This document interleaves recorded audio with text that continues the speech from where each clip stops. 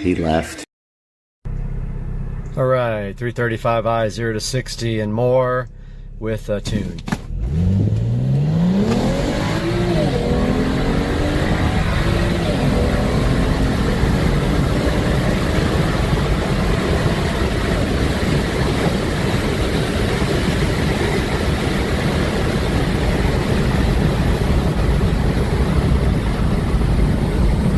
So that's transmission XHP flashed, stage 2, E85 30% mix with just downpipes and a tune. Alright, this is day 55 on keto. I have lost 23 pounds on the keto diet from diet and exercise. I am super hyped, guys. 23 pounds.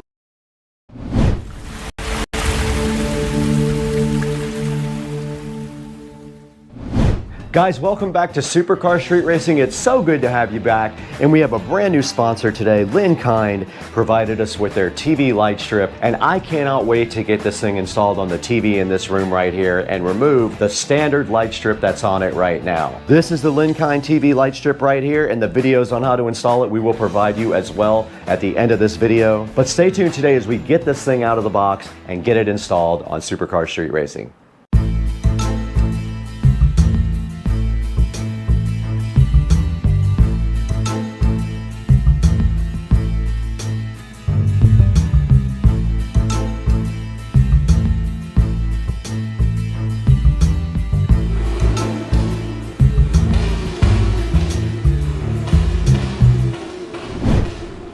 Guys, directly in front of you right now on Supercar Street Racing, you have the Linkind Smart TV Light Strip with HDMI sync box. This thing works with an app called AI Dot. It is compatible with most smart home systems. This has TV sync, music sync, and preset colors, and can also sync to other Linkind devices or AI Dot devices. You can see right here, this one is up to a 90-inch TV. And on the side here, it does show you the model number, shows you what's included in the box. So it works with things like a TV stick, a cable box, and things like that. And on the back, it shows you once again how it does TV sync, music sync, and preset colors. Delay-free performance here, and it does use both Bluetooth and Wi-Fi. It does not use a camera like the Gobi stuff does, so it provides more privacy. It's saying that is a more secure model. Now let's go ahead and get this thing directly out of the box now and see what's inside.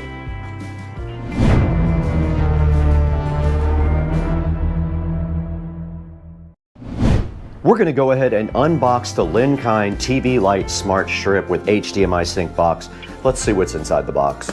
All right, the first thing inside of the box is the HDMI controller. We can pull that right out and take a look here. It's inside of a little package here. It does say Linkind. It's got a power button on the top and a mode button and a left and right button, and it looks like maybe a reset button there. It's got a DC input on the side for the power.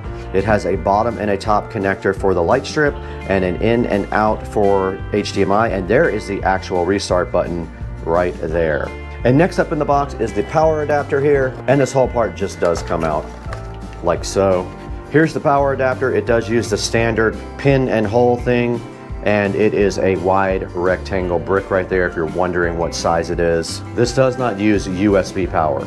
After that, I am very surprised, and I was wondering, they do provide you with an HDMI cable, which is awesome. Very cool, free HDMI cable along with this. There are some cable management included as well. Looks like we got some power strips, some LED strip clips, and looks like some corner channel things, which are kind of cool. I've never seen those before. I'll be curious to see how those work, and if they do work good, use them again in the future. Corners are always tough with an LED strip, you know, because they don't bend very well. And inside the box here, we have a, looks like an LED strip in packaging here. There should be two. And that's all that was included with the Linkind LED strip. Now let's go ahead and see if we can get this thing installed on the TV that is literally right behind me.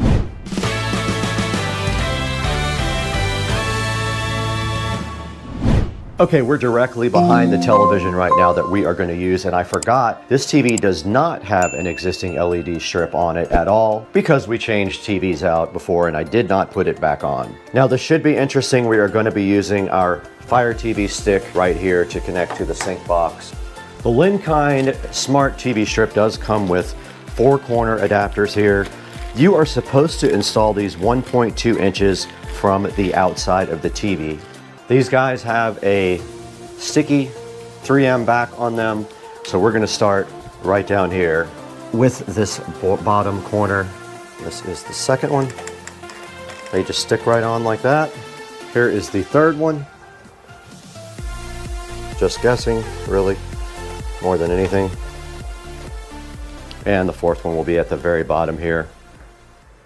Today's sponsor is M-Mobile with their OBD2 diagnostic scanner. Now this diagnostic scanner right here allows you to plug into your standard OBD2 port on any car and get valuable diagnostic data through an app, and it does use Bluetooth connectivity as well. Now this thing's pretty cool because it allows you to check the performance on your car as well. You can create a digital dashboard and put that in your car. Let's say if you have a tablet or extra phone, you can arrange a digital dashboard and check out everything about your car in real time.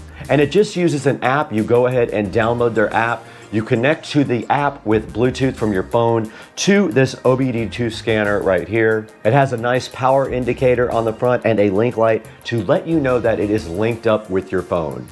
We want to thank M-Mobile for becoming a sponsor of Supercar Street Racing, and it will have its own separate video about the scanner. But please support the channel by buying through our official links down in the description. As you can see right here, this is the M-Mobile OBD2 scanner from Amazon. There will be a link in the description for that. Please buy it there. Okay, the next step is to install the top strip. Basically, it's just telling you to make sure that the strip you install here goes to the top of the actual TV. They give you a generous amount of extra cable on this, so I'm going to go ahead and unroll a little bit of this. And it is the kind that has a coating on top of it, like a waterproof style coating. Not that this is waterproof, it does not indicate that it is. Now to do this, you simply go like this and your little plug can exit out of the bottom. And these are very good at holding in the strip. I can see already these are designed to kind of go around the strip. And then you peel off your 3M tape and just follow the back. We're just going to continue up the side of the TV like this. Turning the corner is going to be a little tricky on any of these because they don't really bend that well, but there's how you do it. You just kind of have to turn.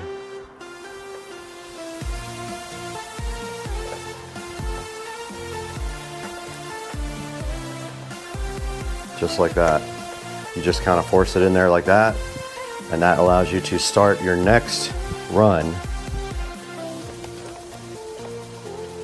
But this guy is just going to end right here, wherever there's a cut point. Looks like it's going to be right here where the gold is. That's where you cut. I'm going to be cutting right here. Okay, where we have our overlap right here, because our next cut point is right here, we're going to go ahead and cut right here on the copper and route that around the channel and then start our bottom run. I'm going to come out the same place I did with the connector right here.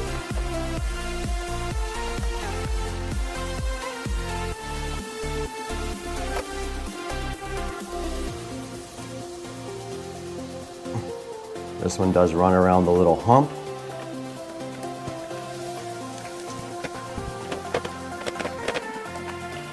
And I'm turning the corner again, which is the difficult part.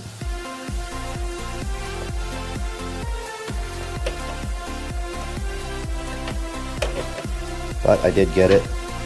If you pull on it too hard before you got enough sticky on there, it will pop out.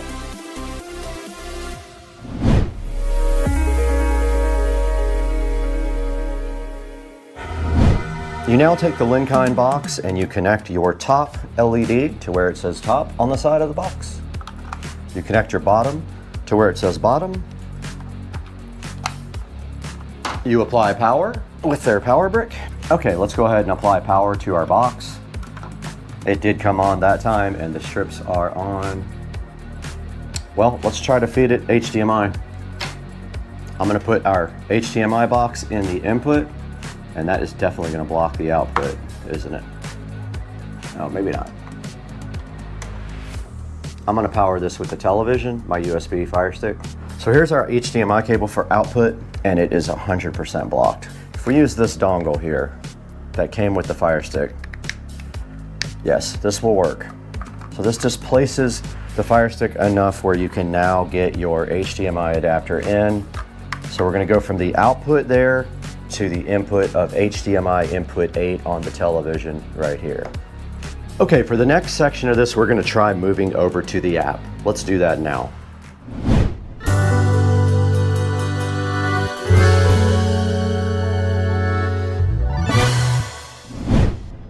Okay, we're right here in front of the phone now. We have our AI dot open. We're gonna add a device and see if it can find us. Let's see if we see it under lighting and control. Smart TV light strip. It is blinking. Please turn on Bluetooth. Bluetooth is on. Okay, it did find the strip there. We're gonna go next step.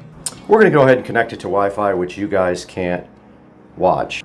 And now it's trying to connect, and it did work. Assign to room, bedroom. You push done here. That's perfect. Okay, it is upgrading the firmware right now. It's at 100%. Upgrade complete. Okay, we are back on the Linkind smart TV strip now, and right now it is set to TV sync, and you can control the sensitivity here in the app by going to sensitivity. You can do schedules and routines here, but you can also change the mode to music. You can change it to some of the presets, just color. Like there's some presets like Christmas here, which you can see. Let's get the lights off in here. That is one called Christmas. This is one called Romance. And if we go back to TV sync, you will see it does just follow what is on the television here. And you can see it change when the TV changes, which is cool. But you can see here it is responding to the light conditions from the television, and it's not using a camera. So it basically prevents you from having to use an actual camera. And you can see it closely following the background now on the television. I'm gonna put the app on music. I pushed play. And there you have it. It is following the music. Music sync, there's roll, there's energy. This is very cool and lively. And I can change the sensitivity as well. And now remember, this is also controllable via your smart home. Let's take it back on TV sync. And guys, that was a look at the Linkind TV Smart Light Strip. Very cool product. Took me about 15 minutes to install. Now let's throw it back to Brad and take a look at this online.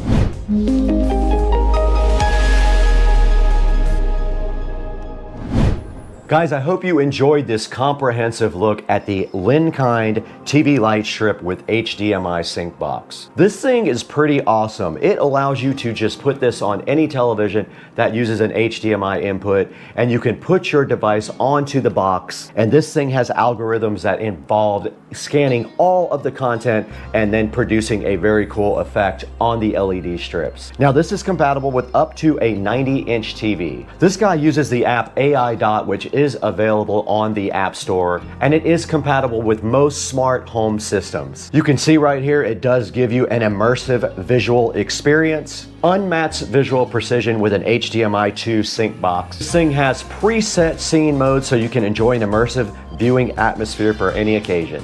Also does music syncing, so that's pretty cool. You can allow it to sync to your favorite music. Even like if you have a video up on TV, this thing can sync to the music. This thing is also able to sync up with other AI Dot devices so that it gives you a full immersive space in whatever room you're trying to put this in. We encourage you to go ahead and order through our affiliate links for Supercar Street Racing. Go ahead and support the channel and support Linkind for being a generous sponsor. And that is going to do it for today. Make sure you pick this up and put in the comment how you like the Linkind TV sync box.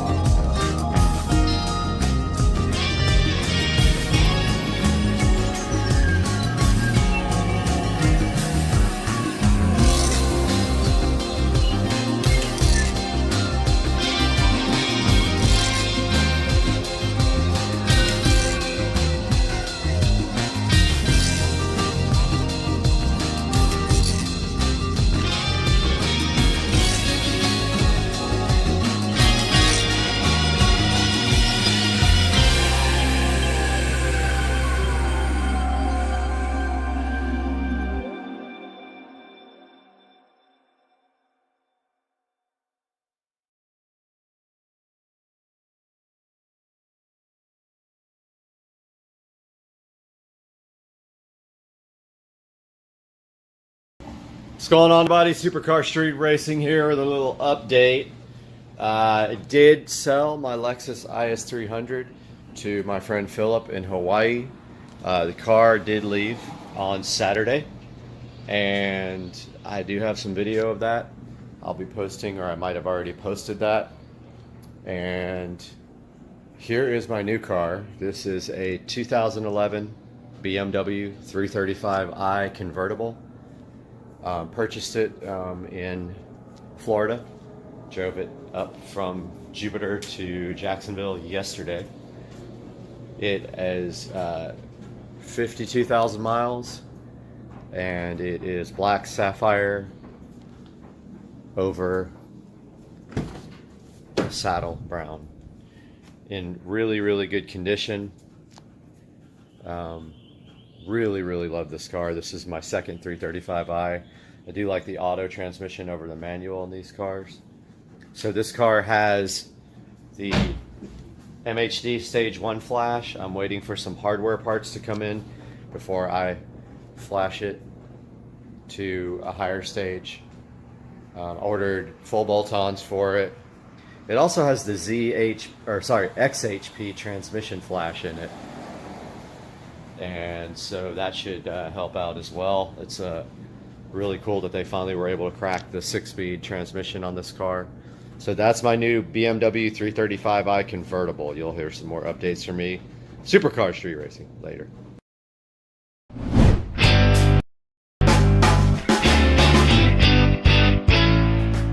What's up, guys? Welcome back to Supercar Street Racing. And you know we've been doing a lot of the OBD2 scanners lately. We have quite a few of them on the channel, and Mucar reached out to us about their BT200 Max Bluetooth OBD2 scanner. It's in this box right here, and this is different from the other ones because you actually use your smart device to go ahead and scan your car with their software. So today we got this thing in the box right here. We're going to be opening this thing up on the channel, trying it out on Rich's truck, and see how it works. Let's get busy.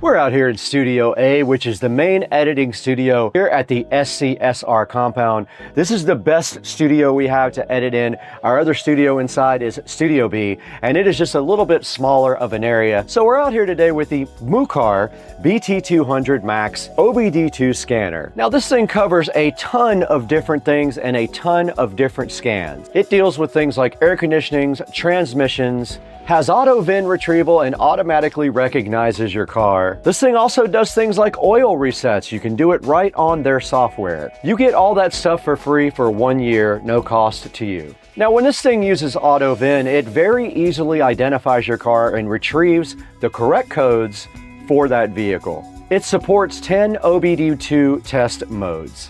And it's great to let you know if your car is ready for emissions. Now they're saying that this thing is worldwide compatible. This thing handles a lot of cool features like TPMS, ABS, SRS, your steering system, your transmission, and many others. And look how convenient it is. It's just this tiny little adapter. So the next thing we have to do is get this guy opened up. Let's throw it into Studio B now, where you can get this thing out of the box and see what's inside.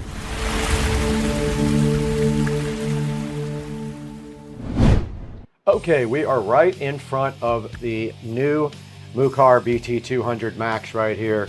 And you can see here in the box, there's not going to be a whole lot to this unboxing. There's only a couple of things inside of the box. Let's go ahead and get it opened up. Just a plain black box here. There are some facts on the back about the Mucar, and that is about it. It tells you a few things about the Mucar, about what its compatibility is and that sort of thing. There's some specifications on the side right here as well. And that is it on the box. There is a serial number on one side, and then there is a nice carrying case right here inside the box as well. And a nice quick start guide. And if you open up the carrying case, you should just see the Mucar BT200 Max sitting right inside there It's pretty cool looking. It's got a sleek, nice metal looking shape with an LED on it. And there's the OBD2 connector right there. So that is literally all there is to unboxing the Mucar BT200 Max. The BT200 Max, we will test it next. So let's get on with the show.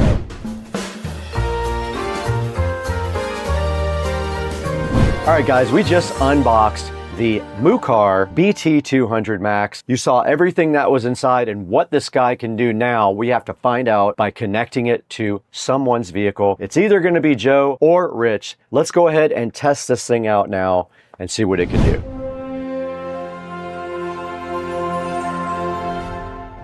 Okay, we are out here in Patricia's Kia today, and she is letting me borrow the car to go ahead and pull the diagnostic codes on it. And the first thing that we have today that we're looking at is the Mucar BT200 Max here. All we're gonna do right now is get this thing out and get the app downloaded and go ahead and connect this to Patricia's car and pull all the codes and see what the app can do. Let's get this guy connected up. There should be an OBD2 port underneath this dashboard right here. But there is a quick start guide here, guys. You have to download the app called Fix, and there is a QR for that. Let's stop down here and get the phone connected and the Mucar plugged into the OBD2 port. And the Mucar does come in this cool little case you can see right here. Let's get that thing unzipped and get the OBD2 connector out. There's a cool Bluetooth adapter here that we have to figure out how to plug into Patricia's car. Should be right under here somewhere. It is. It is right there.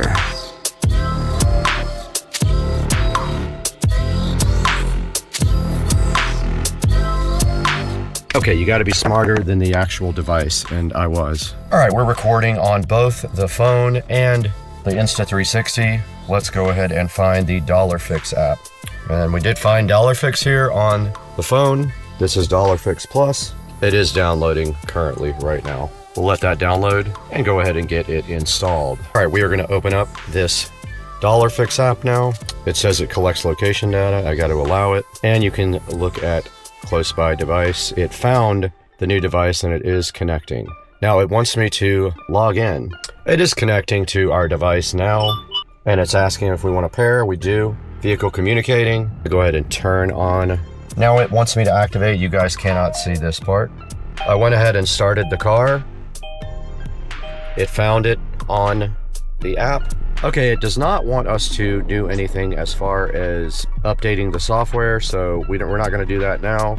I'm assuming the app has all the latest car data in it because it is downloaded from the Play Store. Let's go ahead and let's do the VIN scan. It does say loading now on the screen. Let's see what that's about. All right, it found the car. It said add vehicle is done. And it found a Kia Sorento SXP 2021 model. And it is counting up to 100% now. It is downloading actually and installing the Kia add-on. We're doing a health report. It is scanning the whole vehicle. So check this out. It scans your whole car for ECM problems, for TCM problems, ABS, and it did fault on the AC. Got one fault, humidity sensor short low. And you can generate a PDF file here, which I will then send to Patricia. And you can also clear codes, by the way. We could have cleared that code if we wanted to. A couple of alarm settings here. You can set for your coolant temperature and your overspeed. You can also do performance testing. You can do auto diagnosis, and you can record. Now in here, you can do all of the resets for the different things in the car, like oil maintenance or immobilizer or your throttle. There's ABS, there's brake reset, and there's some other things you can do actually online as well. They have a whole library of fault codes online, recalls, safety information. So this thing just does everything, and you could see what we did for Patricia. We actually found that fault code for her. We had one fault code there, B128111. That is a good look at the Mucar BT200. This thing is cool. If you don't want to have a full tablet and you just want to use your phone, this is a good option for you.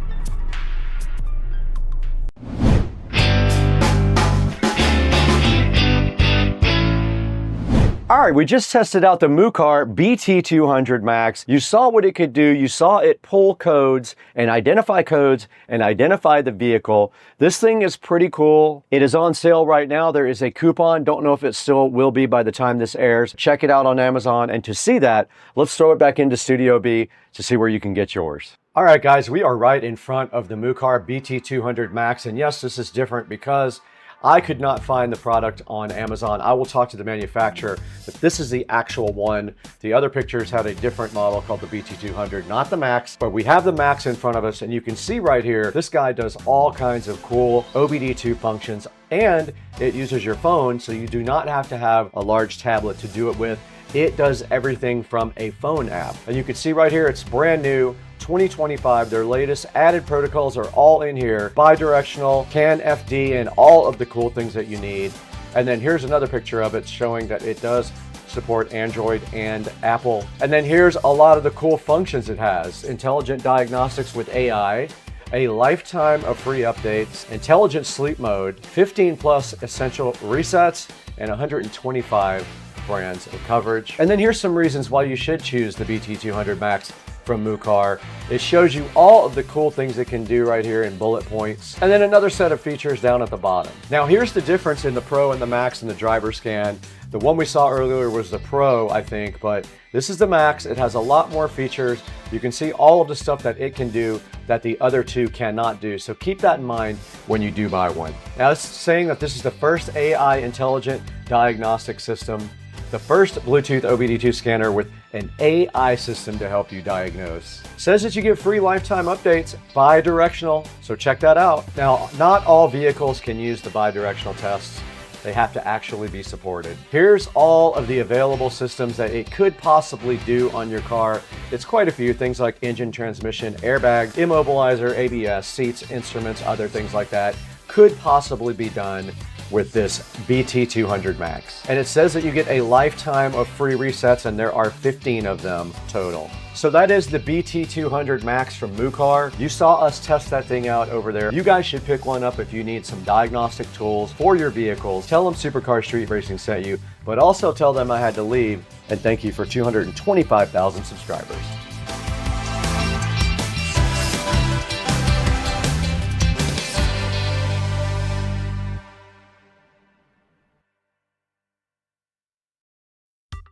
All right, everybody, welcome to another video.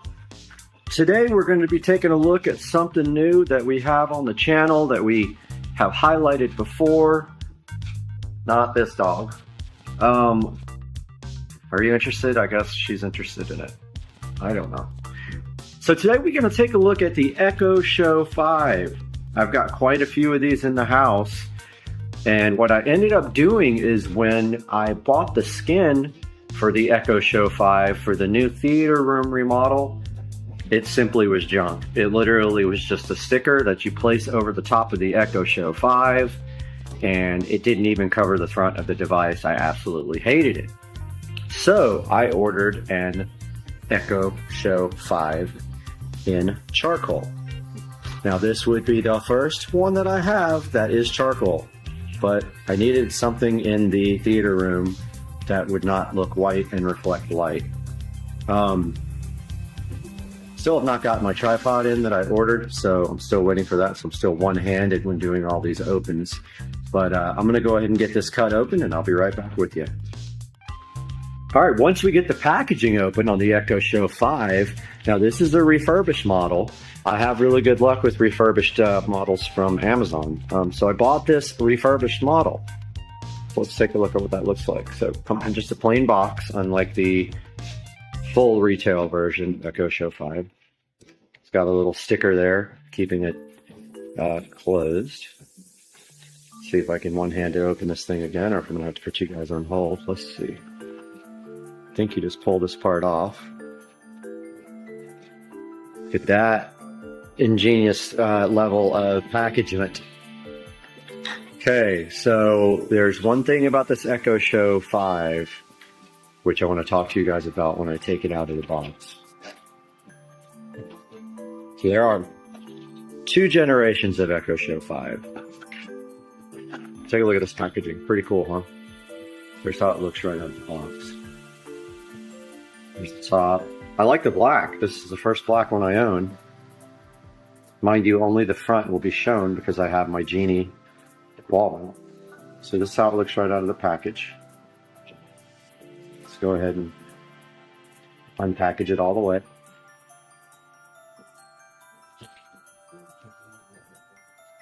Very well packaged for a refurbished item. Amazon does a good job with that. Probably difficult to have so many products refurbished and have like an operating methods, procedure, or whatever for getting them all done correctly. It must take a lot of manpower. Taking a look at the Echo Show 5 now. It does have a 5-inch screen, why it's called an Echo Show 5. It does have a camera, built-in speaker, and no, these are not rechargeable. Now, someone makes a rechargeable power pack for these so they can become portable, which is interesting. I think it kind of fits on the bottom. Now, this white dot that you're seeing right here, that's a camera cover. So if you're nervous about, you know, your privacy or whatever, you can cover that up. On the top here, we've got the power button. We've got the volume up and down button, and we've got some various sensors or a microphone. I'm not sure which are which. And then on the back, we have the ports. There is a, looks like a USB, mini USB, I think it is. I'm not sure, micro USB. I don't know which one it is. There is a power plug, and most importantly, this is why you want to buy the older generation Echo Show 5 if audio is important to you. There is a mini headphone jack on there. Now, why do you think that that's so important if you have Bluetooth? Well, if you're into audio and you want to use this device to power or to supply audio to a set of maybe external speakers or a receiver, and you don't want to use Bluetooth, you need the first generation Echo Show 5. Amazon saw fit to drop the jack here on the new generation, which I'm pretty upset about. But the good thing is the new generation, the only difference in the new generation and this generation, the first generation, is the camera. They went from 1 megapixel to 2 megapixels on the actual camera. The processor is the same, the screen resolution is the same, and apparently the software is the same. Okay? So again, the only difference is a 2 megapixel camera compared to a 1. This is a 1 megapixel camera, and you get that lovely audio out jack, which I use actually an Echo Dot, but I think I'm going to move it to Echo Show in my whole house audio system. I think I'm going to drop an Echo Show in there now since I have an extra white one. I might put, I'm missing an Echo Show in my guest bathroom, so I might use that there and wall mount it. I haven't really decided yet. But yeah, now we're going to take a look at powering on and plugging this thing in. Taking a look at what else was in the package, I totally forgot to show you guys that. So first we have a little, I don't know what it is, a setup guide. Let's see. Yep, kind of a setup guide. Goes over what's inside of the Echo Show 5 box, give you kind of a little diagram. And those are microphones at the top of the unit that I wasn't sure about. Okay, so yeah, it does say the micro USB port is not for power, so I don't know why they have a micro USB port, because it's not used for anything that I know of. Shows you how to get started. Then it has a little cheat sheet here that tells you some of the commands, things to try. Then if we open this part up, we've got the nice little power cable here with the little power cable condom on it. So the way that I do power for my Echo Show 5s that are wall mounted, there's a good example right up there. So I take power off of the switch below the wall mount, and I use this power brick inside the wall to power this device here. So I'm going to go ahead and get this guy plugged in. Let's see if I can do this one-handed. Okay. I'm doing okay at it. Okay, yeah. I was able to actually get it. Let's go ahead and plug this guy in. So what you do is power adapter goes right there. Got the guy plugged in there. 5 gigahertz network before where I had too many devices on it. If this errors out again, then I'll connect it to 2.4.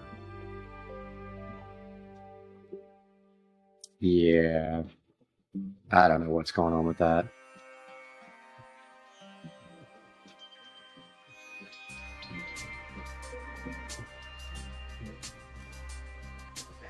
So I did connect it to 2.4. I know that's the right password, and all these other devices are connected to the 5. So let's do device options. You go down to where it shows you the operating system. You click that. It's actually updating now, so that's why probably nothing on the home screen. You see it's on 41%. So it's getting the software updates now. So I'll be right back when it's done downloading. All right, so the device just got to the home screen, and I'm not sure if it updated, but you can see right there it has a clock and a date on the home screen. Let's go see if it's still working on the update. It is. It's still only 71% done. It will time out from this screen.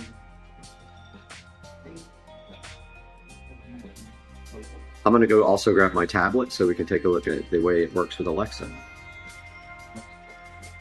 All right, the device is at 100% right now, so it should be rebooting any minute now. Yep, it should reboot as soon as it does the install procedure. And I've got the tablet here so I can show you guys a little bit of Alexa. Oops, trigger. Sorry, I don't see that if trigger. Okay, that was awesome. Yeah, but that's the app that I just said the name of. This is where you manage all your devices. So let's get this thing to focus. So if we go to devices,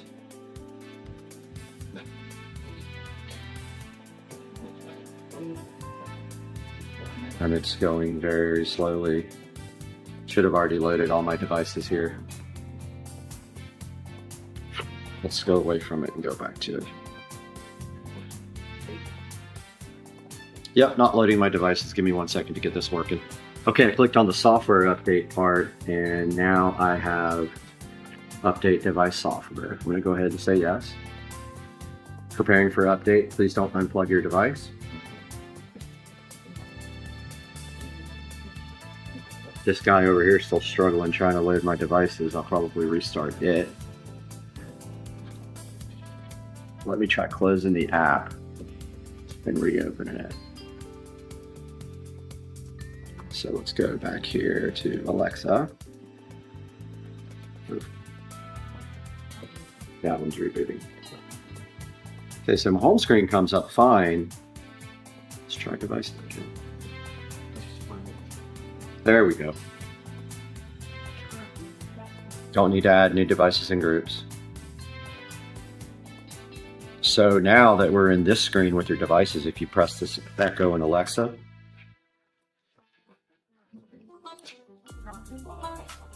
see, I'm not sure if that's the old Echo Show or the new one. There should be 2 of them on here now. But there's one way to tell, and that is by the serial number. This guy is updating and rebooting. So I'm going to go ahead and see which one this is by clicking on it. Once you go into your device, this is where you can set up all the different things on it. You hit settings, There's all the list of the settings. And you can click About. And then that's where it shows the software version and the serial number and everything. Okay, this guy's still going. I'll be right back when this guy is updated. All right, the device just rebooted with a new software install. I did go to the old device and rename it to Extra. And so it now has its own unique name, and this will become the one for the home theater room. But yeah, if we go back into the actual app here on the tablet, you can see that this is where we can set audio settings. We can set up like Bluetooth devices to connect to it, the sounds, the location. You can do a lot of things on the device from the actual app.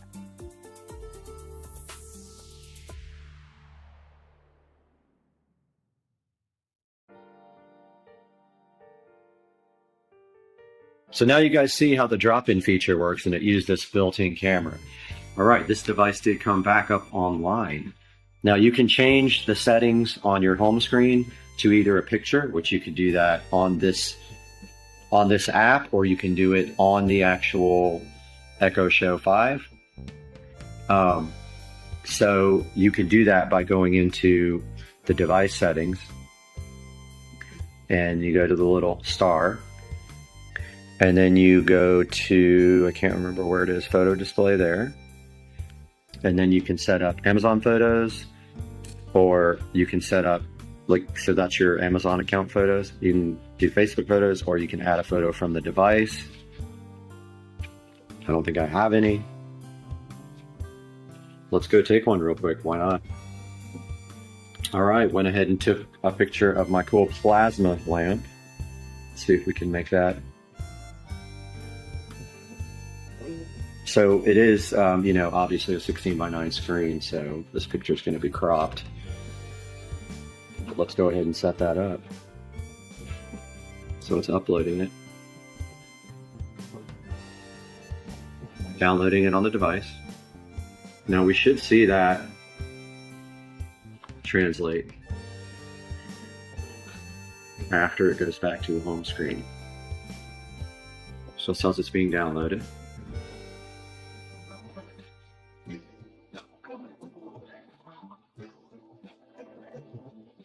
Now here's some of the examples of the content that will play on your home screen, and those things can be set up.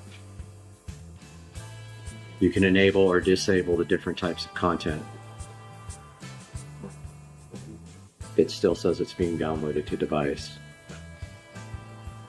So one of the good things about having these devices all over your house is that they can also play audio through the actual device. So you can make these guys part of a group, and you can play audio with any of your other devices, or they can play standalone audio.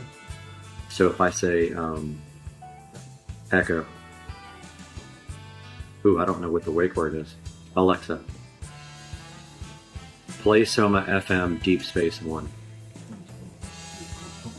Soma FM, Deep Space One from Bradman's Tuning.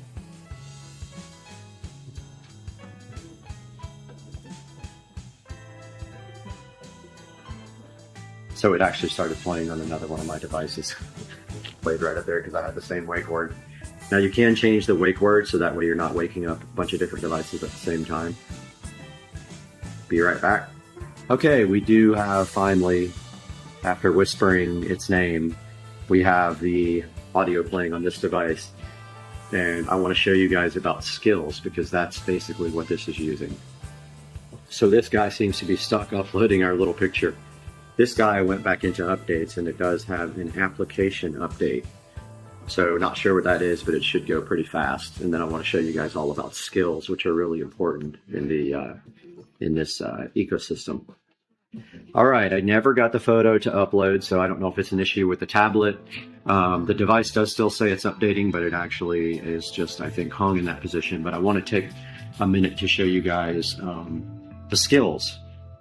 So skills are what allow you to do almost everything in this ecosystem.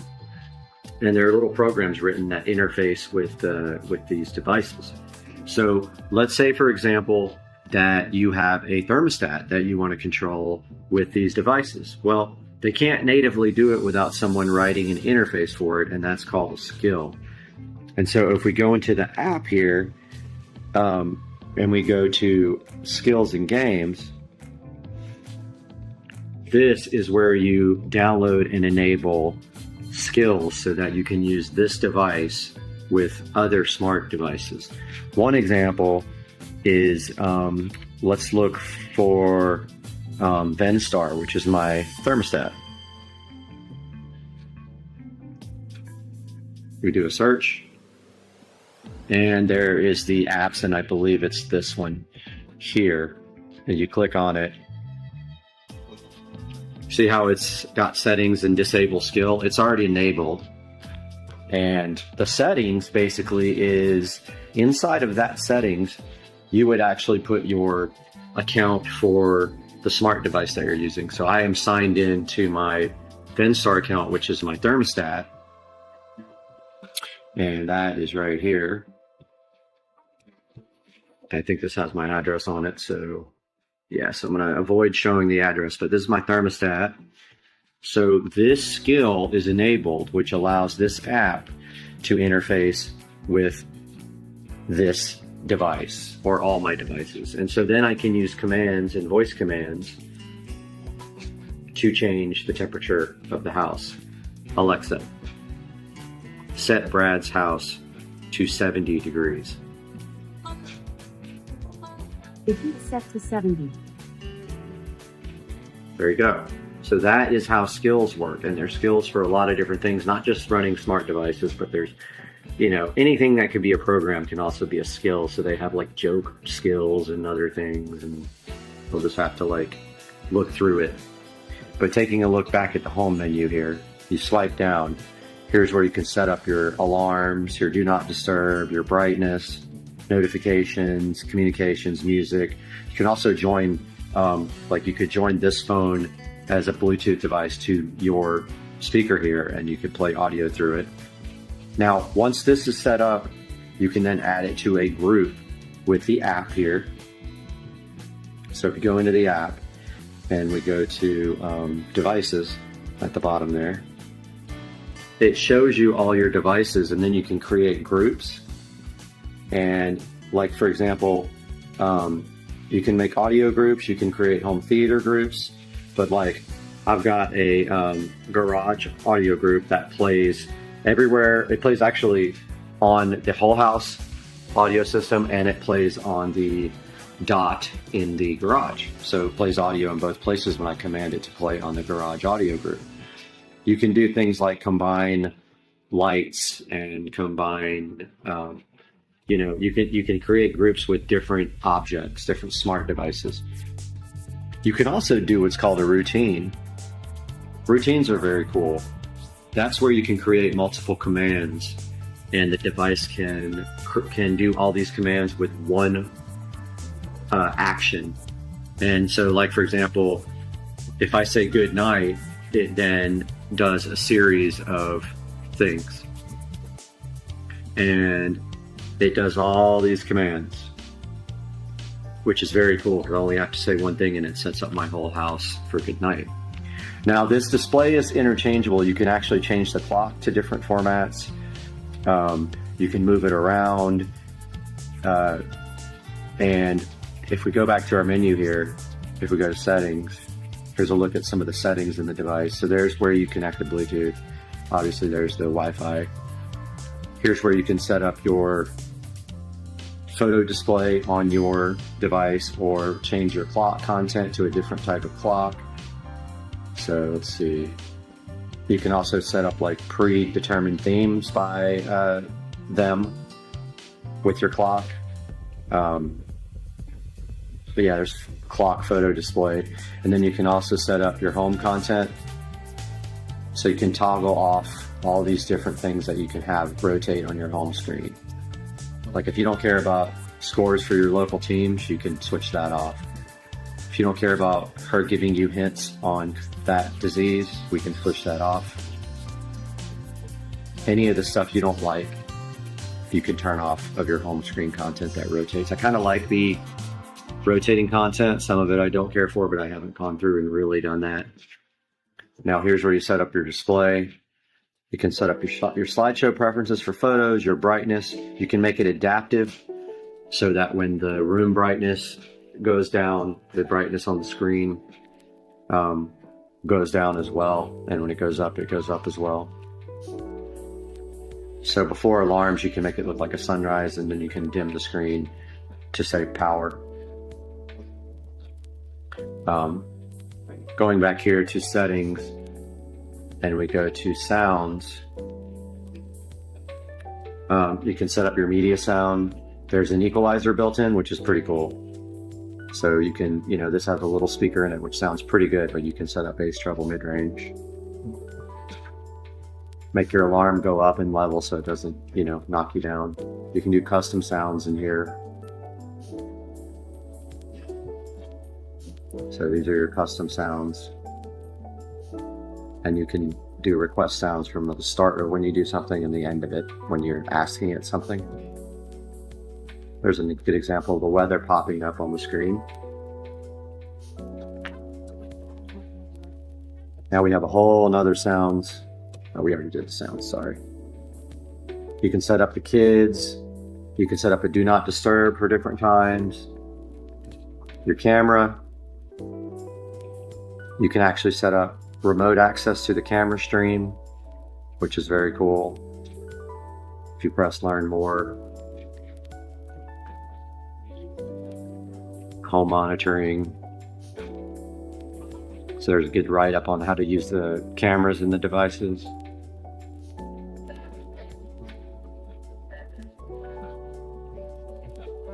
You can set up your incoming call ringer. Now this thing will actually make phone calls. So if I say call one of my contacts, it will actually do that. You can make a phone call through this and not even use your phone.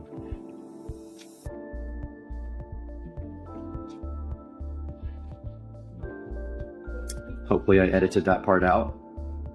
But there's where you set up sidewalk, your web options. You can set up a remote. This is where you can pair another gadget, check for your software updates. And it keeps saying that I have, okay, it finally says I have no updates. Oh, wonderful. Reset it to factory defaults and show the serial number of the device.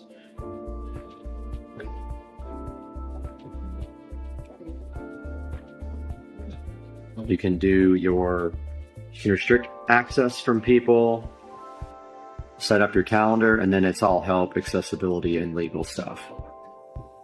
And then it shows you where to go to the app to link your accounts. So yeah, that's a good look at the device there. I am going to go ahead and now get this traded out because it is black and the one in there is white, and I'll show you guys that now. All right, we are in the newly remodeled 4K home theater room. Notice I removed the ugly skin that was on there, which was terrible. Now to take this out, it's so simple. It just literally pops right out. And why you should buy the one with the audio output if you're really interested in doing audio to another device and not using Bluetooth. Hope you guys enjoyed it. Please like, subscribe, and I'll see you guys next time. What's up, everybody? Supercar Street Racing Brad here. Little update, quick update on installing the battery tender junior. You can pick this up on Amazon, very cheap. I think it's like $25, and it comes with a end that has alligator clips like this. But what we are doing today is we're going to permanently install these so that all I have to do is plug it in to charge the battery. I'll show you that here in a second. Got my socket wrench here. I'm going to pull this top connector off the negative. There's that one. Pull this one off the positive. That is very tight. Very tight.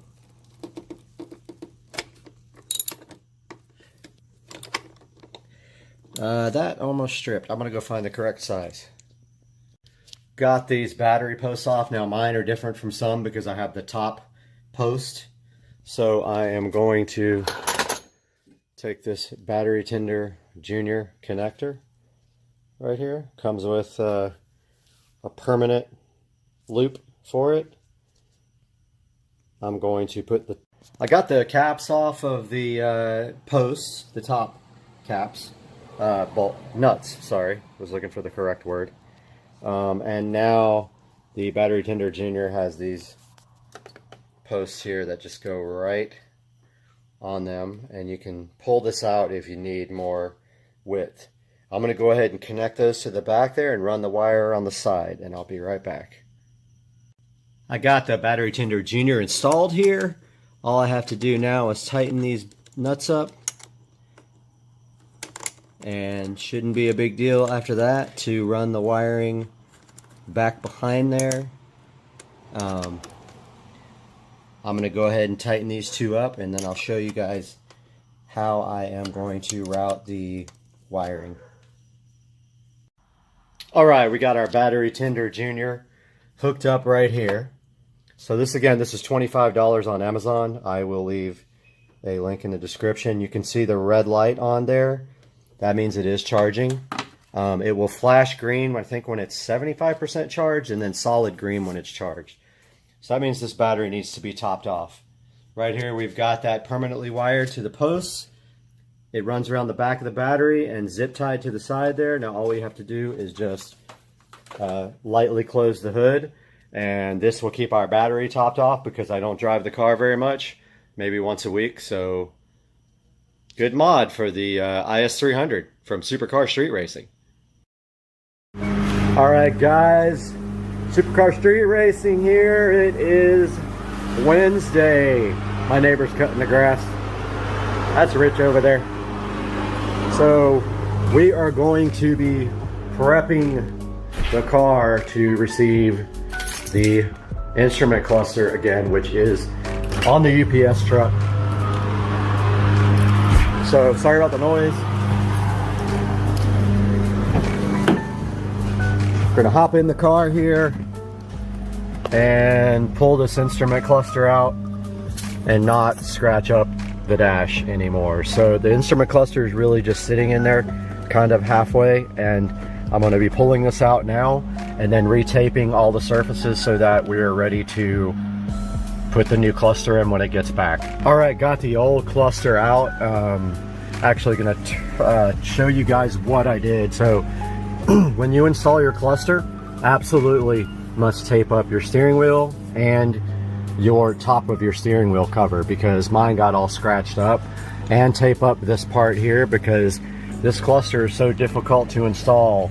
You are going to mess up your interior like I did if you don't have everything well taped.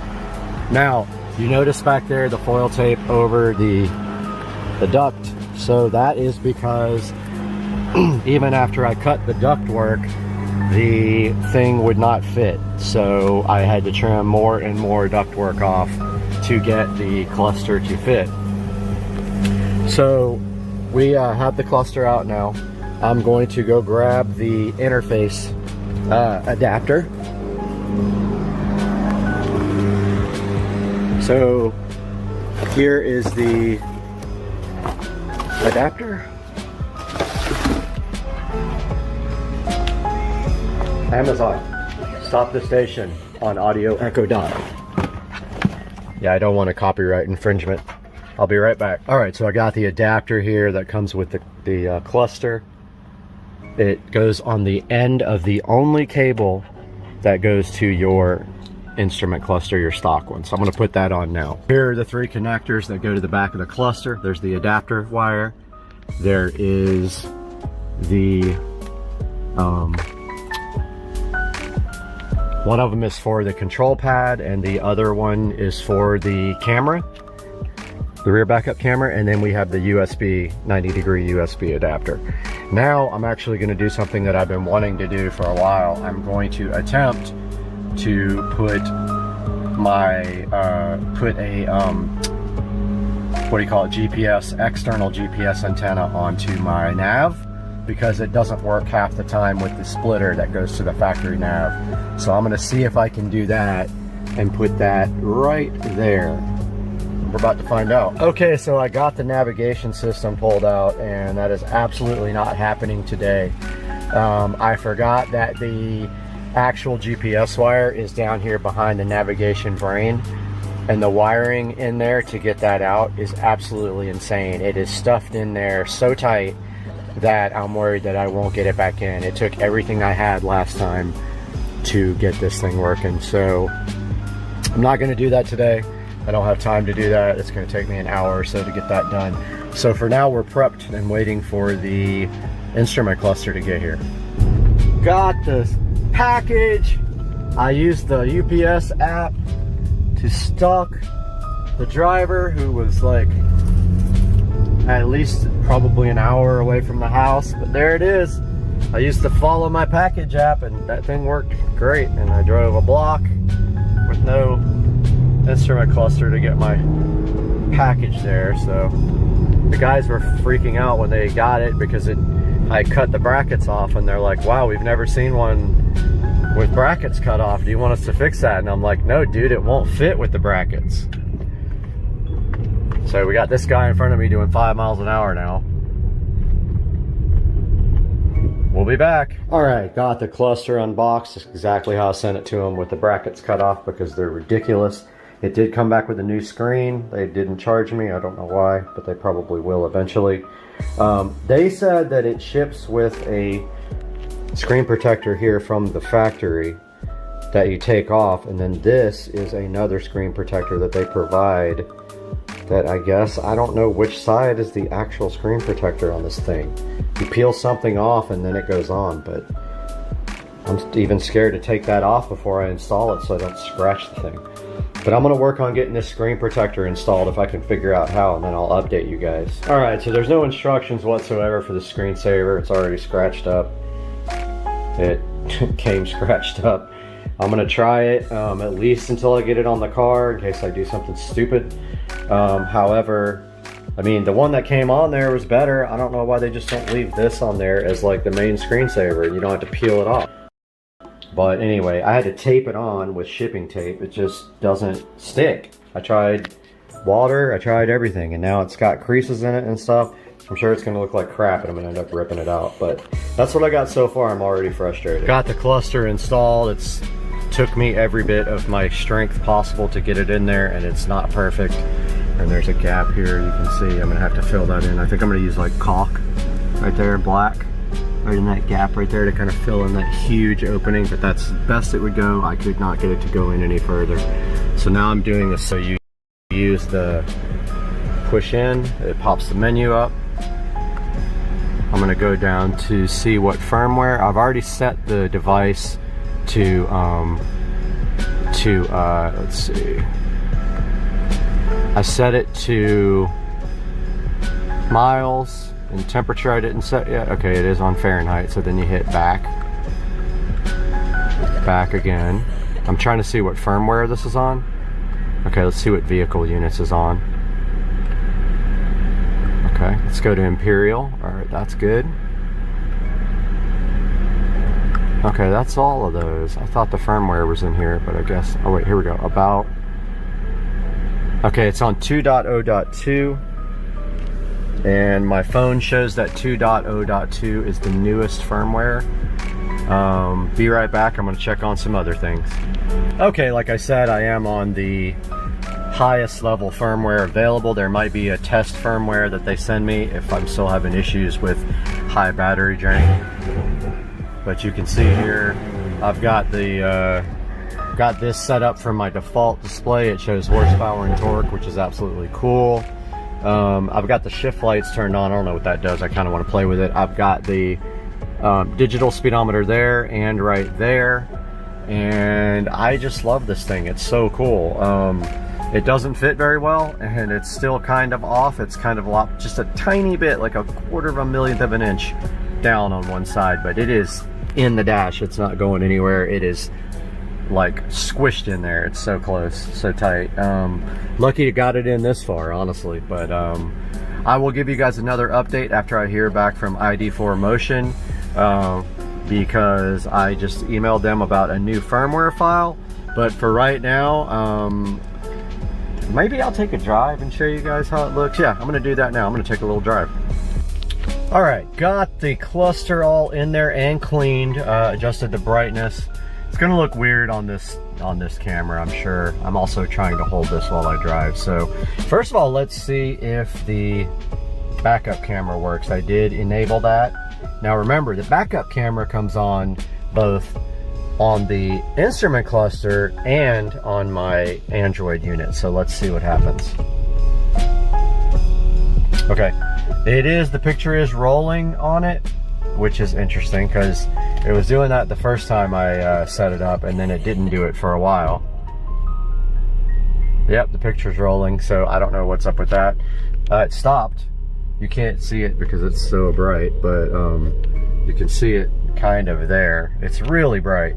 So let's go ahead and reverse.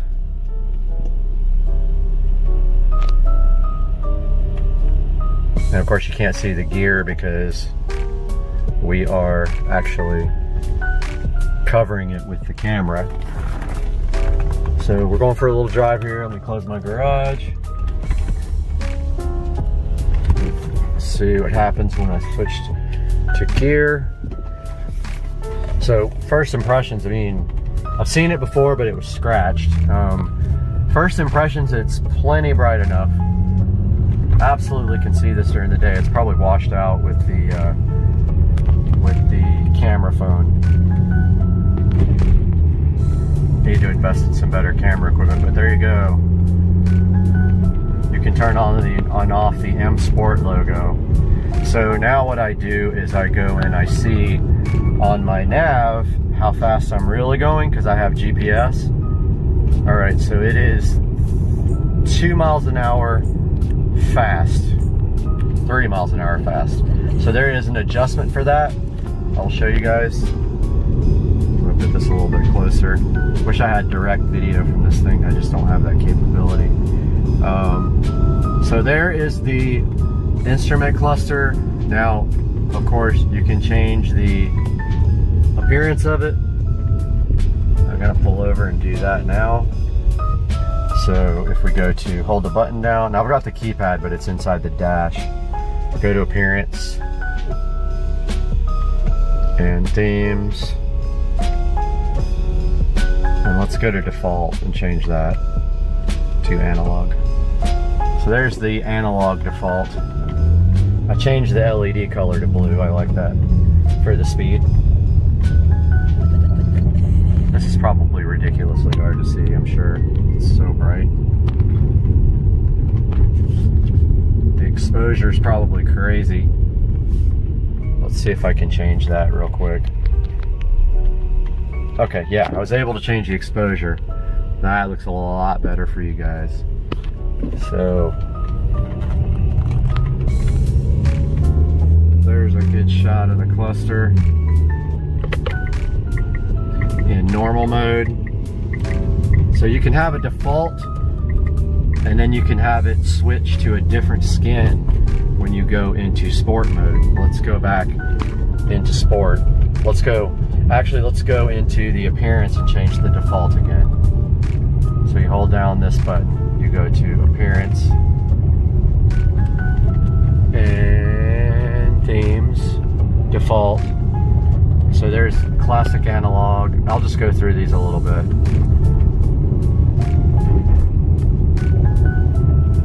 This one's kind of cool. Let's leave it there for now because I want you guys to be able to see it. Actually, let's go down back to sport now that we have the brightness fixed. This is blaze.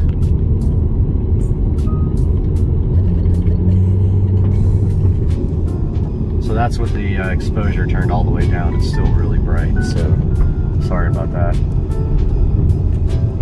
So yeah, that's a good look at how these themes look. I absolutely love this cluster. It's such a cool thing.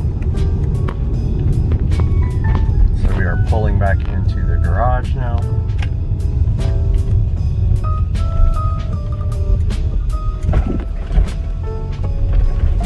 So it'll be a little bit darker, less glare on the thing here shortly. And then I'll step through a couple of the other themes for you. There we go. So that looks a lot better. So let's go through these themes real quick. So we hold down this stock button, the BC button. We go to appearance, themes. Default changes it when you're not in sport mode. There's a sport default that changes when you go into sport. So that is classic analog, modern analog, classic orange, modern orange, bright blaze, fierce blaze, and that is it. And so I didn't buy everything. I don't have race mode, which I really want, and they promised it to me 10 or 15 times and never gave it to me. But yeah, that is the ID4. Oh, I love that. I love those LEDs right here. I mean, did you ever think you'd see a 335i, a 2011 335i with Android here, and then this kick-ass digital display, even though it took me about 3 or 4 months to get everything straight. I hope you guys like this video, and I hope you buy one. And I don't have a click-through link for this. I can supply the link to the website, but I get nothing if you buy it, unfortunately. So buy it anyway. Let me know if you love it. Let me know if you hate it. I'll update you guys if they change the firmware, do any improvements. Till then, love you guys. Peace out. Yeah, your fridge ain't this cool.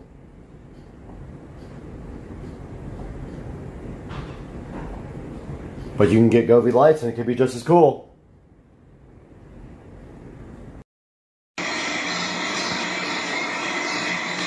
Oh my God, you guys made his entire day, look.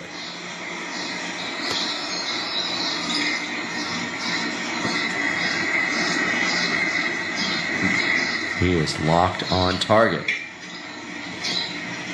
Yeah, he's gonna start barking in a second. Just got an alert over here on the show that I think something is in my garage. Let's see.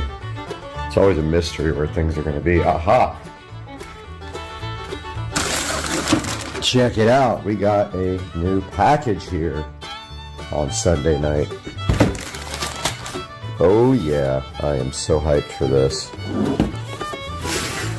What we're looking at today on the channel.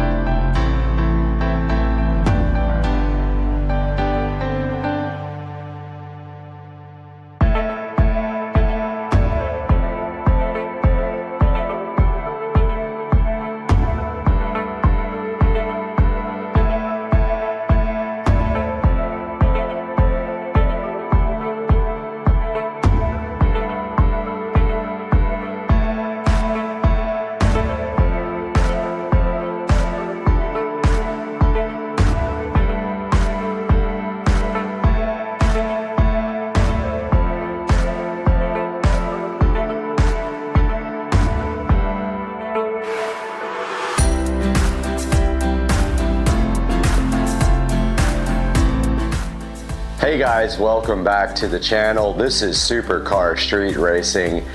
You got Brad again today, and I'm super excited about an upgrade for the channel that we just got right here in front of me. And this is the HyperX Quadcast microphone. So I've been needing a microphone for a while now on the channel. I've been suffering with just the camera mic and also this little lavalier mic, which also is low in quality. We're probably gonna have to get another mic at least some point in the future for lavalier use, and maybe a couple, because I do a lot of things with other people. And today we have this awesome HyperX RGB quadcast mic. It just arrived fresh from Amazon in my garage, and today we're gonna open it up and take a look at what's inside the box. We're gonna open this up, test it, and see what the audio quality is like, and doing some actual voiceovers. All right, so we have the HyperX quadcast mic here in front of me. This is a USB microphone. It comes in two colors. It comes in black and white, and today we have the lovely white microphone here. I chose the white color. It was actually cheaper.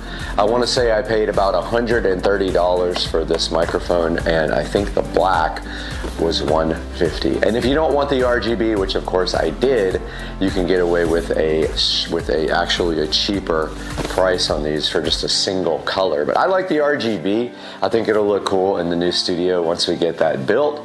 And I'm super hyped to open this up, so let's get started here. Guys, we are back at Supercar Street Racing with the HyperX quadcast microphone, and it is time to actually open up this guy and see what's inside. So let's get our Smith & Wesson going here. So this is a $150 something mic.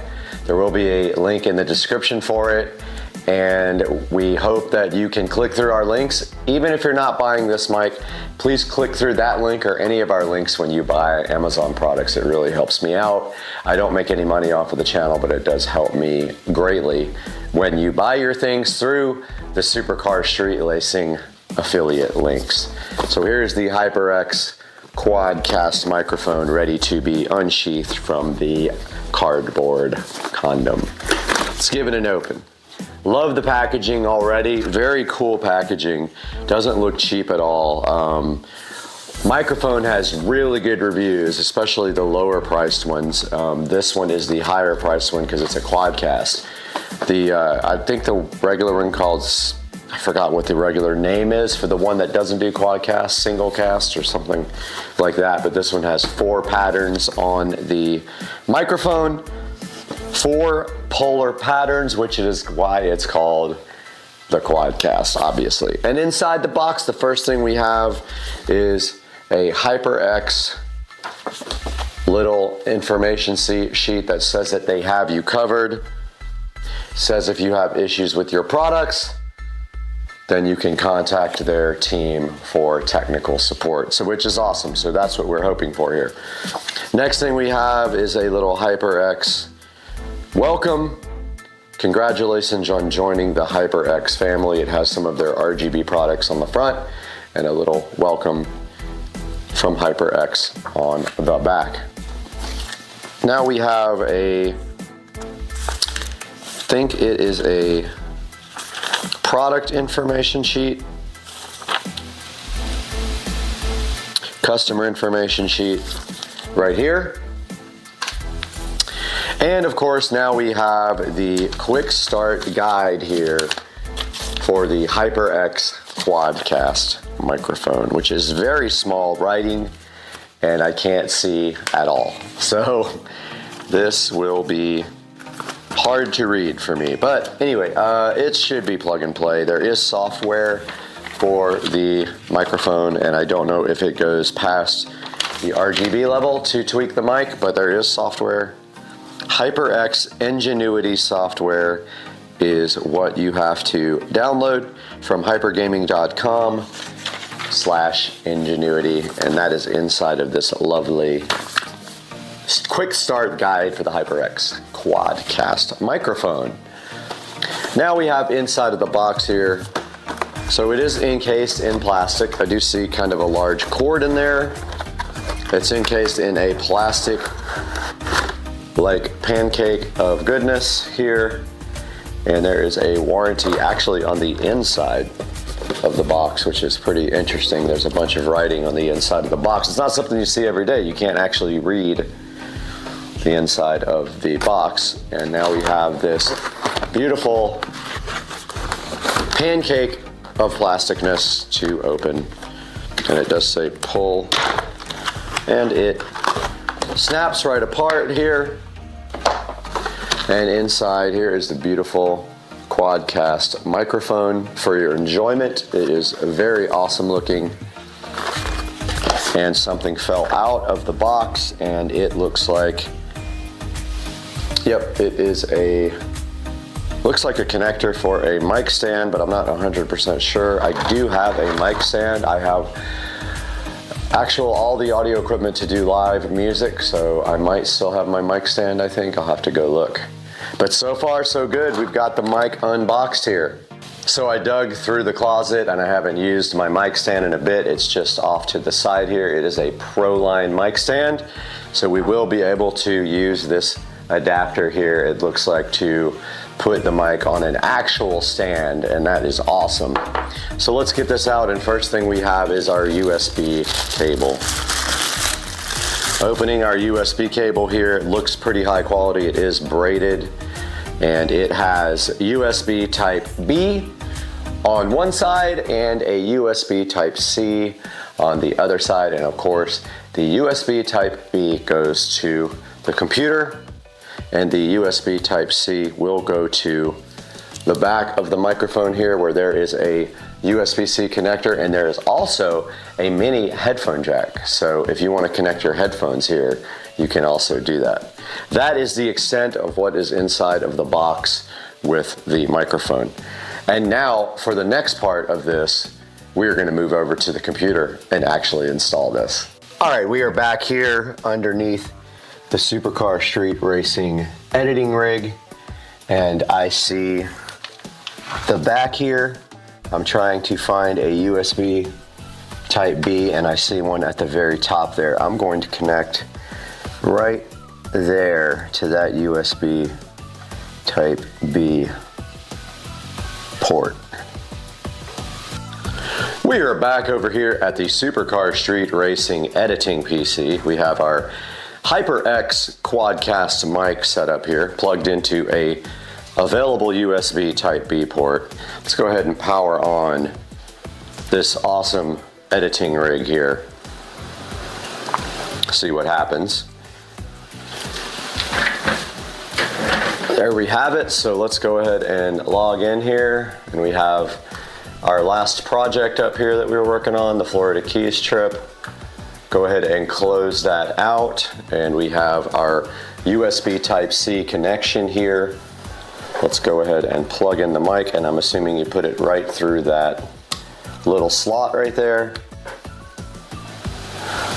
And instantly we have awesome colors popping up on the HyperX Quadcast. I absolutely think that is the coolest thing ever. Check out the colors are rotating through different types of RGB awesomeness, and let's go to HyperX Ingenuity software download. Ingenuity. Okay, accept. And let's see. Download for Windows.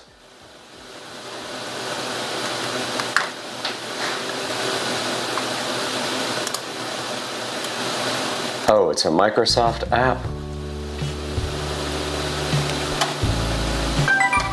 Not that I really need it if it doesn't work. But I don't want to be downloading stuff with the Microsoft Store. That is kind of depressing. It has bad reviews as well. Let's see if it's making us sign up or anything in the store. Okay, it is downloading the HyperX app. A lot of people are saying it's broken. We don't really need it, honestly, if that's the only thing that we have for our guy here. Let's go ahead and say yes. You guys are not able to see this, but we have the HyperX software downloading right here. And there is our microphone, volume monitoring and headphone volume. And it looks like we have a lights option here. So there is our software, and it is set on wave effect right now, and you can slow down and speed up the light action right here and change the colors, and it looks like you can add effects. Lightning wave VU meter, Let's try VU meter. Add. Test 1, 2, 3. Check 1, 2, 3, 4. Yep, it does respond to your voice pretty well. Let's go back to wave, which I like. Huh, interesting. It did not stay on wave. It is not staying on. It took like 8 tries and now it is on wave again. So yes, the software does have some issues. Check 1, 2. It's back on. It keeps going back on VU. It is really buggy.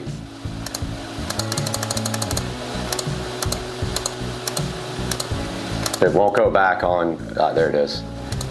Oh, no. It's stuck on VU now. I'm so mad. Light sync. Yeah, it's causing the light sync. Unlink to manage the microphone by itself.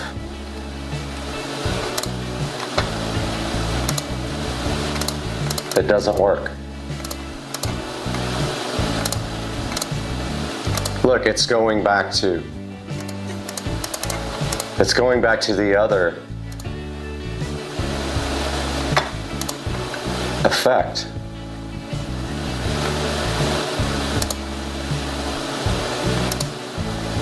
Yeah, it's really buggy, I can tell you right now. I'm not really bummed about it. The light is sort of a secondary thing for me. It doesn't look like wave is even working. Light sync is cooler when you have more than one compatible device. So there's a light sync option here, and there is a microphone option. And let's just put all the effects in and see what they are. Lightning is on. It's supposed to be on, but it's not working. Okay, I'm gonna leave it on.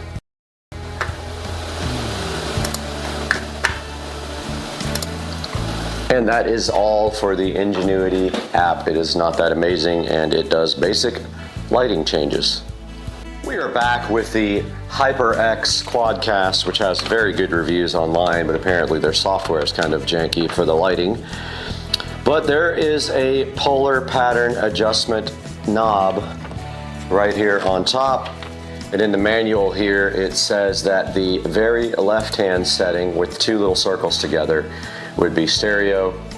The next setting, which is a big circle, is omnidirectional, so you would use that for if you had multiple people sitting at a table.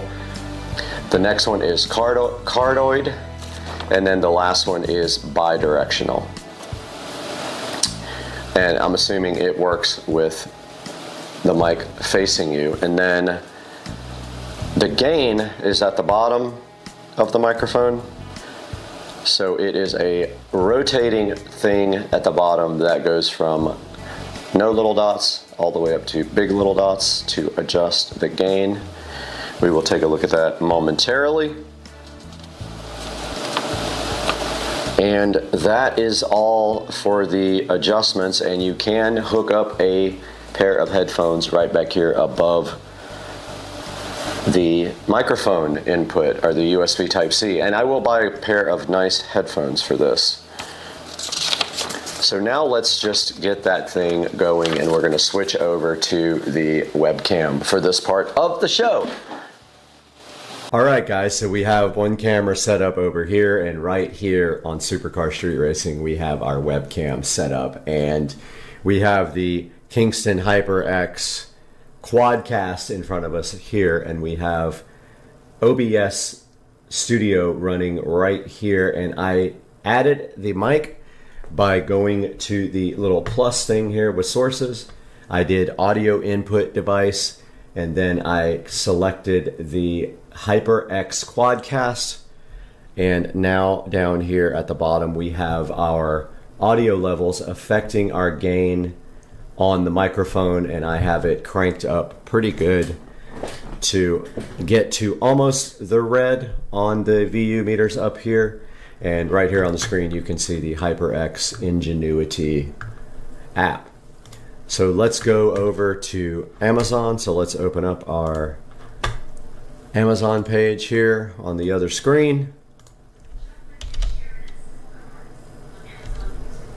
I hear one of the devices going crazy in the other room because I said the word. Let's look at our orders here. And here is the order for the HyperX Quadcast RGB USB condenser microphone for PC, PS5, blah, blah, blah.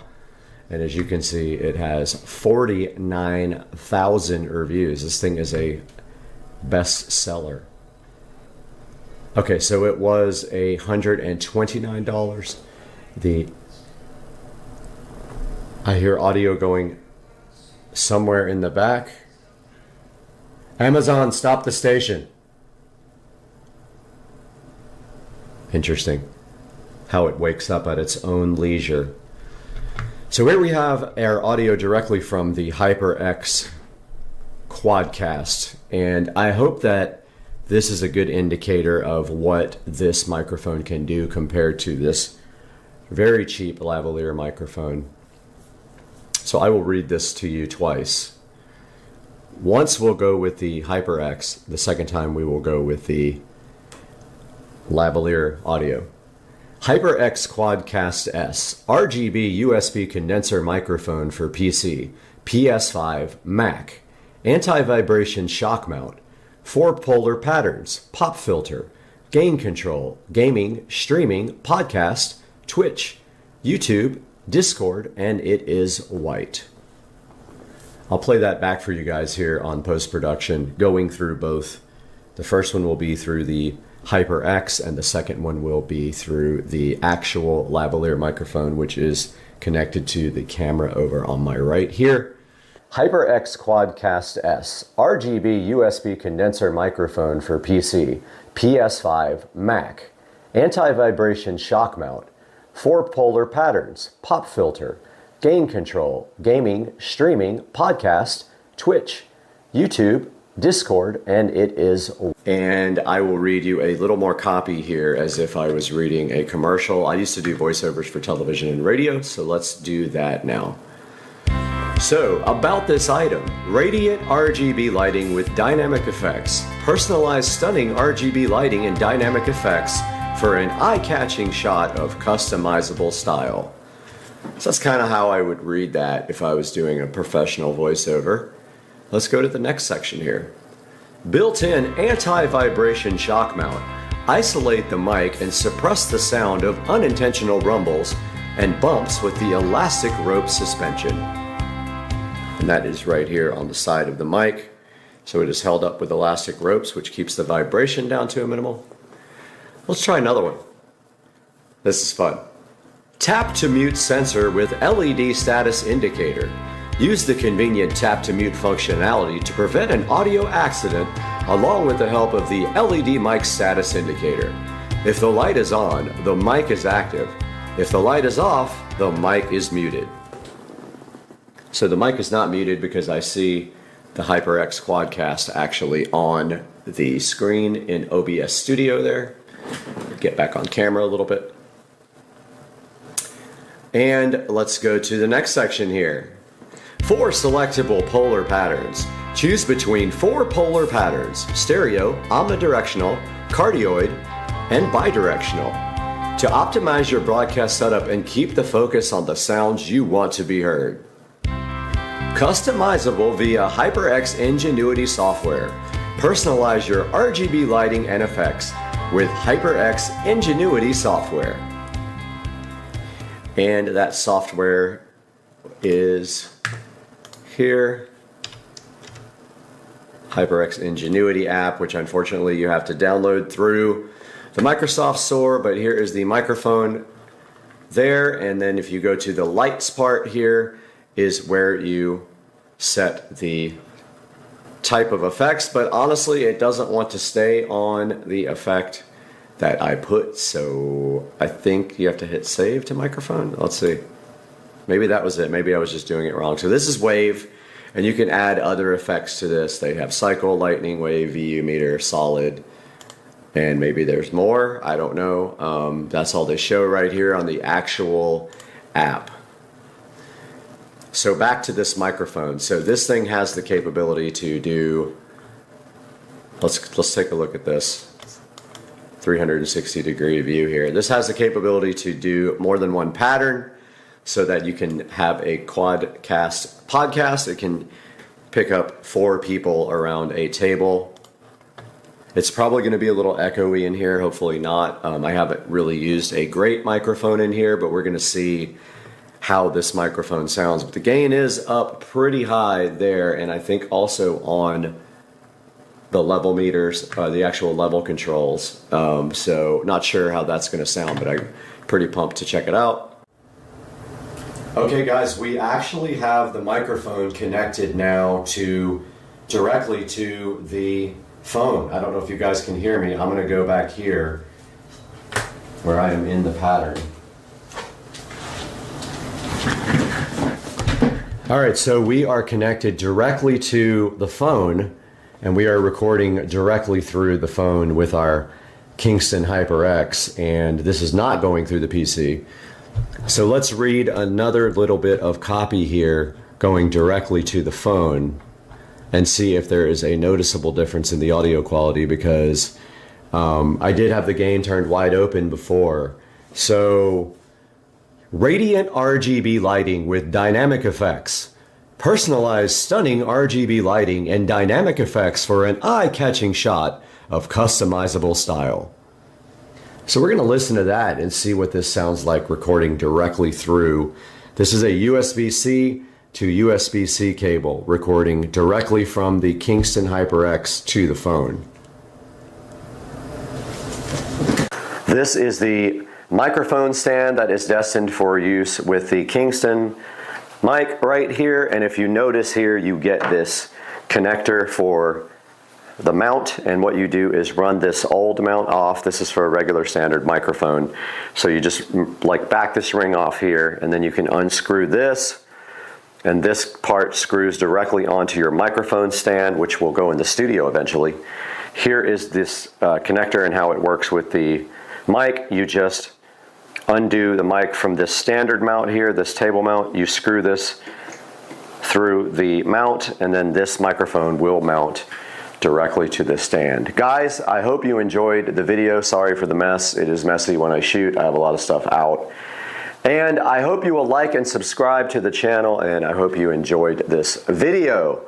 We'll see you guys next time on Supercar Street Racing.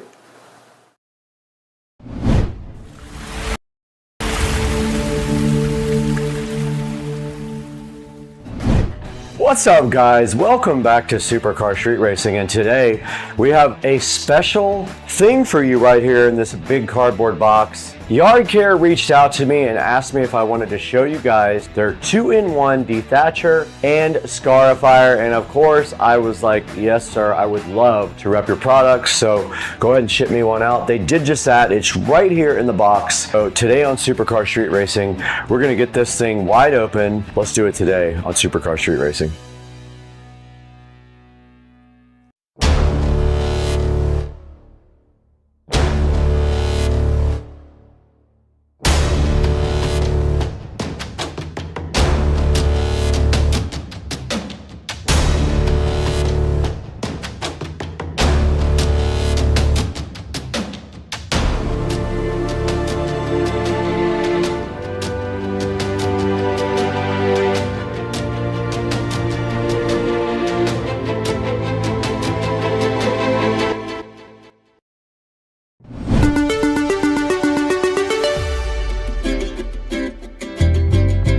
Alright guys, today on Supercar Street Racing we have something super special for you. Yard Care reached out to me directly and wanted to know if I could show you guys their 2-in-1 dethatcher and descarifier, and of course I said yes because I'm bringing you guys all the best stuff. We're not just going to open it, we're going to actually use it on Rich's yard because he needs it over there. I don't on my yard, but let's get this thing open today. I want to show you guys all the features of this, what it can do, because it has one for dethatching and one for scarifying your yard. So basically the descarifying process slices through the roots and makes the soil looser. Now, when you use their scarifier, it cuts through the roots of the grass and allows the roots to get a healthier hold on the soil and grows your grass so much stronger. I'm hyped to try that on my yard because my yard growth is awesome, but I feel like this might help. Now, this guy is fully adjustable. You can adjust the scarifying depth and the dethatching depth up to a certain amount. So whatever your yard needs, if you need a certain level of each one, this guy will allow you to adjust both, and I'm hyped about that.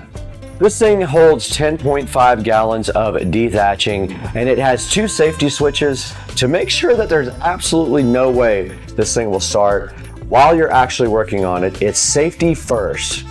Now, this thing also has 7-inch front wheels and 5.5-inch rear wheels. The tires are also puncture proof. Now, the Yard Care Dethatcher and Scarifier doesn't have many reviews yet, but both of them are 5 stars. I'm gonna get this thing out of the box now and show it to you, and then after that, we're gonna go ahead and use it and see what it actually does on Rich's yard. Now, I don't know what depth to put it at. I think that's an experiment for the future. We'll have to figure that out.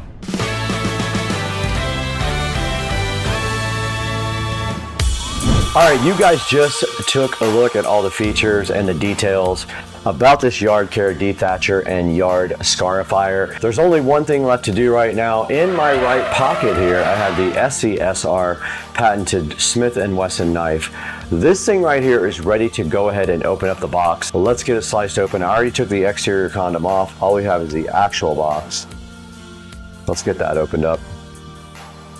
All right, I did completely honest, 100% truthful. There were a lot of things inside the box rattling around, and I see now what that is. It is basically just like parts that have to be assembled. And on the very top of the box, we have a nice manual here for you guys to check out at some point. So this is the Electric Dethatcher and Scarifier user manual. Right on top of that, it looks like we have some parts to put together. This was rattling inside the box. So just completely honest, yeah. This stuff here is not packaged, it's just in the box. Here is a bag of accessories here. It looks like things that you tighten up. And here we have another metal wire frame here. Here is the bag. This is the catcher bag. And it does say Yard Care directly on it, but there are definitely loose items inside the box that are not packaged in anything, and they definitely move around. So just be aware of the packaging when you get your Yard Care out. Here is the top part. It is actually connected to the bottom. You cannot remove that. So here's the handle, and that won't come out either, so I've got to figure out that. All right, so the rest of everything is this one piece with the handle connected to it, and it just does come right out. And it is pretty light, to be honest with you. It probably weighs 15 pounds, no more, and that is the complete unboxing. Let's get this thing on top of the chair for you guys to check out.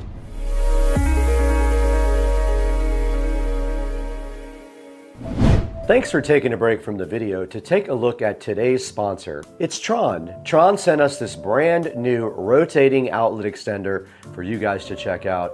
I got one in my hand right here. It's pretty cool.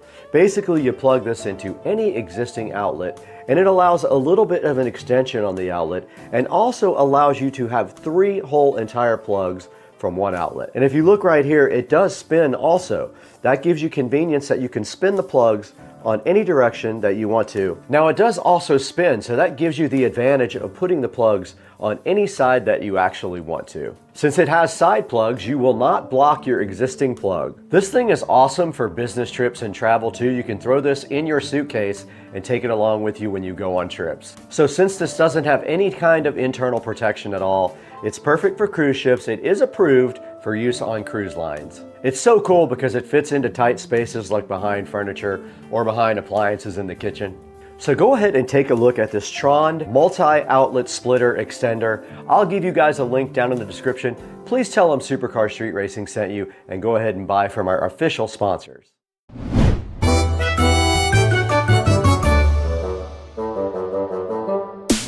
And there it is. There is the Yard Care Dethatcher and Scarifier on top of the Supercar Street Racing stool right here. So I guess we have to put this together, and it looks like this guy goes right here. There's a control here for the depth of the dethatch or the Scarify, and I guess you would have to play with that in your own yard to see what your custom depth would be on yours. Let's break out the manual now and see how you actually build this.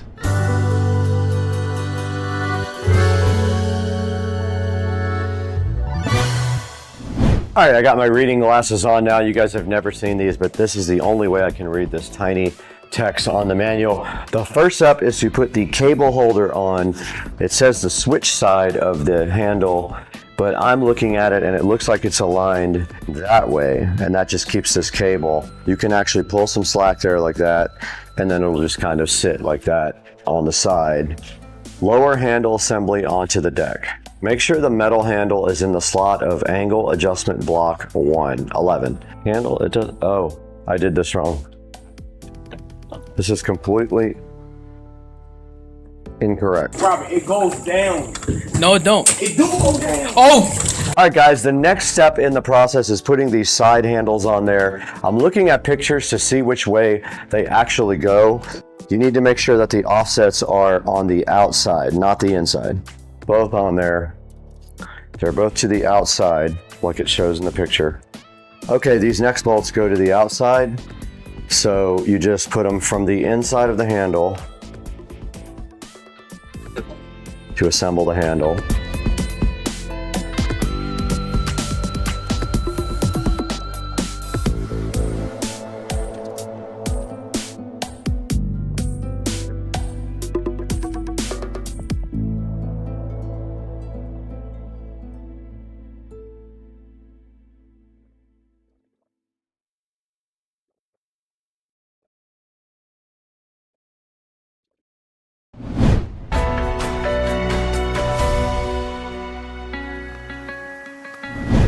All right, guys, you just saw me build this whole entire dethatcher and scarifier, and it took me about an hour because basically I could not figure out the part with the bagger. Yeah, now after we built this thing, all we have to do, now reminder, this is electric, so it needs an extension cord, so it is not battery powered. But now that it's built, all we have to do is go directly over to Rich's house, go ahead and dethatch his yard and see if we can make his grass grow a lot better. Let's go over to Rich's house now with this yard care dethatcher and scarifier. It's time to take this dethatcher over to neighbor Rich and Trisha's house and go ahead and test it out. In order to do that, we need an extension cord. I did not plant the cord holder. I did not secure it to that, so I don't have that. I think this is the cord holder. I think it's actually supposed to go on here through this metal thing. I'm just gonna leave it off for now. But we need to go out to the shed and get the extension cord first and then go try this thing out over at their house.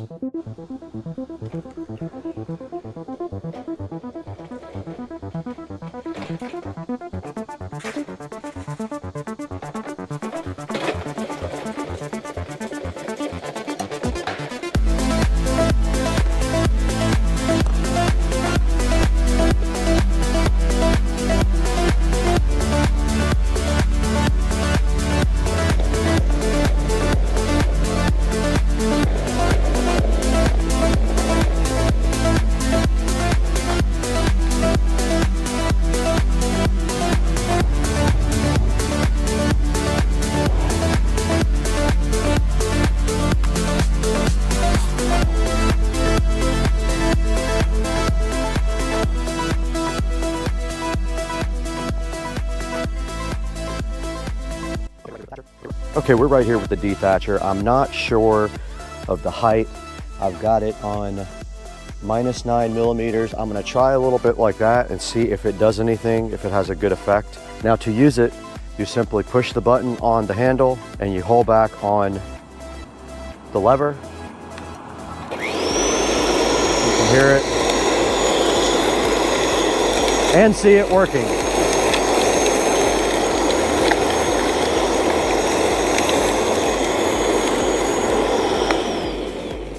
Now you notice this is already almost full with grass, and the strip that we did looks awesome. It didn't cut the grass, it just pulled up all the thatch. Actually does a really good job. Check out the strip that I did with the dethatcher, it looks awesome.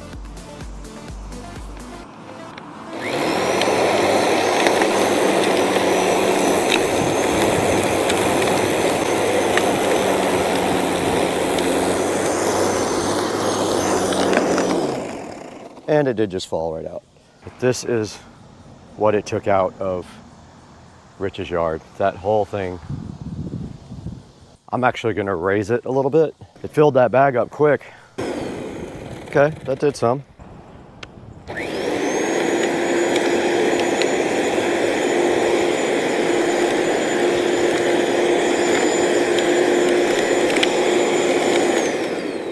But you can see there, we have a full bag of different stuff from the yard. That's exactly what this thing is designed to do. That was like 2 minutes worth of dethatching, and I got a lot of the leaves. Look how much it got.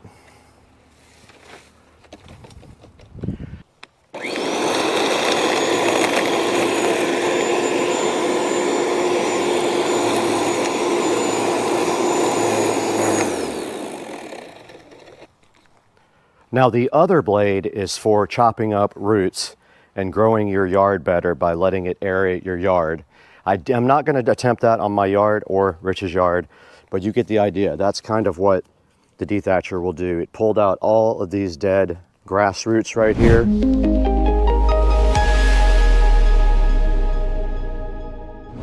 All right, guys, you just saw us over at Rich's house dethatching his yard. He really needed it. He had a lot of dead grass in his yard, so we thought we could help him out by taking the yard care dethatcher over to his house directly.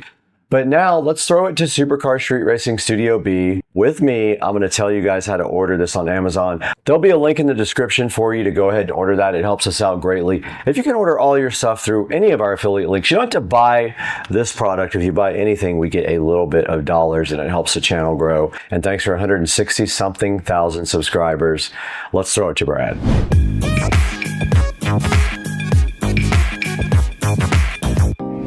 We're back here once again in Studio B after a short vacation up to Canada to check out the Hamilton Tiger Cats with Rich and Trish. But we're back in full effect now in Supercar Street Racing, and we want to show you guys this awesome dethatcher from Yard Care. We got a chance to put this dethatcher together and put it to a test, and it performed very well in Rich's yard. I would definitely use this again if I had a yard with a bunch of leaves in it. It pulls them straight up. The only thing is it fills the bag up very quickly, so I can see you getting a full bag fast and having to empty it multiple times. It also has an adjustable height. It is plugged in power, not rechargeable, so keep that in mind. I'm going to put a link in the description down to this dethatcher and this scarifier. It does both. It has a interchangeable blade that allows you to both dethatch and scar your yard if you want to do that as well. That's supposed to increase the root health and allow you to grow thicker, greener grass. Like I said, it took a little bit to install. The instructions were not great, but there is a video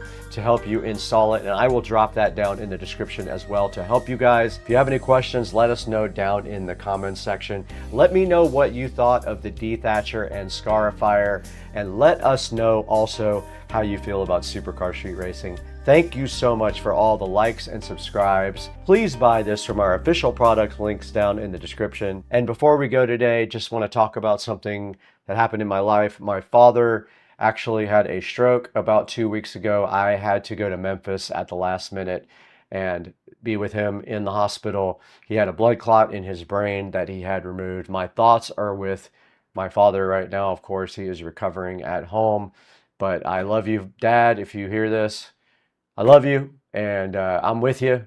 If you need anything, you know I'm there for you, Daddy. So let me know if you need anything. Guys, pray for my dad.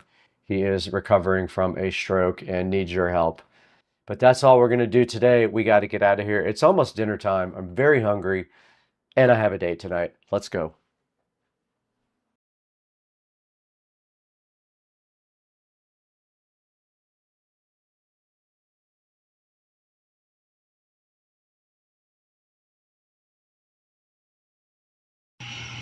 All right, here we go, everyone. Maiden voyage on the 70-volt upgrade. I think this is going to be a little ridiculous. What do you think, Brad? I think this is, from what we just saw, this is literally insane. All right. Check motor temperature, what? Oh, wait, it's on demo. It's on demo. Yeah. How do I? Communications. Okay. So we gotta connect to the controller. we're connected. Waiting for forward and reverse switch. We're on. All right, Good sign.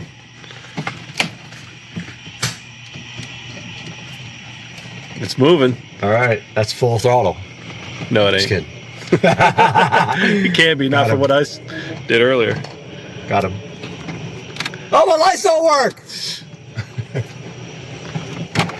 Here, I got you. Okay. All right, Just slowly ease into it. It's so slow. Full throttle.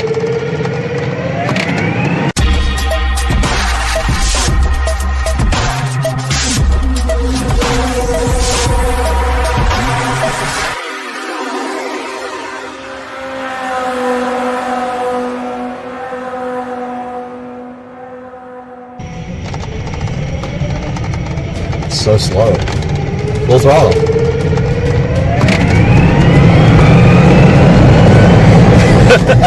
What the fuck? Where's the controller? Inside here? Yeah. The tuner?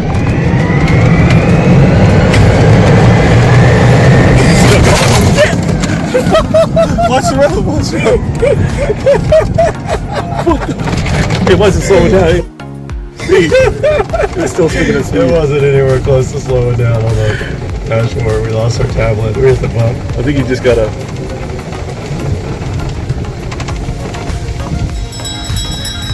It's gonna keep falling off. You're gonna need like 20 magnets on the back of that thing. So hard.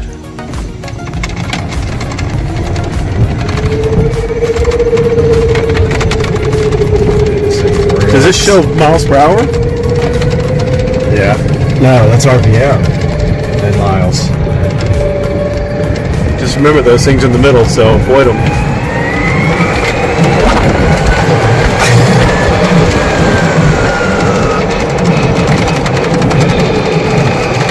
This thing is so fast, dude. It is nowhere even close to hitting the top speed. No.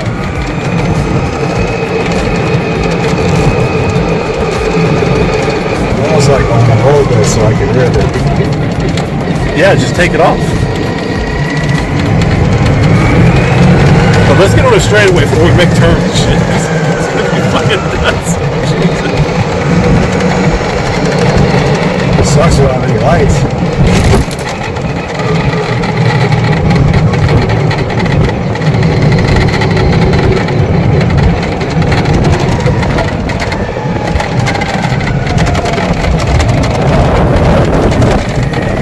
Got a pretty decent straightaway right here.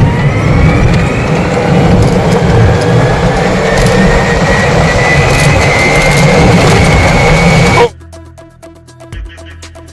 Holy shit. Dude, hold on a second. You want to get your speedometer out? Yeah, I gotta get it out. That's squirrely. That is big time squirrely. Hold on. Lights, man. No, keep going straight. Let me pull it right. Alright, speed. Do I have a speed thing? Hold on. Hold on, just stop. You can stop the camera for now. We'll get some video during the day.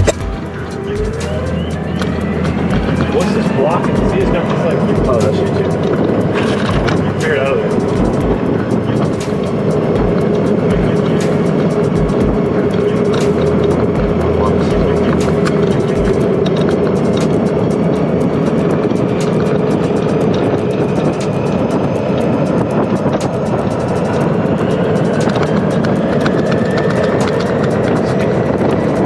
Acceleration is insane.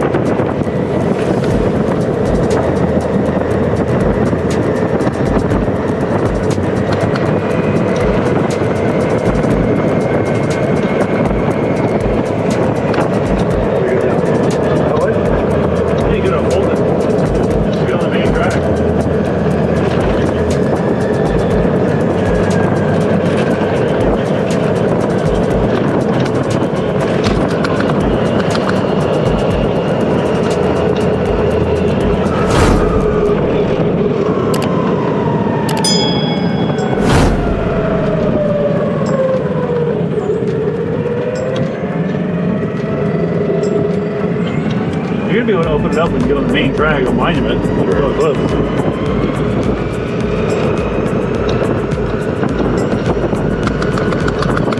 I think it's just bouncing. It's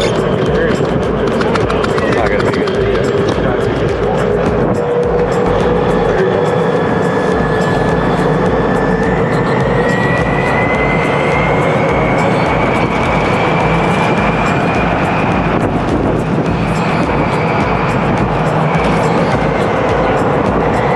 Tires and alignment, everything feels okay?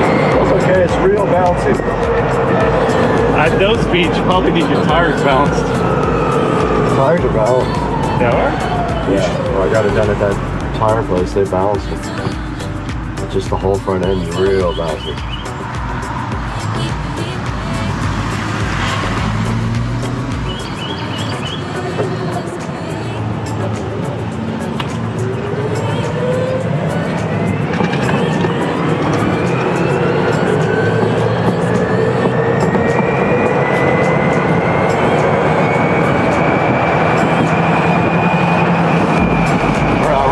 It's good to see you can pass them.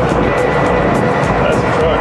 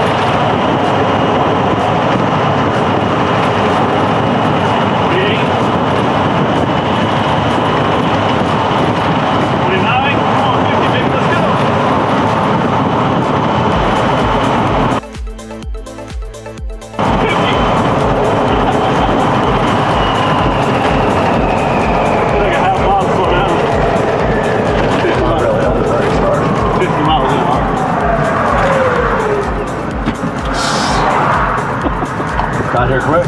That was fast. Get there.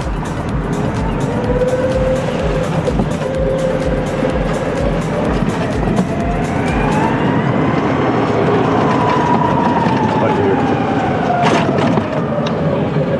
Completely dead. Some people here though.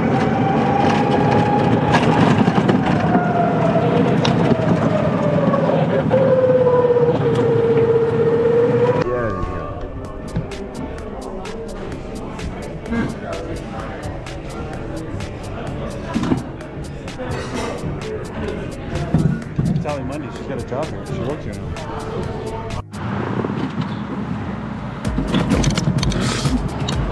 Dude, that's it when you took off. I swore it spun the wheels.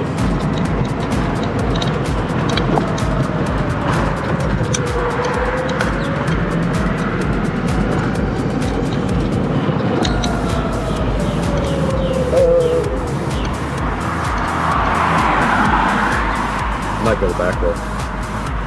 Yeah, that's fine.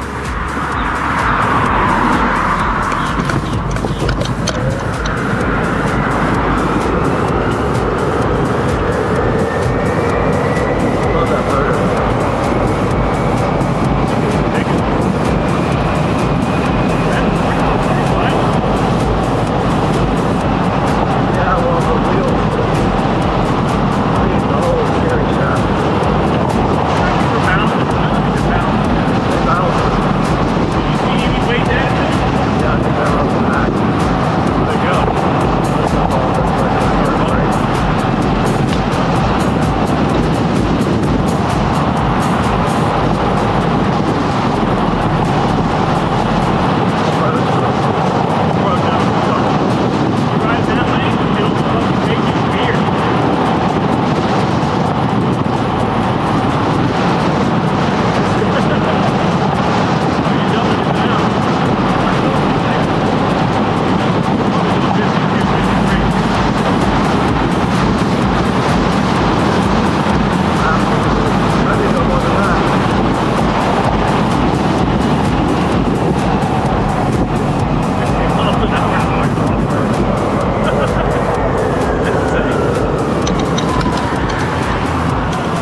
people.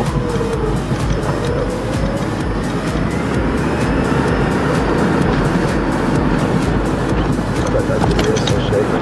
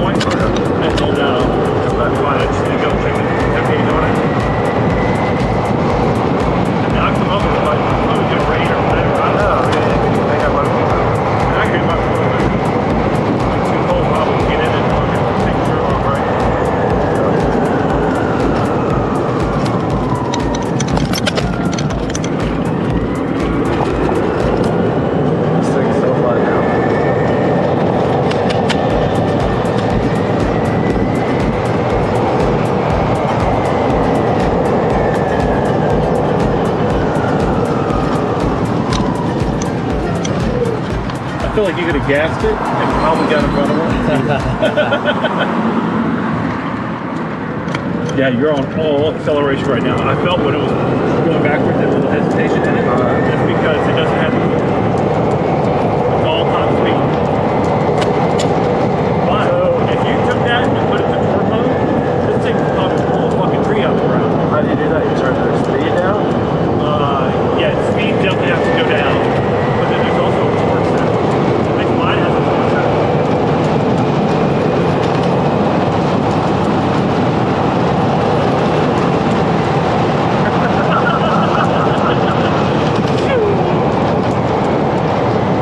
Oh, there's another one. Oh yeah, they don't want to smoke.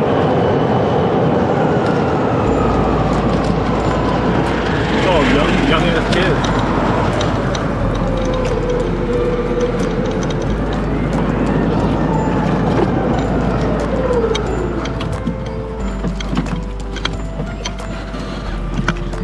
I told Jonathan if we could find your dirt bike before this weekend, man, we could all maybe like Sunday go out dirt bike. Yeah, be sick. I'm hoping that mine gets fixed by then.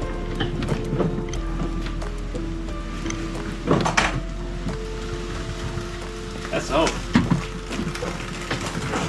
Alright, I'll be back. Alright. I'll bring the box, okay? Okay. What's going on, guys? Long time no update. So it is Monday and come to a decision. And you guys are gonna think I'm crazy, but that decision's coming up right now.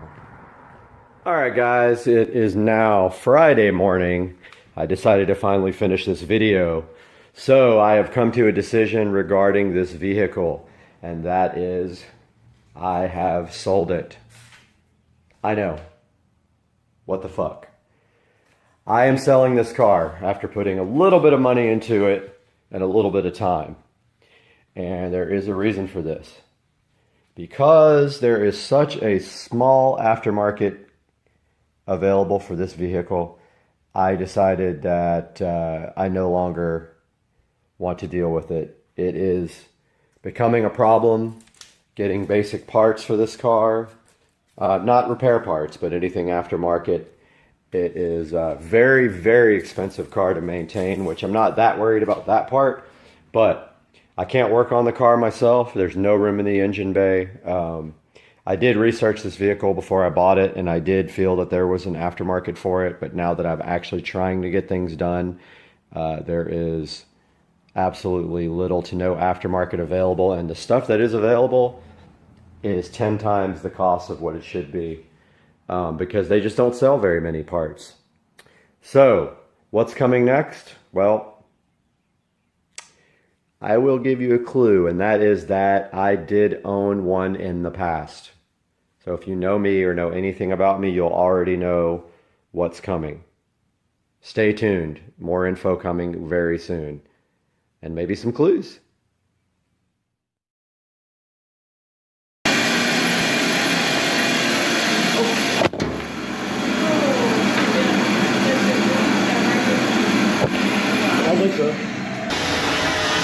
Oh!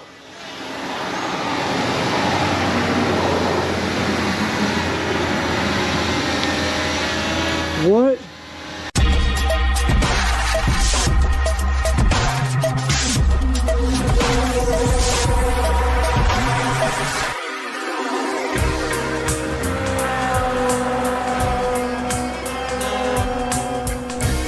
Guys, we have the last part of the garage lighting equation here. The Chang-M recessed ceiling lighting is sitting right here in front of me, and that's going to get installed today on Supercar Street Racing. Let's do this. Guys, this is the Chang-M smart lighting that is going into the garage to replace the existing lighting.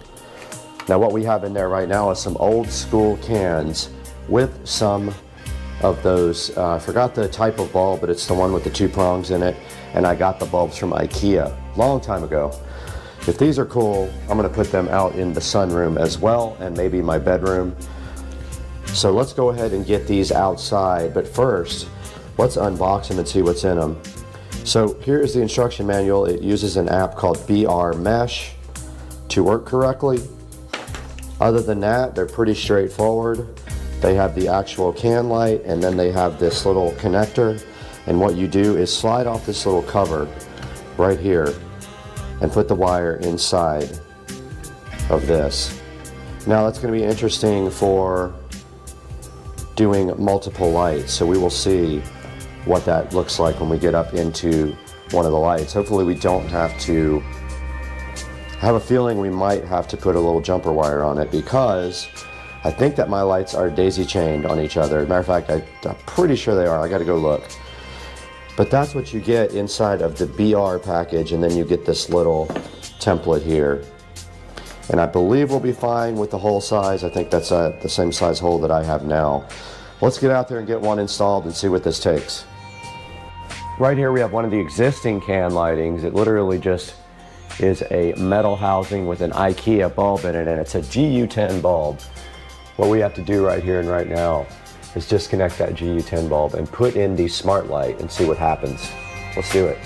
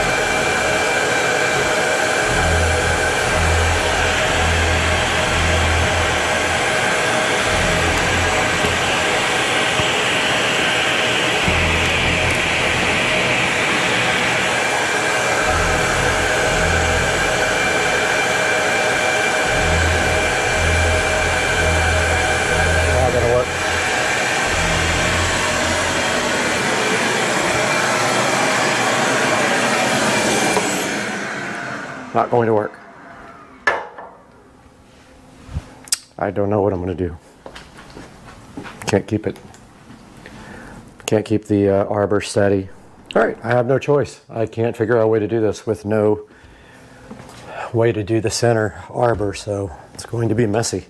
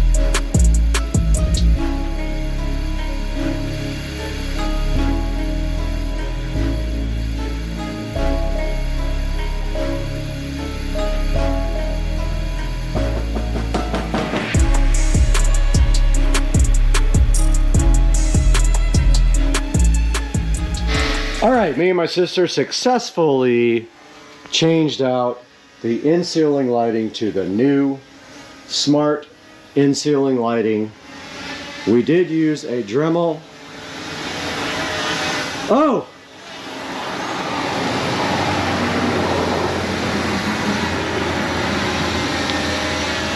What?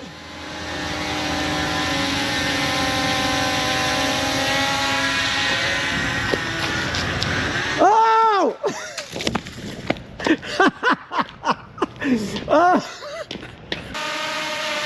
Oh, it's trying to get me.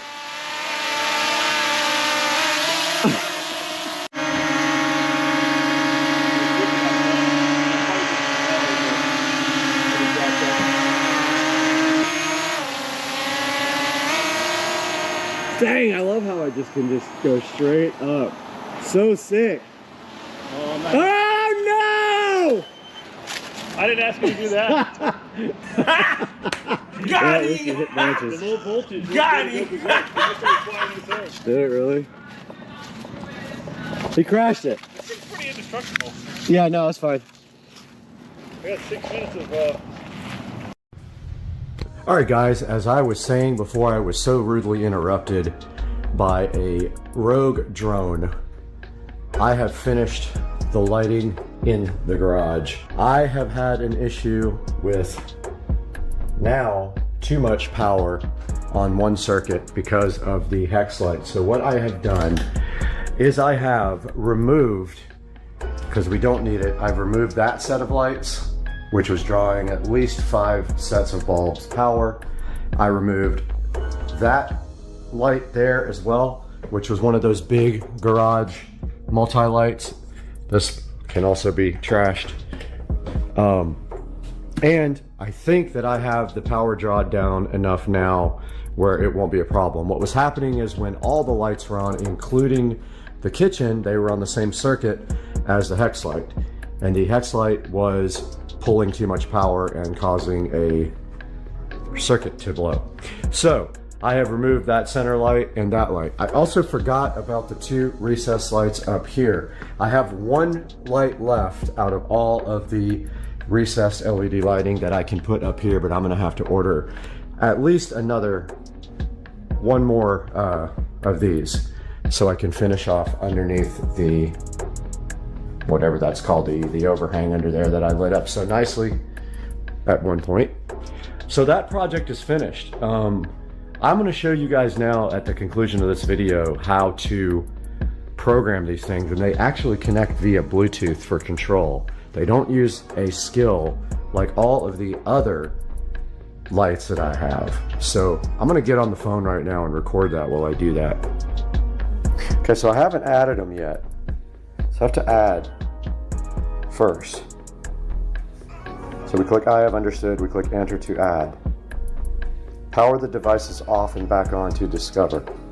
Okay, off. Okay.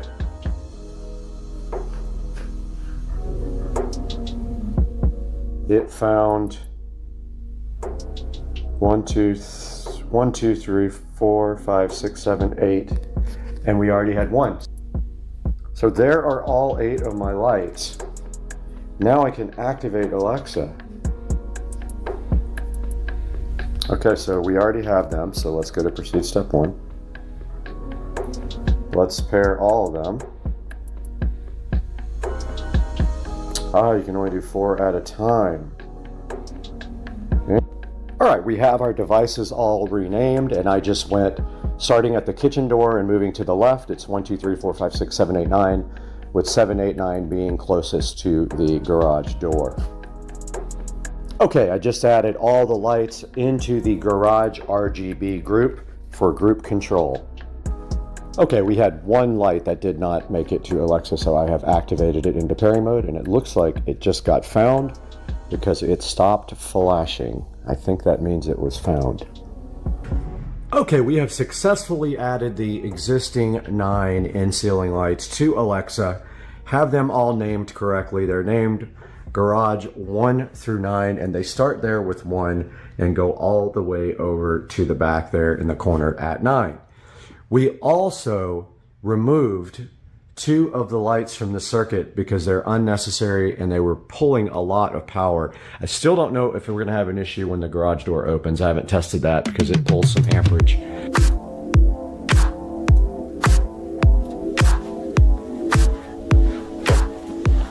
Hey guys, welcome back to Supercar Street Racing. We're here in the 4K production studio once again for another episode, and you just saw part 4 of my garage remodel where we did smart recess lighting, and we really got hosed because I kind of thought, and I don't know why I thought this would work, but I bought a hole saw thinking I could use it, but you can't use a hole saw with existing holes because the arbor in the center has nothing to keep the drill steady.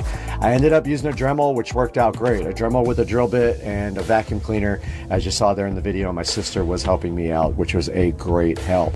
Now what we did were the smart recess lighting 4-inch color changing 12-watt LED downlights, 1200 lumens, and they are from a company called Chang M or Change M. I'm not sure how you pronounce it. They have really good reviews, a 4.4 overall review. And taking a look at some of the pictures here, as you can see right here, the way these work basically is that you have this LED controller where you actually do the wiring. So you take your hot, your neutral, and your ground, and you go into that box. The little cover slides off. You go in the box and you just loosen some screws and screw down the new wires. Now, I don't know if it will accept 2 wires. I haven't tried that, so if you have a daisy chain situation there, I have not tried that yet, so we need to test that to make sure. I have a couple more coming. Basically, after you do the lighting install with the wiring, you screw on this screw connector there that you see on the side of the light right here, right there, and that is it. And it is then linked to their app. And their app is called BN Mesh, I believe it is. I'm going to check that right now and make sure.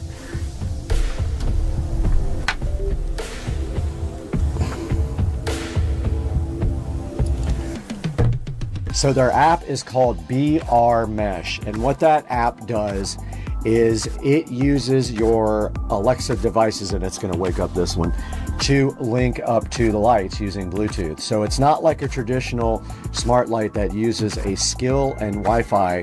These guys use a Bluetooth connection to one of your devices. So not hard at all to hook up and configure. The only thing I figured out though was that when I named the lights in the BR Mesh app, when it discovered them in the Alexa app, they were not the same name. So that was the only real issue that I had with the actual lights. They're actually pretty cool. You can program them in groups, so you can control them all at the same time. I am considering putting these in my bedroom and in my office now that I have tested some.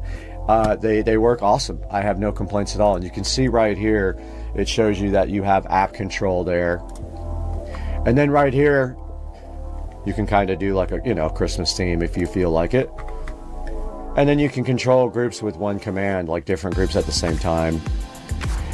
And it looks like you can do a music sync thing too. I did not do that, so no comment on that. I have not got that tested yet. You can do a timer, of course, you can do that with Alexa as well.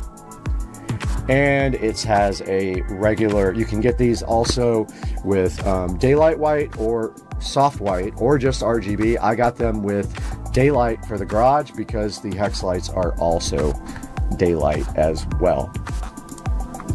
And so taking a look at the reviews here, does have a 4.4. It has a couple of 1 stars. I disagree that it doesn't have a ground. It does have a ground on the junction box. So what he's saying basically is that there's no ground heading into the light itself. There is one on the junction box. This says color flickers. I haven't had any issues with that whatsoever. Poorly made. Don't know why that says that. I don't feel like they are. Oh, it says they're not reliable and you have to reinstall them through the app for no reason frequently. Barely installed and already burning out. Okay, we'll have to see how these perform over the long haul, but they do have some 1-star reviews, but they also have some 5-star reviews. Fantastic in nearly every way. Works for me. Easy to use. Excellent color and brightness control. I bought 12 sets so far. Just buy them. And nice lights. There's some good reviews here, as you can see. And if we go here, they do offer them also. Make sure you check on all of their, in their store, they do offer them in different pack configurations. They have 4, 6, and 8 packs available, so that's convenient. And you really, like, you don't pay much if you just get more, just more of them. Like if you get like a 4 versus a 6, you only pay a few dollars more, so it's worth it to go ahead and get the bigger pack. So you can see, like here, if I click this, there's the 8-pack and it's only $65, and you can get a 10% off coupon. From the 4 to the 6-pack is only like an $8 difference. So go ahead and get the extra lights in case you ever need these guys. There are some other choices for you if you really want to shop around. There are some other types of these lights I have not looked at or reviewed. You're welcome to go ahead and comment if you find something that you want us to talk about or review. Go down in the comment section. And now I just want to talk to you about Supercar Street Racing. So I want to thank you all for constantly helping Supercar Street Racing grow. We're doing great right now. We're getting a lot more subscribers and a lot more views on every video, and I think the key is consistency. But what I need your help with is I need you to click the products in the description and buy anything from Amazon you need through any of my product links. If it's not in the description, click what's in any of the description of my videos and buy whatever you want on Amazon, and I will get a few dollars to help keep the channel rolling. And it'll help give me just a little bit of money, and it'll just help the channel greatly. Trust me on this. And please like and subscribe and click the bell icon. So I am going to wrap this video up now and hope to see you guys for the next one where we will be completely finished. Oh, and one other thing I did is I painted that stripe red there too, and I don't know if that made it into the last video, but yeah, so this is all for this part of the video. We still have to do our shed and get all this stuff out and into the shed. We'll see you guys on the next one.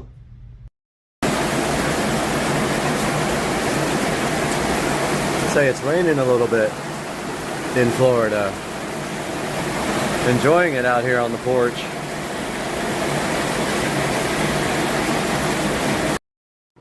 What's going on, everybody? It is Monday and I am so frustrated right now with UPS. My wheels and tires were supposed to be at the shop on Friday. 3 of the 4 wheels and tires were delivered. The other wheel and tire has been saying out for delivery for 2 days now. I am at my wit's end with these guys. I've called them 10 times. Nobody can tell me where my package is. Today we've got an unboxing. As you can see by the title, this is the G paddles. This is to convert your button style shifter that was on the AMG, the early AMGs, to paddles. Let's take a look at this. Go ahead and open it up. This came from England. Just be aware if you order these that you will have to sign for the package. It kind of took me off guard and got to the post office today, there were 700 people in line for the holidays. But thank goodness that some lady walked out and said, is anyone just picking up? So first thing I notice is the package is almost open, but oh well, hopefully there's nothing wrong with it. It says that the G paddles are inside and that there's instructions here.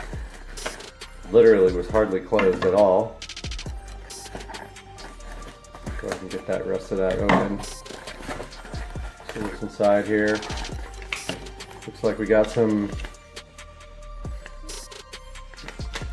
instructions here about that they emailed me.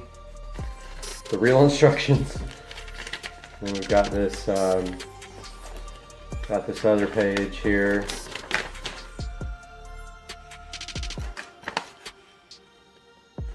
So there's one thing you got to know about this. The factory button holder, which you will see when we install this, is very delicate. They do not make that button holder anymore. If you damage it, you need a new steering wheel. There are ways to get this thing out though, involving heating that unit, that button holder up so that it's more pliable. If you don't, you're going to break this little tab off. Picture it like this. Basically, this is not dirty looking at all, is it? There is a little button holder. The stock button is has two tabs on the side like this that fit inside these little round things. Okay. To get that button out, you have to pop those little tabs out. But when you do, most people break off this little circle that covers it. It's almost, I don't even know how to describe it, but the pin goes inside this little half circle that allows it to turn. Most people break that off right there because they just are in too much of a hurry and they don't heat the housing. So inside here we've got this nifty little, I guess it's an air freshener, British flag air freshener. And then inside here we've got G paddles. So they are silver. You can get other colors, but I mean, if you really want other colors, just paint them. That's G paddle number 1. So there's the mechanism. So if you see what I'm saying here, these two pins, right there, they fit in two little circles that are pivot points. And this part presses the actual button. And this part would be this left side, I believe. So when you pull it towards you, it pushes the button. So that part inside the holder, button holder, that's the part that goes around this pin is what people usually break off. So here is button number 2. I will put the instructions for this with this video. There's button number 2. So it's going to probably be like that, I'm guessing.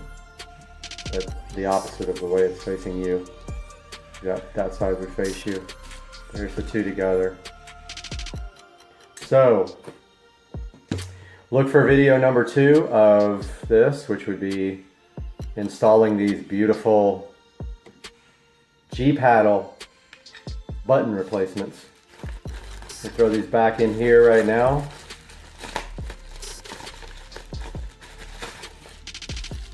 And any day now you can look forward to a video of brand new wheels and tires. I won't tell you anything about the wheels except that they are matte black. And I was kind of trying to save that, but I gave it away in another video. So look for that video coming up soon, and we'll see you guys in the next day or 2. You guys trying to shoot me with a salt gun. Let's go. No, that's too close. Oh, fuck! I told you.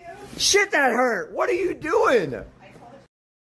On the door of the studio that is peeling, the outside of it is actually peeling off. It's like a coating on there. I'm hoping this guy is a better performer than that one. The battery inside this thing is 10,000 milliamp hours. That should last quite a long time. Now it does actually use dual monitoring infrared and radar sensors for real-time monitoring. There's a look at the biometrics. It uses AI self-learning and can identify you in 0.3 of a second. It says it fits most wooden doors. There are measurements online if you want to hop on there and see if the Loxo actually will fit your door. I tried to put one lock on Rich's door one time and it would not fit, so I'm curious whether this one is the correct size for his door or we're gonna have to get it modified. All right, that's a quick overview of the Loxo 3-in-1 smart lock. Now all we need to do is throw it inside the Studio B. Let's get this thing unboxed right now.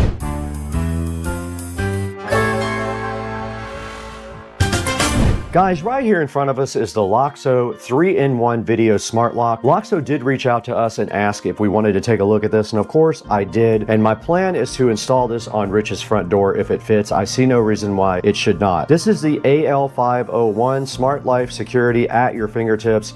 This thing has about 6 ways to open your door, and you can see right here it is also a video doorbell. It does touch unlocking as well. You can unlock it with the app, and there's not much on the front of the box, but on the back you do see all of the cool features that it can do. It has built-in Wi-Fi, it has auto lock, a privacy mode, two-way talking, a 10,000 milliamp hour battery, anti-peeping on the password. It supports 2.4 gig only, remember that. It's IPS65 waterproof. It can be remote controlled with the app. It tells you when the battery is low. It has a door lock with a chime and an emergency power supply. You can see up here how the whole thing about how it protects you and your family with comprehensive security monitoring. And that is all that is on the outside. Let's go ahead and get this guy opened up and see what we're in for when we actually install this thing. Nice packaging, and on the inside of the box here we have the user manual inside of a nice black thing, and we have a nice little contact us via email to get an extended warranty. Now there is a template in here for installing. Not sure what that is about. Probably fits in a standard lock, but we don't know until we actually try it. And then inside of the box you do see everything else that it comes with. There's an accessory kit right here, and then all the parts of the lock that we need. This is the outside of the lock, so that's what you see on the outside. There is the doorbell chime, and I'm assuming it lights up right here with the numbers. And then of course if you remove this, there's a key there and a USB charger in case you lose all your battery. You can still get in the house with the key or charge it up right here if you have an emergency. So this would be the outside portion of the lock, and then there is a little plate in there to go with it. This is going to end up... You know, some people say you can have too many tools. I say you can never have enough tools.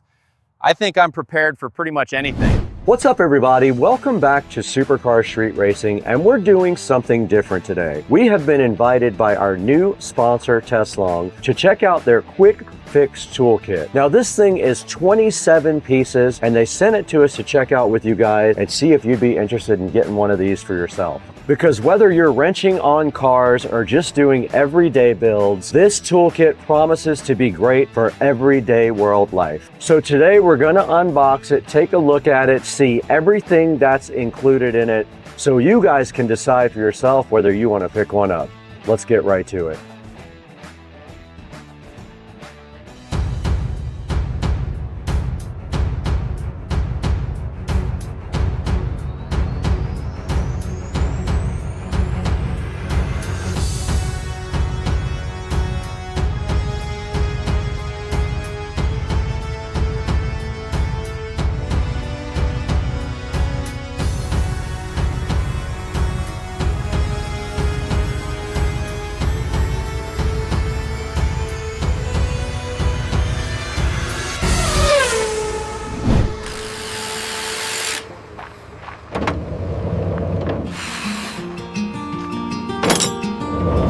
All right guys, welcome back to the channel, and a huge welcome to our new sponsor, Tesla. They sent us this quick fix toolkit, TS01-P07. Now let's break down what you get in here and why it actually matters. First off, this isn't some cheap toolkit. This is a high quality toolkit meant to last. And you get a good range of tools in here. You can see you get hammer, screwdriver, pliers, a crescent wrench, utility knife, and a tape measure. Everything you need to do a basic tool job. Now the build quality feels solid, the handles are rugged, and the bits seem like they seat pretty well in this. And everything comes in a solid case that's portable enough to bring with you on location. And everybody knows portability is huge when we're on site. So what that means is instead of carrying a bunch of mismatched tools, you'll have everything where you need it right here in one box for small, light work jobs and also everyday maintenance. And for a channel that's dealing with cars, golf carts, scooters, having all these tools in one place where I can quickly get to them means a lot to me. Now we're gonna go ahead and unbox this thing and let you guys see exactly what comes in the Tesslong toolkit. Let's throw it out there to the SCSR studio in the garage and take a look at what's inside this thing.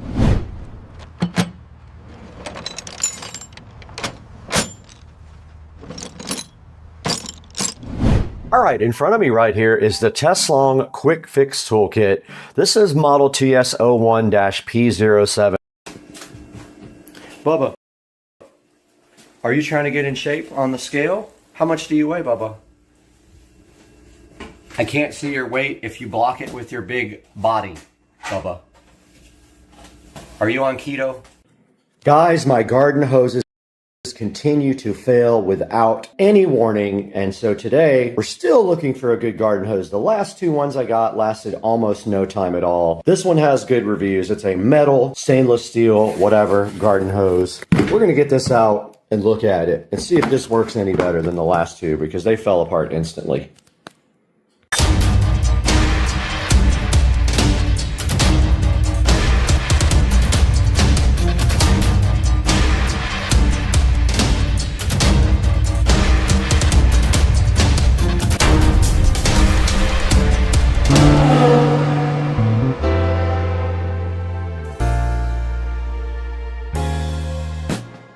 The quest for a garden hose that actually works is still going on. My pool people did not tell me that the hose that's out there is absolute garbage and it's leaking from everywhere. And it was one of those blue hoses that is supposed to be stretchy and then it goes down into a small bowl. So we have this metal garden hose that we are going to be taking out of the box right now and looking at. It says it's stainless steel, 50 foot, made of 304, PVC inner tube, top grade connectors, and a leak proof gasket. Same thing on the side there, it does say the same exact thing, and on the back, it tells you a little bit more info. It weighs 10 pounds. It's a 3/8 inch inner diameter, 5/8 outer, good to minus 10 degrees and up to 122, and compatible with 3/4 inch faucets. Back in the Supercar Street Racing dining room, we have the stainless steel garden hose now, and it is going to come out of the box and break right through the top of my table. But before we do that, there is supposed to also be some other included accessories with this, but here it is, right out of the bag. It has a Ziploc bag around it. Let's get it out of that, and right away we have a warranty card, which probably will be worthless to us. Free returns if there is no deliberate damage. There is a code right there to return it, and inside of this nice envelope there's a warranty card, and let's see what that says. So you're supposed to just be able to scan this QR code and go activate the warranty. We will do that later. And inside of the box we do see a brand new spray nozzle. That's nice. And removing the hose from the box, we are left with this nice metal hose with these nice copper ends with some reinforced rubber there. Just a normal spray nozzle is all we have. Let's get this thing outside, get it deployed, and get my pool people happy. Checking the old hose, you can see that's what happens. It sprays right out of here. So we're gonna let the pressure run out of that one and disconnect it and get the other hose.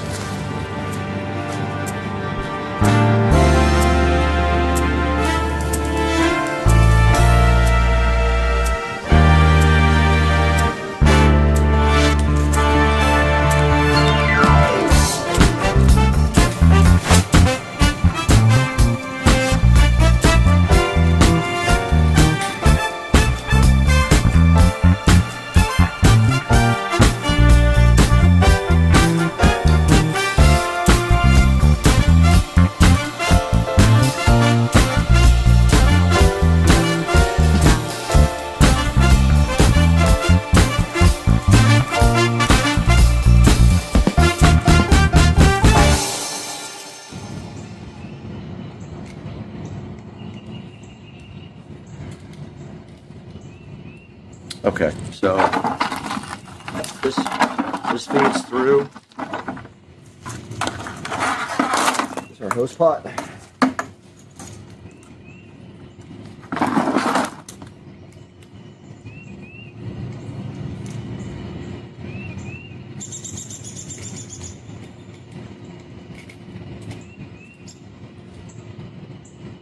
No leaks.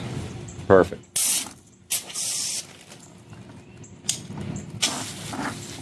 Okay, let's go ahead and test our new hose out.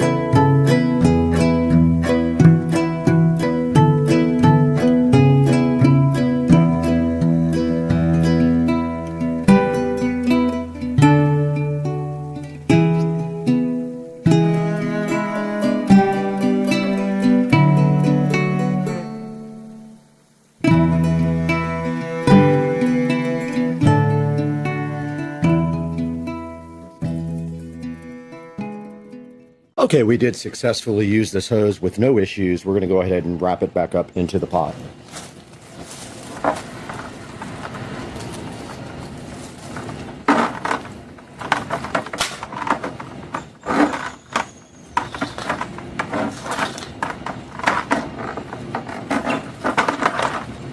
No problem. Now this can be inserted into the trash can.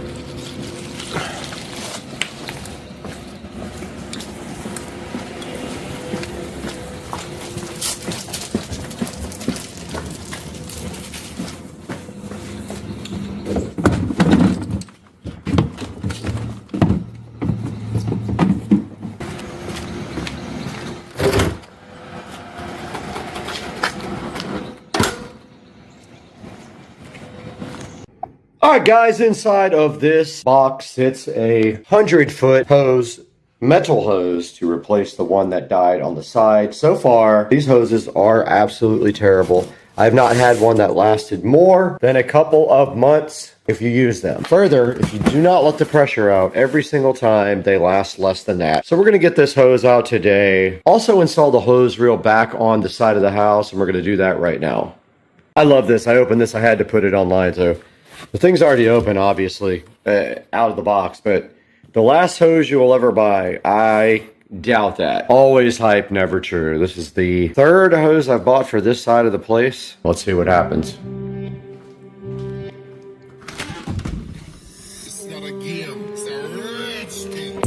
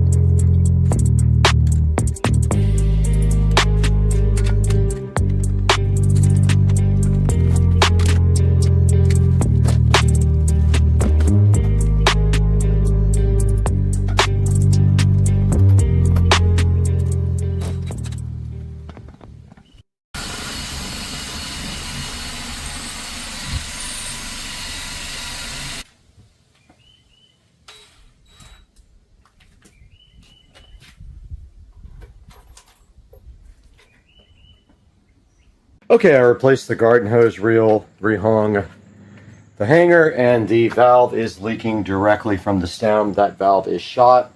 I don't know if it's going to be able to be disconnected from the house. If it doesn't, we'll probably have to cut that PVC or cut the stucco and get a new valve installed. So I'll probably, I'm not going to deal with that. I might just try to replace that thing, turn the water off and do that, but I'm not doing the whole cut the stucco thing.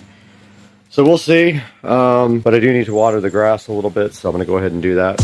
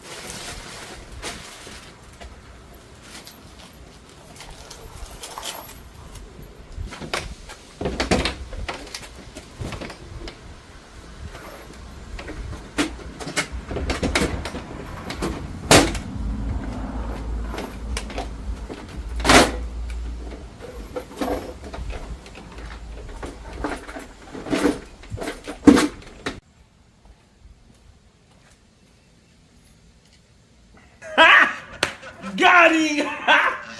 Got him! Oh!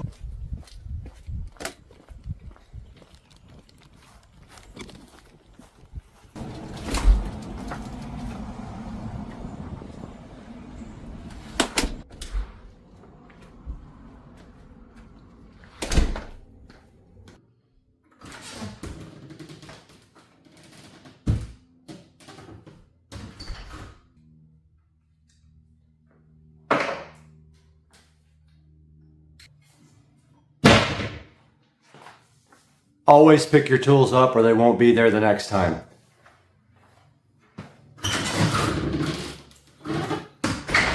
Supercar Street Racing and Brad back in the 4K production studio, and we are so happy to have you with us today. The channel's making such good progress, and all we can say is thank you for your support. Always like and subscribe, and today we have this metal garden hose as you see here on your screen. Now this is probably the 5th or 6th hose that I have tried because all the other expandable hoses have failed over a certain amount of time. And this hose is the first one that I tried that is metal. And now you can see right in front of you, this is a 100-foot hose for $59. it has a $10 coupon available for it. Now, I did buy 2 different brands of hose for this video. The first hose you saw was a different brand than this one, but this is so funny. This is RC Fun Kid or RC Funkid. I don't know exactly what it is, but it's funny names nevertheless. And Amazon always has the best names in the world. But right here today, right now, you see that this has a 4.6 star review on Amazon. Go ahead and click through the link in my description if you want to try the metal hose. I'm going to keep this hose for a while and see how it does and then get back to you guys with an update. Because I've replaced about 5 of these now. I've tried the plastic ones and they kind of just like fell apart. They might be plastic or they might be rubber or a combination of both. But yeah, the rubber ones just kind of expanded and started peeling apart and eventually started leaking. So now we have the metal hose and we can tell you how we do after a couple of months. Guys, please like and subscribe and always look in the description of the video and order anything from Amazon you want through any of my links. You don't have to order what's in the video. Just clicking through my links actually gives me a little bit of credit if you buy anything from Amazon. For instance, this hose right here, if you would go ahead and order that through my link, I would be super grateful. And looking at them, they have a 4.6 star review. Out of 3,000 ratings, that is not bad. And you can see right here and right now is the video for the hose. We'll go ahead and drop that in at the end of the video if we can. And here's a good look at some of the features of the hose. You can see it has a thicker PVC inner tube according to the manufacturer, harder premium stainless steel, soft plastic protective cover, aluminum copper interface, 3/4 inch American screw connection, and it does have a tube pipe connection. Now guys, I would love to sit around here and talk about our hoses all day long, but I have to go play in the garden. I couldn't.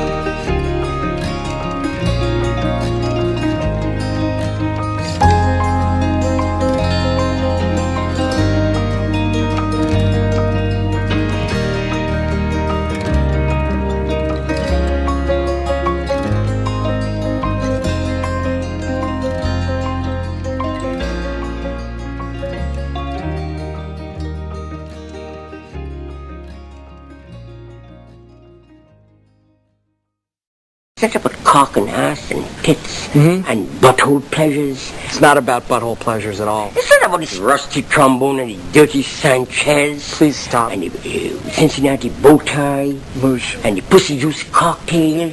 And the shit stained balls. Moosh, just please stop.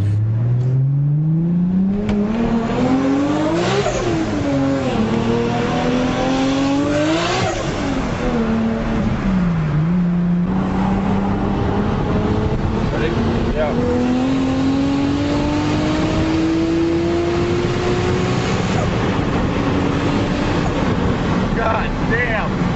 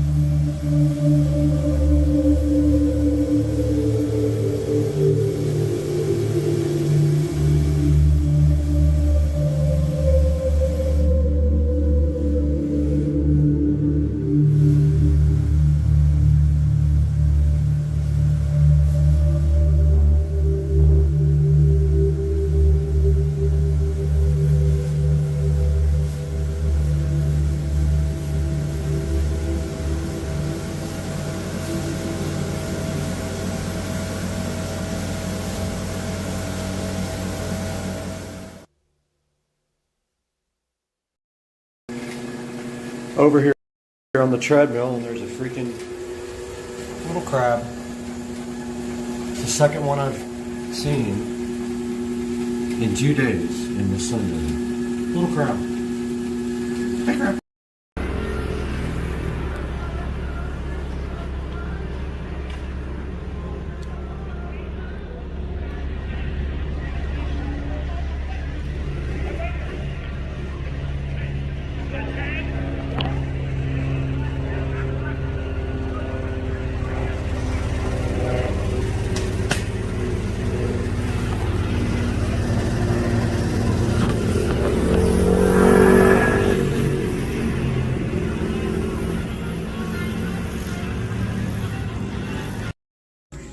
All right, we are out here. New Smyrna Beach, me and Joe, and then right across the street from our hotel room, there's the burnt down bar. I forgot what it's called. But yeah, so we got the perfect view of the burnt. This is Supercar Street Racing, and this is the 2018 Mercedes GLA 250. And we're going to review it. Take a look at the front of the GLA 250. Check out this stylish silver grille that Mercedes added. Down here, it has fog lights. This is almost like the grills on the SL65 AMG. The front has a pretty aggressive stance, as you can see here.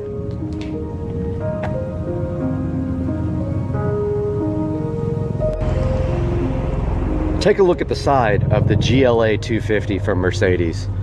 This is the 2018 model. Here are the wheels and tires they chose for this car. On top, we have a nice silver trim that runs the length of the car.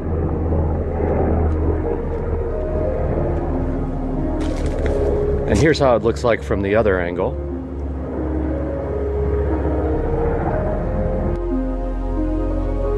This is the back of the all-new 2018 GLA 250 from Mercedes-Benz.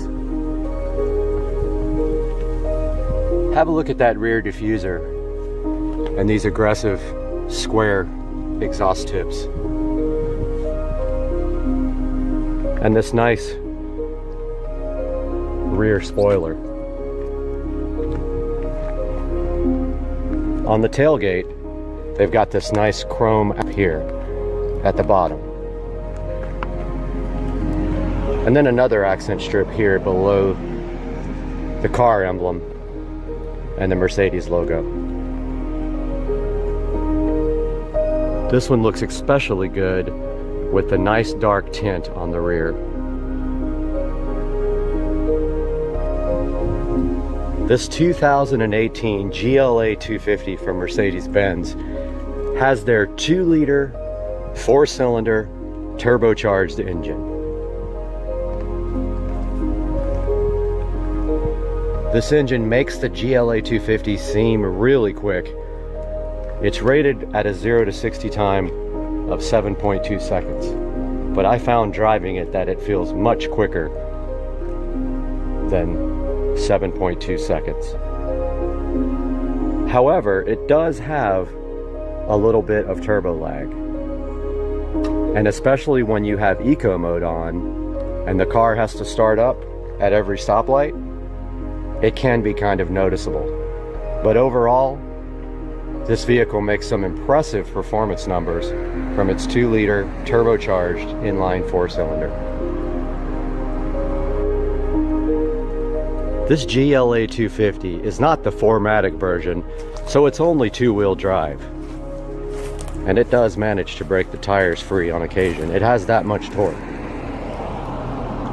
As a matter of fact, the engine feels much larger than it actually is. I found the power to be more than adequate for everyday driving.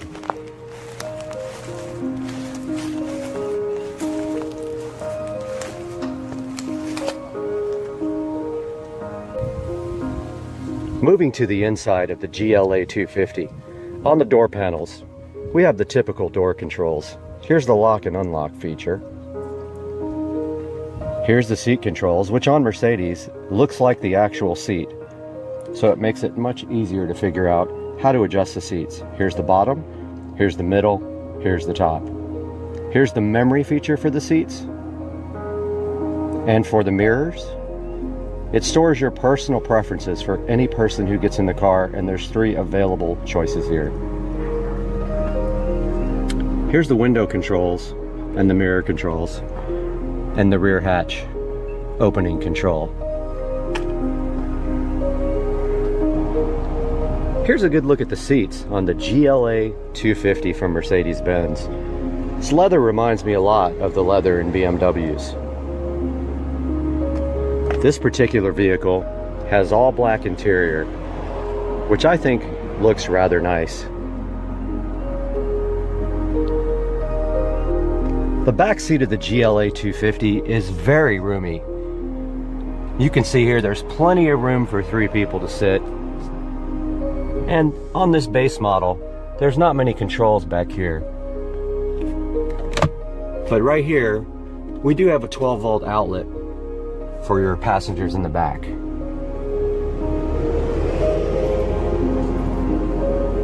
Let's take a look at the inside of the GLA 250 from Mercedes-Benz. Taking a look at the actual instrumentation here, as you can see, we have a standard analog tachometer, an analog speedometer. Inside the speedometer, we have a standard fuel gauge, and inside the tachometer, we have a water temperature gauge.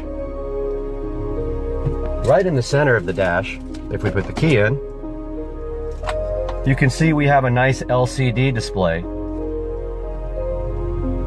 which currently shows the miles on the vehicle.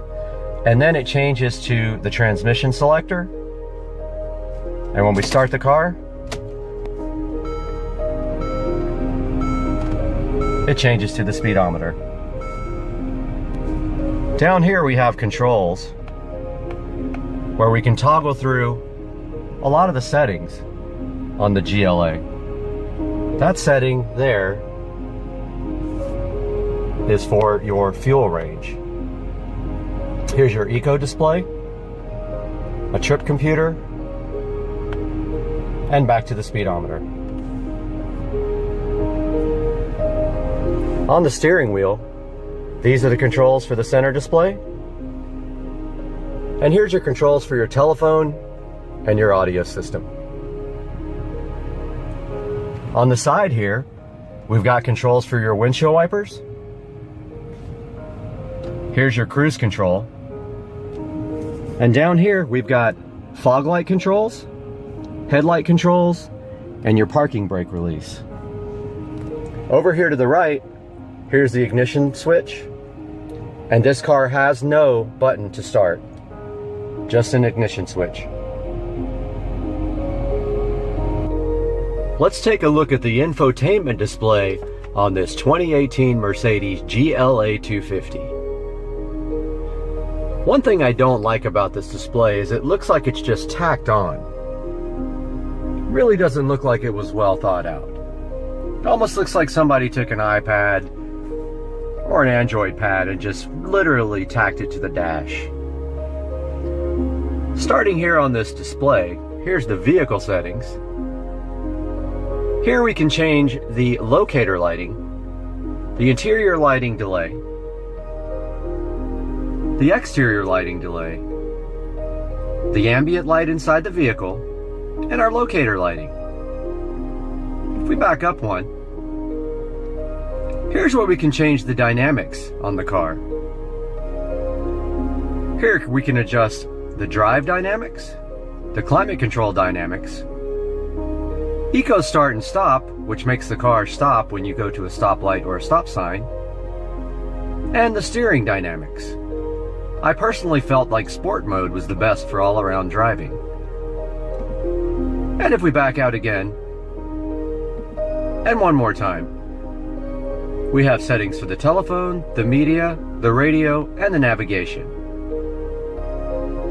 Now the navigation on this vehicle, is on an SD card, which is right here. This vehicle does not have the SD card inserted, so when you select navigation, you'll see a slight pause, and then it's going to say there's no memory card inserted with the navigation software. If we back out again, we can take a look at the radio. So there's the radio. There's the volume control. And there's our selector.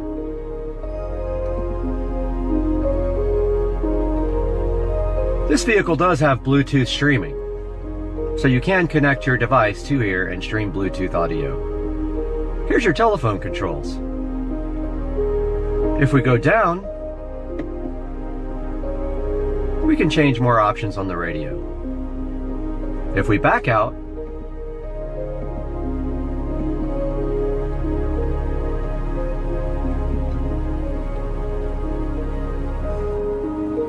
pressing the star button on the control gives us this menu.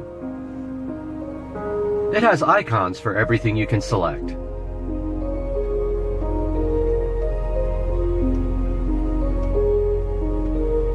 If we go down here, we can take a look at the Mercedes apps.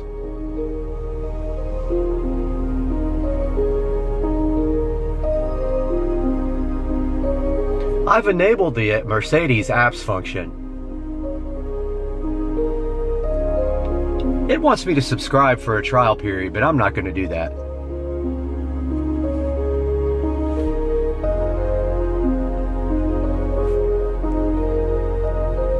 We hit the back out again, and the star button. We're back at the icon menu.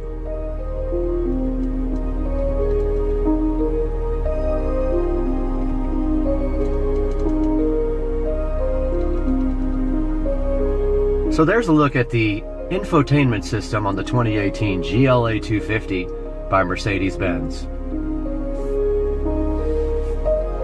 Here's the control panel, separate from the rotary control. Down here we have your heated seats, your eco mode, your hazards, and down here your climate control, which can be set to zoned or global. Let's take a look at the rear hatch in this GLA 250 by popping this. And the rear hatch just opened. Here in the back, we've got ample room for luggage. A couple of cargo nets here and here. Inside here, access to the lighting.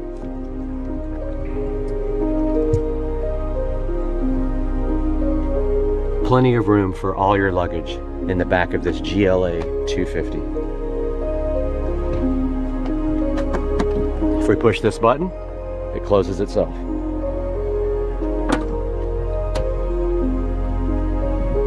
And it locks itself. Taking a ride in this GL 250 by Mercedes, the first thing we're going to do is we're going to push down on this gear selector here to put the vehicle in gear. And you can see right here on the display, it did change to drive 1. Now this car also has paddle shifters, which are pretty fun right here on the steering wheel. So as you can see right now, to go up into reverse, we have to press up on this. And here is the display. Here is the backup camera display. We're gonna go ahead and shut this down so that we can not have all the noise. Buckle our seatbelt here for safety. And we're gonna go for a ride in this all new 2018 GLA 250. Here's our backup display working nicely. And it's warning me to check my surroundings and not hit anything. Now to get this car into drive, we have to push down on the stick. The car did go into drive. And you can see right here, we do now have the speedometer there. We can change our display.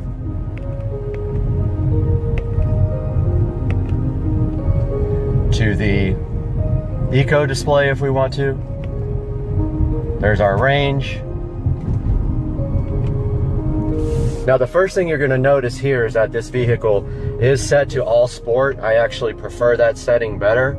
To me, the vehicle just rides and performs great in the sport mode.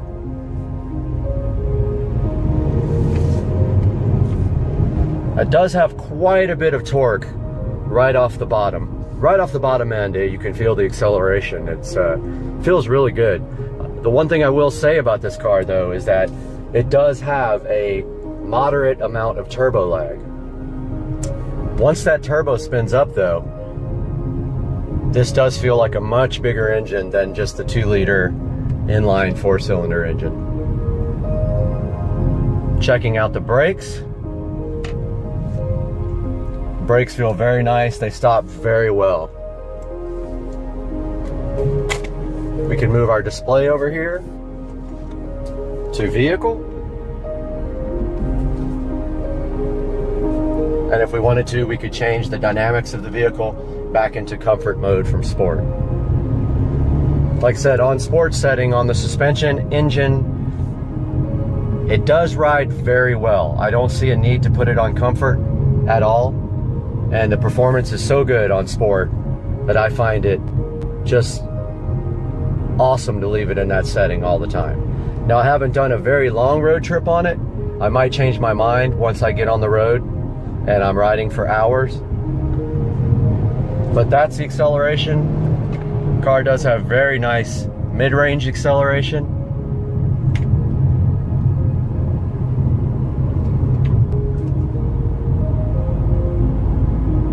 Very nice car to drive so far.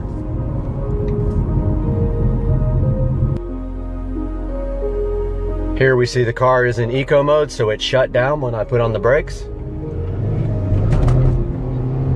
Accelerating from that start right there, we did spin the tires. It does have a great amount of low end torque, which causes that to happen. And remember, this vehicle is front wheel drive. This is not the 4MATIC. Taking a look here at the stop sign. The car did shut off. It is in automatic mode. I'm going to turn that off. Car did start back up. Accelerating from the stop sign. Feel a little bit of turbo lag there. But it is worth it in my opinion for the amount of power that this GLA 250 has after that initial turbo lag. Got the speedometer up right here. I'm going to show you guys 0 to 60 now. See if we get a little wheel spin in the process. We are spinning the tires. There is 60 miles per hour. So I will say that right off the line, there is quite a bit of a delay from the time you hit the accelerator pedal until you get that nice delivery of power. Next, we're going to take a look at the mid-range acceleration of this GLA 250. So we are at 40 miles per hour now.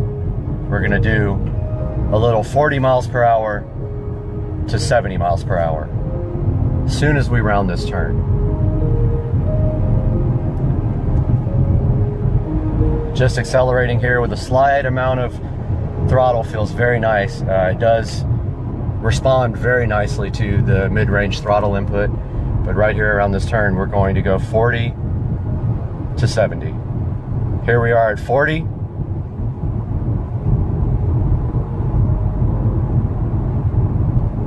And we're going to put it to the floor there. There's a little bit of delay. There is 70 miles per hour. 80 and 93. Braking from 93. Very good.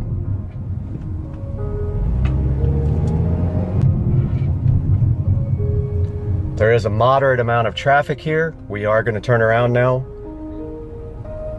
And I'm going to show you another acceleration run. Turning around.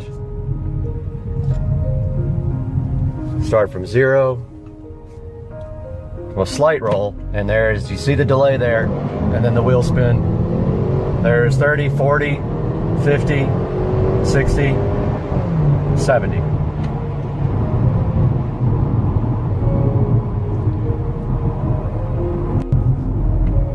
Cruising along at 38 miles per hour, this car feels very composed, very comfortable. I see no reason why you wouldn't want to take this car on any number of long road trips. And I just might do that this weekend. So as long as you keep this GLA 250 by Mercedes-Benz in the power band, it performs very well, and there's very little turbo lag. However, if you let that turbo spin down, you will be waiting for it. Pulling back up in the driveway here. From a nice drive in this GLA 250. Final thoughts on this Mercedes GLA 250. This is the brand new model from Mercedes-Benz, the 2018 model. This is the non-4MATIC model, so this only has front-wheel drive. As you saw from the video earlier, this car does break traction quite easily in the dry with the amount of low-end torque that it has from this turbo inline 4-cylinder engine. My review of this car, I'm going to give it a 7 stars out of 10 rating. The reason it doesn't get higher, a couple of things. The turbocharged 4-cylinder engine has quite a bit of turbo lag. There's almost a 3-second delay from a dead stop if you hit the throttle full. If you let this vehicle get out of the turbo range, it is kind of laggy. So I give it that rating. Thanks for watching, everybody. We'll see you next time with more reviews.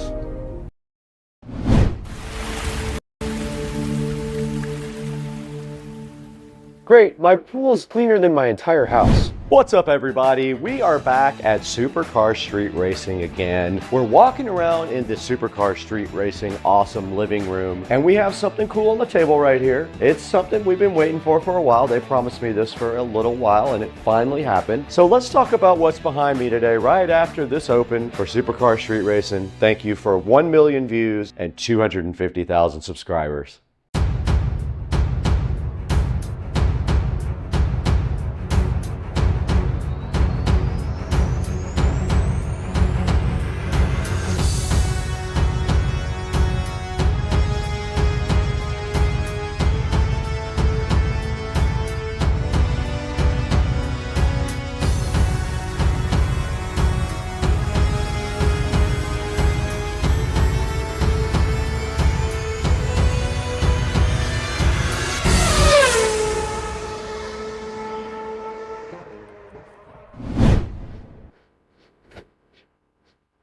Well, at least somebody's doing the work around here. We're back in the beautiful SCSR compound again. The beautiful compound has some new toys right here in front of me that we've been waiting for a while. They were finally shipped out to us, and now it's time to take a look at the Toolless cordless robotic pool cleaner. This is the Toolless Pleco Pro. And then right behind it, we have the Toolless S1 Pro. Both of those get their own videos, so today you're going to see just one of these. We're gonna start with the Toolless Pleco Pro. We're gonna get this thing out of the box and see what it's made of, throw it in the pool and see if it works, even though the pool is pretty much empty right now. We're gonna try, or just see how it operates at least, since I don't have a lot of leaves in my pool anymore. But let's get going today on this. Let's get it out of the box and see what it's made of. Hey guys, what's going on? You guys know CamDuck, and they are back. They sent me this X7 little tower thing. It is a multi-function outlet, but inside of this guy right up there, there is also a hidden camera. You know how CamDuck does it. They like to sneak that little camera in right there where nobody can see it. And also on the front, you have some USB Type-C and USB Type-A charging ports right there. So this will sit on your desk. There's a power button on the top.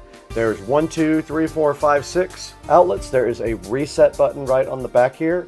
And there is also a SD card slot at the very bottom right here. That's where you put your SD card slot in that records. And we'll show you some footage from the CamDuck chilling in the kitchen. What's up, everybody? CamDuck, here we go again. We got you, CamDuck. Let's go, buddy. This is the CamDuck X7. Make sure you guys support CamDuck. They are a loyal sponsor of Supercar Street Racing. You simply plug this guy in like this, and then right here you can plug in a bunch of different outlets, and then at the top you got your power button like I said, and you can also plug in USB charging up here at the front, and nobody is going to see this little camera right here. Nobody. That's going to be just your secret. Sitting at your desk at work maybe, if you need that, here it is right here. Check out the link in the description and buy your X7. There it is on the screen right there. Get it from the link in the description and tell them that Supercar Street Racing sent you. Now let's get back to the great video. Awesome. I've accidentally opened the world's first robot swim club. Right in front of me here, beside this awesome Black & Decker knife that we use to open everything, is the Toolless cordless robotic pool cleaner. This is the Toolless Pleco Pro, and right on the front of the box you can see that it is cordless. It does wall cleaning, it does 7 cleaning modes, and has app control. There is a picture of it right there on the box, and on the side just a little more information about the Toolless official website and email address, a little sticker about the lithium battery that's inside of it, and then on the back side of it pretty much the same thing, a picture of the pool cleaner and some of the specifications that come with it. And that is it for the outside of the box. There's nothing that exciting on it, but when you open the top of the Toolless you do get something exciting. You get this hook, and this is for your pool pole. You can put it on the end so you can grab your Toolless right out of the water. If you have a standard pool pole, this is all you need, is this thing. And right here we do have an instruction manual. Let's put that aside too and see what's underneath that. All right, there's the actual unit there. There's the Pleco Pro right underneath this plastic condom, but on the side of it, it looks like there might be something there as well. Let's see what we have. All right, so on this side, it looks like we have a power adapter. So this must be the charger for it, I'm assuming. Let's also put that over here. We don't need that right this moment, nor do we need this where we're going. And the Toolless is wrapped so nicely in this plastic condom. Let's get that unwrapped, and then with 2 hands, we'll get this directly out of the box.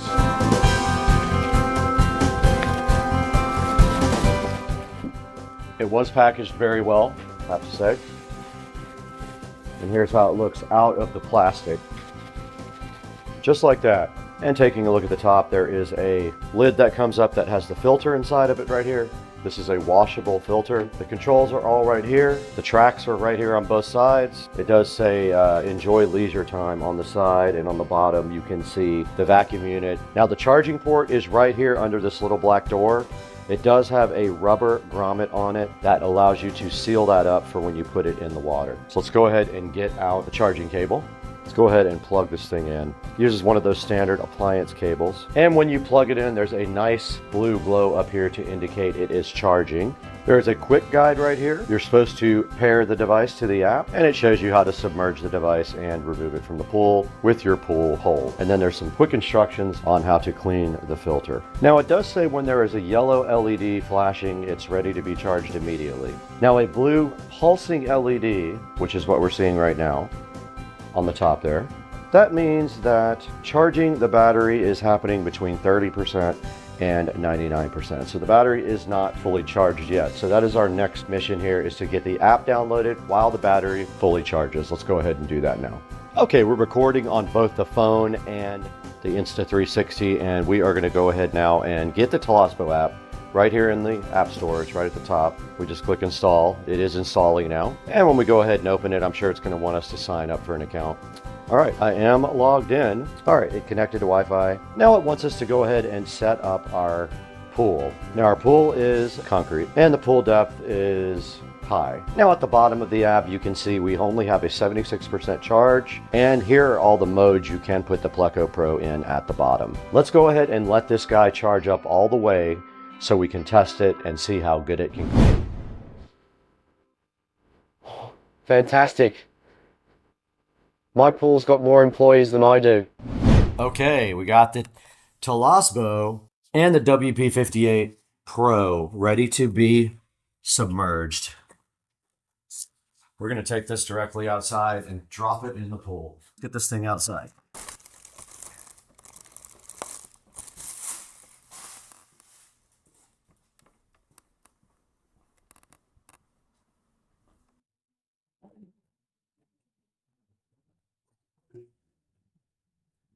We're ready to test. There's a few leaves in the pool. There's not much. So I'm opening up the app. Just turned the power on. We're going to go into standard mode. Set before entering the water. I think I just have to drop it in the water now. Let's try it. Why not? Bye-bye, phone.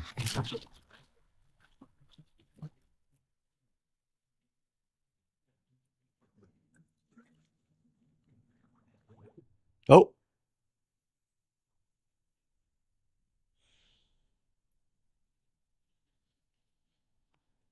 Something's happening.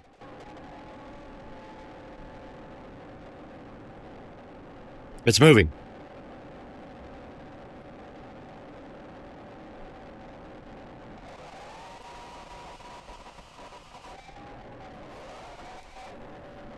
It's moving underwater towards the deep end, right to the leaves.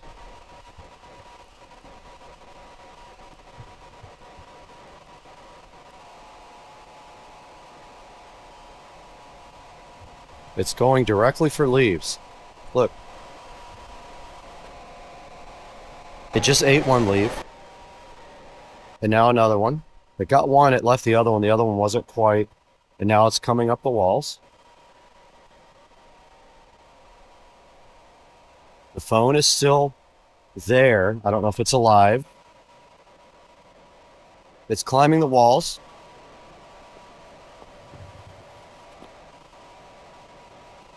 The phone is on. I see the screen. Phone is out of the water. It's still recording. And the telescope is doing its thing. Look, here comes the phone again. On.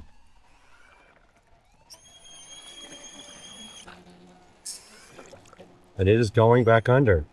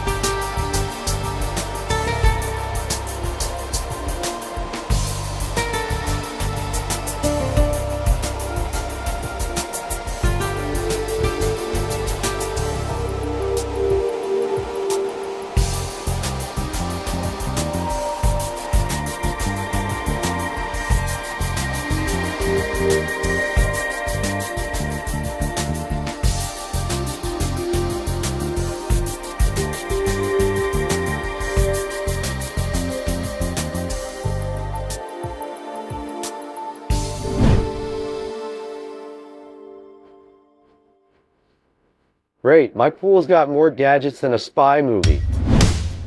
Hey, what's up guys? We've been busy today playing around with the Toolless Pleco Pro cordless robotic pool cleaner. Toolless did send us two of these. We have another smaller one in there to test. We tested the big one with the 4,000 gallon per hour suction, the dual layer filtration system, the 4-in-1 pool coverage, and up to 220 minutes of runtime. We went ahead and checked out the app where you can program what you want the pool cleaner to do, and we tested it underwater on my actual pool. Albeit, I don't have a lot of leaves in the pool, but it did pick up all the leaves that were in the pool and was ready for more.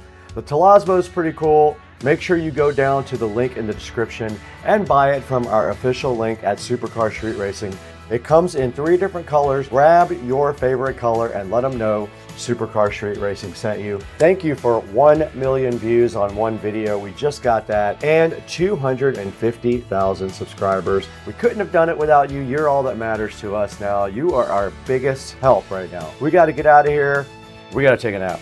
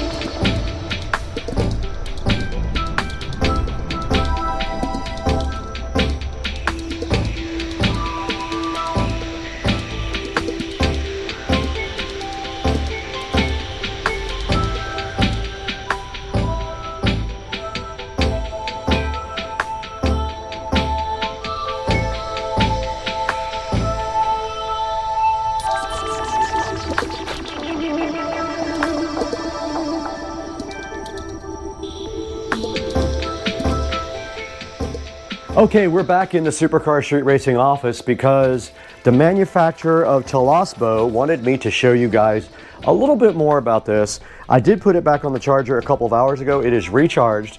So today we're going to take it outside and show you guys the different cleaning modes of the Toolless pool cleaner here. Let's get this thing outside. Okay, we're back in the backyard now at Supercar Street Racing, and Toolless wanted me to show you some more stuff on their pool cleaner. Now, there's not a lot in the pool, but they want to show you how this thing operates by going through the different modes that this thing has to offer. So there are different modes available in the app, and those are right here in front of me. If we take a look at the app, we have standard mode, bottom mode, wall mode, waterline mode, eco mode, turbo mode, and wall then floor mode. Why don't we go ahead and show you guys the wall mode by pressing that now. Let's see what it does. Now it should start up once it gets the sense that it is in the water. We'll see if it goes on to wall mode. We should start seeing some bubbles pop up. There goes our motor turning on. You can see the water moving. Now this guy should go into wall mode.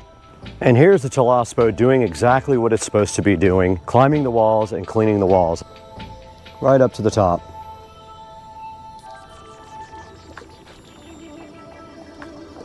Right out of the water, it got the very edge of the tile line, scrubbing that tile line. Let's watch it go again. Scrubbing back on the way down, you can clearly see that. Still scrubbing the bottom of my pool.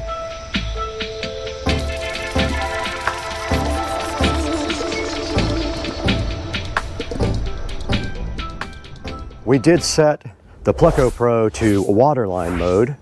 We're going to see how it acts now. Let's see what it decides to do. And it's climbing my stairs. Look at that. It climbed right up the steps. And right up the next steps.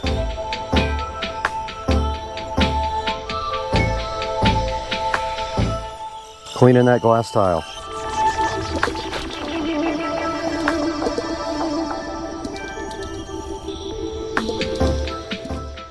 It came right back up. And check it out, scrubbing that tile.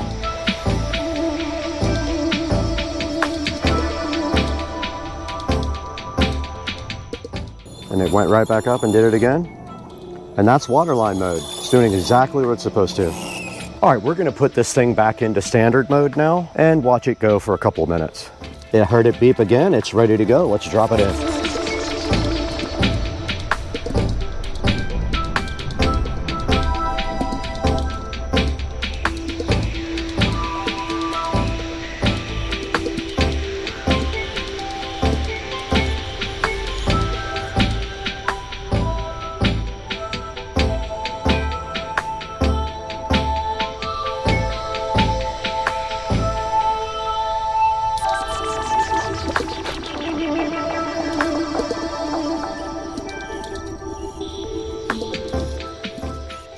The only mode I haven't showed you guys is turbo mode, but you get the idea on that mode. It's the same as floor, but it concentrates on floor only. Turbo mode is strong cleaning on the floor only. Guys, so that's it from the backyard at Supercar Street Racing in the Humble compound. Check out Toolless. They wanted me to reach out to you guys and let you see their cool robotic pool cleaner. If you have any questions, drop them down in the comments. We'll do our best to ask the manufacturer or answer them ourselves. That's going to do it for today though, guys. We'll catch you later. How much ice do I put? I'll do the 6 or 7 cubes. apple cinnamon. It reminds me of my DEA days, making methamphetamine. I'll do the apple cinnamon. Apple cinnamon. Okay, apple cinnamon. All right. This is going to be amazing. Here you go. So what is it? What's in there? 1 billion views. Just regular old Jack Daniels. Okay. So just 1 JD right there. A little bit of simple syrup. Yeah, you can get the stuff at Publix because I buy it all the time. It's nothing but sugar water. Yep. A little bit of bitters. The doctor of all goodness. It's true. It is doctor. It's a surgery. Dr. Feel Good over there. You actually should get... Cheers. What are the other cherries, honey? I got the wrong cherries here, but... No one can have their own cherries. The dark cherries. Yeah, I don't have the dark cherries. What? Dark cherries. Nah, I can't remember the names of them. I don't know. I got nothing. I don't know. That was a question I couldn't answer. I don't know. Put that. This is the best part. Okay, Oh, Mike. yeah. When you get And fire we, involved and in we anything, selected Apple cinnamon. apple cinnamon. Yep. He's a freak for apple cinnamon. I haven't really watched him do this either. Well, It's pretty fascinating. Like, it had me. Wait till this gets 1 million views. And we can finally retire. Young. This is like we're fish. doing something illegal over here. well, I know. it's much feels- different than a cold cook or a heat source cook. We're not making math here, folks. You who are making meth will figure that out. This is the old-fashioned doctor. This is the best. Chris is the only young person here. We're all just like his grandparents. Blowtorch. Anything with fire is good. I know, that's what I'm Absolutely. saying. Absolutely. I think that's why I always like creme brulee. That's why we like that movie Fresh. Oh my god. Oh my god, that movie's crazy. Oh, jeez. This is amazing. But you see, I mean, the viewers can see that, like, there's actually, like, a black something going over the drink inside there. It actually turns black. Smoke. Oh. Yeah, it turns it, like, charred. Because of this thing. Doctor of all drinkage. Good smoke. Did it get in there? I'm not seeing any smoke. You know what? I don't see any either. Do we have another torch? Is your torch all, is maybe. it petered out? It may be. Okay. Oh, it's rolling. Oh, yeah, it's working. Phone's melting, but that's cool. That's all right. I'll buy a new phone. The top's about to catch on fire. Maybe the holes are plugged up. It didn't really do what mine did. It didn't. No, Yours mine. is kind of like All right, so let's. waterfall down into it. Mine Let me, totally Need turned to clean dark. it? Yep. Yeah. Uh, It stopped That up. might be plugged up. Yeah. that's The hole's how it won't plugged. catch on fire? Your hole's plugged up. Can't have a plugged hole. No. Hell no. Nobody's got time for that. No. It's like prison shit. Unplug your hole. Oh, yeah, finger it. Oh, gee. Okay, we can't put this on YouTube if you guys get dirty. Don't get dirty. We're going back with. Apple cinnamon. Apple cinnamon. Where is it? Where? Oh. Okay. Bartender's a little buzzed. That's okay. There's no doubt about that. This is going to be the best video ever. This is better than axe. No. We had axe throwing. It'll probably get more views. Yeah, it might. Alcohol. Because, fire. okay, so what do we title Oh, this? there it goes. Yeah, the hole. What's our clickbait? Yes, there it is. There How you to make go. the perfect old-fashioned Old fashioned. with Byron. Yeah. Now Game of it's- Thrones. Game of Thrones. Dude, that's so sick. Where you buy them little things? Oh, look at it. It's cool. The wood, Amazon. Amazon? Are we getting smoke in there? Captured? It's hard to There tell. was I think for a there was minute, some. Mine was way better though. I don't know. Oh, there it is. Look it. Look it. Look it. Look it. Look it. Look it. You see it? Look Oh it. yeah. We have Look at that. We have smokage. Smokage. Okay, that was cool. It looks so cool on the camera though. For real. Yeah, it did. Look at that, my friend. Oh, yes. Chris? Thank you, sir.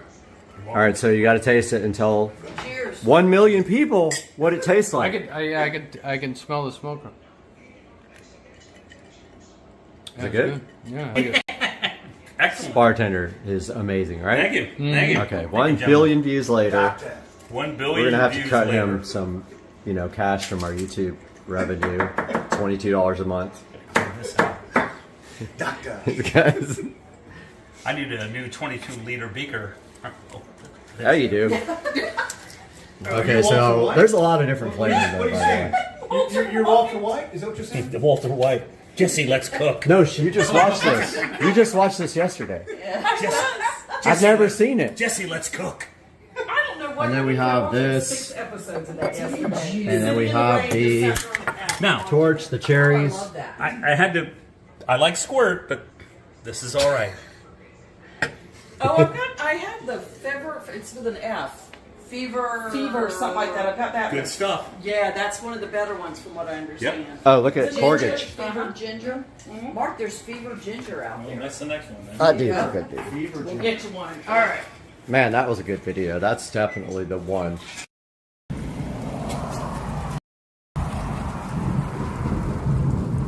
Yep.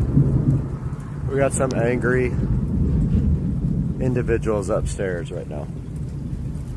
What did you guys do? What did you do?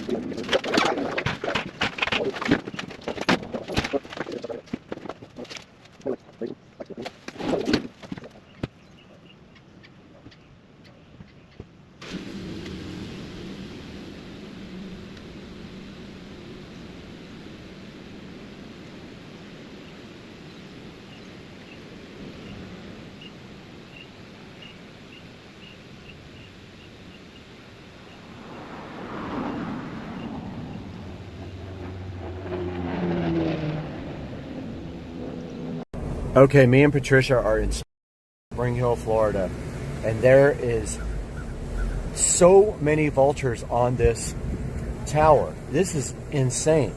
There's probably 100 vultures on this tower. And in the trees. Actual operating system and the waterproofness of this phone. So let's go ahead and take a look at this phone in a little bit closer way, and we'll start looking at some of the features. Great.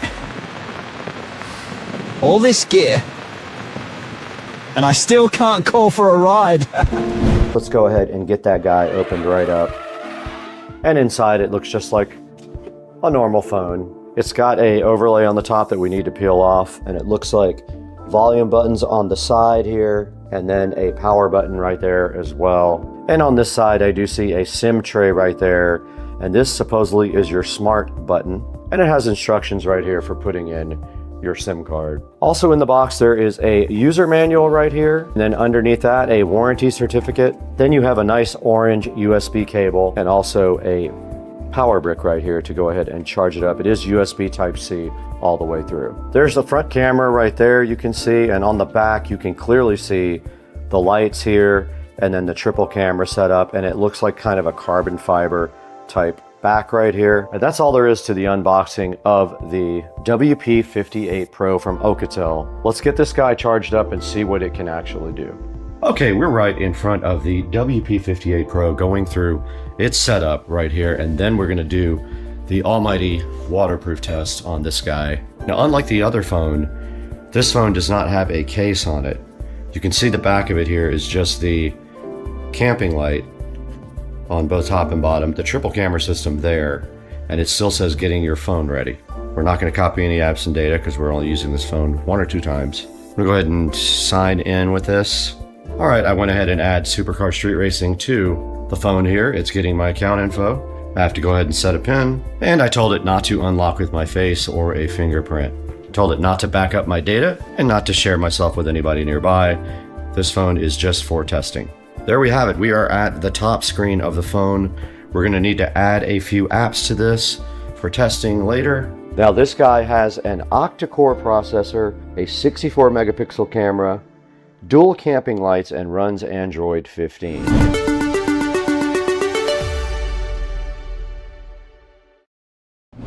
We want to be on video though, so let's go to video, go to settings. It's on 1080p, I put it on 4K. Now we're recording. All right, let's see if this guy is actually waterproof.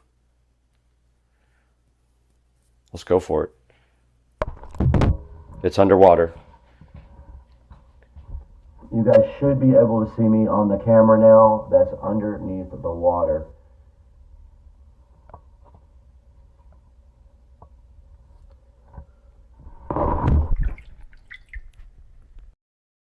Hey guys, welcome back to the channel. Supercar Street Racing, and here we have the 2014 Club Car Precedent. Today we're going to be doing our first mod. We're going to see what happens when we try this. If you take a look at these side skirts here, someone thought it was a good idea to put a ugly chrome diamond plate side skirt on here. We're going to be taking these off, and maybe, I don't think we can take this off. This is actually part of the, I don't know why every single thing on a golf cart has to have a logo on it. That's ugly. It wraps all the way around here like this. Can't get the Ingersoll Rand off of there, but we're going to take these side skirts off and attempt to paint them matte black. I've got the paint up here on the table, and I got it from that orange store, Home Depot, and it is Fusion all-in-one. And I did pick up new screws for the steering wheel. However, I thought they were tapered like this, but they actually are not. The ones that are in there are just regular old screws. So I bought the wrong screws, and I don't currently have a vehicle to get back to the hardware store. But yeah, that's what's happening today. Supercar Street Racing.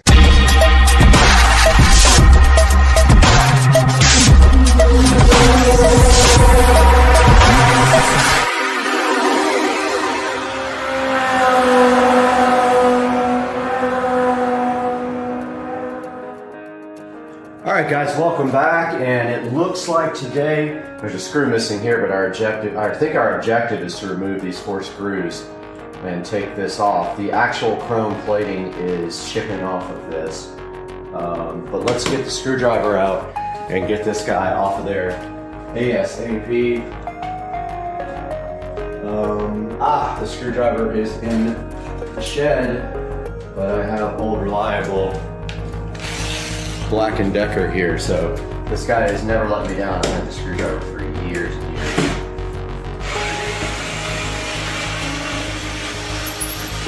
This screwdriver is really good.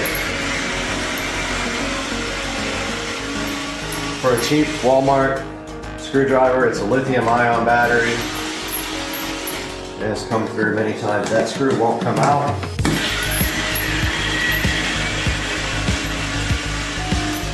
I think this just slips off now. I don't feel any screws on the side at all. Feels like it's loose.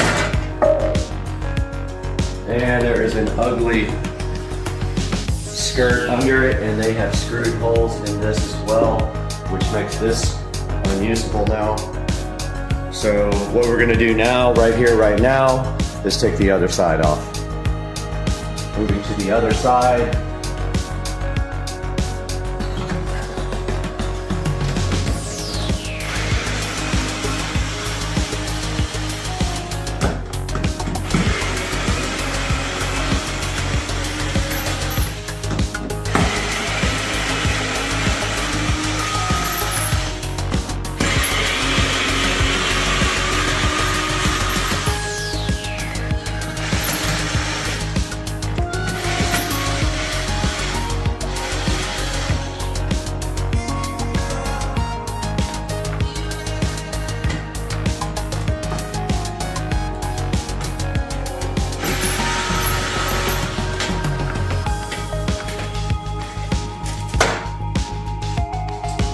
So the side skirts are the Ingersoll Rand side skirts. I can't even say it.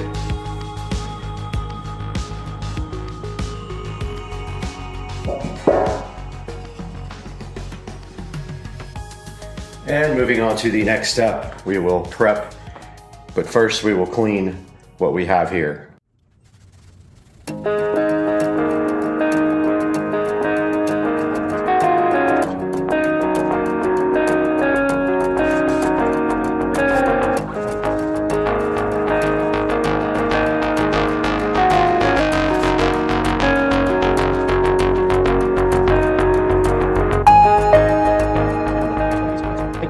Okay, so I got the deglosser out here and I went over these one time. I'm gonna go ahead and go over them again with deglosser. This basically takes off shine and helps the paint to stick. And these things are absolutely trashed. So I am either going to, if this doesn't look good after painting, then they are going to be replaced, the original side skirts, with the same ABS plastic ones. But yeah, this thing is, these are ready to be painted. I think I'm just gonna paint it right here. And yeah, I mean, try not to get overspray on my card. Maybe I'll throw like a sheet over it or something. But yeah, I'm gonna do that next. All right, ready to paint these things. It's actually pretty cold out here. It might take a while to dry.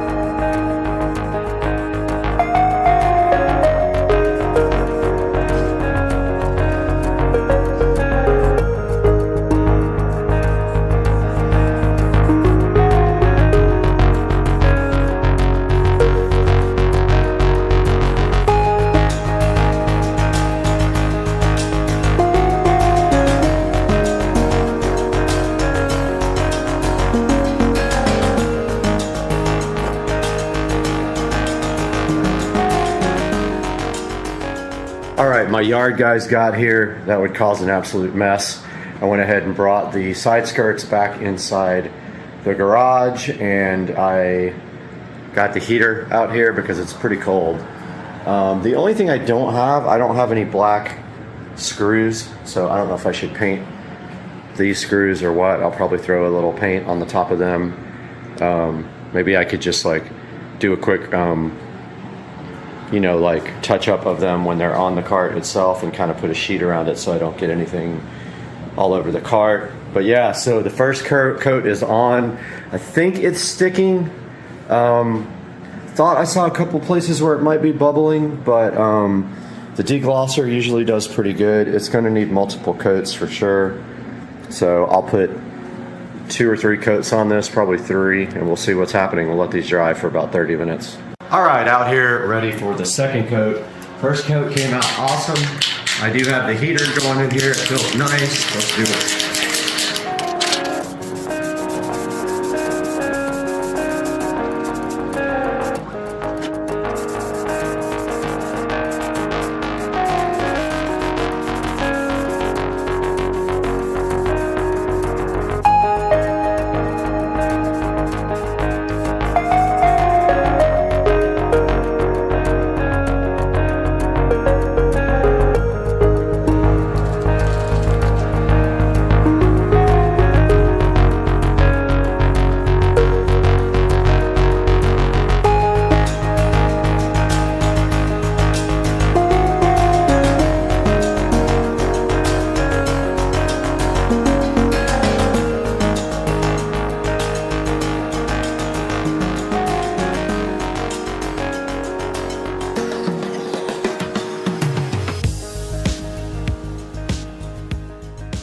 I'm going to go ahead and try to put them back on and see how they look.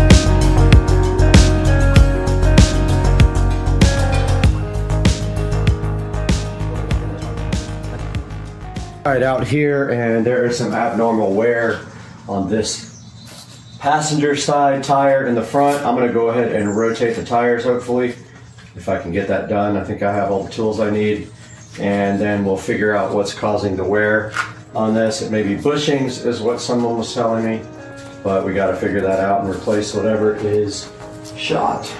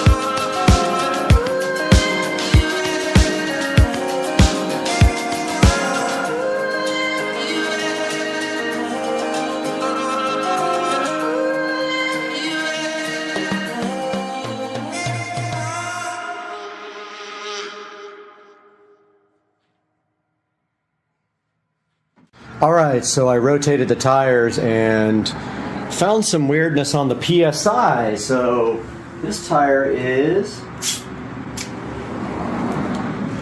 they're all over the place basically. This tire is at 32, the other one is at 17. I read online a good PSI is 20 PSI. So I'm gonna go ahead and take some air out of this one and air the other ones up.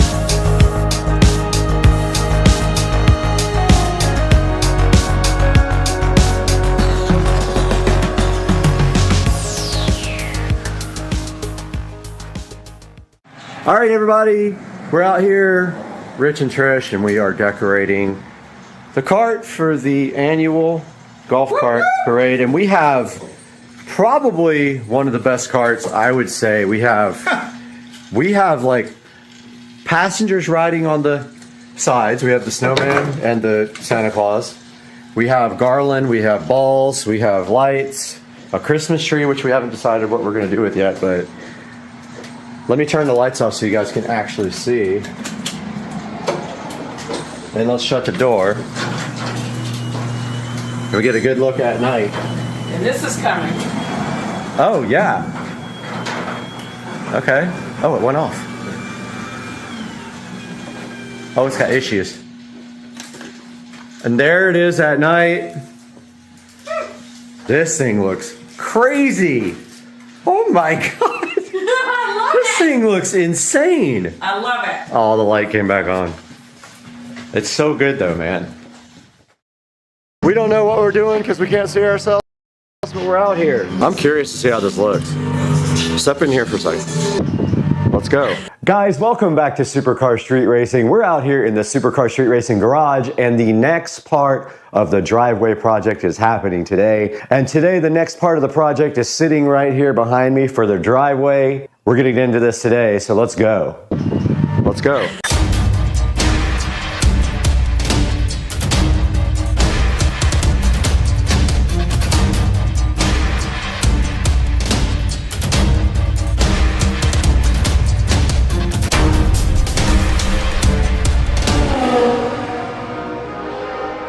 Guys, out here in the Supercar Street Racing garage, and right in front of me we got the next piece of the puzzle for the driveway project. It's sitting right here in this box. These are quick connectors, and these are the well lights that are going so freshly into the driveway.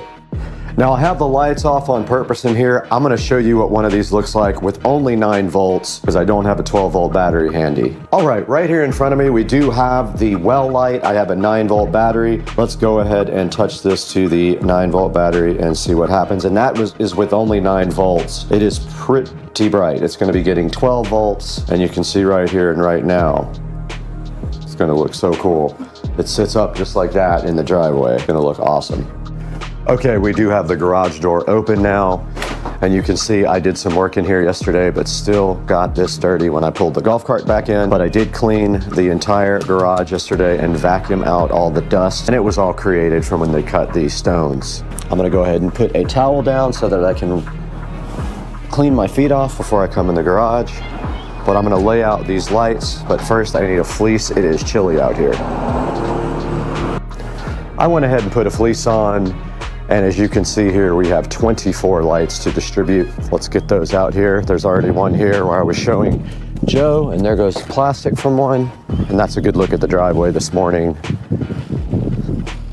So early in the morning. I actually need something to put these plastic things in. So I'm gonna go ahead and get a bag for that. All right, I do have my measuring tape out. I do have all the lights. So let's start up here at the front of the driveway and just kind of lay out what we're going to be doing here. And of course, I think one will look really good. Up here, I don't see a wire run. I don't see wire. I guess his plan was to run it down the side of the driveway here, which is fine. There.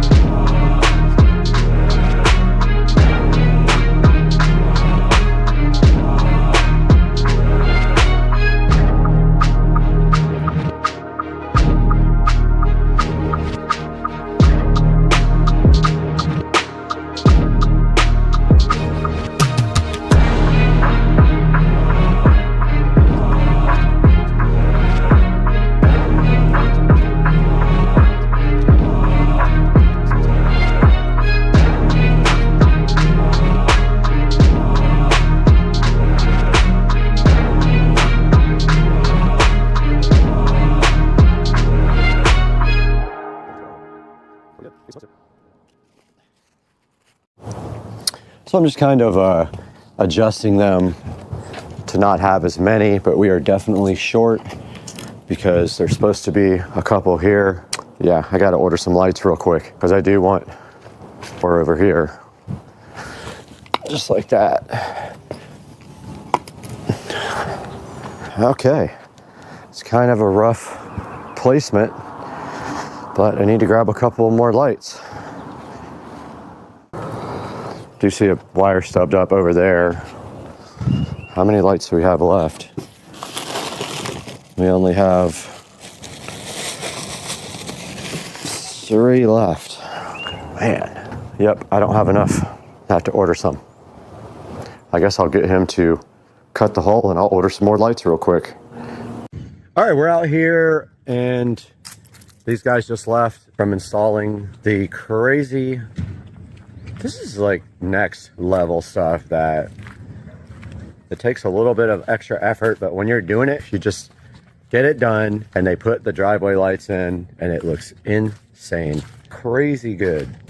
And so we have like lights all the way. Only one problem, I ran out, so we have spots here and here for lights. But where are the wires? I don't know. So once they pulled everything up, they also put drains in here that go to the yard. So basically when the drains come down, if they drain on your pavers, it will wear out the pavers. So they put a drain in that goes from here, and then there's like a little round thing in the yard right here that drains out. And then the same thing on this side, they drain, goes under there, dug under, and there should be a exit point somewhere out here, right there actually.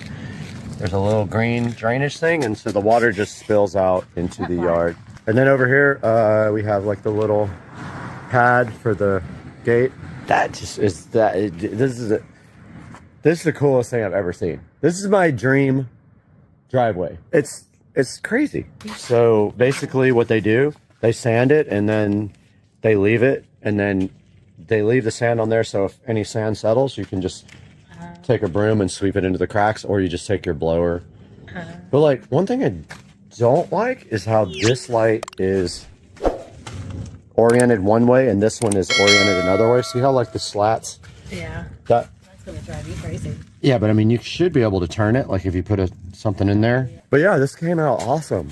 Oh my God, it looks so good. I think we exceeded the value of the neighborhood. What do you think?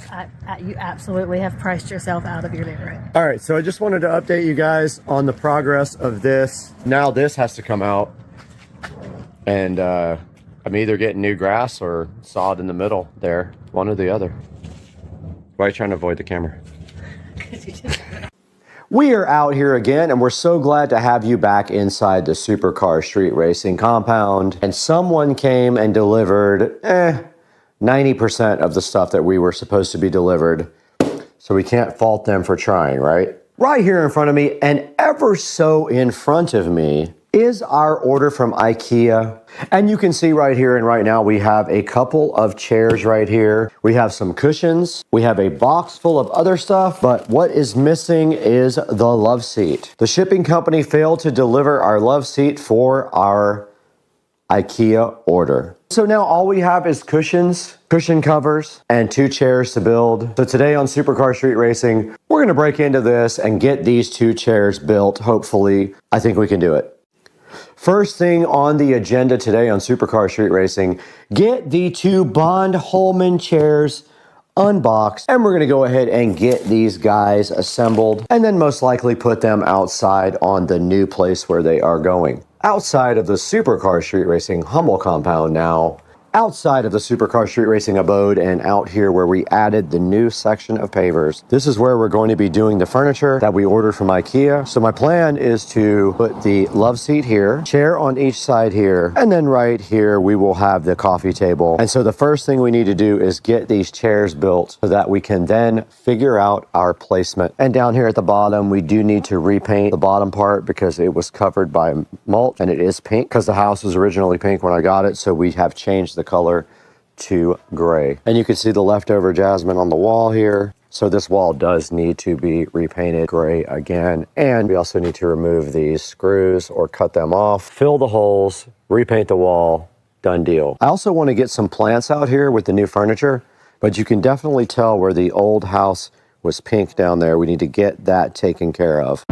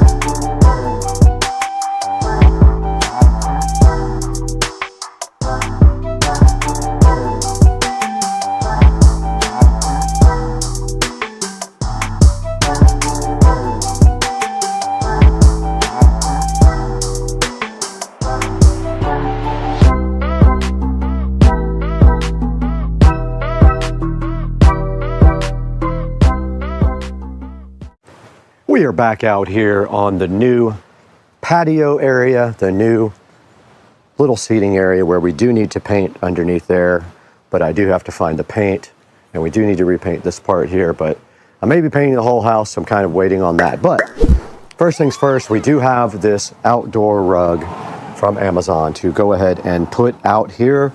Let's get this thing unwrapped and see what's up.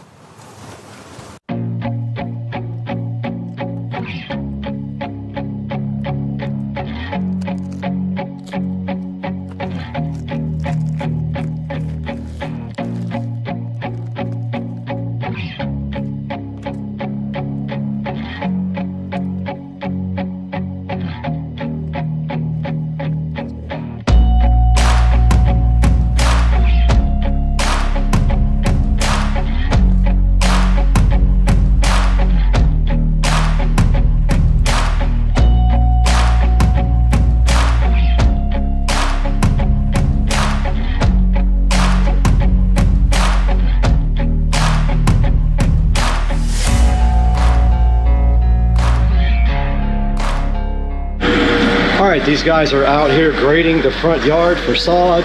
We got the furniture all finished as well. So they are just flattening all this out for me to install sod on it later today.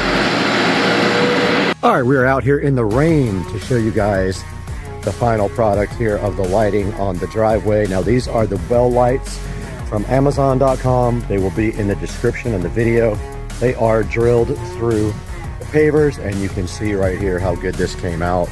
We have the lights on each side of the driveway. We have 24 lights plus 2, so 26 lights in the house, and you can see that we took them all the way up to the fence. And then over here on this side of the yard where we made our little pad, we have 4 lights on the corner of that area too. I did spend time today getting this garden all ready to go, and tomorrow we are supposed to be getting sod. Got the rug installed as well, and that is it from outside because it is raining, guys. But I hope you enjoyed this video, and hope you see you again very, very soon. Liner. Yo, I got the Govee permanent outdoor LED lights installed, and they are looking fly, dog. These things are awesome. I love them. Out here at Tuners Inc. I almost called it Speed Fab. Tuners Inc.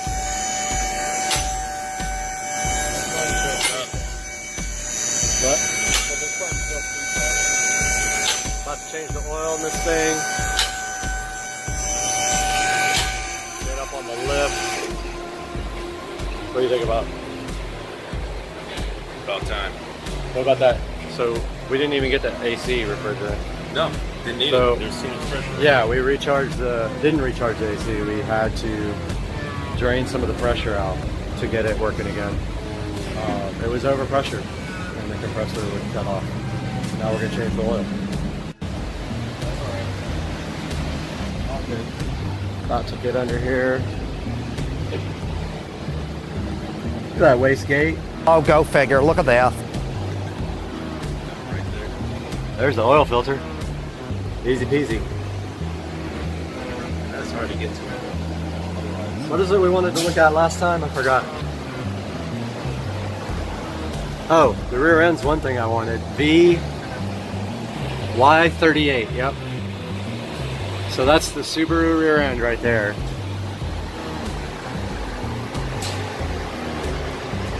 Oh, this axle's leaking.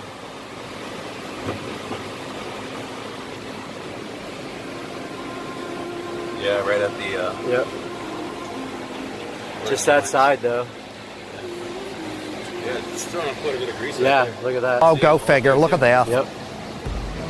Layer. Yeah. Axle's leaking right there. Yeah. Oh, go figure. Look at that.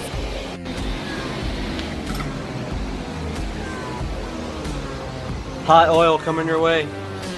And who knows how much spurt power it has.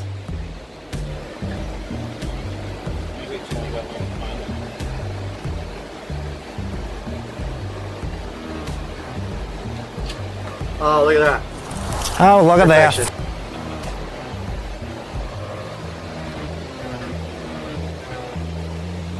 Dark. Oops, I put my phone in it. Yeah. Oh, that's the other thing I wanted to look at was the coilovers. Take a look at the yellow speed racing coilovers.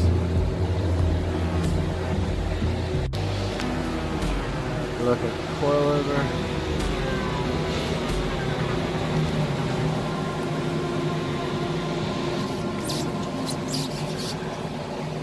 Oh, sick. I can actually see the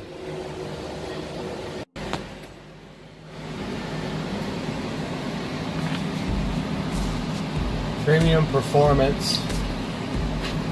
Yeah, that's the ones that we thought. Yellow speed racing premium performance. And man, they got 3 inches of. Got the new oil filter in there. Right there. Oil still draining out. World's smallest drain plug.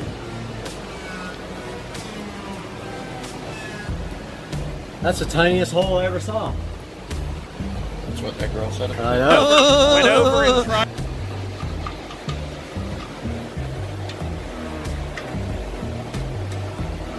But no More spring. interested in having a big gaping hole? Oh, what? Are you more interested in having a big gaping hole down there? No, it's a good size, I guess. I guess that'll work.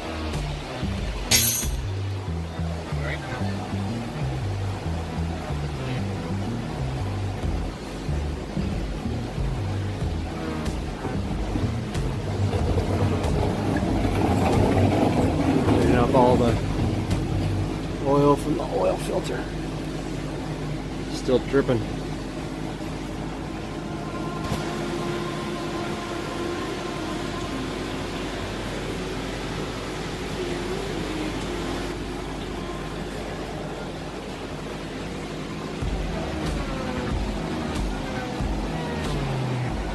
Some oil right there too. It's a tad bit. Right here? Yeah. Wonder what's going on there. Here too, so it's going to be further forward. Oh yeah, it might have just been from the engine. Yeah. Yeah, the transmission's like brand new. It is brand new.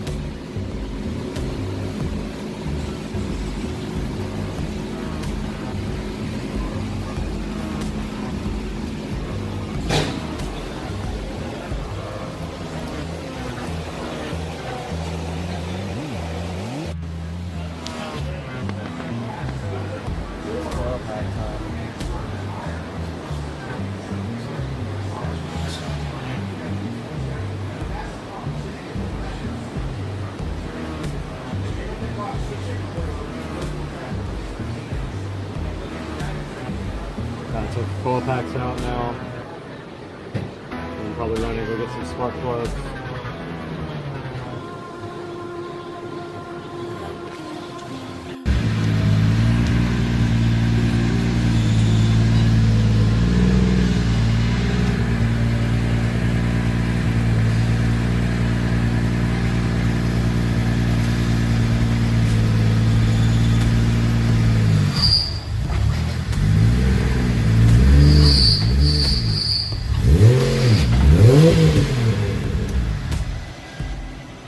Tracy's getting the car up on the dyno.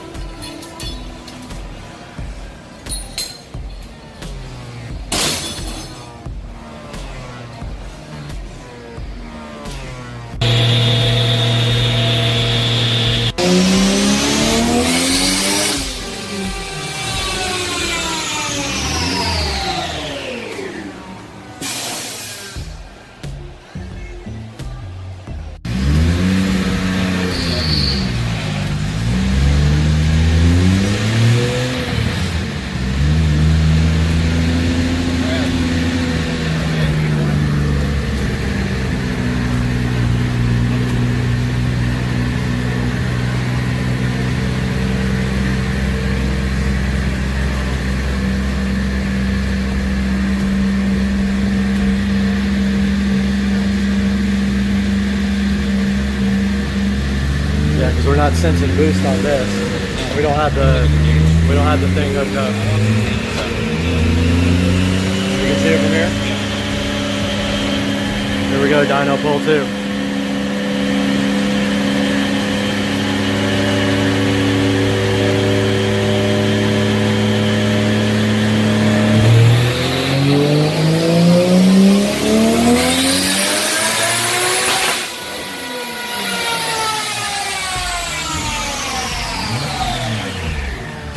It spiked to 14, but it dropped to about 12.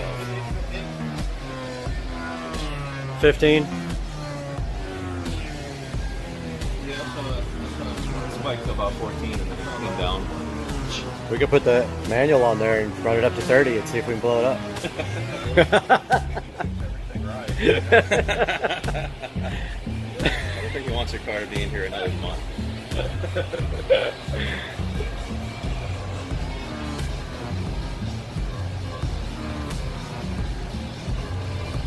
Well, Lexus. Did it hit? Yeah, he did.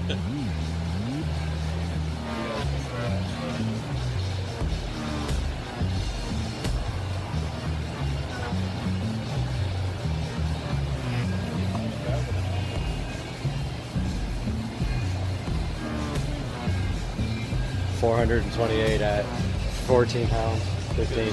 That's like pretty much exactly what I made. My first round. Yeah. Oh yeah, that's his first dyno pull. It's like right on. That's with no tweaking. He hasn't even touched it yet. Right. Just running on the spring.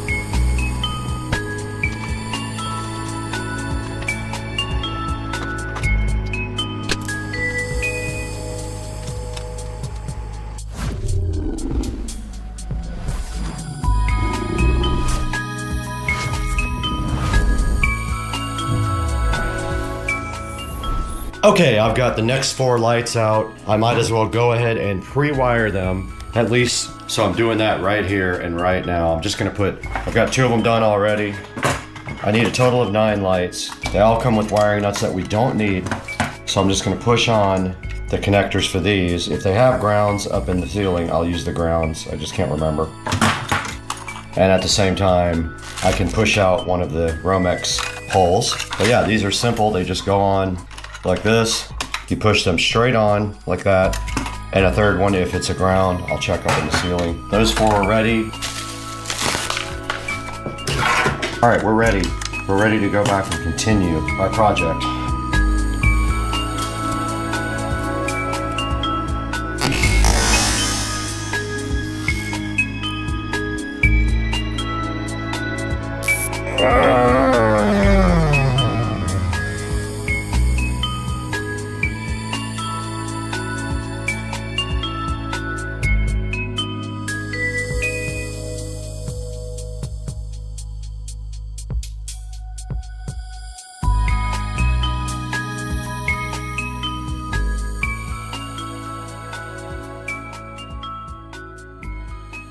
All of my new garage lights have been added to these. You can see we have separate control over all of them. I'm gonna go ahead and turn on the dream color. I turned on 2 of them. You can see the red right there, see red right there, and I am turning on all the other dream color. They are all defaulting to red. Those are all red now. Check it out. Are they all red? Forgot one of them. Now they're all red. Now let's go ahead and put a scene on these guys. Let's just see what looks cool. It'll be better at night. You can see Iceland blue running on that one. I'm gonna go ahead and switch off all of the main lights. I'm just switching off the main lights in the app and leaving the dream color.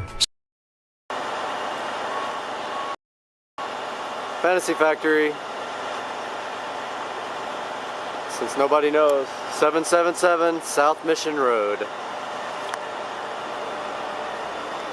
That's it. Peace.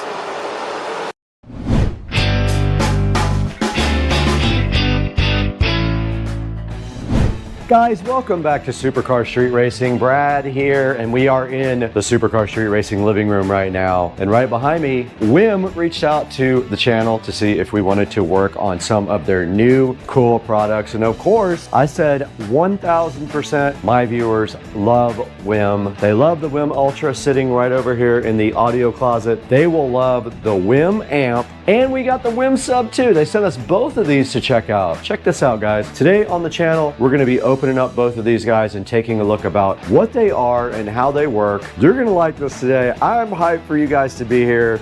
Let's get rolling. The train's going out right now.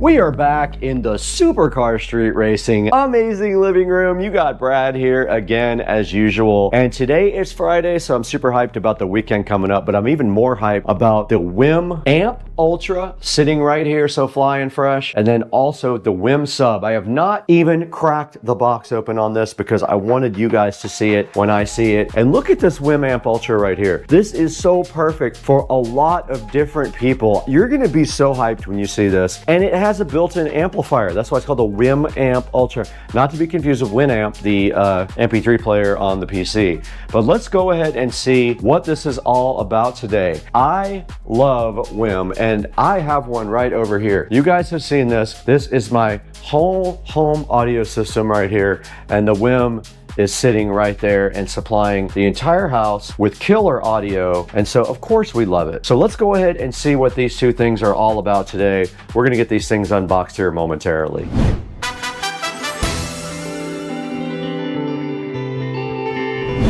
So this is the Wim Ultra preamplifier, which I bought because I thought it was so cool that it had subwoofer outputs and does all the streaming. And it has been a workhorse for the SCSR compound and the whole home audio system that I built right here. You guys can see that video on my channel where I rebuilt this whole entire closet. Just gonna tan here, but wait.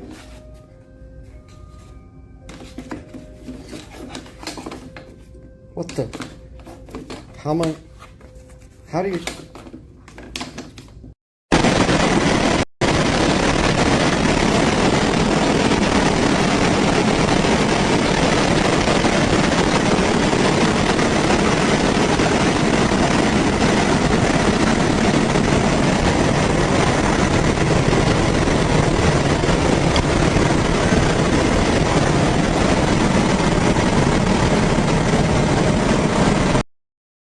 Hey guys, welcome back to the channel, and we've got a huge update for you on this wonderful Friday evening in the Supercar Street Racing studio.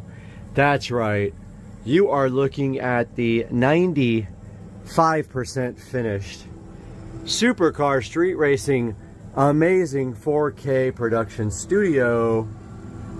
And I cannot wait to give you guys an official tour, but let me tell you what we have done since the last update. So we got the switch, the Netgear switch, mounted on a nice board, and you can see there I finished it all in very nicely with the foam tiles. It looks awesome.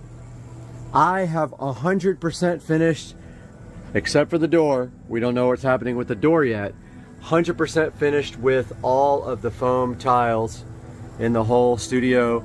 Some of them are falling off, so I have to glue them back as they fall. I put extra glue. That's okay. That's gonna happen because I didn't use a ton of glue everywhere, but yeah. The other thing that's not done is the studio lighting. So this is lights for maybe studio stuff, like a, you know, lighting for me when I'm doing productions. There's one on both sides, permanently wired on. That is not done yet. Everything else almost is done except for table management. So I ended up buying this desk. It's very cool. It's actually a door that was made into a desk with IKEA legs.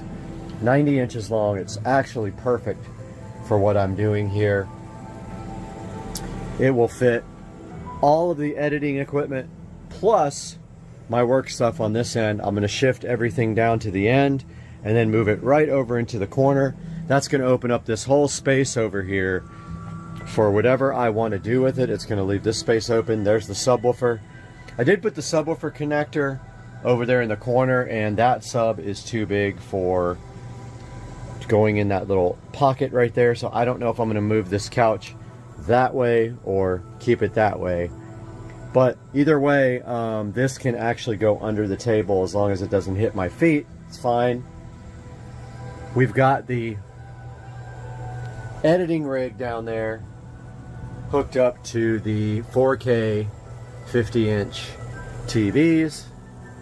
Two displays there, two displays there, and of course when you move the mouse, you can move from one display over to the next display, and then down to this display and over to that display, where then you can open up a nice monitor session here for Supercar Street Racing.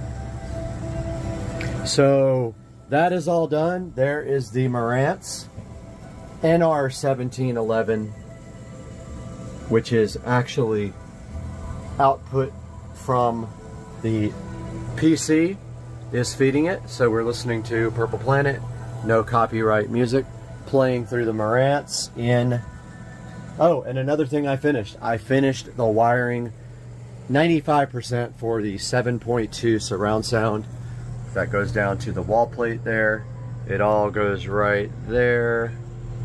And all I have to do now, right here, right now, tomorrow, because I'm burned out, is on the receiver end, I'm going to put banana plugs. So I'm going to shorten the wires once I get the table closer to the wall. You can see right now it's about 2 feet off the wall. When I get it closer to the wall, I'll shorten the cables, put banana plugs, clean that up, and then I've got tubing to run straight down because there's no wire management on this desk. What else did I get done? I got all the wall plates installed, all the foam tile done, all the speakers are on and running, and they have been set up with Odyssey, so they have been calibrated. That is probably not my final subwoofer. It might be, I'm not sure yet. I'm still looking for one. People think I'm a scammer on Facebook because I don't have a picture. Well, that's fine. I won't buy your stuff. Yeah, so we got Supercar Street Racing going on this monitor, some Visual Dawn up here, some 4K scapage, and that is going to wrap up this update until we do the full tour when I am finished. But guys, it's looking fabulous in the Supercar Street Racing studio. I hope you guys love it, and we will see you tomorrow with another update.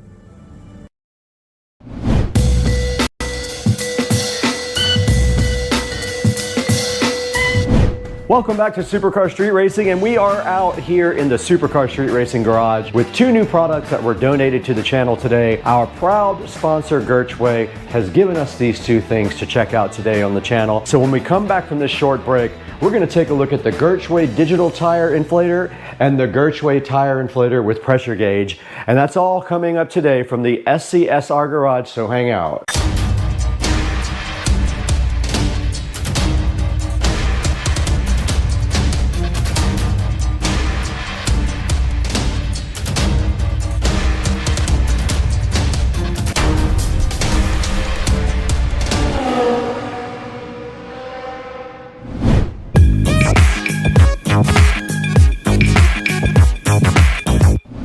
Welcome to another unboxing and review on Supercar Street Racing, and you can see right here and right now, we are out here in the SCSR garage with two products from Gertway.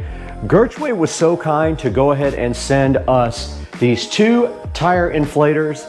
One of them is digital, one of them is not, so you can pick which one you like best after we show you exactly what they both do. And they are sitting right here on top of the Tesla Model S Plaid. And what we're gonna do today is go ahead and unbox these things in front of the SCSR Plaid, and then we're gonna take a look at how you use them. Now, you do need an air compressor or an air source of some kind to use these two devices right here. So you will need some kind of air supply for it that has a quick connect fitting on the end. Now, one of these guys right here is a standard analog gauge, and that is this one here on the right here. And then this one next to it is a digital tire inflator. So if you want to go like a little bit better quality and a little bit better display, you can go ahead and get the digital one, which we will open both of those here momentarily. Now, taking a look at the first product here, this is the Gertway tire inflator with pressure gauge right here.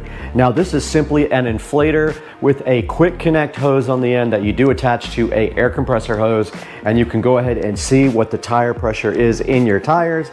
And when you squeeze this handle, it should allow air to pass into the tires here, and you can go ahead and air up to whatever preference you like. Now, on the back of the box, it does say it's useful for any kind of automotive or bike, truck, car application. It tells you that it has a 100 PSI limit to its inflation range, a plus or minus 2% accuracy, a dial resolution of 1 PSI, and it measures in PSI. It has an NPT connector on the end for any air compressor. The tire inflator with pressure gauge. Now, this other one sitting right here in front of us is the one we talked about that's a little bit upgraded from this guy right here. Now, this is the Gertway digital tire inflator with pressure gauge. Easy and precise tire inflating, and look at the front of the box here. It shows you what a cool looking device this is, and it looks like it does have a light on it. I'm interested to go ahead and check that out in the inside of this box. And on the back, it shows you again that it has a application for bike, motorcycle, car, and truck, and it does say it has a 3 to 200 PSI inflation range, so it does go higher than this one up here. It has a plus or minus 1% accuracy, a 0.01 PSI dial resolution. It measures in PSI, bar, KPA, and KGF CM2. And it also has the same NPT air compressor fitting sitting right on the end of the cable here that you can connect to any air supply source that has NTP.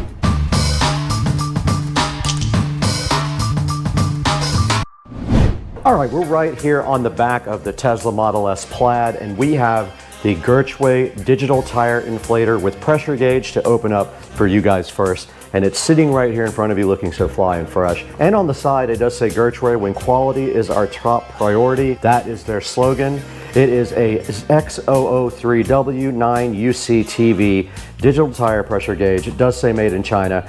It's got their website here, gertchkit.com, and then there is an email for their support at gertchkit.com. And on the front of the box there, you see the picture of the digital tire inflator with pressure gauge, and it says easy and precise tire inflating. Nothing on the side and on the back.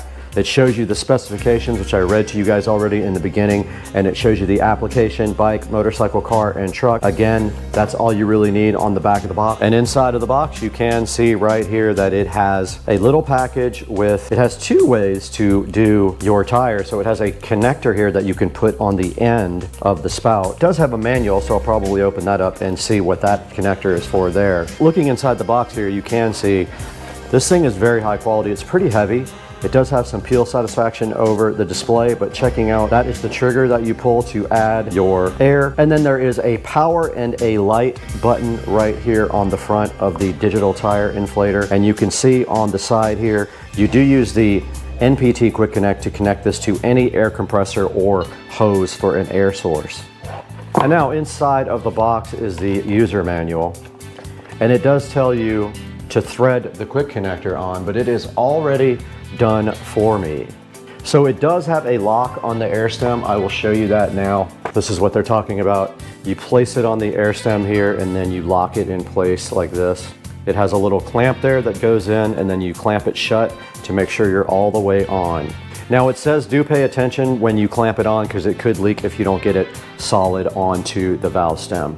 It says go ahead and push the chuck onto the air stem firmly and rotate it on the valve stem thread until it seats, or use the included screw-on air chuck. So that's what this additional thing was. There is a screw-on version as well if you'd like to use that, but in order to use that you have to remove this other guy from the end of the hose here. So to inflate your tire, very simple. You just simply squeeze this and pay attention to the display here, but that is it. And if you want to bleed off air, you simply press this button while you're connected, and that does bleed off air. We will demo that to you guys in a short amount of time here. I think I know why it didn't work. I think I know what was going on. I think it had a clear plastic thing inside there to keep the batteries from going dead. Let's see if this does the trick here. And now it is on, so yes. There was a clear plastic inside. Let's go ahead and put the cover back on. Thank you, Gershway, for the batteries. Let's go ahead and get these screws back in. So just take off the back cover and remove the little plastic and you're good to go. I didn't see that in the manual. I'm gonna double check and maybe have Gershway put that in for the future. No matter what, you do have to take off the back cover though, because there is a plastic that keeps the batteries fresh. See right there, we turn it on and it is set to bar. So if we push it again, now it's on KPA and now it's on PSI. Let's go ahead and peel off the protective peel sat. There we go. Peel satisfaction guaranteed on that one. Now here again, here is the bleed, and then here is the trigger to go ahead and add air. I'm gonna go ahead and power it off, and there it did shut off. Now here's a look at the accessories they give you. They do give you Teflon tape, so if you have to change out the NPT fitting,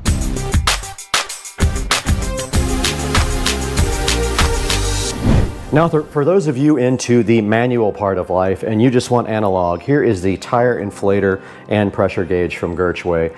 And on the front it says it's easy and precise for tire inflating for home, shop, and professional on the side. And right on the back it says it's for motorcycles, bikes, trucks, and cars. Shows you its specifications, which I read to you earlier. And then it has their website, their email address, the little barcode, and this is a X001Z 1GOZX tire inflator pressure gauge. And that is all that's on the box. Let's go ahead and get this guy unboxed for you. And right inside there, we do have an accessory pack. And this time, if you want to use it, they do give you this long style tire inflator valve connector. You would have to remove the one on the end of your inflator and use this. And since this does not use power, there is no battery to worry about here. And taking a look at the inflator here, pretty high quality. It's very heavy. I like the way the gauge looks and I like the contrast of the gauge. This is our trigger to add and remove air here, and this is our bleed right here on the side. So when you're ready to bleed off air, you simply leave this connected and you go ahead and push this button and it will bleed off air from the tire. Deeper into the box here inside the Gershway analog tire inflator, there is an instruction manual, and this does say to thread on the NPT fitting, which is already on the inflator, so you don't have to worry about that. And then it says connect the Gershway pressure gauge to a compressor using the quick connect or a air hose from somewhere. It says put the air chuck on the valve stem, and to avoid leaks, push and turn. It also says you can use the enclosed dual head air chuck, which I showed you guys already. And then to fill the tire, of course, you squeeze the handle here on the side, and to bleed air, you simply push this button, and we will demonstrate that here momentarily. The dual head air chuck is mainly used for heavy duty vehicles, and that is it for the Gershway analog non-digital tire inflation device. Now the next thing we're gonna do is get down here and actually use these. So we're gonna need our air compressor. Let's grab that.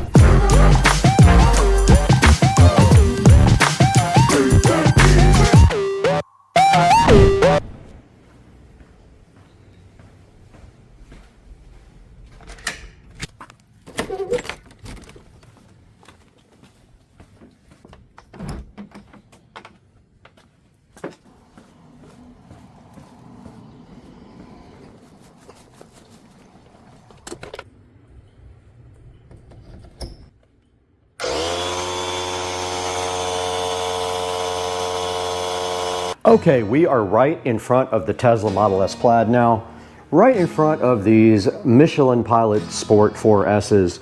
And you can see that I have my air compressor out here and it is already aired up. So we do not have to air it up, and we are not going to be plugging it in so that it is not loud. Now on my air compressor, I already have this dual air chuck like Gershway did give us with the analog gauge. I'm gonna go ahead and pop that off by pulling back on the quick connect, and it pops right off, you can see. Now these tires are aired up to around 37 PSI. I'm gonna go ahead and air them up a little bit and then go ahead and let them back out to the same air pressure. Let's go ahead and connect our Gershway. Now this is the digital one, so we're gonna go ahead and power it on. It is on and it is set to PSI. Let's put our quick connector on it. Okay, so we are quick connected, and here is our tire valve stem we have to get off first. And these are black metal ones that I bought on Amazon. There's our valve stem. We don't want to lose this because we only have 4 of those total. And now to put this on, you simply push it on and it does lock. So you push the handle, push it on the valve stem, and then let go. Now there is 35.7 PSI in this tire, and that is a little bit different than what the TPMS says, but I am going to go ahead and put some air in the tire and bring it up to about 38. 37.4. It's at 38.3 now. Let's go ahead and bring it up to 40.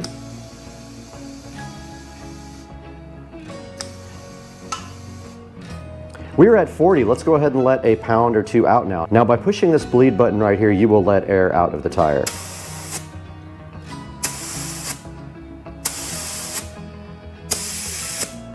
We're at 38.9.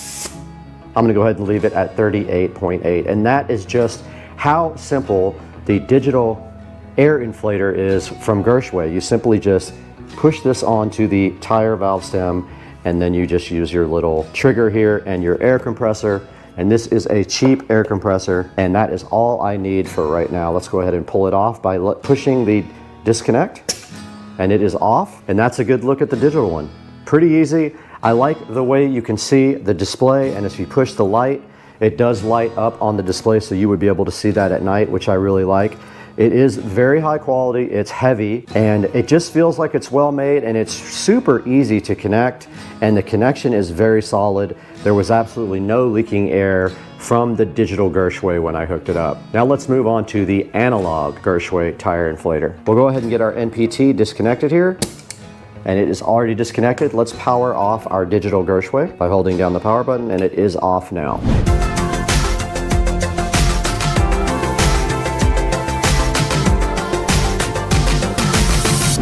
All right, we already do have our valve stem cap off from last time, so all we have to do right here and right now is grab our analog Gershway here. Now I'm curious if this does glow in the dark. It looks like a glow in the dark type thing there. It might glow. It's got that weird color. And taking a look at this one, it is a similar design, except it has an analog gauge, right? It does still have a trigger to add air. It does still have a bleeder on the side here that you can let air out with. Let's see if it connects just as easy. Let's go ahead and connect it. And it is connected. I did not have to turn it as suggested, but I did not put the air chuck on first. Let's go ahead and do that. This is reading about 38 pounds as we said in the last one. Let's go ahead and let some air out. It is reading around 36 pounds now. Let's go ahead and put air in the tire by squeezing this trigger. And we are already up to about 40 pounds. Let's go ahead and take a little bit of air out. All right, we are back down to 38 pounds using the bleeder on the side. I like how heavy duty this thing is. It feels pretty heavy, it feels high quality. The contrast on the gauge is very easy to read. The trigger is very easy to use. It works great with my McGraw compressor here, the small compressor that I got for about 125 bucks. And it's very easy to connect, very easy to use. And let's go ahead and disconnect it now that we have our tire inflated to the exact pressure that we wanted. And that is it. It is that easy to deflate. Let's go ahead and remove it with the NPT. And there it is right there back in the box where it will be gifted to someone. And then we got our valve stem right here we can go ahead and put back on. And that is it. For the demonstration of how these two inflators actually work, go ahead and decide which one you like and go down in the description and order your favorite one from Gershway.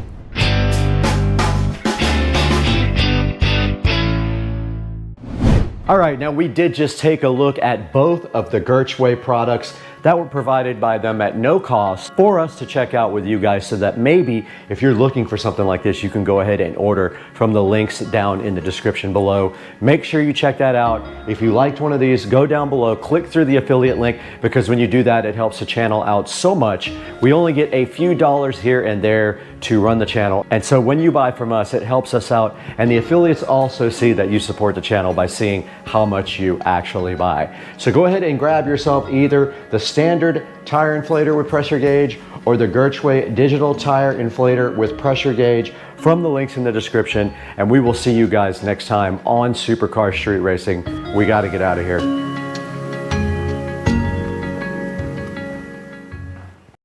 What's up, everybody? Supercar Street Racing. Been a month since an update. That's because the car's been in the shop for a month. So the car's been over at Tuners Inc. for a really long time. Getting upgrades done. Got the fuel system we thought worked out. Got the clutch checked out. Everything was okay with the clutch. He pulled the transmission, checked it out. No issues there. And when he started tuning at high boost, he blew off the coupler right below the turbo, just like I did when we broke it. And so he pulled the turbo off to fix the coupler, and while it was off, I decided it might be a good idea to upgrade the turbo. That's right. Bigger turbo. So we are removing, it actually is already removed, the 6266 Precision, and a 6870 is now on the car, which you're about to see in this picture here. I'm going to cut in a picture of it. And Chad is coming over with his Turbo Z06 right now, and we are headed to Tuners Inc. And we don't even know if they're going to be there because I texted and no text back. But we're going out there anyway, and we're going to have lunch and have fun. See you in a minute when Chad gets here. I hear it. What's up, man? Thing is rumbling. I got the exhaust closed, actually. Quiet mode. Gotta put this on the channel. What was the deal right here? That was a cutout. I took it out, though. You completely removed it? A downpipe made. I didn't like it. Especially with spit and stuff all over the hood, and even when it was closed. So do you want to talk a little bit about this on the video? It's a 2016 Z06. I picked it up from a shop in Texas. There was a shop car. They used to run quarter-mile races with it. I saw it. It was on 1320. Yeah, it was on 1320 video. So at that time, they had like a PT88 turbo on it, but they switched it out for a bigger comp 88mm T6 turbo. And they during road race events, they got up to 167 in the quarter. So it dynoed at 1018 at the wheel, 18 psi on E85. So this thing would be really good for half-mile racing, or you know, if you could get it to hook from. It does hook. I mean, first gear doesn't, but the second gear on, it's actually not bad. I mean, I had to put some new tires on it, so I went with 345s. Try to be able to get the power down. So it's got Pilot Super Sports? Yeah, Pilot Super Sports. They're a little taller to fill up the wheel gap, a little wider. So carbon ceramic brakes? Carbon ceramic brakes. And 345s. Look like they're tight in there, huh? Yeah. So what about the fuel system? What kind of fuel system is it running? So it has the stock fuel system, which runs most of the time, and then there's a auxiliary system that kicks on at 4 psi. Basically supplements the primary system. Like a Hobbs switch thing? Hobbs switch. So the pump's located over here. I have to actually change it out because they had a Bosch fuel pump on it, and it wasn't rated for E85. So I think the E85 corroded it. It was making all kinds of noises, and like I had mentioned to you, it was only hitting 20 psi. Whereas the fuel regulator is set to 75, so it was way under pressure. So it was running lean and just wasn't happy. And so you're running the factory ECU for engine management. Factory ECU, it's tuned with HP tuners. It still has the stock injectors. It's got a 32% fuel cam in it with a very mild lift and duration, so it's not real aggressive. So talk a little bit about why it still has the stock injectors and how that's possible. The stock injectors actually flow quite a bit. I mean, they run over 2,000 PSI because it's direct injection. Okay, so it's got a high pressure fuel pump as well? High pressure fuel pump, that's underneath the intake manifold. It runs off of the cam. So there is going to be a manufacturer out there that supplies higher flowing injectors, but I mean, they're like $500 a piece, and they only give you 30% more flow. So the way to get around that is basically you run the high pressure fuel pump harder.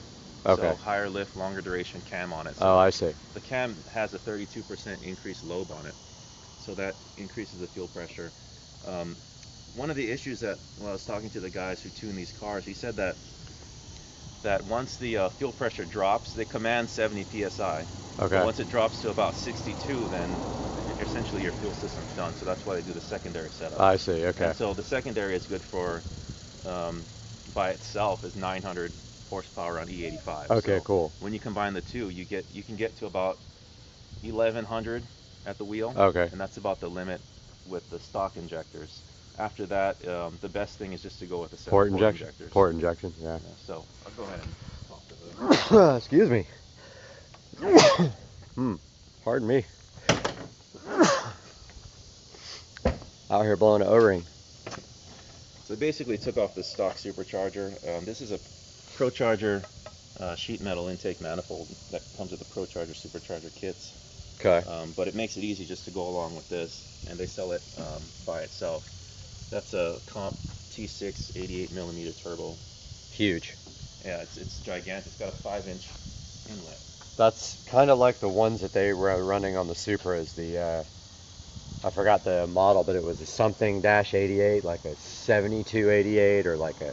There was a number that they were running, and it was those are the ones that were making 1,000 plus. But it depends, because you can get like a 88mm in a T4 housing. Okay. I mean, that's like the precision that you got. Okay, it's right, a T4, right. But this is a T6, so everything's a bit bigger. This is actually considered a medium frame turbo. Right, and it's got, that's a huge inlet. Yeah, and so it's it still interesting. runs to the factory. It's running the airbox. factory airbox, as Yeah. I was about to say, which is very, very interesting. So they dynoed it with and without the airbox. They said it didn't make any difference in horsepower because the stock element flows so well. Is And it it's taking from all cool the air. front, or It takes cool air from the bottom? fender. So rather than just sitting a filter and a bunch of hot air, this is actually a better solution. So is this where it gets the air from? Well, it gets it from within the fender well. So there's a cavity. What's that? That's little a camera. Front So camera. this car has the performance data recorder.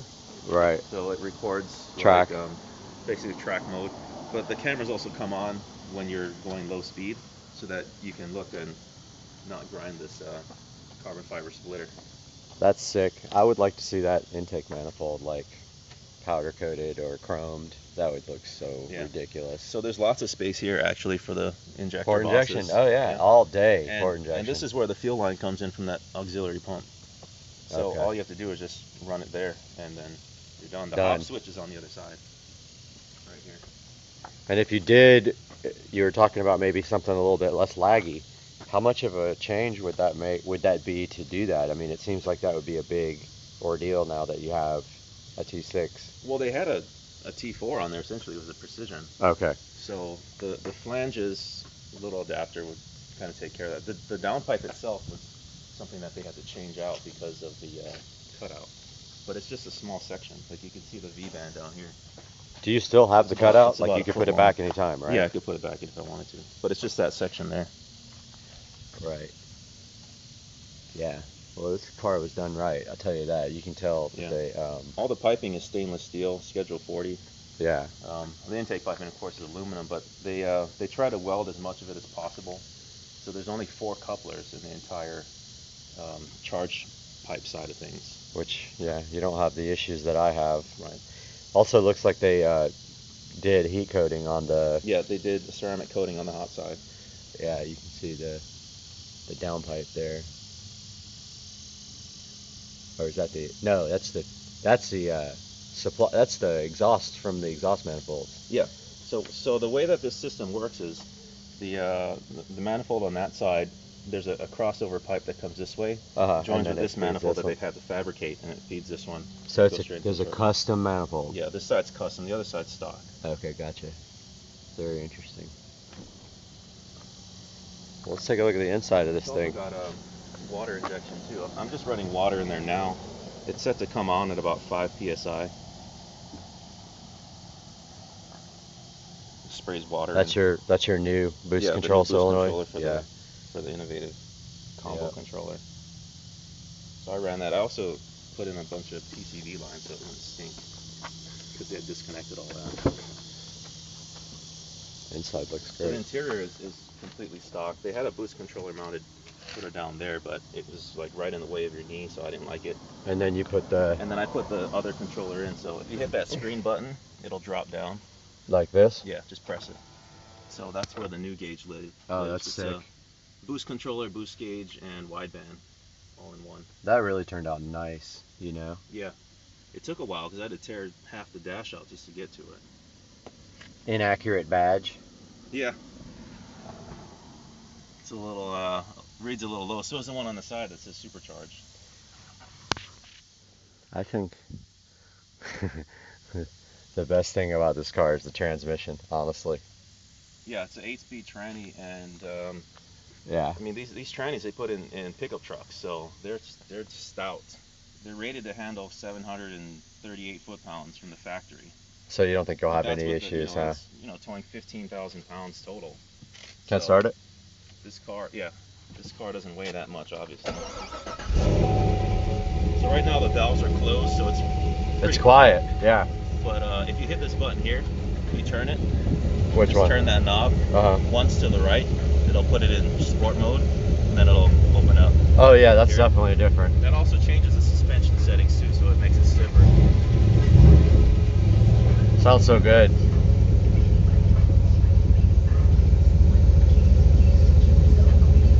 So under here we have the boost controller, which also has wideband AFR. And we got cut off while we were recording, but I don't know if you guys can see this, but there's the HUD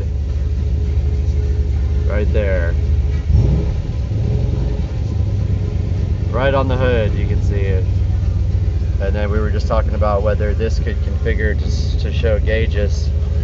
And there's the actual display. And the center is digital. The sides are analog. But even that, it's configurable, so you can change how it looks. Right, you can change the center display. Yeah, and also the heads-up display, you can change how it looks. How do you change the center display here? Yeah, it's on the center one. Buttons here. These so two? You go here. You can just kind of scroll through it, and it'll change. Oh, I don't know if I'm doing it right. Not doing anything. See, you just change it right there. Oh, okay. It's just a little bit slower. Okay. It says engine hours, like a tractor. 210 engine hours. Alright, let's get going on this thing and we will shoot some more. Alright, what's up everybody? I can't even figure out how to turn the radio down. Oh, there it is.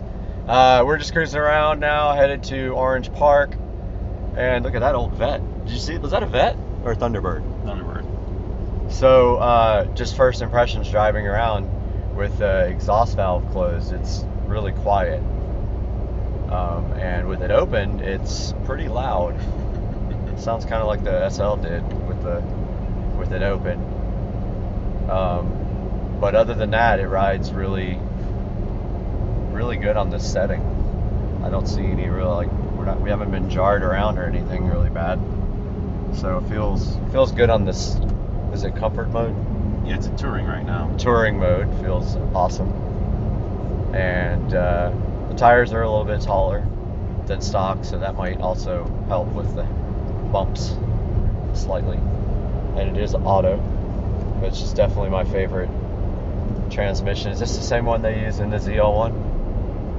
Yeah, they're coming out with the 10-speed. So from I think 2018 on, they're gonna be using that one. But pretty soon it'll just be like a semi truck, and you'll have 100 speeds, and you'll have like 2 shift levers, and like my buddy's old Dodge. I can't remember what it was. It was one of those little like hot hatchbacks. It had a 4-speed manual, and then it had a high-low. Oh, nice. And I just thought that was the coolest thing ever. It was the only car I'd ever seen that had the high-low. And yeah, because then you got like 8 gears. yeah, it was a sporty little car. I just can't remember what it was. It was a Dodge something or Chrysler something. One of those little bitty things. Really fun. All right, we'll be back, everybody. So I've got it. It's in 3rd gear right now. So Chad's showing me that you can. It's in 2nd gear right now. So he's using the paddles now, and it shifts. Yeah, that feels really strong there. What do you think that power is? Half throttle. That was like half throttle? Yeah. So we'll see what the peak boost was. Just at 9.7 pounds. So we still got 9 more to go. Yeah, this car is sick, pretty much. And it hooked on that boost without any issues. So it just makes, it does it with, there's no drama. It just makes sick power, and it's drivable like a daily car, unlike my car, which is undrivable. Really, no, literally, you can't drive it. You can't drive it right Haven't driven it in 40 days, almost 45 days. That's crazy. We'll be in the Bahamas, and my car won't be ready. That's true. Heading into St. Mary's Seafood before we head out to Tuners Inc. Gonna get some shots because Chad likes to do shots. Just kidding. He doesn't drink at all. Just hanging out with an alcoholic for real. Yeah, imagine how it's gonna be on the boat. Oh my God, we're going to the Bahamas in Like 2 weeks. It's 2 weeks from now. Yeah, it's 2 weeks. It's man. 2 weeks. It's like 16 days or something like that. I looked at every time I log on to NCL. We leave on Friday, and today's Friday, right? So it's 2 weeks from today. 2 weeks from today. We leave on Thursday because we're going to the hotel That's in right. Port Canaveral. So we're leaving Thursday whenever we feel like it, and then we'll be back on Monday. Let's go in here and get some seafood. We saw you, man. This dude just pulled up. We saw you putting gas.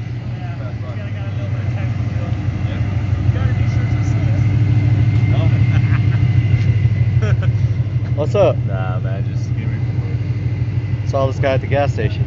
Yeah. I live down the street, so I was like, what time you get done? I'll probably pick up.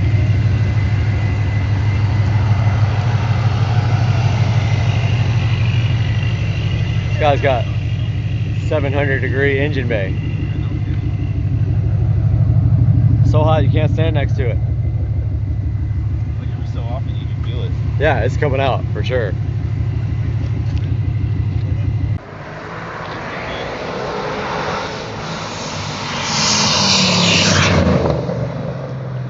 Thing sounds sick.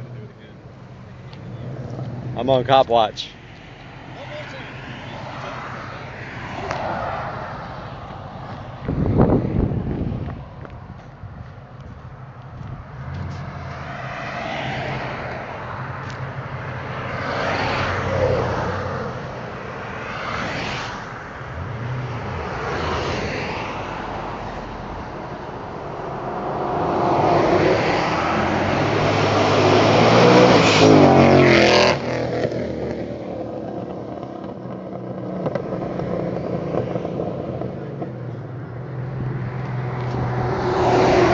Out here at Tuners Inc. Take a look at the new fuel system. And Tracy is putting in a hard fuel line.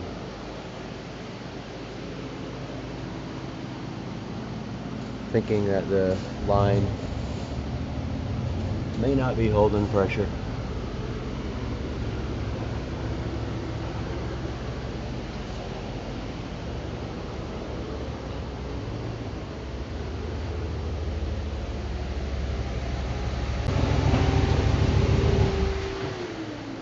Got the Z06 on the dyno. I guess he's gonna pull the tables on it and see what's up. He's gonna look at it. Okay. That's good. He's running a hard line for the fuels. air fuel system. He doesn't think that the stock line is enough. You're driving it. Yeah. Dirty stuff. Oh man, yeah.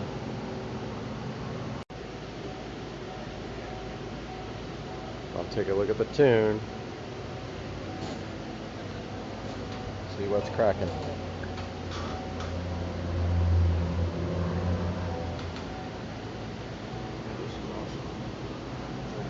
What you have to give me for it? 72.5. Had 5,500 miles on it. Yeah. But I only paid 105. Oh. I had the devil sticker and I went to the bank.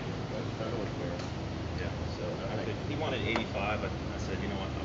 I'll come this week and give you 72.5 for it. Write your check. So That's fantastic, dude. Money talks, right? He did it. I know that the turbo kit itself, he said it was 25 grand. Oh, I'm sure they didn't do that for cheap. Because this is one off, essentially. Yeah. Might be the only one. Huh? Yeah, this is one off. No, there's a few of them. Is it? Not a whole bunch. I know that manifold is 2,500 by itself. That's from Pro Charger. So is the intercooler. Yeah. It's from their Pro Charger kit. Take a look at the new setup. Pretty much from here up is new. That pipe all the way up to the turbo was replaced.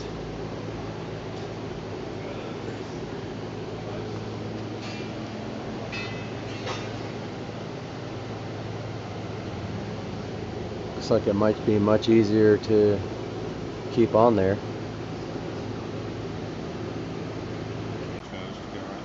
Mm-hmm. From there to there. And in the front, slide it into 2 6s. One in the front and one in the back.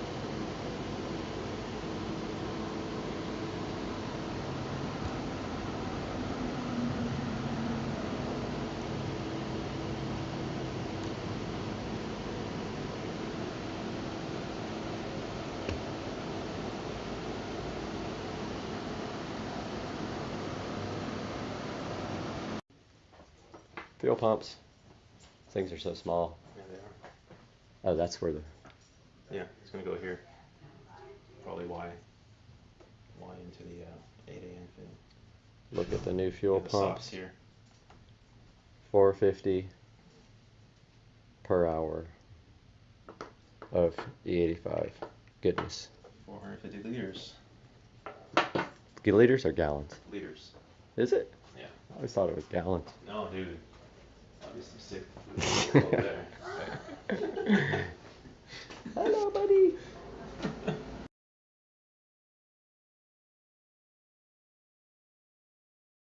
Has an anamorphic 35mm lens with a 1.33 aspect ratio right there on the front. It does have a couple of the small rig batteries, and those are awesome for charging the camera up. They give you way more battery life than just the internal battery. What they do literally is hook up just like this to the camera, and they charge the internal battery, and the camera runs off the internal battery. So this is the R5C. This is a hybrid camera. It is one of the cinema cameras from Canon. It is made specifically for doing both video and photos, and it is a full frame camera, meaning it has a full frame CMOS, no cropping. It does 8K, no problem, and it does have a 512 gigabyte CF Express card that came with it as well, and it's a genuine one also. It's not a clone CF card. Here's a good look at the back of the R5C. The small rig battery is sitting so fly right there. It is at 84%, and it did charge the internal battery up all the way. It does have a screen right there with all of the data on it. I will show you guys later. And the viewfinder itself is covered up by the small rig batteries. That is why you don't see the viewfinder. I will not be using the real viewfinder, most likely just the screen, as I will be doing a lot of video work with this. You do see the small rig cage on here with the handle on the top.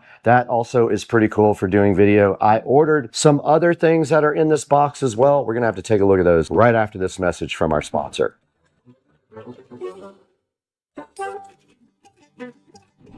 Now, this is a quick word from our sponsor. Shungite World is new to Supercar Street Racing. They reached out to me and asked me if I would mind taking a look at some of their cool little decorative products. I said, of course, I would love for you guys to sponsor one of our videos. So right behind me here on the table, we have some cool little products from Shungite World. Let's take a look at these. Okay, guys, right in front of me, we have all kinds of cool little products from Shungite World sitting right here. For example, this tall pyramid right here, it is polished. It looks pretty cool. These guys can sit anywhere in your house. This one right here is called the tall pyramid. These are the cubes. That is a regular pyramid that has not been polished. This one has been polished. So you can get these guys in two different forms here, either polished or non-polished. They also have spheres, as you can see right here on the screen.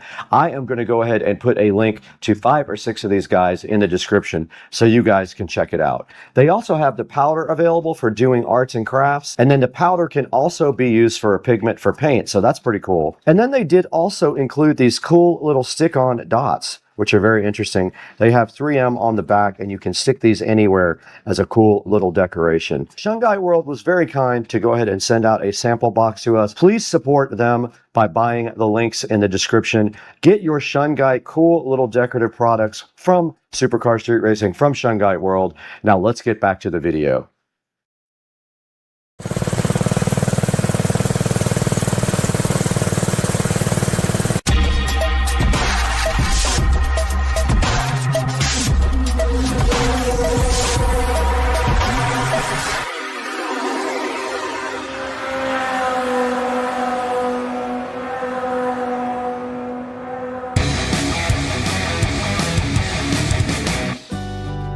Hey guys, welcome back to the channel. Little football action going on up there. And FedEx just came over and dropped this package off for us. And this is mini bike parts. So let's take a look and see what's in here first. There's our packing list. Small parts enclosed, don't know what that is. There's our nice clutch cover. Gonna look good on there. And there's another bag of parts that I don't have any clue what they are. So I'm gonna put the phone down here and open these guys up. Okay, we have the 2 chains right here in that package. In this package, we have a new accelerator grip and a new hand grip for the other side. And we have our new black brake thingy. So yeah, that's all that came today. The rest is back ordered. The key is ordered for these sprockets. And the wheels are ordered, and I do have to order tires. I'm gonna get online and do that right now. All right, guys, I just ordered the Sun F street tires for the kart. So I don't know when they'll be here, but I did order them, and hopefully they will come in soon. And we'll run these new wheels that we're expecting up to the tire shop and get those new tires put on the new wheels. And now we're gonna take a look at some of the parts that we received and get these guys installed. And we really only have 3 things that we can install today, and one of them is this black, beautiful brake handle from Monster Scooter Parts, I believe is the company.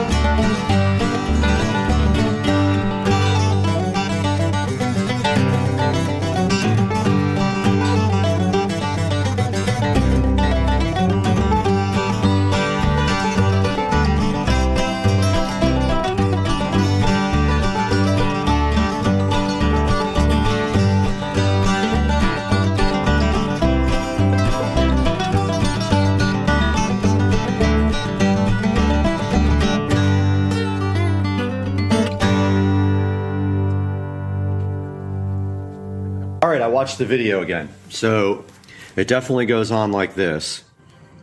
And this does go on with the indentation facing out according to the video. And then this guy, I believe, goes on like this.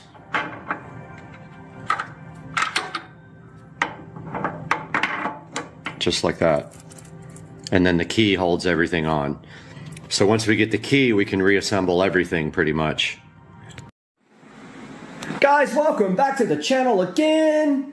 Brad here with Supercar Street Racing, and last night we got in some parts from Monster Scooter Parts. We have our tensioner, chain tensioner here, and we have our long-awaited key for the bike. So let's go outside and see if we can start reassembling this thing.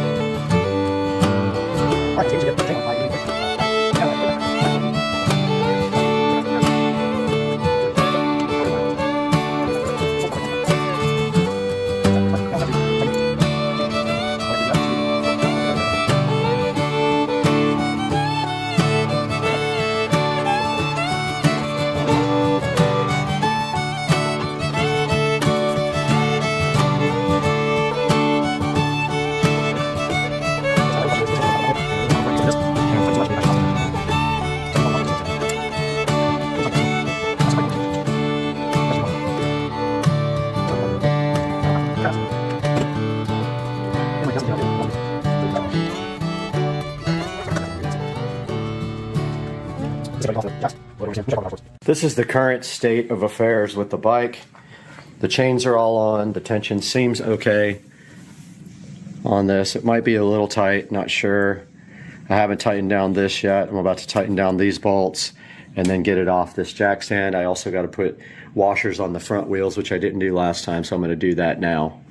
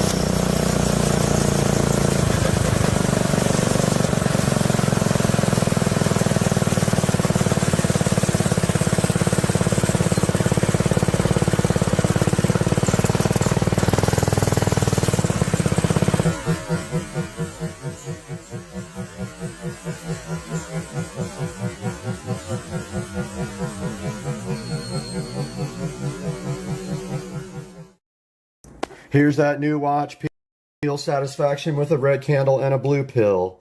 The peel sat on the new watch with the pill and the candle. That peel sat.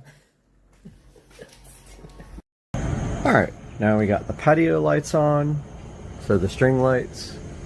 We got the Govee sconces and we got the Govee LED color changing RGB IC bulb.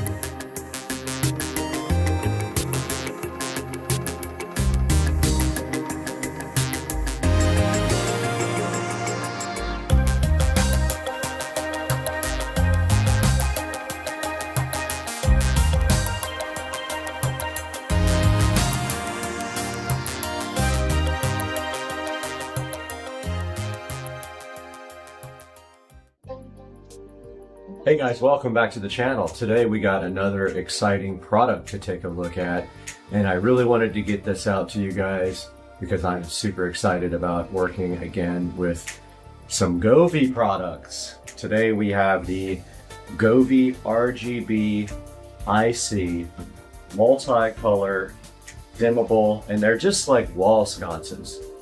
Now, every time I see someone set these up, I always am kind of amazed that they're just kind of strung on a wall with all the lights showing. I mean, I guess it's not that bad when you take a look at the package. You can notice here the lights are all connected by wire. Technically, you could probably put those in the wall, but you would have to drill through, probably, you know, put a hole in your drywall and then drill through these studs that go across the wall. If you have a long, flexible drill bit, you can do that. Nevertheless, I do want to take a look at this because these are going out on my patio up on the beam that I installed, which you will get a look at in another video. So these are the Govee RGB IC dimmable multicolor wall sconces. I love Govee. They have so many cool products. We're going to take a look up close now. It's the same for all Govee products. You have to have Bluetooth turned on. You go to the Govee Home app.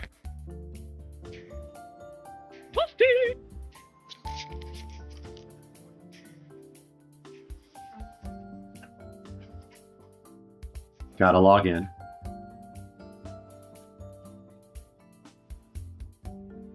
And here you can see my other, this is not mine, so I'm gonna remove it. This is my neighbor's. Okay, so you can see all my Govee products on one page here. So you want to press the plus button at the upper right. And now we are adding, let's see what model number this is. Fixture lights H6087. You can actually type it in the search box. H6087, search. There it is. So it says Bluetooth device nearby, so what it's telling you is to be close to the product.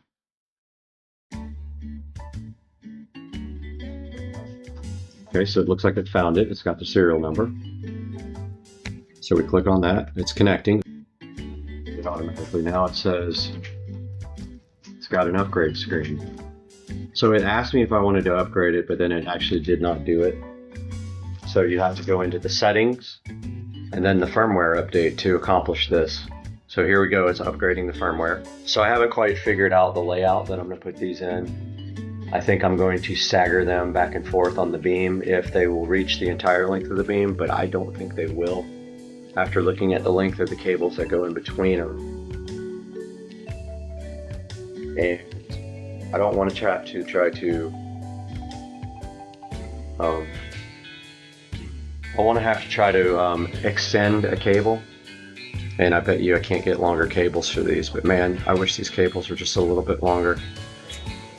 So it's still going through the firmware update here. Oh, this might be okay, the length. Alright, we're at 76% guys. It is upgrading the firmware at this point on the sconces, on the lights. Gobi does have a really, really nice app, and they do stay on top of all the support. 92%.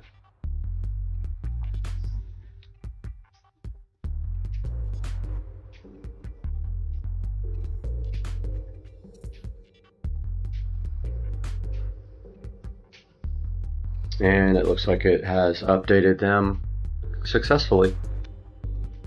So we're going to take a look at how you mount these guys now. Out on the patio now, just taking a look at this light kit and how we are going to lay it out up on the beams up there. We got plenty of room here for the power cable. So I'm going to lay this on the ground the way that it's going to be mounted to see what the spacing is. Don't want to mess these up though. So we'll lay these out very gently, hopefully not drop any of them, break any of them.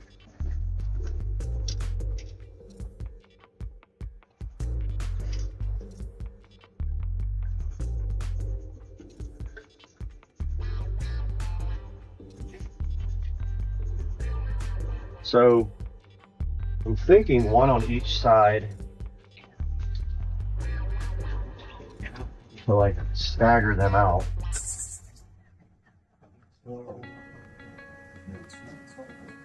So yeah, those aren't very, oh, of course I dropped one.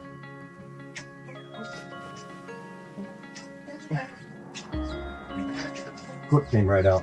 That's not been in all the way. Nope.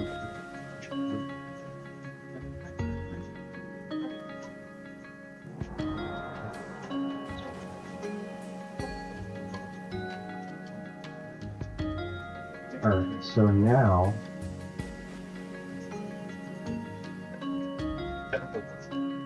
we know how far it's going to work good actually.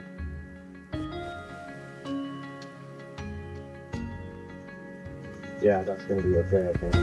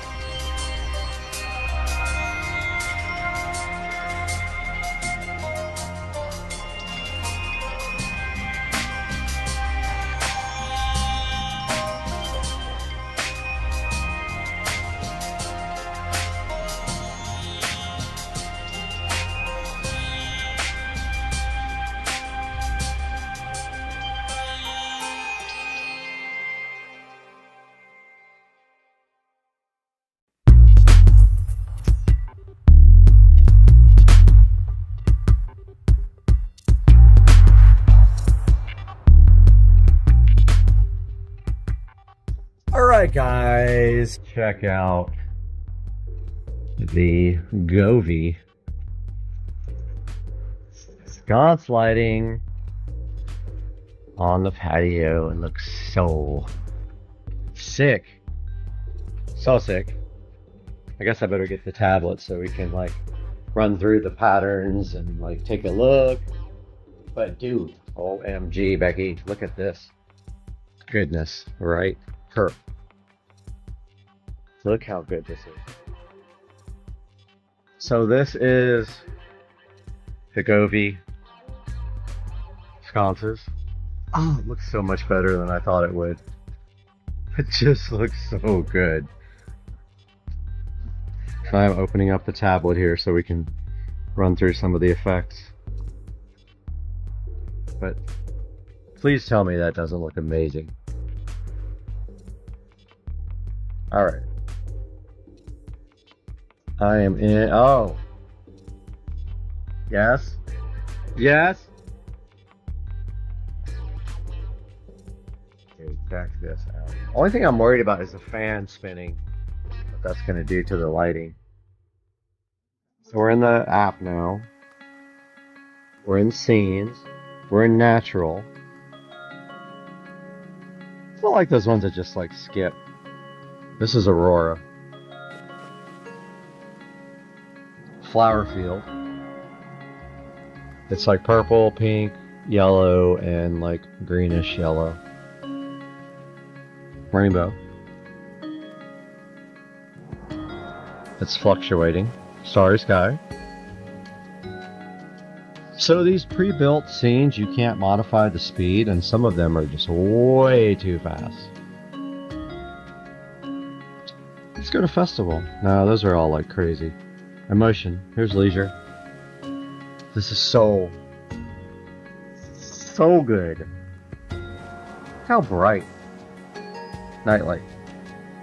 Romantic. Candlelight. Dance party. This is good for, actually really good for a pool party. There's the pool by the way. Oh, we gotta turn the pool light on. Oh. I didn't even think about that.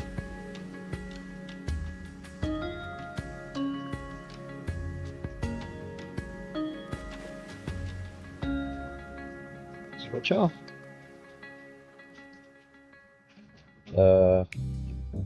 That's not working at all. Let's go see why. Auxiliary 1 must be off on the toolbox. I can't see auxiliary 1. Alright guys, auxiliary 1 was off on the pool pump controller, the pool automation system. Should come on now. There's the pool light. Of course the light isn't mounted, so it's kind of just laying in the pool on the step over there, but that's what it looks like. Dude, come see the lighting.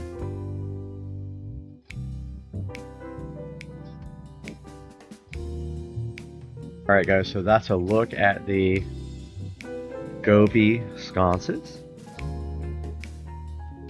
And you can see how sick these things. We don't even have this guy on either. Should we turn that guy on? Yeah, we should. Let's turn that guy on.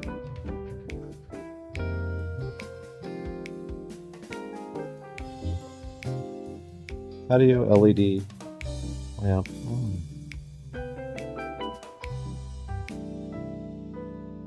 Oh, it can't come on because the lights aren't on. Alright, now we got the patio lights on, so the string light. We got the Govee sconces, and we got the Govee LED color changing RGB IC bulb.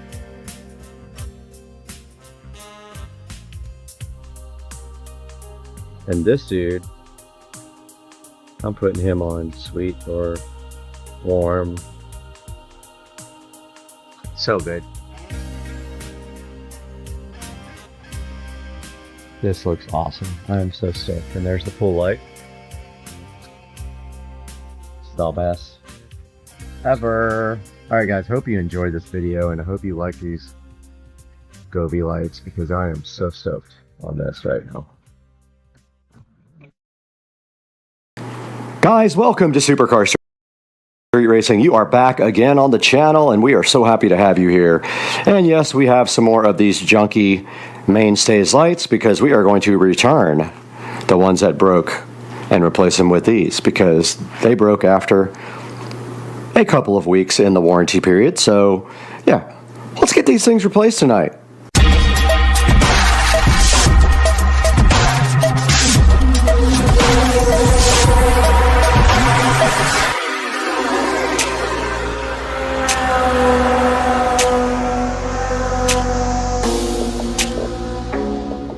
Ladies and gentlemen, back on Supercar Street Racing once again, we have a project, and that is these lights are absolute garbage and they don't last more than a couple of weeks, some more, some less. And so I have ordered 7 sets of them to replace the ones that burned out, and I'm going to return the ones that didn't last because they were still in warranty. So yeah, so we're going to get all these replaced tonight. We're waiting for it to get a little bit darker so we can actually see which strings. Most of the strings need to be replaced, so hopefully we have enough. If we don't, we'll have to order some more. So now we're just waiting for it to get a little bit darker.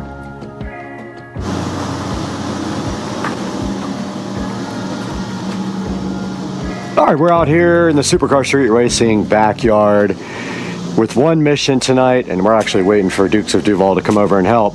But we're going to be replacing all the light strings that are bad.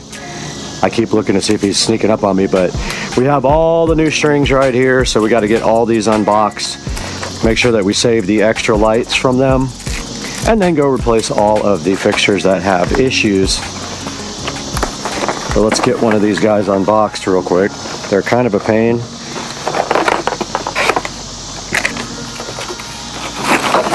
They come like,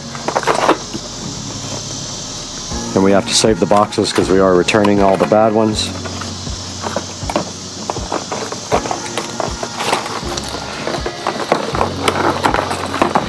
And that's not too bad.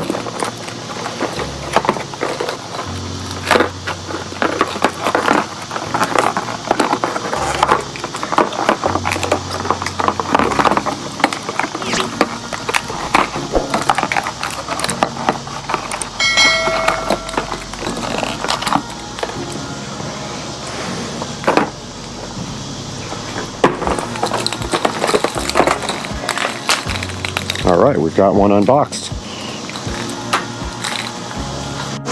And right here next to the Supercar Street Racing studio, we have our first set that we might be able to fix. We'll try new bulbs first on this guy right here and this guy. See if that does it. If not, we will have to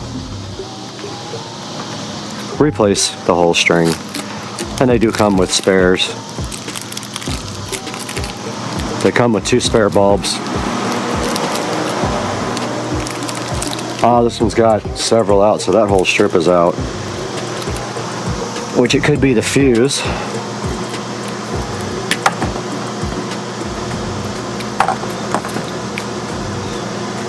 We're gonna need pliers for this.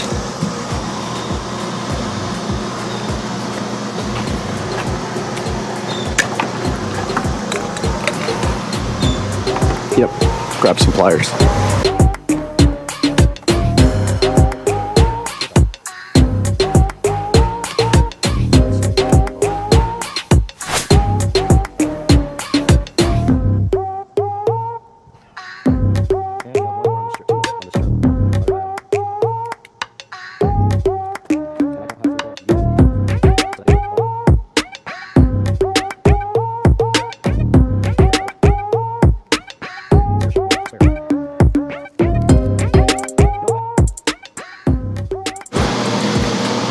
All right, we got company to help fix the lights, and so this whole string is bad. We're gonna replace this whole string and then start moving down the line.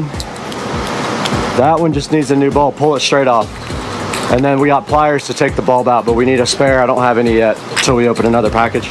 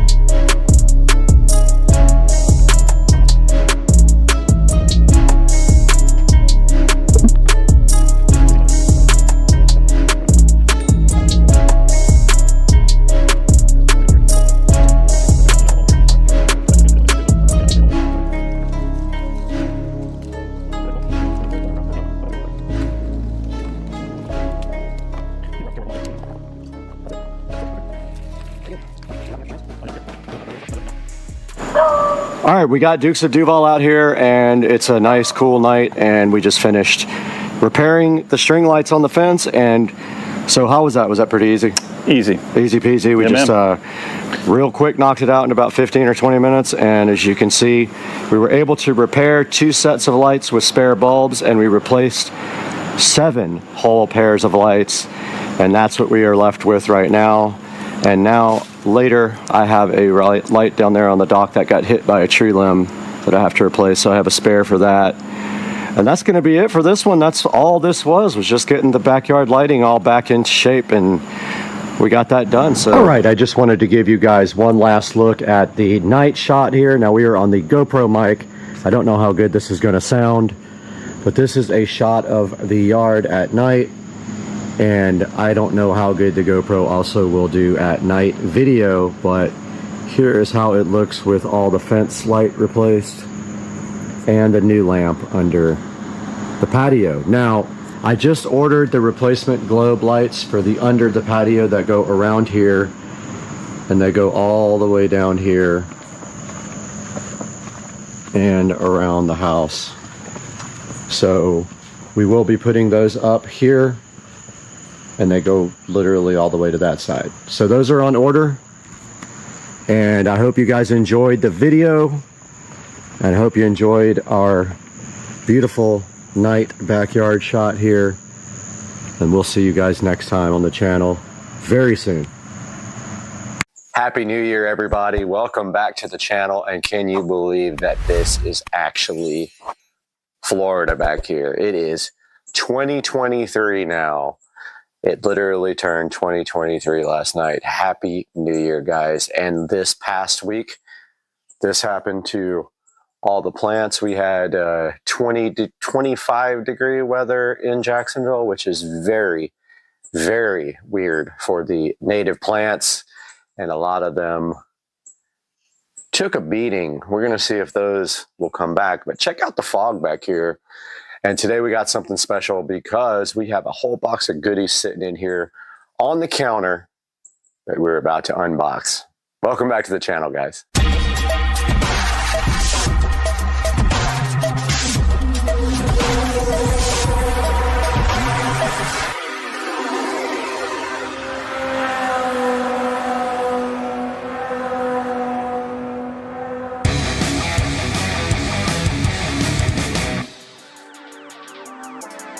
Alright guys, welcome back to Supercar Street Racing for 2023.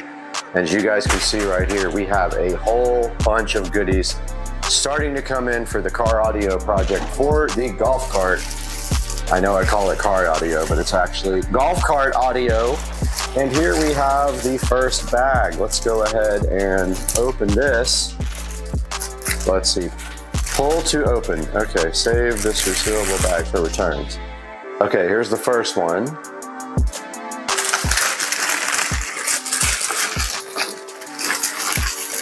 And let's put this aside first. So this is just a bag full of stuff. And the first thing we have here is the Inverter Tech power inverter. Sorry guys, I just woke up. Here's the power inverter, everybody. It is pretty cool looking. It's pretty small, but it weighs a good pound or two. So yeah, definitely adding some weight to the cart with this stereo system, but at the expense of a nice sound system. You can see right here, this guy has a USB port right there. It's got 2 110 volt, got a little fan, and then we can hardwire. It says do connect converter red terminal with the red rig terminal cigarette plug cable. Okay, so this is basically if you want to use the cigarette plug cable, or they have little jumper cables here. But what we will do most likely is we can either cut these little alligator clips off, or we can just run our own wiring. And this is the cigarette lighter adapter cable. Yeah, so that is the Invertec 500 watt power inverter for the cart. Comes with a couple of fuses, little owner's manual, and 2 types of cables and some instructions on the side there connected to the terminals. Got good reviews on Amazon, so wasn't scared to buy it.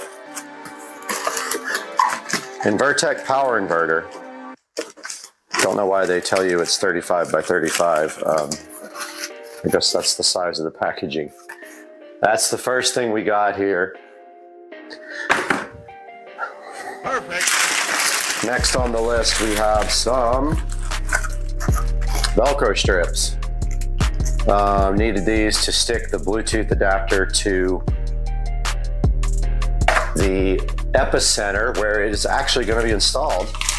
Now we got our Y adapter. So what this does is out of our Bluetooth adapter, we are going to Y out of that because we need to feed RCA to both the epicenter and also the channel 1 and 2 input on the amplifier. So we have some VCE link Y adapters for RCA use. All right, next we have our FOSS power. I believe they're just RCA cables. Let's see. I think these are just RCAs. Yeah, so our FOSS power 3-foot RCA cables that will go from those Y adapters to the epicenter and the Rockville Phenom 5-channel amplifier. So we have the FOSS power RCA cables looking all slick and black, just like the golf cart. It's gonna look great on there, even though they'll probably be covered up with tubing to keep the installation nice and clean, like we like to do in supercar street racing. We're big about the presentation. It's a big box.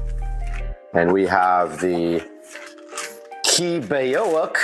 You know, how do you even begin to know how to say that? Keybaouk. So this is a crimping tool with heat shrinking connectors. I've been wanting these for a while because my crimp tool sucks, and also it's not heat shrink either. So this comes with a whole kit, a whole bunch of little connectors. So a bunch of different types of connectors, including round ones and spade connectors. And then you have the ability to heat shrink them, but you first crimp them with this beautiful crimp tool right here. So we will put this to the side.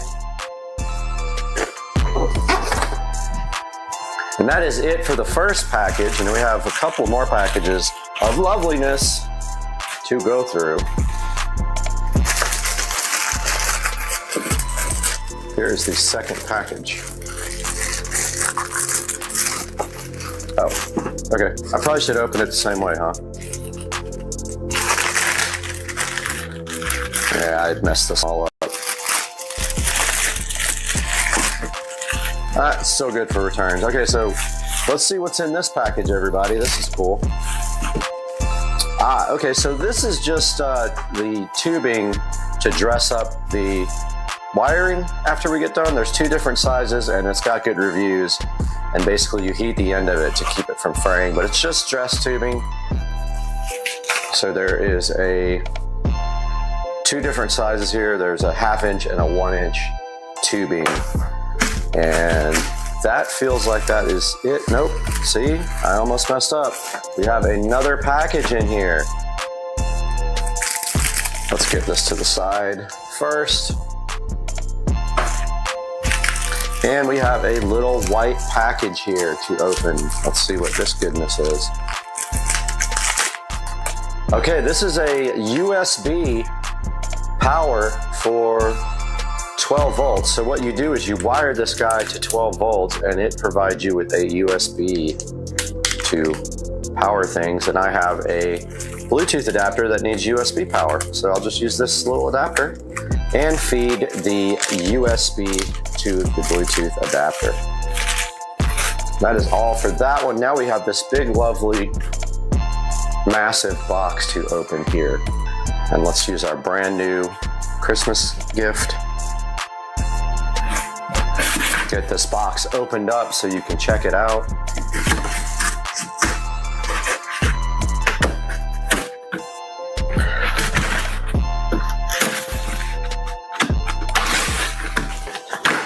Okay, so nothing super exciting in this box, but it's still something that is necessary. Here is our fiber fill. So fiber fill is used in car audio and home audio to dampen enclosures, basically to make smaller enclosures seem bigger is the effect it has on the audio. And here are our two fiber fill packages. Oh, there's one other goodness in here, right here. I don't know what this is. Let's get this knife out and take a look at this goodness. I'm not gonna look at the label because I want to be surprised with you guys. Let's get this opened up. Aha! So this is actually the master on-off switch. Comes with a few screws here. It is going to be hooked up to 48 volts. Oh, it's a big old thick daddy. Yeah, I don't know how I'm gonna wire that up yet and hook that up, but basically somewhere under here there is a you just put one positive on one side and you basically run it out of one of these little side thing. You just put positive through it. So this will have 48 volts from the golf cart, and this will actually go feed the 12 volt voltage reducer to power everything on the cart that's going to be 12 volts. So yeah, it's just a master on-off switch. That's on, that's off. We will mount it underneath the seat, close to the batteries, and we still haven't determined all our other mounting locations yet. So now that we have all this stuff unboxed, we can take a look at maybe kind of a mock-up of how this might be connected. So we are back here on Supercar Street Racing, and on my table we have the Rockville Phenom. This is a 5-channel amplifier. The 5th channel does provide for mono for the subwoofer output, and we have our Blaupunk EP1600X, which is a Epicenter clone.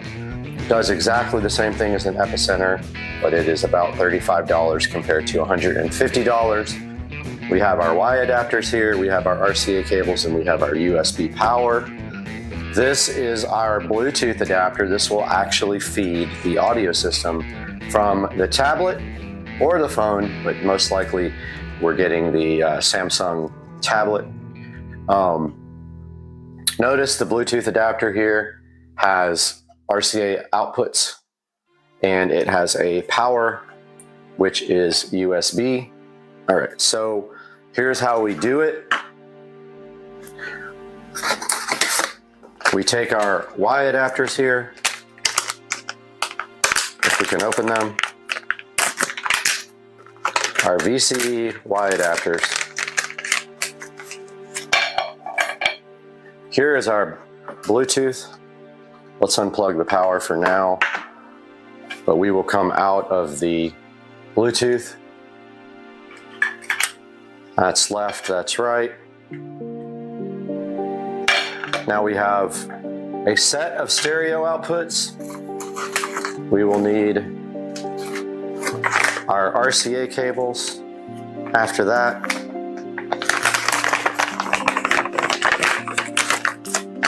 And here are our beautiful black RCAs.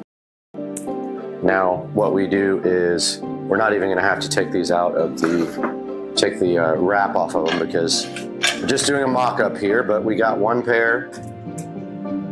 Let's make sure we get the color right so we don't have backwards audio, reversed audio. And then we have our other pair here. Now if we flip this around for the close-up camera, as you can see here, we have some inputs on the side. We have channel 1, 2, 3, 4, and 5. 1, 2, 3, 4, and 5. 5 being mono.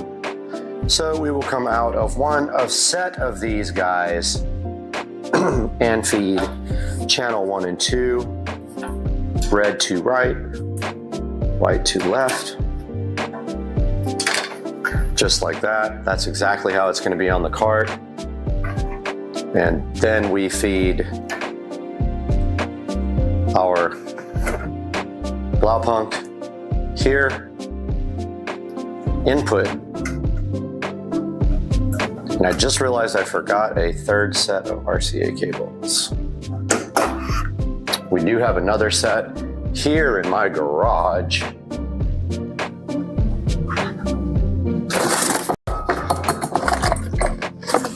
Grabbing the other set now, off camera, but here is, I will go ahead and order another set of these, but yeah, here is a third set. So what we would do out of our epicenter, these are very loose.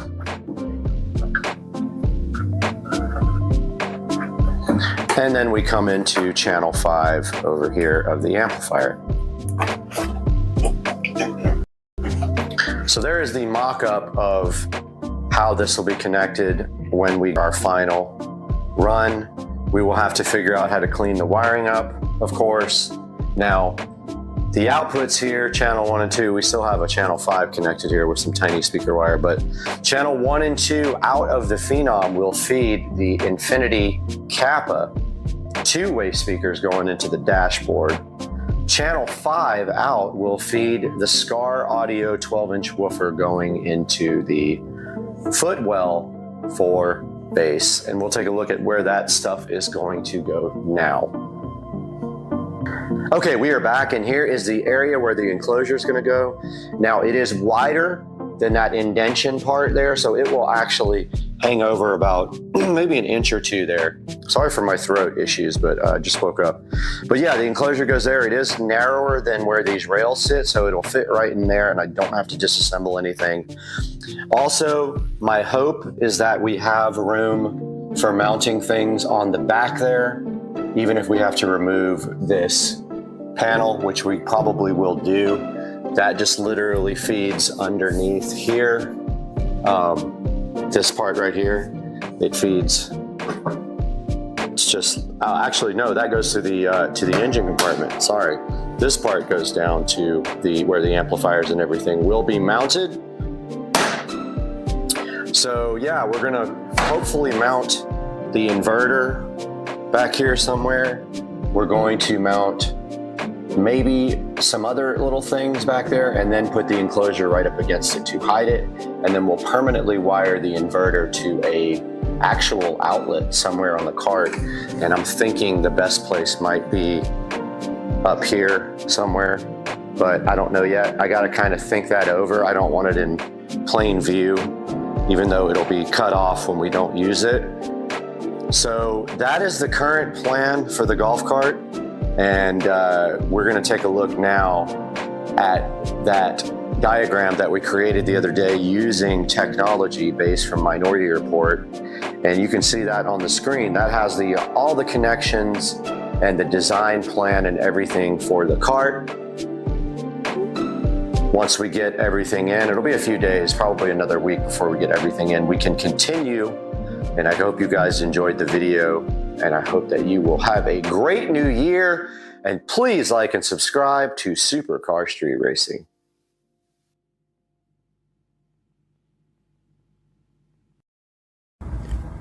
Check out this dude. Oh man.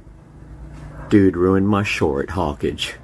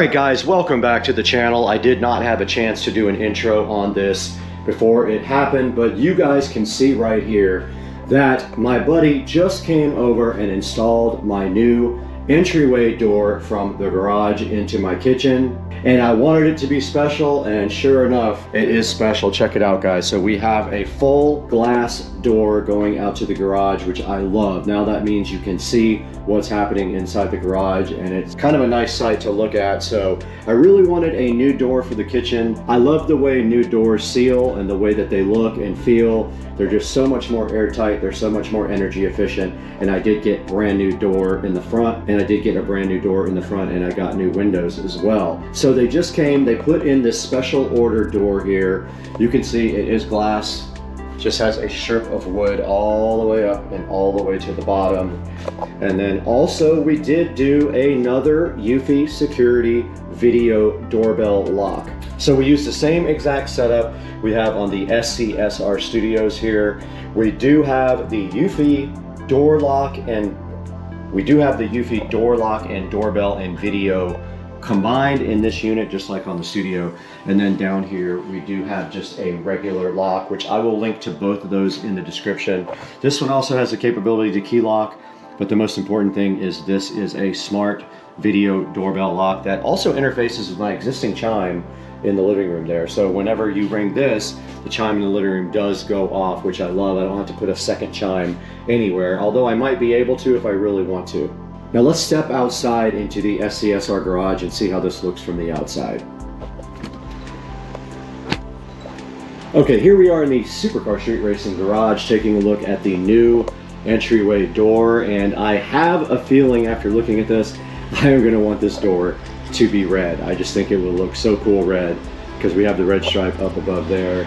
So it's either going to be black or red, but I am leaning towards red right now. My only worry is I'm not really good at painting, so I'm worried about getting paint on the glass here. It's going to have to be masked off kind of perfect in order for that not to happen, but then also paint tends to run underneath the tape sometimes, so I might hire a professional to do this. And of course the door lock's got to come back off when it's time to paint, and I have to redo the paint around this as well because it got kind of messed up, and I might be able to just wipe that off. Let's see if that'll just wipe off. All right, most of the stuff around the door just wiped off, and then of course the breaker just popped, so I had to reset the breaker for the second time today. But anyway, I hope you guys enjoyed this new door, but that's going to do it for us today. We'll see you guys very, very soon on another episode of Supercar Street Racing. Later.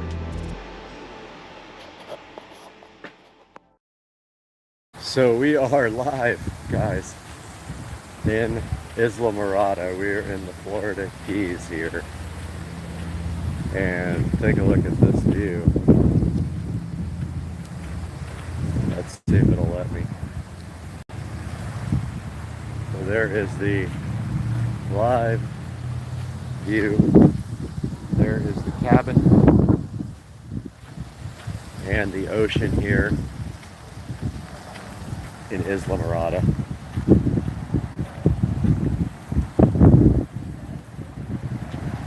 On Super Bowl Sunday.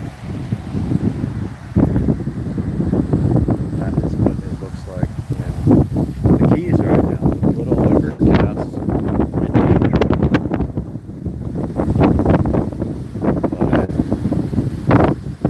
making the best of it, and it's supposed to be very nice tomorrow. We will likely be out here on the beach most of the day. Right now we're headed to get some seafood. I'm craving some oysters maybe or something like that, so we're gonna see. Yeah, this is awesome. I'm so hyped for the little cabin here. We'll talk to you guys later.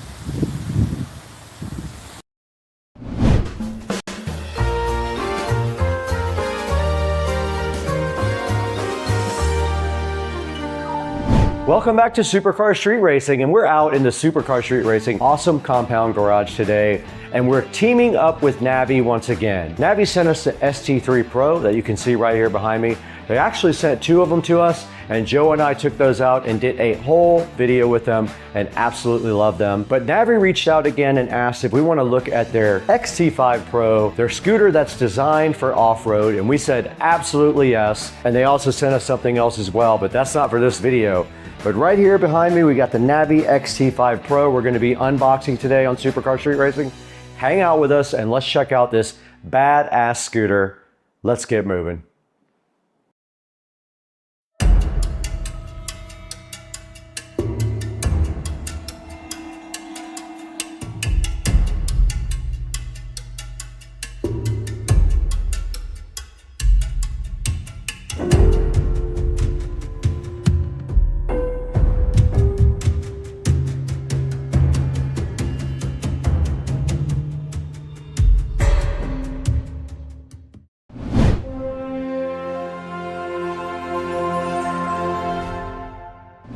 We're back in the SCSR compound garage, and today we have the Navi XT5 Pro scooter right here behind me. And Navi asked us if we wanted to take a look at their off-road version, and of course I said I would be happy to do that for them. I would love to, and it's right here in this box behind me. Now the cool part about the XT5 Pro is that it features a rally-inspired design. It's also got a 2200 watt powerful motor. That is going to be ideal for taking this guy outside and on the trails or in the park or whatever you plan to do with it. We're gonna check out also the 4 riding modes that are offered. All right guys, welcome back to the channel. Supercar Street Racing here. Today we have a product here we're gonna take a look at, see how it works for us. It is the Orion MotorTech Fluid Extractor. We're gonna get this thing opened up and see what is actually in the box.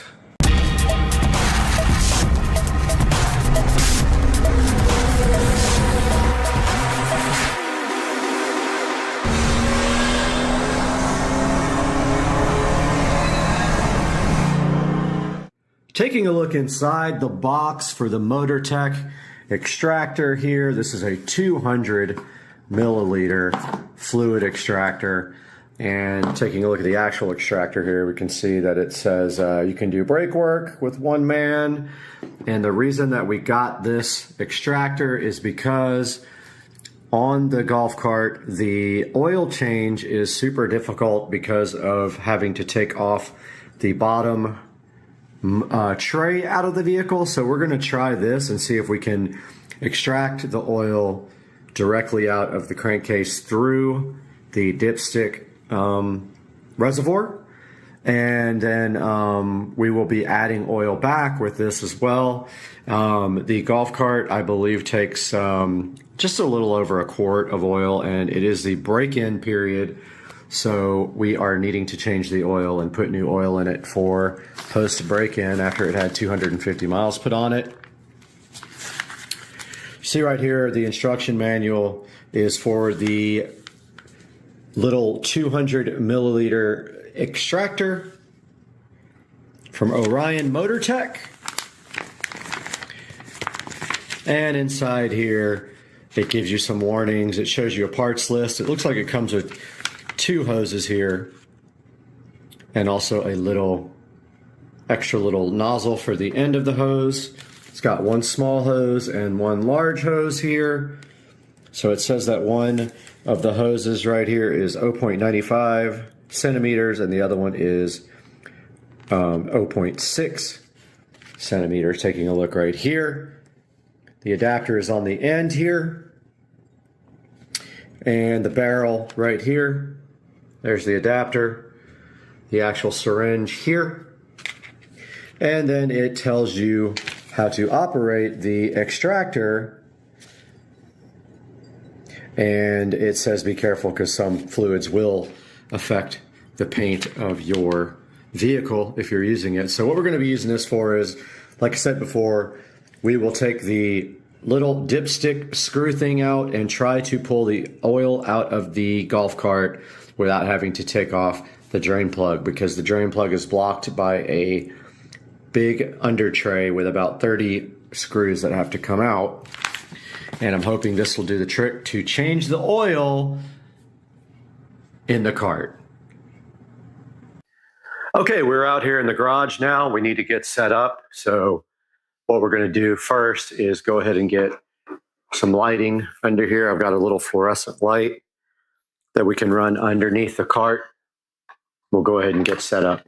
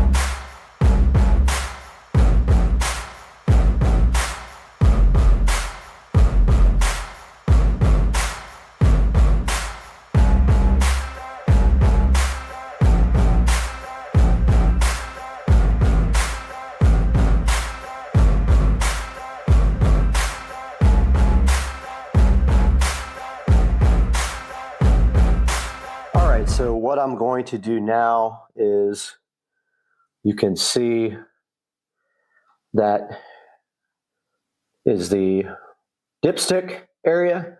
I'm going to get our extractor here and try to extract from that dipstick and put it into this 2-liter bottle that I got right there. Now notice that I did put the cart up on the ramp on this side so that all the oil would flow to the dipstick side of the engine. So I'm going to go ahead and get that, give that a try now with this extractor. And all you have to do to get this extractor going is put the tube directly into the end of this hole, and we will start off with them. So what you do is, all you do is push it into the hole it's in. To get it out, you pull down on the blue washer and it comes right out. So this thing is ready to go now. Literally just put this into the dipstick and try to suck out the oil, which I've never tried before. So let's do that now. All right, I'm getting my gloves on here to get ready to try this. I'm hoping I don't have to go ahead and put this thing up on ramps and take the bottom tray off, because really you need all 4 wheels off the ground to do that. But let's give this thing a shot.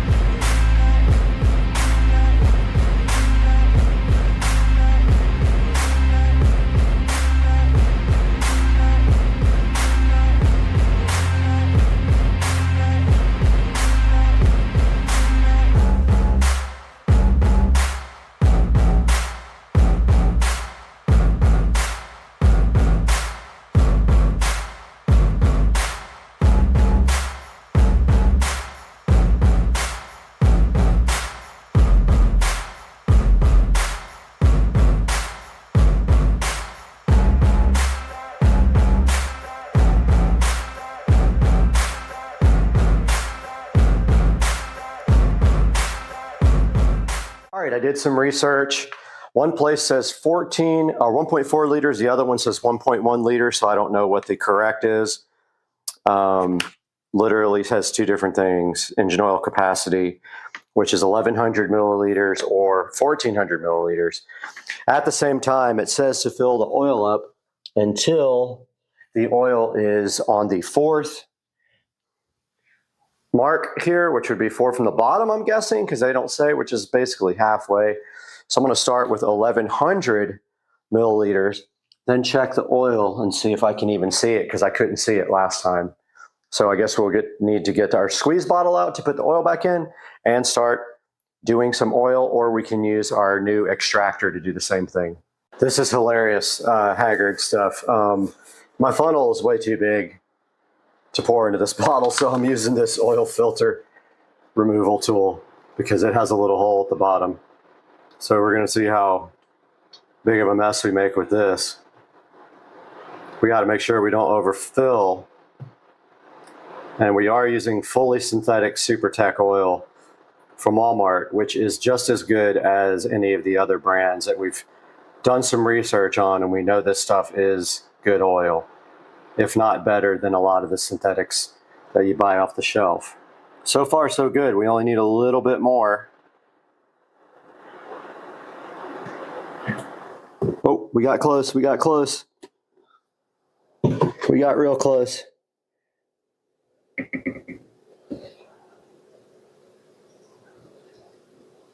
And that should do it. Now all we gotta do is clean up our big ass mess.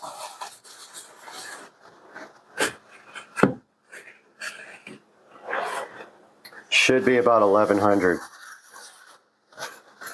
The difficult part's gonna be checking it after, because you can't really tell on the dipstick what is what. It's very hard to see.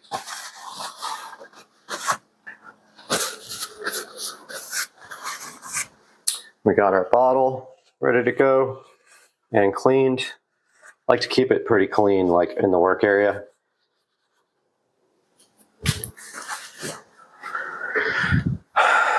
And this is how we will be adding oil back. It is to the top. It couldn't be more full. Actually dripping out because I squeezed it. Don't squeeze the bottle while you're working on it. Okay, this thing's ready to go. Let's head back out to the garage. One thing I didn't even think about is whether this bottle is going to be able to actually get in there and inject this oil. But we're gonna find out right now. I think we're okay. There is a exhaust right in the way.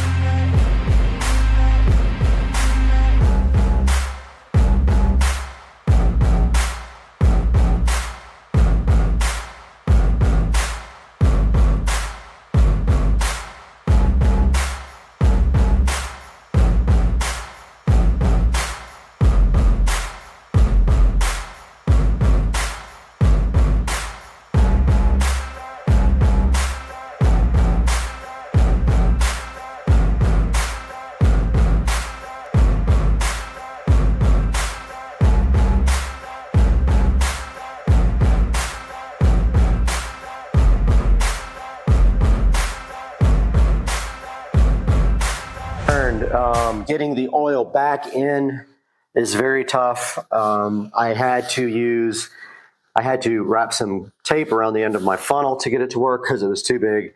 I did eventually get most of the oil in there with the funnel.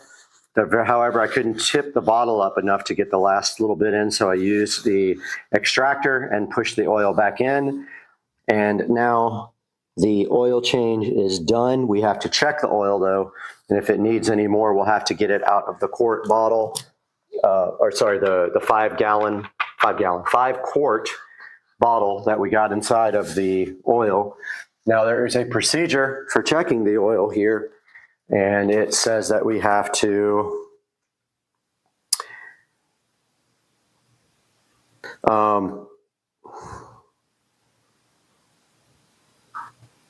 let's see, it just says,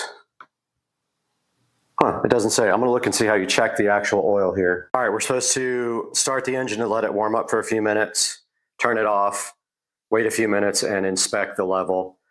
And it should, this one says, yeah, about halfway up the stick there. Let's go ahead and start the vehicle. Neutral. And that's on.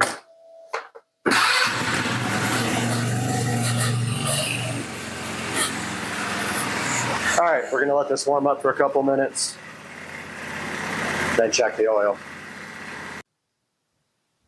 Okay, it's been sitting for a few minutes now. I'm gonna go ahead and see if I can check the oil level, which I tried once before, and it's kind of difficult to see on the dipstick. It's really a dumb kind of system. But I'm gonna go ahead and take that out. Oh yeah, that's hot. That's me getting burned by the exhaust, which is right next to the oil drain plug.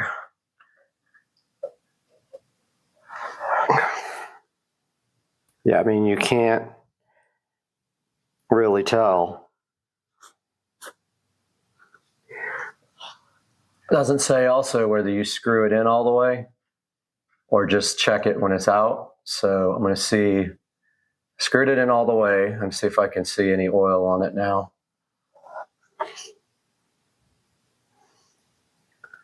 Yeah, I mean, you can't tell at all. It's just ridiculous. It's got oil on it even when you don't screw it in all the way. I'm just going to leave it like that. I'm not going to add any more oil. I only put 1100 and it says do not overfill. So I'm going to go ahead and leave it like that. And so that's going to do it for this video. And this is the extractor that we use. This is the OMT fluid extractor we use to change the oil. And I would highly recommend it. It works great. Did the job perfectly, actually. So yeah, go ahead and pick up one of these if you can, and we'll see you soon on Supercar Street Racing. Hey guys, I'm out here in the garage. Here's the Lexus IS 300. Just updating you guys because we had some interesting developments over the past couple of days. When I was looking at the car, I noticed that the radiator supply went to the opposite side of the engine from the GTE motor. Wasn't quite 100% sure, and due to my lack of knowledge, I didn't ask the proper questions. And also, the GE head has been used quite a bit on the GTE block for the conversion from normally aspirated to turbo. The GE head actually flows better than the GTE head for the turbo. So not asking that question and assuming that the block was a GTE block, I purchased this car. After posting the pictures up on Super Forums, I had a couple people notice the GE head and comment on it, and made me look further into this car being a full 2JZ GTE swap, which it is not. This car is a NAT car. Technically it is a 2JZ GE engine that is built, fully built, and converted to turbo. Now, what are the positives and the negatives about this? The positive is that the GE head flows better than the GTE head. That would be the only positive. The negatives are that the twin turbo motor accessories don't fit the intake and exhaust manifolds. So they have a special exhaust manifold and intake manifold for the GE head and block. The other negative being that the car technically is not worth what it was before. Now it does have the 6-speed Toyota transmission. It has the Supra brakes. It is a partial Supra conversion, not a full Supra conversion. I have been working with the seller and the dealer trying to work something out to keep the car, but I do have a lot of content already made that I was holding off on releasing, but wanted to post this quick update before I release that content. I'm waiting on an answer from them about a few stipulations that I have on keeping the car. To be honest with you, the car is not what I thought it was. I was disappointed. The owner also did not know that the car was not a GTE block. A lot of the guys on Super forums are saying it was dishonest, deceitful, negligent. I am willing to work with them on it under a couple of conditions. One being that when I'm ready to sell the car, the dealer that sold it to me will sell the car for me. Other than that, I do have some content coming, but I wanted to get this video out so you guys know what's going on with this car. This is not a Supra swap. Again, not the end of the world. It's not the complete end of the world. It's disappointing to me, to say the least. It has kept me up for the last couple of nights, and this is what is being posted on YouTube at this time. There's some reasons why you know it's not a GTE block. GTE blocks are drilled out on the exhaust manifold side for the stock turbos, the oil feeds for the turbos. This block is not. That is a GE block. The other difference in the GE block is it doesn't have oil squirters for the pistons, and I was told this by the seller after we discovered this, and he is correct. A lot of the big power guys block off the oil squirters. It's not a big deal. And the block is no different otherwise. It's not like the block is not as strong. It is, because it's built. That is if it is built, and there's no way to verify that it is besides the word of the seller and the shop that sold him the car. He does have the original engine from the car. I've seen pictures of it. It is also a GE engine with at least cam gears. I see them on the motor. So, but anyway, that is the story.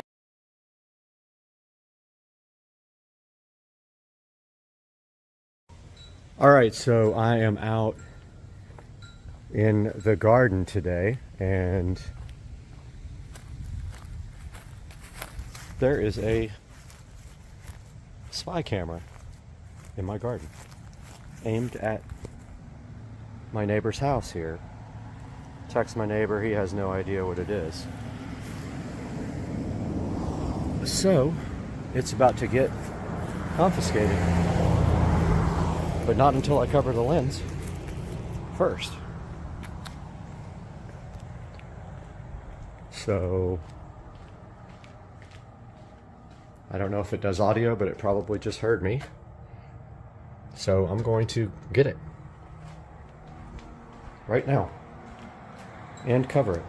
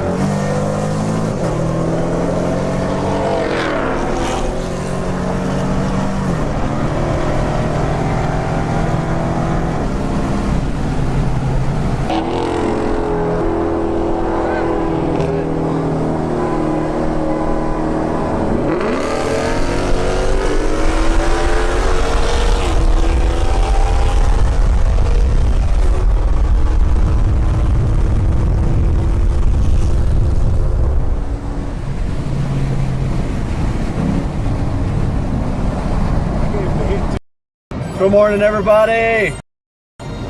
Beautiful Sunday morning, but I'm up way too early. I'm headed to Cars and Coffee over at Vaughn Motorsports. It's an all indoor event. Should be fun. We'll take a little bit of video, document all the cars. By the way, here's Torque Pro installed on the Android head unit doing its thing. Pretty cool. Love my Android radio. Look at that sunrise, though. That's amazing. Right when I turned the video off, I was hoping this STI would want to get it. But no luck. Absolutely crazy sunrise going on here in Jacksonville, Florida. Wow. That looks insane.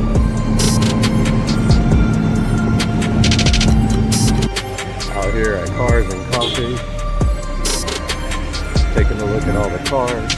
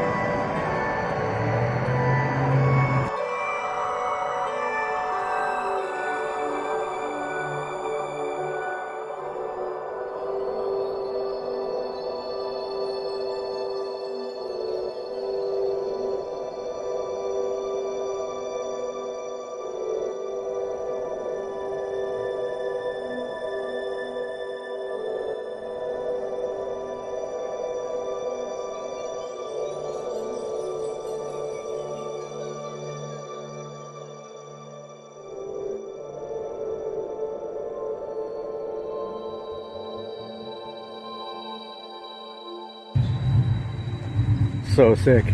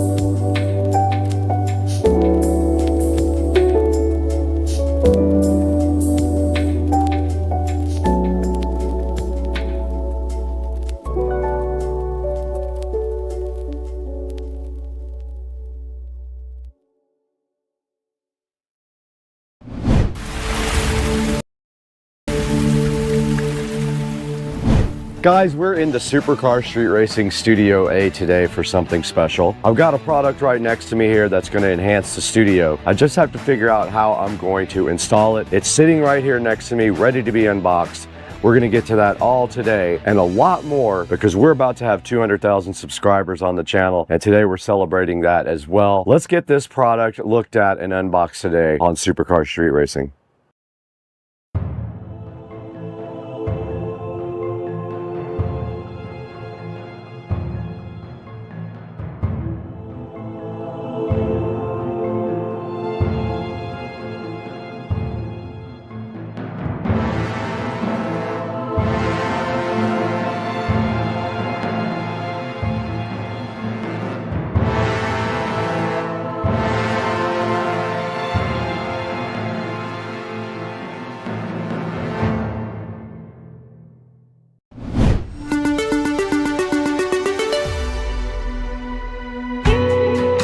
All right, guys, we are back in Studio A again today for something special. Lumery sent us a couple of these 16-foot rope lights to mess with. One of them I'm putting out in the studio here. The other one will go inside of the house on a new project I'll be working on soon in there. But for right now, my plan is to put this over here on this wall. And just to give that wall some light, there is no light over there whatsoever. And when I shoot this way, there's not really anything interesting. So I'm trying to figure out like a pattern or something to do with these, but I think I am just going to make like a just up and down pattern until I run out. And I don't know how long that is. It's 16 feet, so these are a foot each. So what we want to do is probably do 4 and 4 and 4 and 4 to do 16. So let's try that. Now directly inside the box you can see everything that came with the Lumery Smart Neon Rope Light Kit. It did come with a remote control right here, so I can add another to the 1000 that I already have. It came with these cool 3M sticky tape things, so you don't have to use the screws, and I can't use the screws on my wall because it is made of styrofoam over there behind the sound deadening material. They give you these little mounting things, so what they want you to do with these is stick these on with the 3M tape and then put your rope light in here. Now we don't need to put these all the way around the wall because you can see here in between these little foam tiles, this light will kind of stay in on its own. It only needs a little bit of help. So I'm going to use the 3M tape. I'm going to come up with a 4x4x4 design. We're going to get power actually behind this TV, there is a power up there, and we can hide the power wires nicely inside of the foam tiles, which I've done before. They fit kind of right between them, and I really like that. So let's go ahead and start figuring out our pattern here.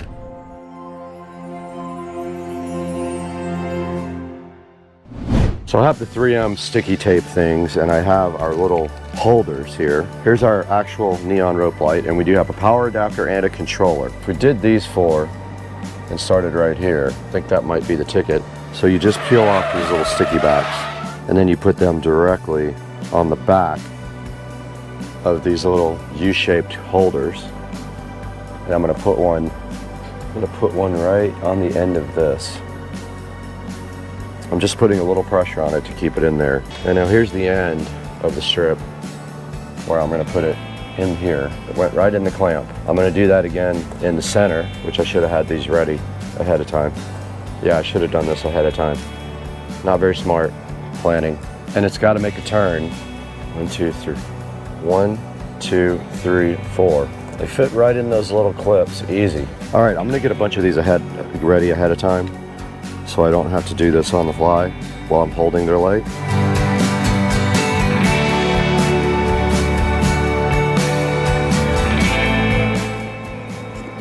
And I didn't do what I thought I was going to do.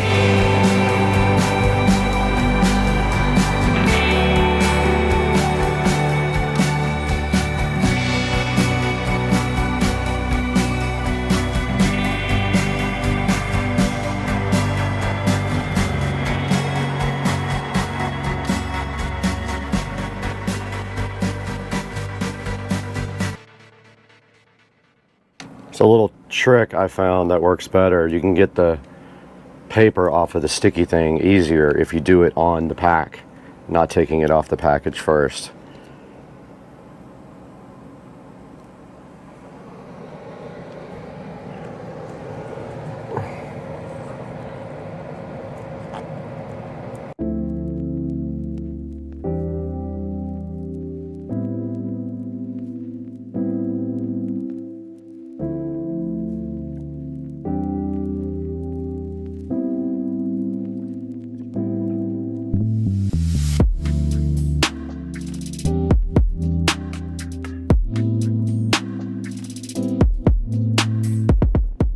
So we are completely done with mounting this rope light. All we have to do now is do power for it. This is our power brick, and I'm gonna put the power brick behind the TV. I have plenty of power up here like this, right here behind the television.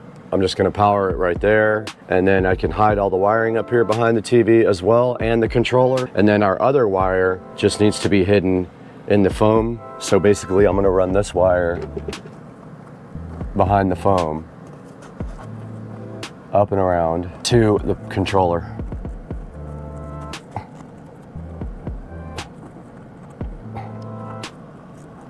Just like that.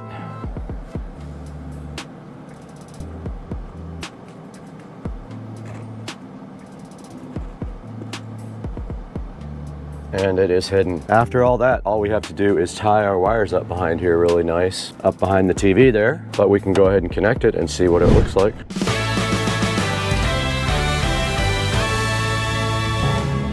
There's a 3-prong connector right here. You can't get it wrong. It's keyed, so you can't break it. There's no way to possibly break it. And then let's power this up. And that's cool looking. Okay, wow, that really adds a lot to the side of the room. That's pretty cool. So let me grab all the stuff to do the wire tying, and we'll start from there.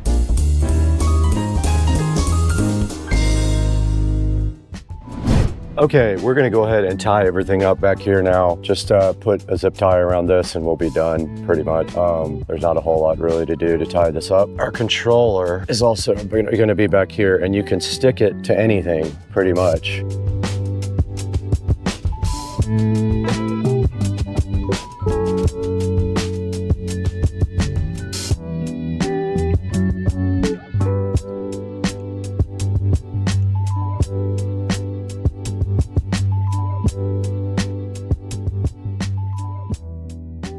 Looks like a big S. It's kind of cool. Everything is tied up now.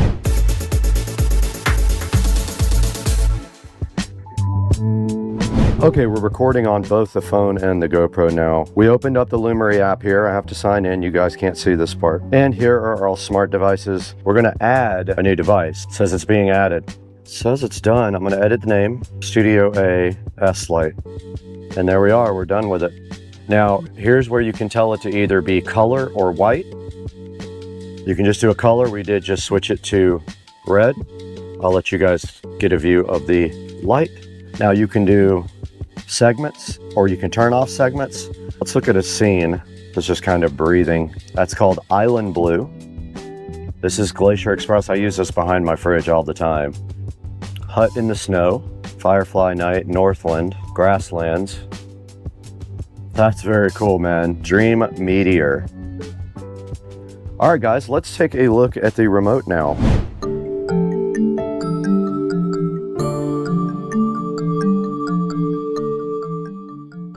All right, here's the included remote with the Lumery. Let's see if it did come with a battery or not. It did not. It needs 2 AAA batteries. It did not come with them. I will have to go grab 2 batteries now to test this remote. 3 hours later. All right, guys, we were able to go ahead and get some batteries put in this remote. It uses AAA batteries. I wanted to show you guys the remote and the functions. The first function on the upper left is the power button here, right there. Next to that, we've got the scenes, play, pause button. Then after that, you've got this round dial right here, and the left button is brightness and K-scene speed. The right button is brightness and K-scene speed. The top is previous scene. The bottom is next scene.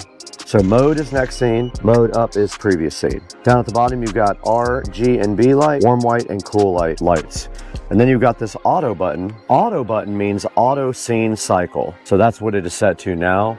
And it's doing this really cool, just fading off and on with a multicolored on the entire LED. So that's the remote, guys. It's handy, I guess, to turn it off and on if you don't want to use the smart features of the device. But if we hit this next scene button right here, see how it went to the next available scene every time I hit the bottom button? Pretty cool. This is gonna look good in the background when we shoot videos. So I'm just cycling through the scenes now so you guys get a good idea.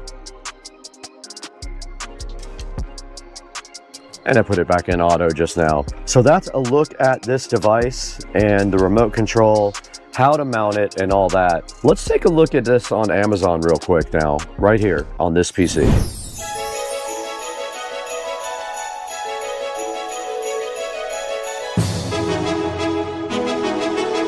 Welcome back to Studio A. I don't get out here very much anymore because I like to be inside so I can get to my regular job while I'm recording. But we're out in Studio A today checking out the Lumery neon rope light. Lumery was so kind to send me 2 of their neon rope lights. They are both 16 feet long. And as you guys just saw, we installed one right here in the studio. It's sitting right next to me, right over here, looking so amazing. And I cannot help but love this light. I like all the scenes. It does AI stuff, it has a ton of different scenes. You can turn individual segments on and off, and you can brighten and lower the brightness of individual segments as well.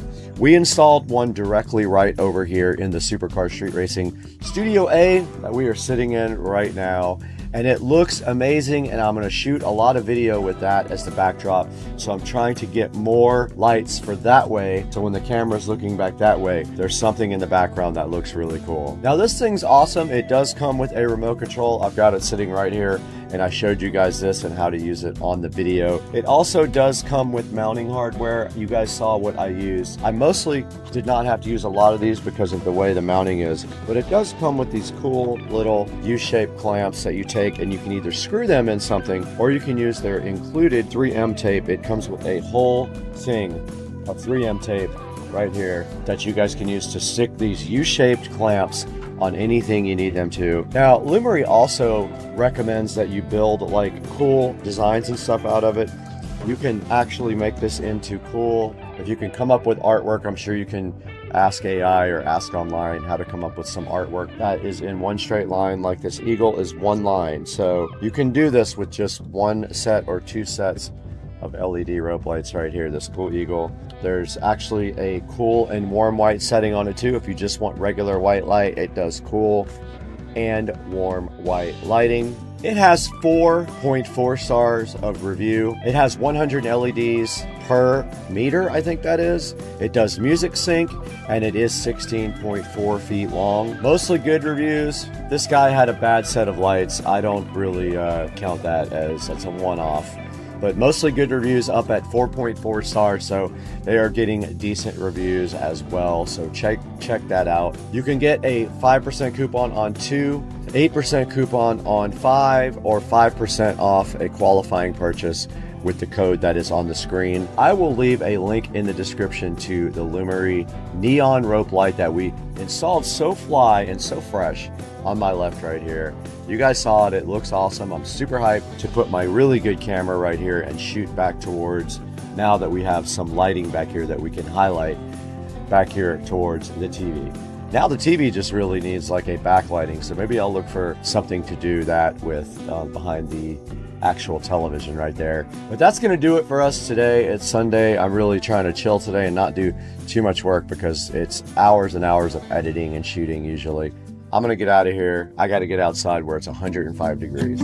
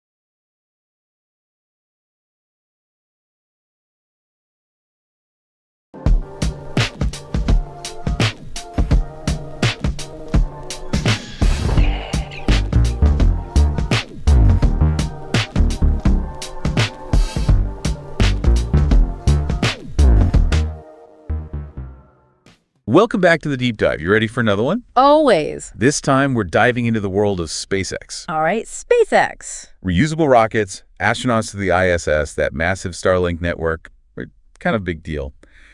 But we're going beyond the headlines with this one. Oh, yeah. What do we got? Articles, sure, but also some pretty interesting Reddit threads, even a piece about their move from California to Texas.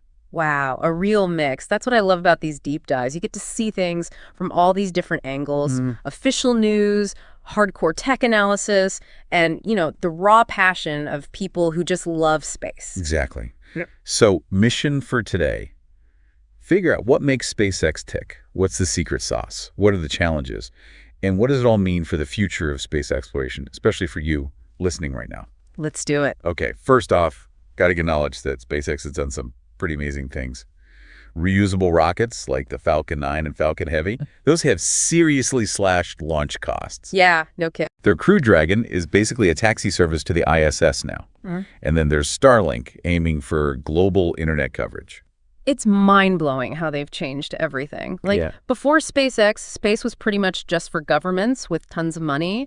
Reusability was a sci-fi dream, and launching anything cost a fortune. Right. Now it's almost routine. SpaceX really forced everyone to rethink the game. And, you know, it's crazy to think about their early days. We found some info about their early struggles. It was pretty intense.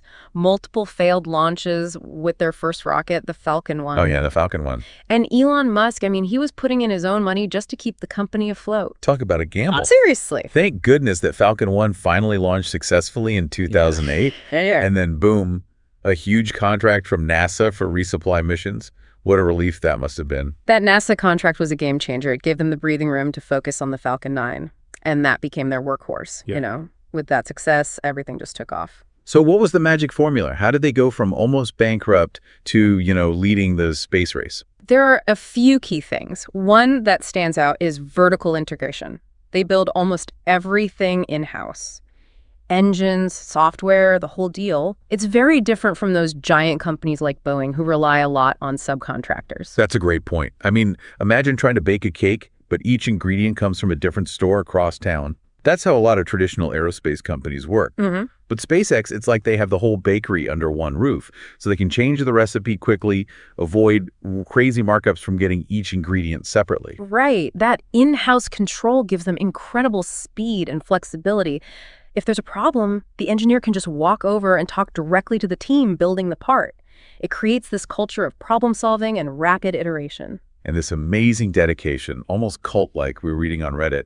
People are working crazy hours because they believe in this mission. There's a story about how even the baristas felt like a crucial part of the team, keeping those engineers caffeinated. There's a real sense of camaraderie, a shared purpose at SpaceX. It attracts people who want to push boundaries. It's not just a job, it's a mission. And speaking of pushing boundaries, that brings us to their design process. The fail fast, learn faster approach. Yes, the famous SpaceX embrace of explosions. They're not afraid to launch prototypes, gather data, and adapt, even if it means watching a few rockets go boom. Remember those early attempts to recover the Falcon 9 boosters? The first plan was using parachutes, and, well, as you can imagine, that didn't quite work out. Yeah, I remember seeing those videos. But instead of giving up, they studied each failure, gathered data, and finally perfected those booster landings we see today. That's the iterative process in action. Pretty incredible. Okay, so we've got vertical integration, this iterative design. But what about, well, Elon Musk? You can't talk about SpaceX without talking about him. His leadership, his ambition, it's woven into the company. Right. Musk's drive to do the seemingly impossible, it's contagious. It's everywhere at SpaceX. He sets these huge goals and then empowers his team to go beyond what anyone thought was possible. His influence is undeniable. And that drive, that's what fuels their ultimate goal, right? Making humanity a multi-planetary species focused on Mars. A pretty ambitious goal that has definitely caught the attention of, well, everyone. But even with someone like Musk at the helm, things haven't always been smooth sailing for SpaceX. True. There's been plenty of criticism and controversy, which we should talk about. But before that, let's address something we know is on your mind. What does all this SpaceX stuff mean for you? Great question, and we'll delve into that later in this deep dive. But first, we got to talk about Starlink. This massive satellite network is aiming to provide global internet, but it's caused quite a stir, especially among astronomers. Yeah, the concern is light pollution. You've got thousands of these Starlink satellites reflecting sunlight, and that can mess with astronomical observations. It's kind of like if someone were shining a flashlight in your eyes while you were trying to look at the stars. Yikes, not ideal. But SpaceX knows about this, right? Didn't they start adding visors to the satellites to cut down on that reflectivity? Are they doing anything else? They've been tweaking the satellites' orbits and working on software to help astronomers, avoid them. But the debate is still going strong. Some astronomers say even with all that, Starlink could still really mess up sensitive observations, especially for those deep space objects. It's a tough balance, isn't it? Expanding internet access versus protecting scientific discovery. Where do you fall on that? It's a tough one for sure. Yeah, it feels like one of those classic unintended consequences things.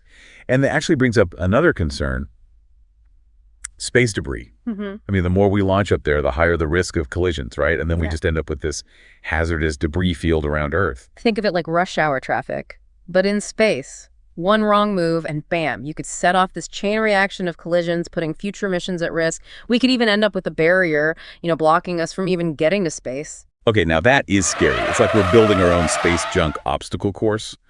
But SpaceX says their Starlink satellites have systems to avoid collisions and can deorbit when they're done. Is that enough to, ease those worries? It's a good start, but this isn't a simple problem. As more companies and countries launch stuff, we need some serious international cooperation, stricter rules to manage all that traffic up there. It's kind of like the Wild West in space right now. We need some, cosmic traffic laws or something. Cosmic traffic laws, I love it. Okay, so we've got the light pollution issue, the space debris dilemma, and then there's the whole national security side of things. Yeah. Remember that article about SpaceX building a spy satellite network for a U.S. intelligence agency? Right. That gets complicated fast. Yeah, it blurs the lines between private space companies and, government stuff, raises questions about who's really in control. Could this tech be used for military purposes? What happens to international cooperation in space? It's like SpaceX has become this powerful tool in the global chess game. Makes you wonder how this is going to impact space exploration and our relationships with other countries out there. But let's shift gears a bit. Talk about some exciting stuff. What can we expect in the future? Okay, back to the more optimistic side of things. Right. We've talked about Starship's potential, but it's not just about Mars. It could change how we travel here on Earth, too. Oh, yeah, that whole point-to-point travel idea. Imagine hopping on a rocket for a quick trip to, like, Tokyo. Right. Sounds like something out of a movie. SpaceX wants to make it real. Yeah. They're talking suborbital flights, New York to Tokyo in under an hour. That would revolutionize transportation. What about space tourism? We've seen some of that already, but Starship could open it up to a lot more people. Absolutely. Imagine orbital cruises, lunar vacations, honeymoons on Mars. Honeymoons on Mars, that's a new one. Okay, maybe Mars is a bit far off. But the point is, Starship could make space tourism way more affordable, way more accessible. So are we talking about a future where people are commuting to space stations for work, maybe even living in orbital habitats? It sounds wild. But with SpaceX, who knows? It's not as crazy as it sounds. We're already seeing more interest in space-based industries. Manufacturing in microgravity, mining asteroids, experiments you couldn't do on Earth. Starship could be the transportation system that makes it all happen. It's a huge shift in how we think about things. Yeah. We're not just exploring space anymore. We're talking about living and working there. Exactly.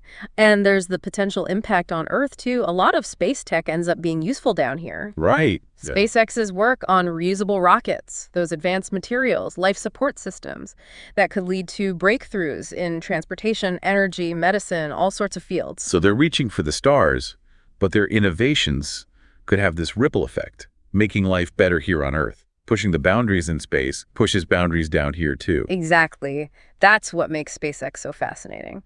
But we can't forget the ethical stuff, the environmental concerns that come with these big plans. Right. We talked about Starlink, the space debris issue. But there's also the impact of space travel itself, you know? Launching rockets uses a lot of resources, creates emissions. What's SpaceX doing about that? They're looking into more sustainable fuels like methane. They think they could make that on Mars using stuff they find there. That would mean less hauling fuel from Earth. They're also working on minimizing their carbon footprint in how they manufacture and launch things. So they're not just focused on getting to Mars, they're thinking about doing it sustainably. It's great that they're taking those steps, but it's still a really complicated issue. Totally. As we go further into space, we need to be having these conversations about the challenges. And it's not just SpaceX, right? We need to think about the impact of all the countries and companies out there. You're right. It's a much bigger picture. And that brings up another interesting point. The growing role of private companies in space exploration. It used to be mostly government agencies like NASA leading the way. Now you have companies like SpaceX taking charge. Do you think that's a good thing? It's both good and, well, maybe not so good. On one hand, private companies bring a lot of innovation, efficiency. They're not stuck with the same bureaucracy as government agencies, and they have different motivations. Right. It's like they've injected this entrepreneurial energy into the whole space race. That's a good way to put it. But there's the flip side. Their involvement raises questions about commercializing space. Will it just become another place for profit-driven exploitation? That's a valid concern. We need a serious conversation about the ethics of space exploration, making sure it benefits everyone, not just a select few. Absolutely. And that conversation needs to include everyone. Governments, companies, scientists, ethicists, the public. Space belongs to all of us. We need to shape its future together. Couldn't agree more. Well, we've covered a lot. The big picture, the controversies, potential benefits, ethical dilemmas. But I'm ready to geek out a bit now. Tell me about the tech that makes SpaceX so unique. All right, let's dive in. You know, one of the things that sets them apart is their rocket engine design.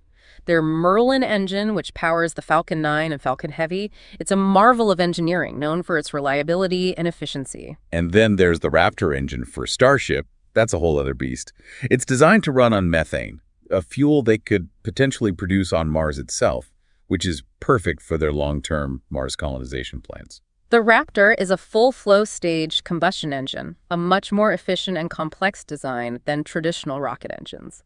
It's another example of SpaceX pushing the boundaries of what's possible, constantly iterating and refining their designs. It's like they're applying software development principles to rocket science. Always testing, iterating, improving, just like software developers update their code. That's a great analogy, and it's a huge reason for their success. That rapid iteration, combined with their vertical integration approach, means they innovate at a pace that's unheard of in aerospace. They're not afraid to experiment and learn from mistakes. Oh, and let's not forget about their autonomous landing system. Seeing those Falcon 9 boosters land back on that drone ship with such accuracy, it's mind-blowing every time. It's like a sci-fi movie come to life. It's an incredible feat of engineering. The booster has to navigate through the atmosphere, reignite its engines, and land upright on a platform that's moving at sea. It's this complex dance of software, sensors, control systems, all working together seamlessly. It's a testament to their mastery of both hardware and software. They're pushing the boundaries on multiple fronts, constantly innovating, finding new solutions to really tough challenges. What else should we add to our SpaceX tech highlight reel? Their use of 3D printing is definitely worth mentioning. They're printing entire rocket engine parts, which lets them create these complex designs that would be impossible to manufacture using traditional methods. This speeds up production, cuts costs, makes their rockets more competitive. 3D printing really is changing so many industries. It's fascinating to see how SpaceX is using it to revolutionize rocket manufacturing. What about heat shield technology? I remember reading about the challenges of protecting Starship during re-entry. Those heat shield tiles have to withstand insane temperatures. Absolutely. Re-entering the Earth's atmosphere at those speeds creates incredible heat. SpaceX has had to come up with innovative heat shield materials and designs to protect Starship. It's another area where they're pushing the limits of material science. It sounds like they're constantly pushing the envelope, innovating in so many areas, and that's what makes them so exciting to follow. They're not just building rockets, they're building the future of space exploration. And that future is full of possibilities. They're talking about a world where space travel is normal, humans are on Mars permanently, and technologies developed for space improve life here on Earth. It's an inspiring vision. There are definitely challenges and ethical things to consider, but it's thrilling to imagine what the future holds for SpaceX, for humanity's exploration of space. So where were we? Oh yeah, the tech. The tech, always my favorite part. What makes a SpaceX so special on that front? Well, for starters, their engines. They've really mastered rocket engine design. Engines, okay. Like what specifically? Take the Merlin engine, for instance. It's what powers the Falcon 9 and Falcon Heavy. Super reliable, super efficient. It's a real workhorse. I've heard of the Merlin, yeah. But what about the engine for Starship? The Raptor. Raptor, right. That's supposed to be a whole different ballgame. Oh, absolutely. The Raptor's designed to run on methane. And get this. They think they can actually produce methane on Mars using resources they find there. Whoa, wait, really? Produce it right there on Mars? That's the plan. It would mean they don't have to haul all that fuel from Earth for the return trip. Game changer for long-term Mars missions. That's incredible. Yeah. It's like they're not just planning to visit, but to actually live there. Exactly. And the Raptor is just one example. They're pushing the boundaries with all sorts of tech, like 3D printing, for instance. It's revolutionized their manufacturing process. 3D printing, yeah. I remember reading they're printing entire rocket engine parts. Is that right? That's right. Really complex components that would be way too difficult and expensive to make the old-fashioned way. 3D printing lets them build rockets faster, cheaper, all while keeping things top-notch quality. So they're ahead of the game in cost and speed because of 3D printing. Pretty smart. Okay, what about those landings? You know, those Falcon 9 boosters landing back on the drone ship. It's mind-blowing every time. How do they do that? It's pretty amazing. Think software, sensors, control systems, all working together perfectly. The booster has to fly through the atmosphere, fire up its engines again, and land perfectly on a platform that's actually moving in the ocean. It's like threading a needle while riding a roller coaster. It's hard to even wrap your head around it. Right. It really shows their mastery of hardware and software, both. Yeah. And they're not stopping there. They're always looking for new solutions, new ways to solve these really complex problems. Always innovating. Okay, so we've got efficient engines, 3D printing, those incredible landings. Anything else we should add to our SpaceX tech list? Well, heat shield technology is pretty crucial. You know, protecting Starship during re-entry is a huge challenge. Those heat shield tiles have to handle some seriously intense heat. Yeah, it's like falling through a furnace when that spacecraft comes back into the atmosphere. Exactly. And SpaceX is coming up with innovative materials, designs, all to make sure Starship can survive those extreme temperatures, again, pushing the boundaries of material science. So they're ahead of the curve on engines, manufacturing, landings, heat shields. What's the common thread here? They're not afraid to push boundaries, to constantly innovate, and that's what makes them so exciting to watch. It's not just about building rockets, it's about building the future of space exploration. A future where space travel is more common, more affordable, open to more people. Exactly, and they're not stopping at just getting to space. They want to build a permanent human presence on Mars. It's a big, audacious goal that captures the imagination. It makes you think about all the possibilities, doesn't it? It's what we might be able to achieve out there. For sure. But it's also important to remember that this journey comes with responsibilities. We've talked about the environmental impacts, space debris, and national security concerns. These are things we need to think carefully about. We have to be good stewards as we venture further into space. Yeah. Making sure what we do is sustainable benefits everyone. Right. Space exploration is this amazing testament to human ingenuity, our desire to explore. And SpaceX, with their bold vision and dedication to innovation, they've sparked something, this excitement, this sense of what's possible. It's going to fuel humanity's quest to explore the cosmos for generations to come. So as we wrap up this deep dive into SpaceX, we're left with a sense of wonder, of possibility. It's been an incredible journey exploring their work, their goals, their challenges, and who knows what the future holds. But one thing's for sure, SpaceX will be right there, pushing the boundaries, inspiring us all. Thanks for joining us on the deep dive. Guys, today we have gotten rid of the furniture on the porch, and we have this whole entire load of IKEA furniture to put together today, right out here in the beautiful Florida sunshine. I'm so happy to have you guys with us today, but we got a lot of work to do, so let's get busy and stop talking on Supercar Straight Racing. Let's go.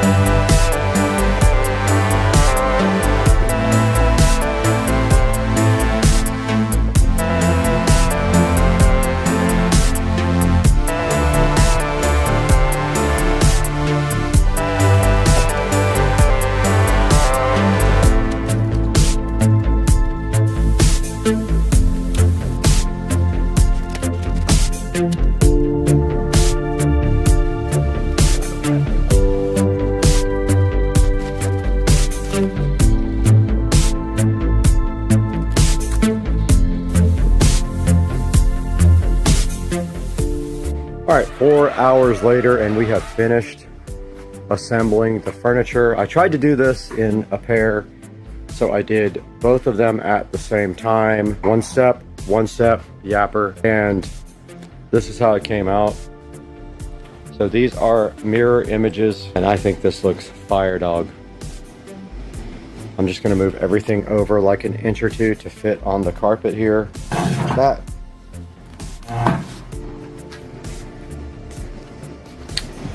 This one here. Let's go! I had a mouthful of food. Let's go! Second part of the equation of the outdoor furniture switch over and refresh is this lounge chair and table set here. We got to get this out and get it put together. One of them is a table and chair. The other one is just a chair, and it is from Hdmi Outdoor Living with very good reviews. Let's get these outside, get them unboxed, and have probably the most fun ever by building more furniture that only took 4 hours to do the other set, guys.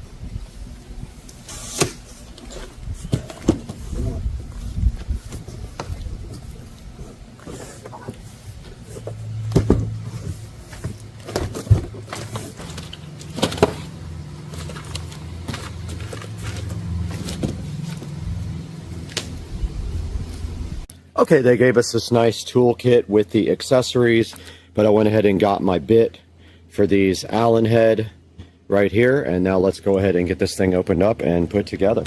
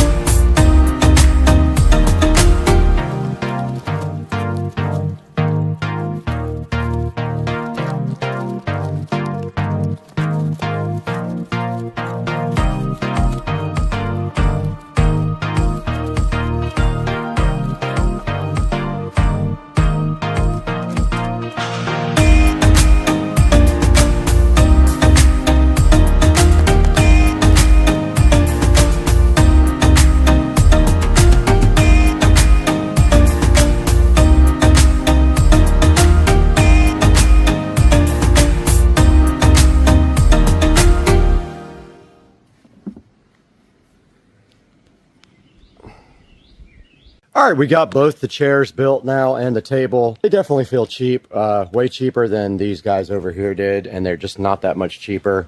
I kind of wish I would have gotten metal ones instead. They have some metal, but it's mostly plastic. And, you know, I had a few issues getting them together, but nothing big. But yeah, these are the new chairs there. That rounded off the new patio furniture there. And now let's throw it into Supercar Street Racing and Brad to see how you can get both of your sets of these on Amazon and IKEA.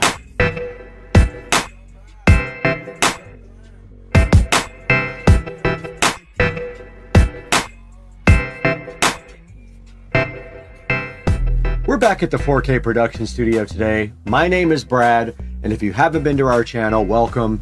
And I'm so happy for your support and for your subscription and your like. And we're taking a look today at this IKEA furniture that I bought, and this is the Revscar, along with the Duveholmen seat pads, Duveholmen cushions, and the Frozen covers for the IKEA furniture. Now this entire order was $1,487, and it comes with everything you need to go ahead and build this set for your patio. Now it is made of metal, there is no wood except for the table part that looks like little slots. And then the other furniture was ordered from Amazon. Here's a look at the Hdmi Outdoor Living Patio Shea Lounge. It has good reviews, but I'll be honest, it does feel kind of cheap. I like my metal furniture way better. But this guy has a 4.7 star review, so not too bad. Guys, please support the channel by liking and subscribing. Now, I don't get any money from IKEA if you buy from them, but if you buy this set from Amazon, I will get a small amount of money for the purchase or anything else that you click through any of my links to buy. Now, I don't have time to hang out here all day and talk to you guys. I have to go assemble 1,000 furniture.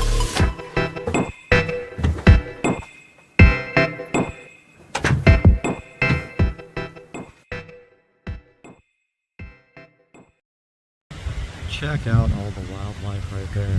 Turtles, alligators, everything. Crazy. Out here at S&S. Downpipe footage.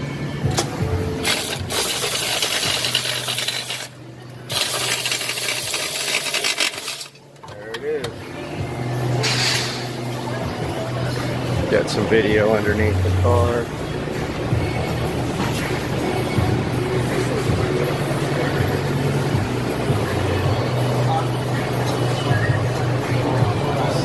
System. Yeah, so these guys are installing the circuit works down pipe. They had some issues with it, but looks like they finally got it tightened down. Got the 335i N55 down pipes installed, down pipe installed. Just some quick impressions. The sound is awesome. Sounds really good. Obviously, I've not tuned for this yet.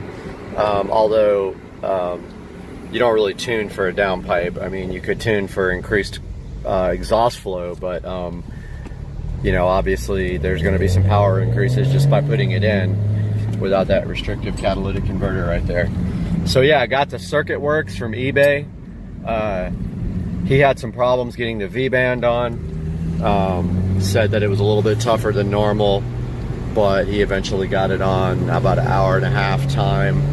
So I definitely recommend the Circuit Works 335i N55 downpipe to replace this restrictive catalytic converter. We'll see you guys on the next one.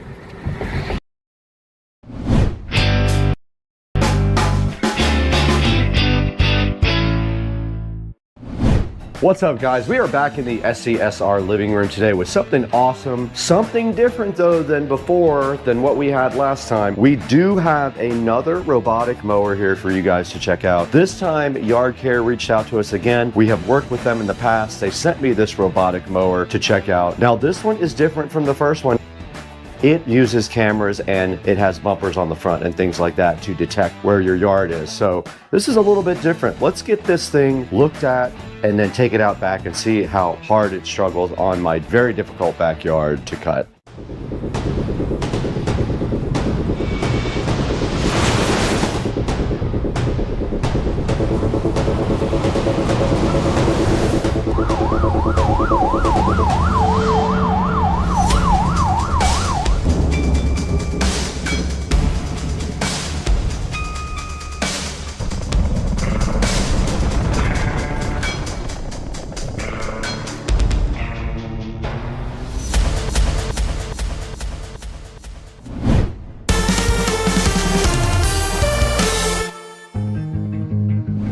Okay, we're directly in front of the Yard Care robotic lawnmower. It did come with a user manual here, but I just want to give you guys a little bit of a thank you for 200,000 subscribers. It's not easy to get done, but you guys helped me do it, and I really do appreciate everything you guys have done for the channel. Now back to the Yard Care here. It is sitting here looking fresh. It's pretty cool looking. It's kind of a grayish color and the wheels are black with like a blue stripe on it. And I believe this is a camera here in the front, the little camera cover there. Right there is also blue. There's a large red stop button on top and a control panel up here. This is where you control the mower, and it also has a few readouts here. There is a cutting height here. It is set to the maximum. If you look right now, it is set to 60. That is the maximum cutting height, and they advise you to set it on 60 to do your first cut and then go from there, because notoriously a lot of these mowers cut too short. So I'm hoping this will be good enough to cut at that height. Now right on the side here, it does say danger, keep your hands and feet away from the mower. Obviously, you don't want to be putting your hands and feet in there. Now last time we had a mower out back, it struggled with the back because we have a drop off at the edge of the yard. Now they do say in the manual that if you want to purchase magnetic strips for the edge of the yard, it will help the mower cut your yard better and know its way around. So it does say that they are sold separately. I'm sure you can get them when you look at the Amazon ad, which I will have a link in the description, and I'll link those strips if I can find them as well. But right here in front of me, I do see the user manual looking so fly and fresh, and it does tell us a lot about the mower itself. It did also come with a battery and a charger. It's an 18 volt battery and a regular 18 volt charger. That is in the kitchen charging. We'll show you that here momentarily. Now on the bottom are the actual cutting blades, and you can see them right there, right underneath there. Those are the blades. They are small, and I have heard complaints about other mowers that the blades are too small to deal with a lot of grass, but we will see how they act on mine. Now on the very top of it, you can also see a control panel here, right? On top of the control panel right there, there is a power button. You hold that down to start. Indicators are not flashing here on the top. You are in standby mode. All you have to do is press the start button one time. You press the OK button after the start button. There is a spiral mowing mode. You can see it right there. You can mow in spiral. There's the spiral button right there. When the battery power is more than 20%, the light will be green.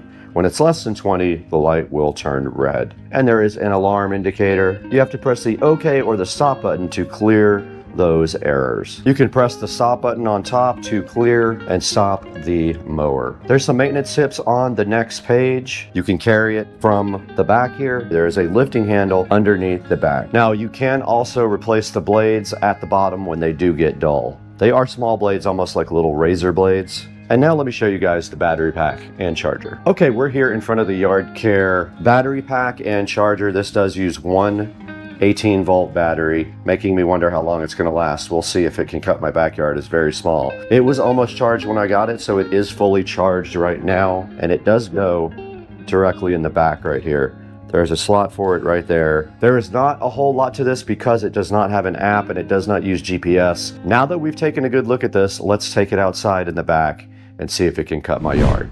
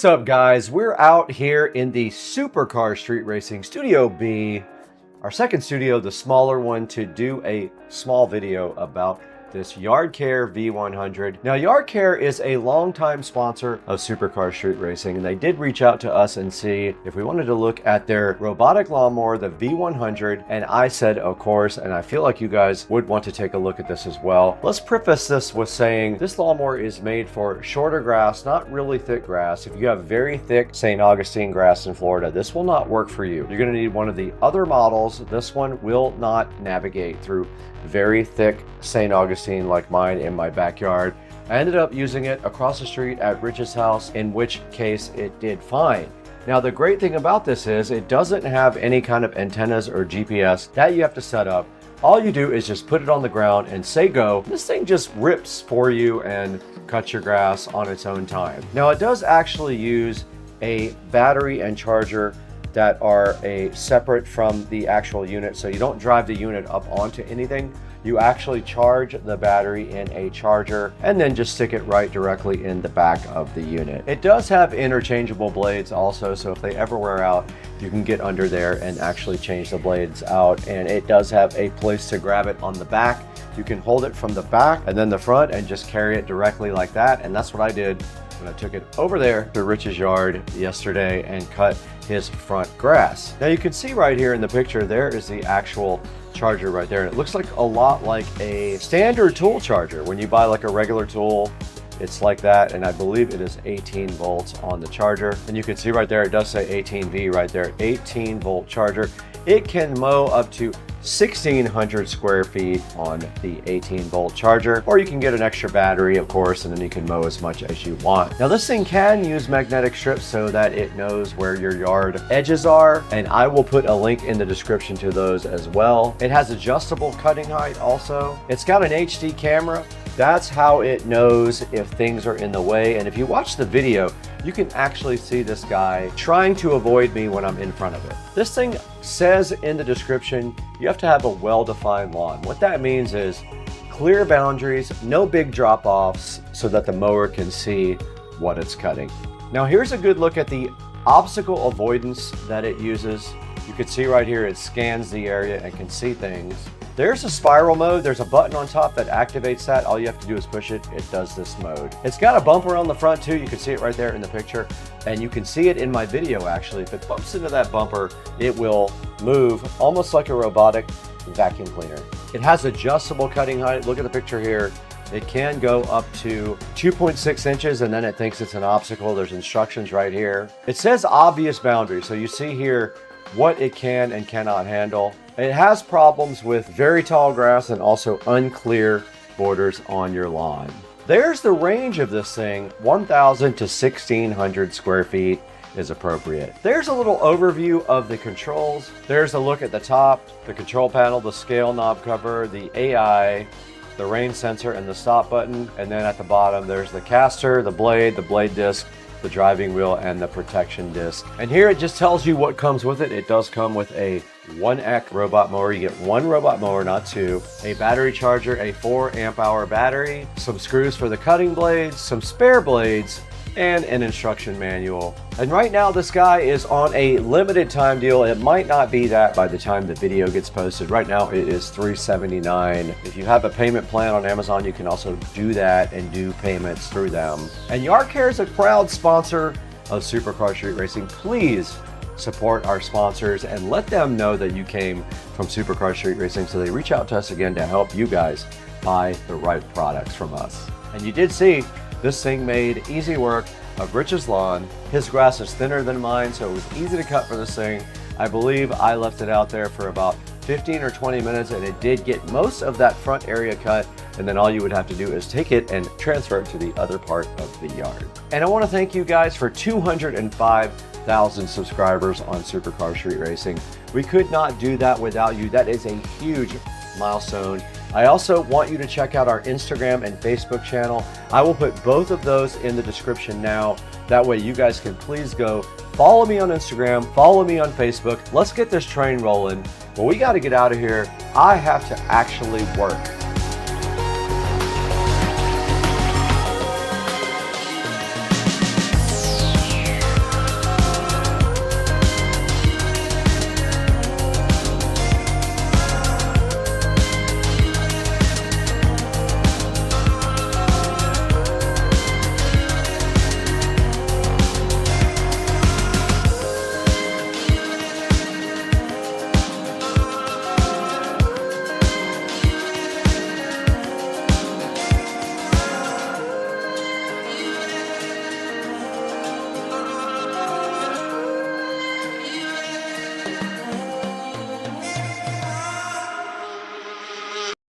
today we are in the Supercar Street Racing Garage.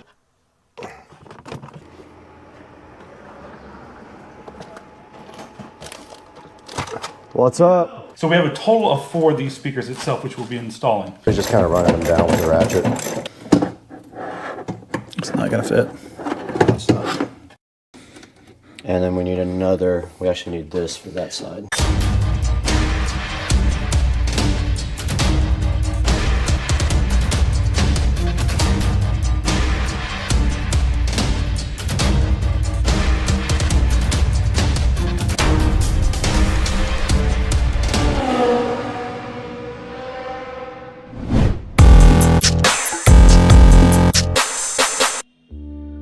All right, guys, we're back again with another episode of the Golf Cart. And today we are in the Supercar Street Racing Garage waiting for Joe to head over. But meanwhile, I am setting up here to go ahead and check and see what wiring I have. I'm gonna get out all the wiring and go ahead and lay it out right here for you guys.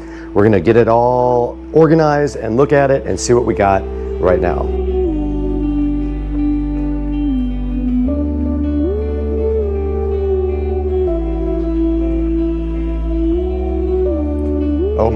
Oh my goodness.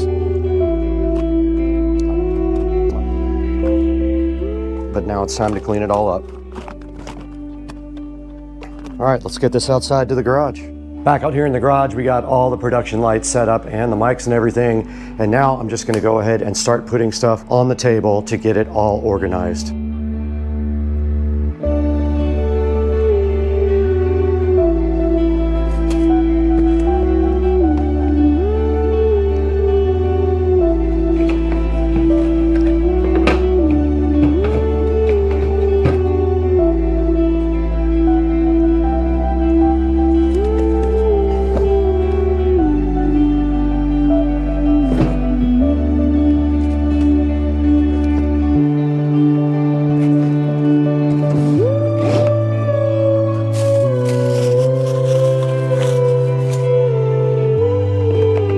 Okay, directly in front of me, you guys can see Joe's 4 new speakers for the golf cart, his old voltage inverter and his old fuse box. And then right there is the new voltage reducer, 60 amps for the new system. Let's go ahead and get his dash out of the kitchen as well. So here is the new dash and the new digital display, which we haven't figured out what we're gonna do with that yet. This new dash is already prepped for speakers. You guys saw that in the last video. Put that there. And now let's go ahead and get our connectors and everything out that we're gonna need to actually do the wiring.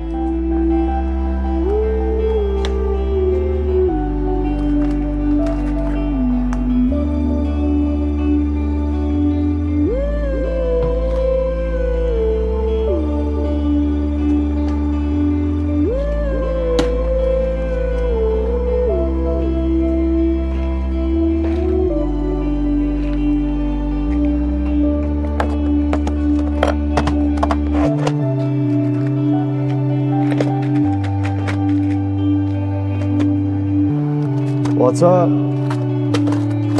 What's up? Camera's rolling. Nothing on Amazon at all. My work suppliers. There are strippers. And there are the crimpers.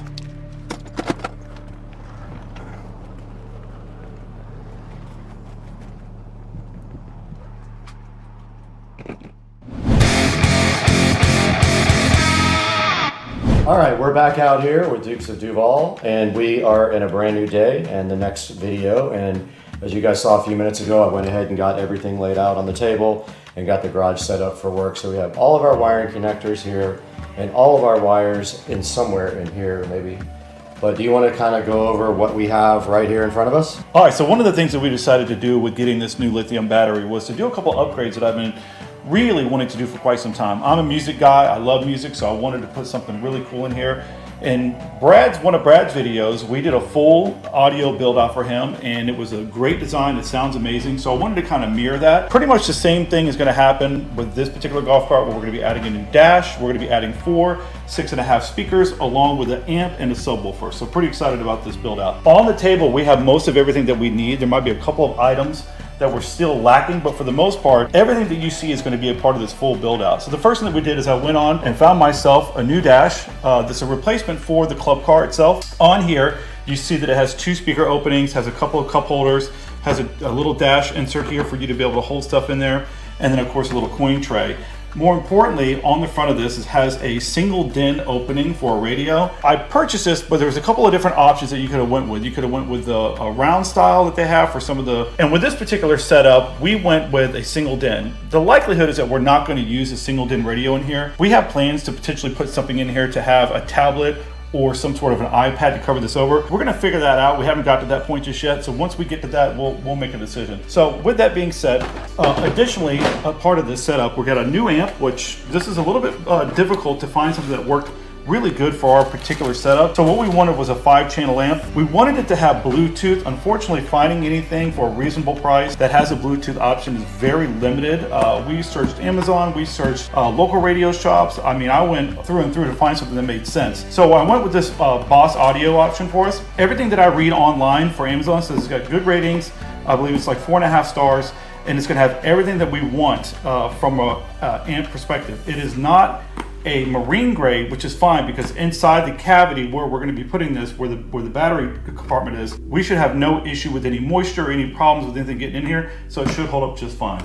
Along with that, we have a couple of other items that we bought specifically for the radio. So I went out and found these on Amazon as well. These are 6.5 full range SCAR audio. These are weatherproof, and the reason that we want marine grade weatherproof is because this will be on the exterior, so it will be exposed to the elements, unlike being inside the battery compartment itself. These are great speakers that we found. They have really good ratings on them. We kind of opened them up already to start doing a little bit of work, but I just wanted to show you guys real fast that one thing is that it does have a single tweeter in the front. Yeah, so these are great speakers. They are marine grade, so you can fully water them down when you're cleaning your golf cart, so you don't have nothing to worry about that. And that's the biggest thing for me, is if it's somewhere in a compartment that I'm not concerned with getting to the elements, then I don't go marine grade on anything, or I avoid it if it's at a cost. For this, I did pay the money to get a marine grade, and these are solid, really heavy speakers. I have a good feeling these are going to sound amazing in the golf cart. So we have a total of 4 of these speakers itself, which we'll be installing. So we decided to upgrade this. This is basically the converter. This knocks down 48 volt down to 12 volts. Most of the accessories and the radio and the stuff that you use all runs off 12 volts. So you have to have something to step down all that power. This is a much better voltage reducer than the last one I had, so it's going to have a lot of ability to run power. So one thing to know is that we could easily hook up to one 12 volt battery when you have a multi-battery system. In this particular case, we have a single 48. So you don't really have that option. And even with a multiple battery setup, you never want to run off of just one 12 volt battery because that's draining from one 12 volt. So you want to share the load over the entire 48 volts. So that's why you use a step down from a 48 to a 12 volt. It makes the ability for it to have a longer lasting power, and it's not pulling off of one particular battery. So this here is an inverter, and what this is going to do is take our 12 volts that's going to be coming off of this knockdown to a fuse panel and convert this over to 110. It's going to allow us to have a couple of outlets here.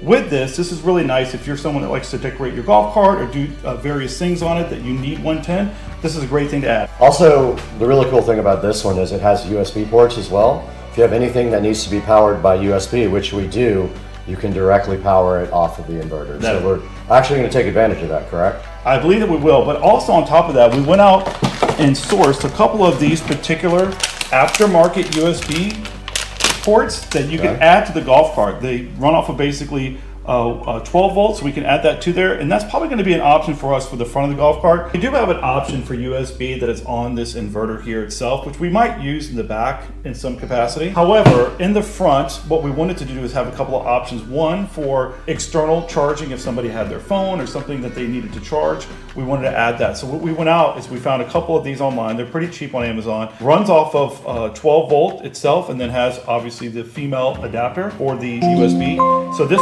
we'll do 2 things with it. One, we will have an option for charging, and 2, we will have an option for the tablet to stay there permanently for it to stay connected, so that anytime that I bring the tablet onto the golf cart, it'll automatically connect to it real fast, and then we'll have power feeding it. So along with those USBs that we were just talking about, we bought an external one here as well that's going to be mounted to the dash. This one's nice because it has a cover for it, so in the event that you're going to be washing the golf cart down, you can cover this up, which is going to make it where it won't get any water into it, which is really kind of nice. So that's going to... Right here in front of me, we do have our fuse block. This came off of the last golf cart. We're gonna go ahead and reuse it, and if you can see right here, it does have a place for both positive and negative. You feed it positive up top here, negative on bottom there. It has a negative bus bar at the bottom, and then it has individual positive bars here for each one, and you can select what fuse you want. For example, if you're running a 12-volt amplifier off this directly, you would want a large enough fuse to go directly to your amp. However, these guys usually have built-in fuses, so I'm not sure that we need to go through this fuse block for that. We'll have to figure that out in the long run. But that is going to be our fuse panel, and then that's our ground that's already connected that we'll be able to reuse for something. All right, so right here we also have a Elecan Bluetooth adapter. This is the exact same one that I have on my golf cart. Basically all this is for is a receiver, and then it actually connects to the amplifier via RCA cables.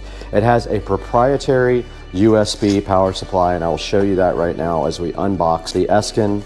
It's not your typical connector on the back of here like a lot of USB stuff have. It's actually a pin connector. So if we go inside the box here, there's an instruction manual here. Here's the actual adapter. And then inside of there, you can see right here, you would output from this to your amplifier. It also has an auxiliary, and it also has a little pin connector there for power. And inside of the box, we should have a power connector. We do. There's a power adapter in case you're using it at 110. Here is a USB adapter in case you want to use it for 5 volts. And then they also give you a pair of USB to headphone or mini to use in the auxiliary port. All right, also right here on the table, we have all of our tools we need to go ahead and do anything with wiring. We've got automatic wire strippers. These are crimpers for some special type of connectors that we have. And then these are workman pliers that we use for electricity. And then moving over here to the side of the table, we have all of the heat shrink and the connectors and everything that we're going to need to go ahead and put ends on it. Because for example, when we have something like a voltage reducer and we have these screw terminals here, we're going to want to go ahead and put ring connectors on the end of our wires to make it clean. So we'll just remove these screws, put the ring connectors over, and then screw these back down. We have some ring connectors inside here. Those are for small gauge wiring. I don't have very many yellow ones for big gauge.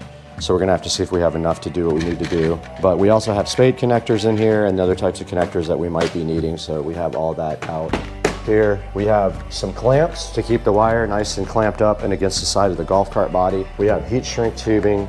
We have heat shrink spade connectors and other type of connectors here. These, all you have to do is basically put the wire in. So basically all you have to do is just run your heat gun on these and it shrinks over the end of the wire itself. So that's it. We have all the stuff here that we need to hopefully move on to the second part of this golf cart build. We're probably just going to go ahead and reorganize everything now since we unboxed it, and then we're going to assess whether we have to buy some more stuff. So let's get busy getting all this stuff back in shape because we just made a mess here, and then we'll start getting to work.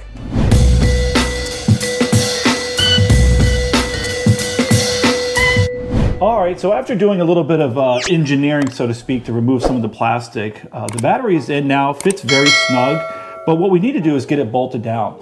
So the way that it's set up now, we have it pushed over to one side. The only issue is that it does have a couple of spots on each side for you to put bolts on to get it to obviously strap down, so to speak. But here it's very, very tight. So what we have to do is try to figure out a way that we can mark the spot where we need to drill because we're going to through bolt it. And it's going to be a little bit of a challenge to try to get down a socket down in there to hold the top of that bolt down, but I think we can get that done pretty easy. So we're going to take the time for a couple seconds, figure out exactly how we're going to get that bolt to get in there and make the hole, get the hole cut, and we should be able to get this thing fastened down pretty quick. Okay. Do we need to take the battery out? Yeah. So the first thing we want to do is obviously on this side, we want to make sure that we can get the socket down in there to hold the head of the bolt. Okay. So we need to grab a socket. Yep. So we're going to grab a socket. We're going to make sure we can slide it down there. If it won't, we're going to have to just budge this over just a little bit. From there, once we know we can get our socket in there, we'll make a mark so that we can drill a hole. And I think for this particular setup, we're just going to concentrate on one bolt on this side and put a couple on this side, and that should be more than enough to hold this down. Perfect. Let me go get the sockets and we'll do that. Okay.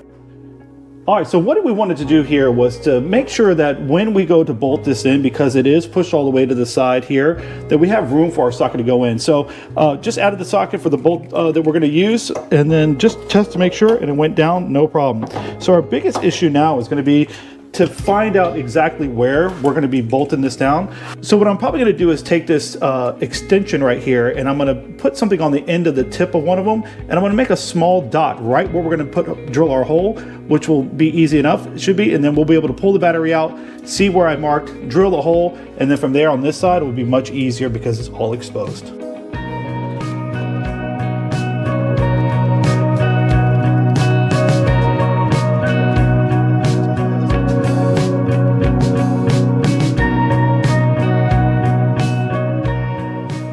What was that you used? That's it. That was a leather cleaner? Yeah, all I needed was just something, so if we yank it out, now we'll have a dot. We'll have a dot, yep. Okay, perfect. So where are we going with it? We're going to pick it up, and then we'll set off to the side here. I don't know if I'll be able to from here. I don't have any leverage.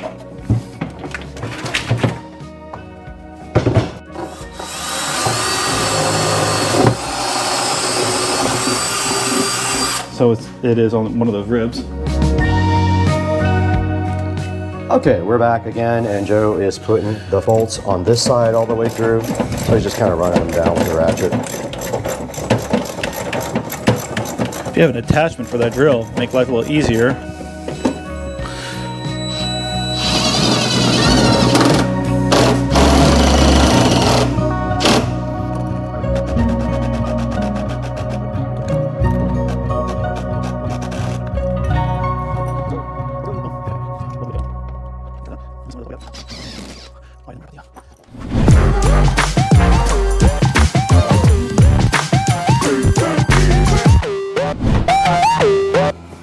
All right, guys, we're back, and we just got the battery mounted. Now we're here with the voltage reducer and the voltage inverter, just laying out just a rough layout of where we're going to do everything. We're trying to plan for an amplifier, so we want to make sure that we have enough room at the bottom. So we're thinking of putting the voltage reducer somewhere right in here. That leaves enough room for an amp to slide underneath this if it had to. Plenty of depth, like height. Then we can get our wires directly off here, come over to our inverter, and down to our amplifier, so we could just come down.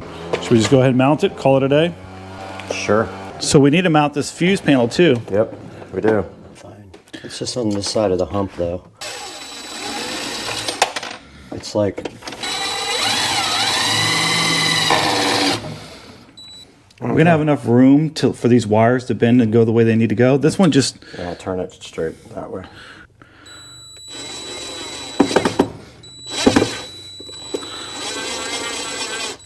Good? I think it's good. Good. Okay, I am working on the wire that's coming from the voltage reducer to the positive side of the battery. So I have put a ring terminal here for the voltage reducer side, and it will go just like that. And I got my crimpers here. I'm going to go ahead and crimp using the yellow.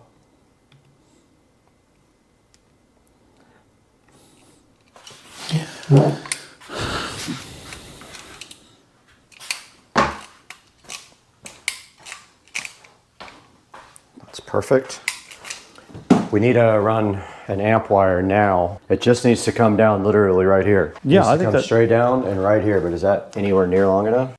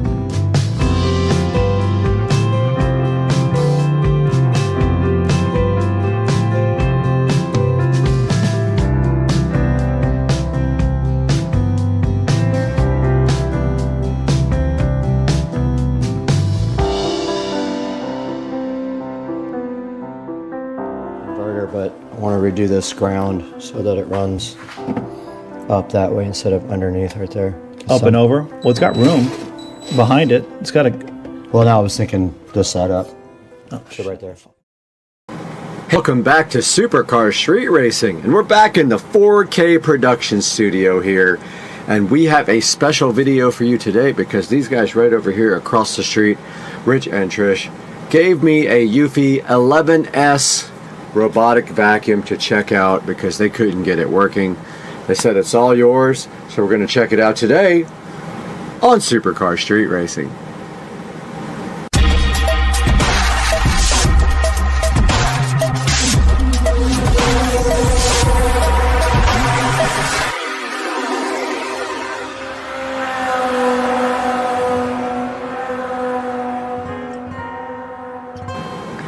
Welcome back to Supercar Street Racing, and today we have a very special thing for you, and that is our neighbors Rich and Trish over there gave us a Eufy robotic vacuum. They couldn't figure out what was wrong with it, so I was like, yeah, I'll take it and see if I can get it figured out, and they said you can have it if you get it working. So today we are going to be taking a look at that. I got the vacuum right from them, and when I would plug it into the charger, it would just flash orange for a couple of seconds and then go solid red on the actual vacuum. I did some research on this and I found out online that maybe the battery will be dead, so I ordered a new battery from Amazon. That came in the very next day, and what you're about to see right here and right now is what happened after we put a new battery in the Eufy 11S RoboVac. I hope you enjoy it, guys. Amazon just came and delivered this wonderful new battery, so we are going to be replacing that right now. It's as simple as these screws right here. You pull this battery up, and then there is a little clasp on this thing that allows you to pull it right out with one hand. No. These names are amazing. We have the Mastima battery installed, and now all we have to do at this present time is get this cover plate here and put this thing right back on. And it has these convenient little flaps to help you take the battery out and make it very hard to put the battery back in, but you should just be able to do this. And now you take your two screws and place them right back in there. And this battery was $20, and I will link it in the description.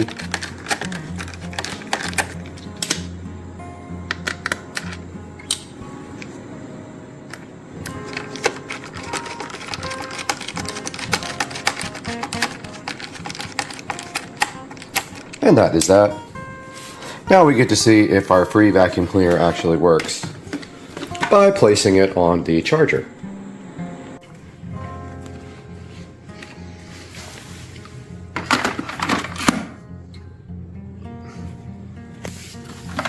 Interesting, no power. I don't think that works.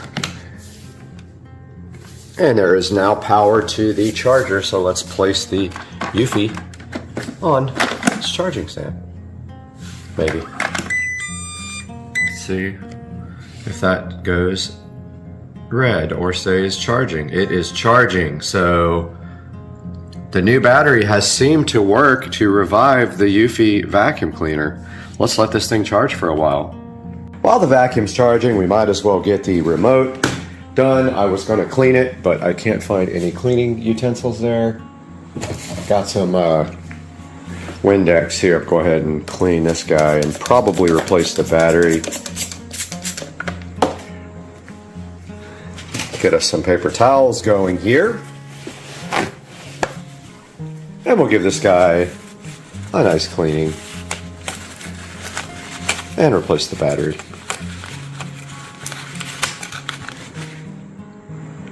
Got some brand new fresh Amazon batteries going into the remote for the Eufy.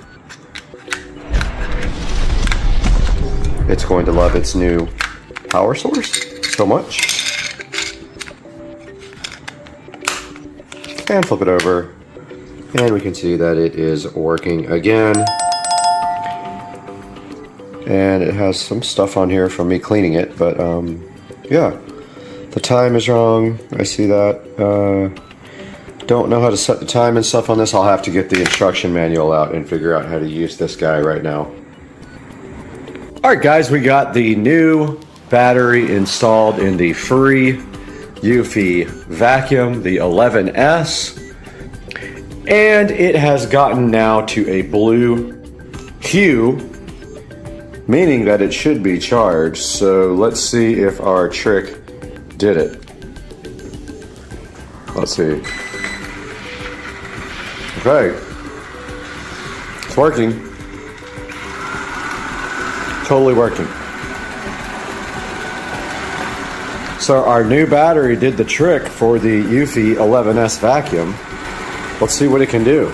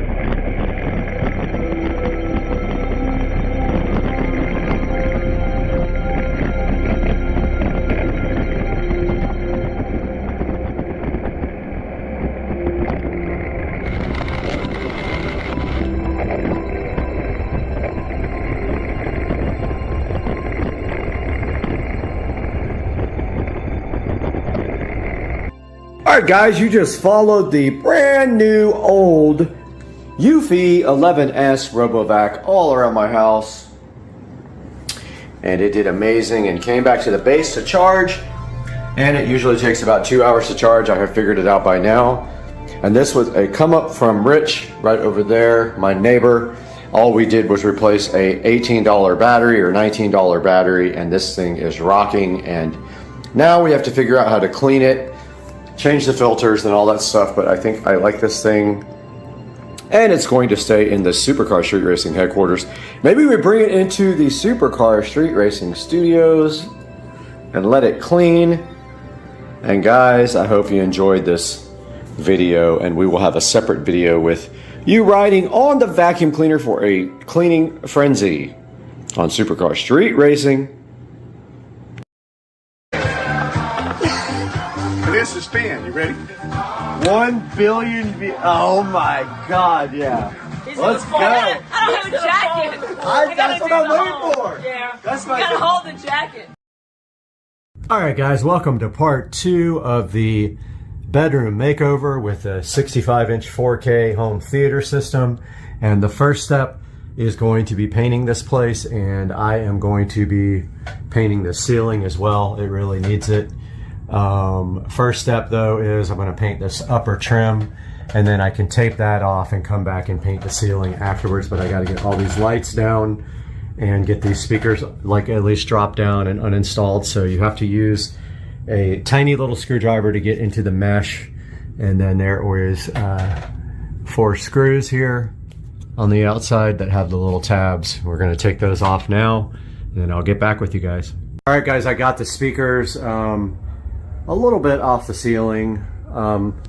Kind of decided I might just paint the edges because they're kind of off-white and ugly, and I think paint will actually look good on there. I might just paint them instead of removing them and painting underneath. I mean, I'm still going to paint under, but I'll probably also paint the little rings.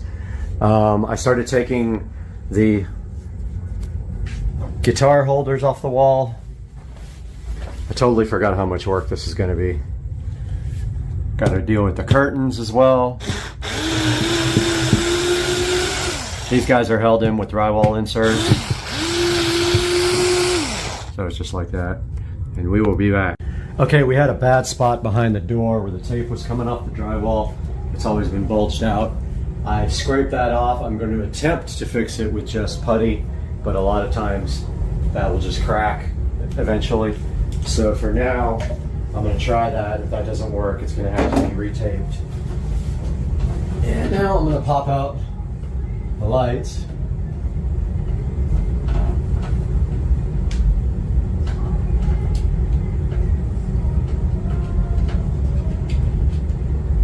And that's enough, just down enough to paint around so they can be popped right back in.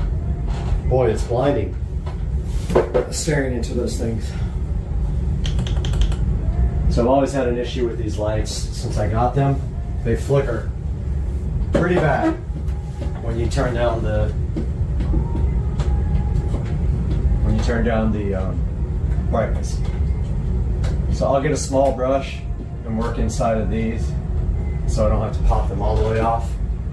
They're out enough now where I can get to them.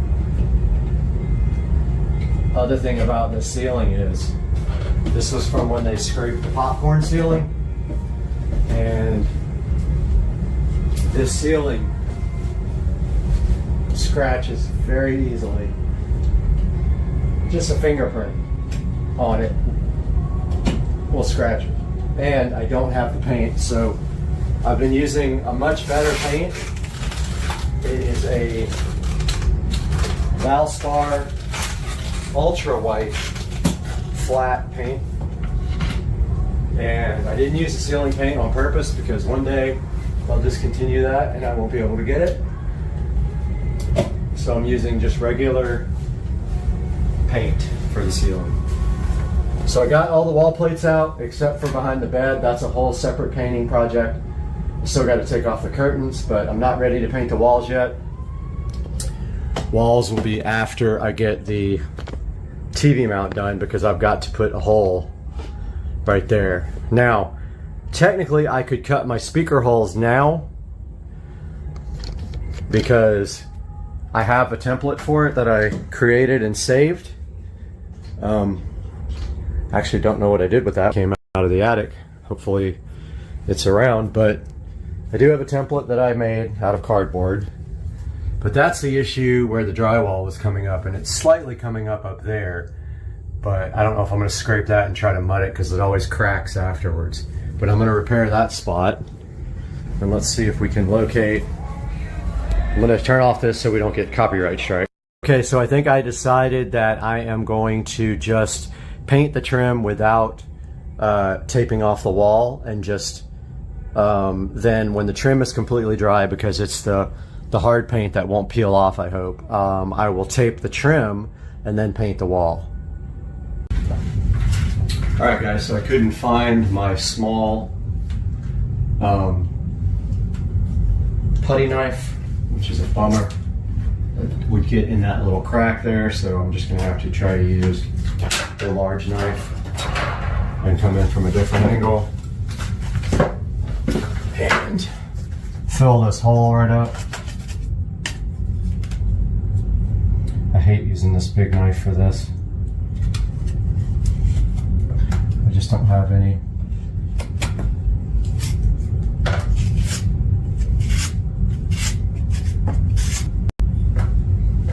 This probably isn't going to work, actually.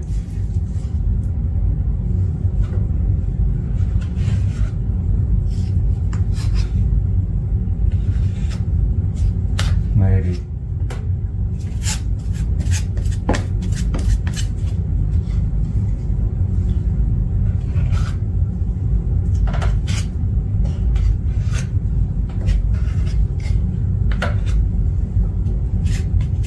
This is in a spot that you can't really see it much.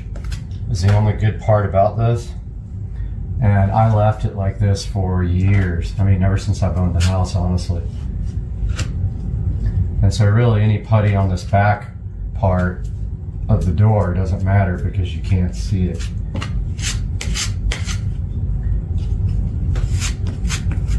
You can kind of see like where the tape is on the wall as well. So I'll try to fix that if I can.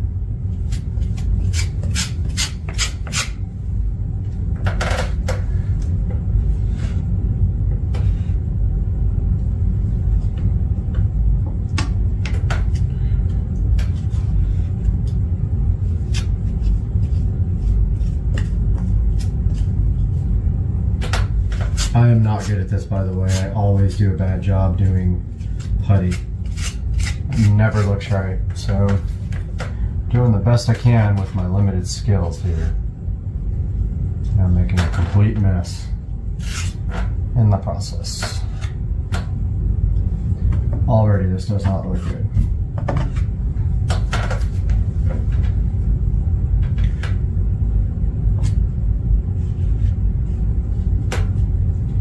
I think this putty is like half.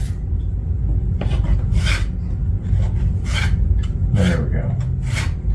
Like I said, this is behind the wall, behind the door, I mean. You can't really see it, but still. I wish I was better at this stuff.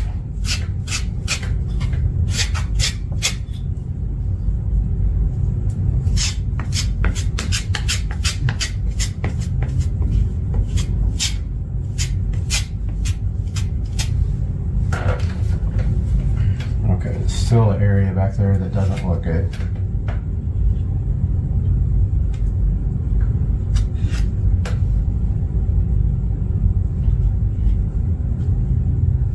Wow, it's just getting worse.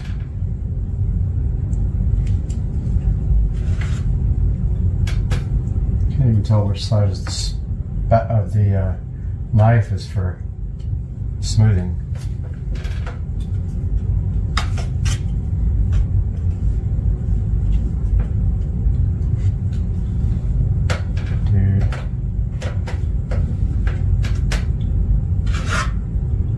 Irritated at this thing. There's one little spot in there without mud on it, And I keep trying to hit that spot and it just... That's gonna make a mess when I sand it.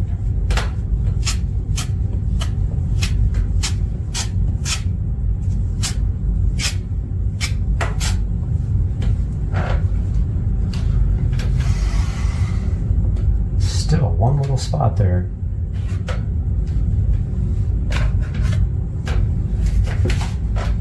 Maybe I can use my trim tool. It's thin.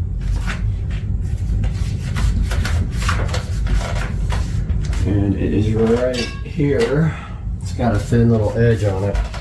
Thinking maybe I can get that in there.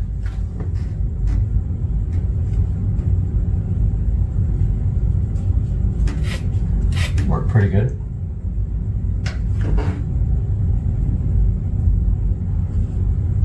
Okay, actually, not great.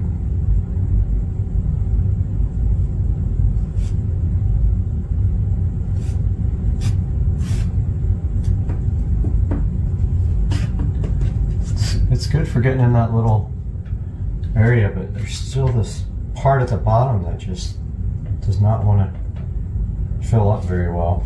I think I gotta start lower.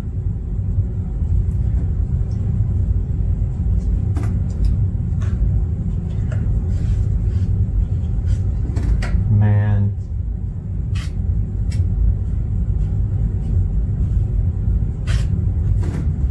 Yeah.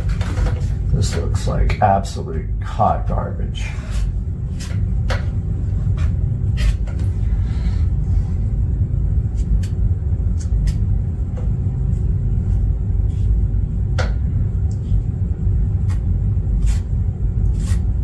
There's so much mud on this wall.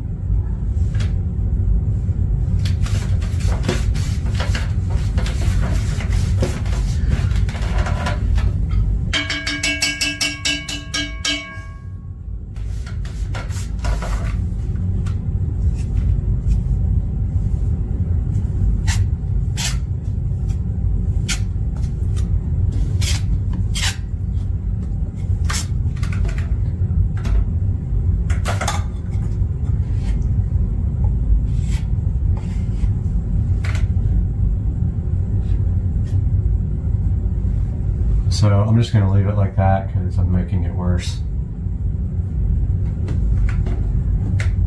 And then I'll just try to sand it down and maybe it needs another coat.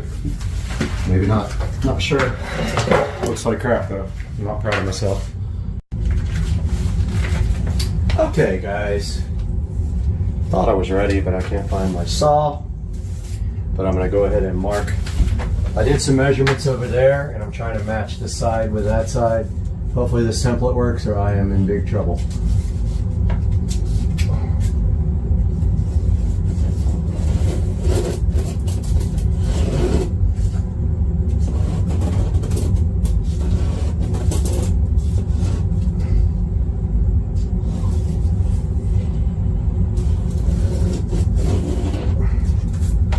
That is the hole. Thus it's very close to the trim. It actually might be too close to the trim. Didn't even think about the lip. Not sure how big the lip is. I kind of want it right up against there. Yep, I might have to move that over just a touch, recut it. Let's see how big. I don't have any speakers to measure the lip with. But if the lip is too big, it'll hit the trim piece and we'll have a problem.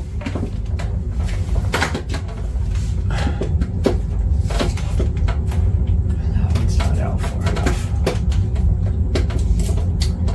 Well, I was going to measure on this guy, but it's not down enough.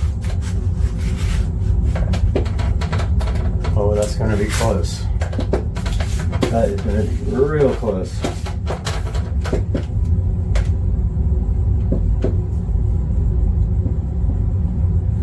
Yeah, I probably shouldn't do any more of this until the speakers get here. Because I just don't know I want to make sure I got the right template and also that the lip is going to not hit my trim up there. I don't want to have to like route out the trim or anything crazy like that just to get it to fit. I mean, I will if I have to. I'll Dremel the trim out, but I don't want to. I kind of want it tucked right on the trim.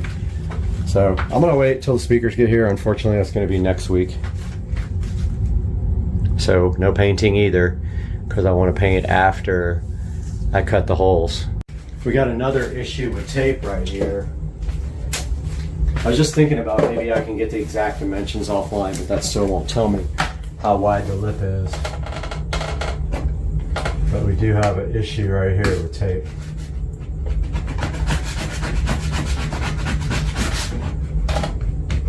Or it's actually just paint.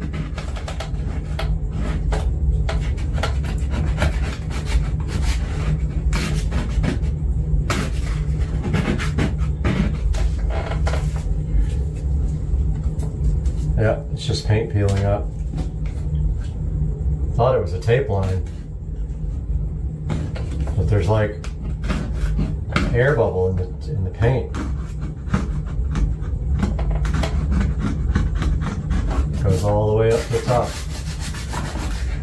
So there's only one way to fix that, and that's to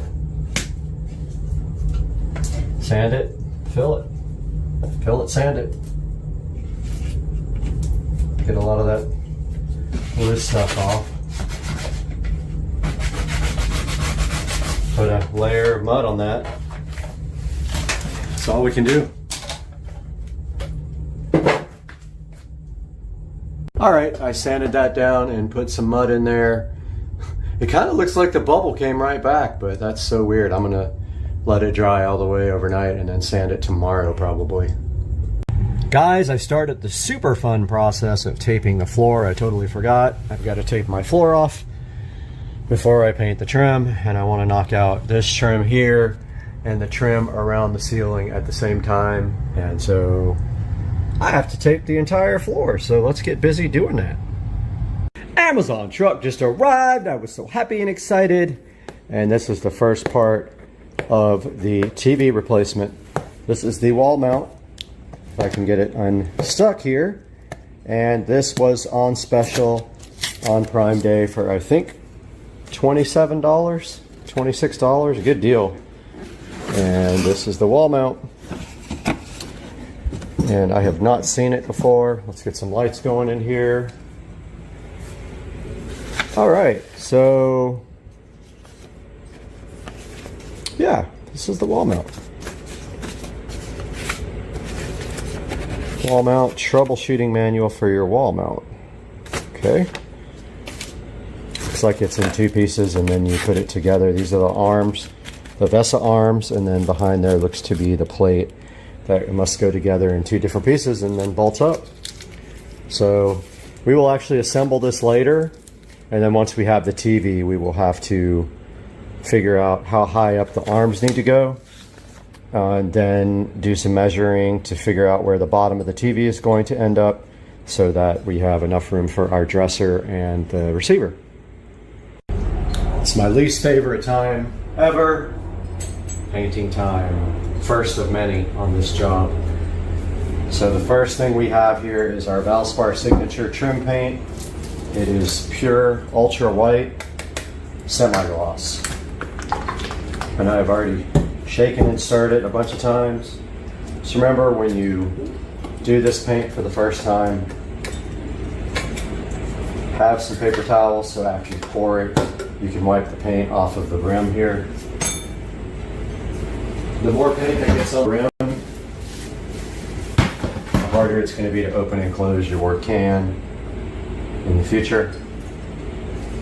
So as soon as you pour, have your paper towels ready and a trash can nearby, and just go ahead and wipe the rim off. I got paint on me already, so I wore my paint clothes. So I need to pour enough in here to do the door and all the trim, and that includes around the window. So I'm going to pour towards the back so I don't get paint all over the front of this. Oh, that's not looking good. It's coming out in clumps.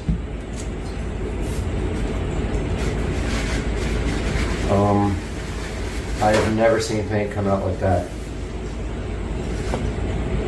It is like almost dry, I think.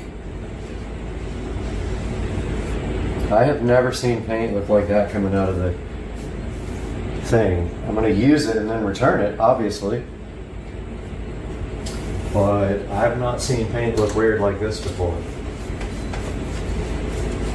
It's like it's either not stirred up or it's dry. There's clumps in it. It's weird.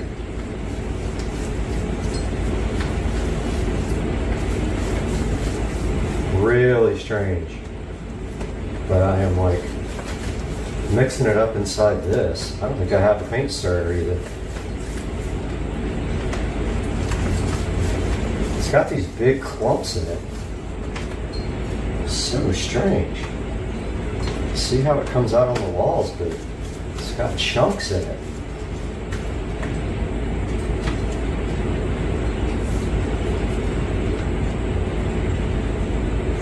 I don't know what that is.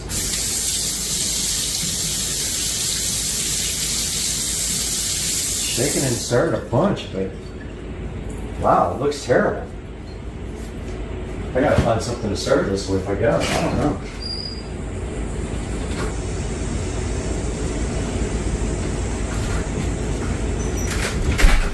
The only thing I could find was a PVC pipe. But this looks absolutely terrible. I have never seen paint look like this right in the bucket. I'm gonna mix it up really good, use a bunch of it, and then return it and just tell them it was like clumps. It's just got like big chunks in it. I do not understand that at all.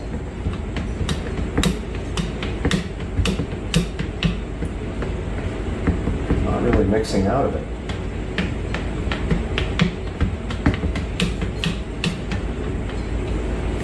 I've never seen paint do this before.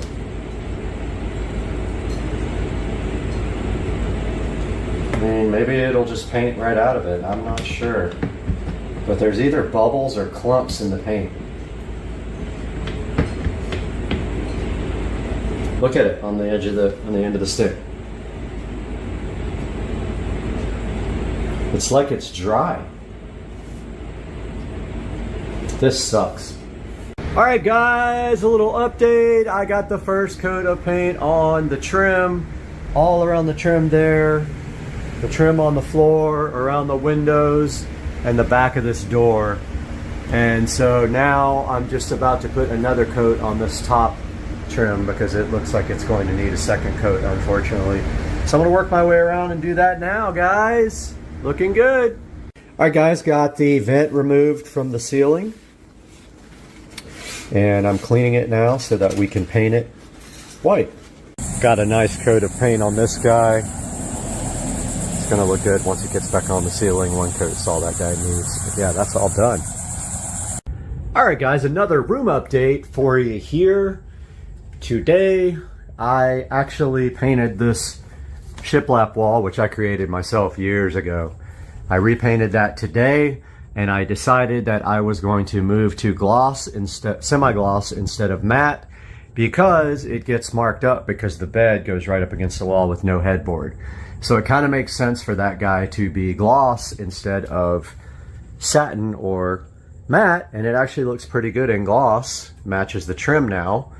And also I put a third coat around the trim up top because you could still kind of see through it, which is amazing. That's 3 coats of gloss white that's on there now. So almost 4 actually in some places. But yeah, so that's a little update here.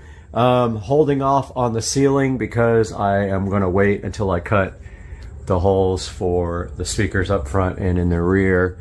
And I don't want to cut those until I have the speaker so I can measure the lip, because my hole here is pretty dang close to the trim there. So I just want to make double sure I don't have to move over just a tiny bit. I don't want to get caught with having to extend the hull and have some drywall showing. So that's an update here. I also laid out the TV. Now I have to let this paint over here dry completely all day, push the bed up against the wall, and see if I can actually see over the dresser and the amplifier when the dresser is all the way up against the wall and the bed is all the way up against that wall. If I can't, then the TV's got to go up more. So that's a good clue that we're going to have to raise it up. And I'm still worried about this whole hanging the TV situation, but we'll get through it, man. We'll get through it. All right, guys, welcome back. Guess what just happened? I was on Facebook Marketplace for the last couple of days, and I scored the subwoofer for the bedroom right here. Hopefully it fits. I didn't even check, but this is my third PSW10 Polk Audio sub. Now I have 3 of them. And it blew my mind. I went to this dude's house and he had like stacks and stacks of equipment. He probably had 20 subwoofers. He had literally shelves full of equipment. I could have gotten any subwoofer I wanted. I love the PSW10. It's like my favorite subwoofer. It hits low, hits hard for the price. I paid 60 bucks for this. Look how good that thing is, man. It's in good condition. So this is actually the best condition one that I have. The other ones are kind of iffy here and there, like the grill rattles and things like that. So PSW10 scored for the bedroom surround sound system. We got something in the mail today. Whoop, whoop, whoop, whoop. Air horns. Whoa, whoa, whoa, whoa. Okay, I don't know what this is, so let's just try to open it with one hand. I got so super excited I stopped the video, but let's see what's in here. Oh yeah! Oh, I'm so stoked! So stoked! So hyped. Wah, wah, wah. Look at this goodness. Ah, this is the best ever. Look at this goodness. This is so cool. This bad boy is a triple gang home theater plate. Guys, look at it. So sick. So I'm supposed to get the actual other, supposed to get the triple gang low voltage. Let me see if that got delivered. Guys, I went to the mailbox. Look at all this goodness. 3 packages. So exciting. Okay, let's see what's in here. Where is I already lost. My scissors are gone.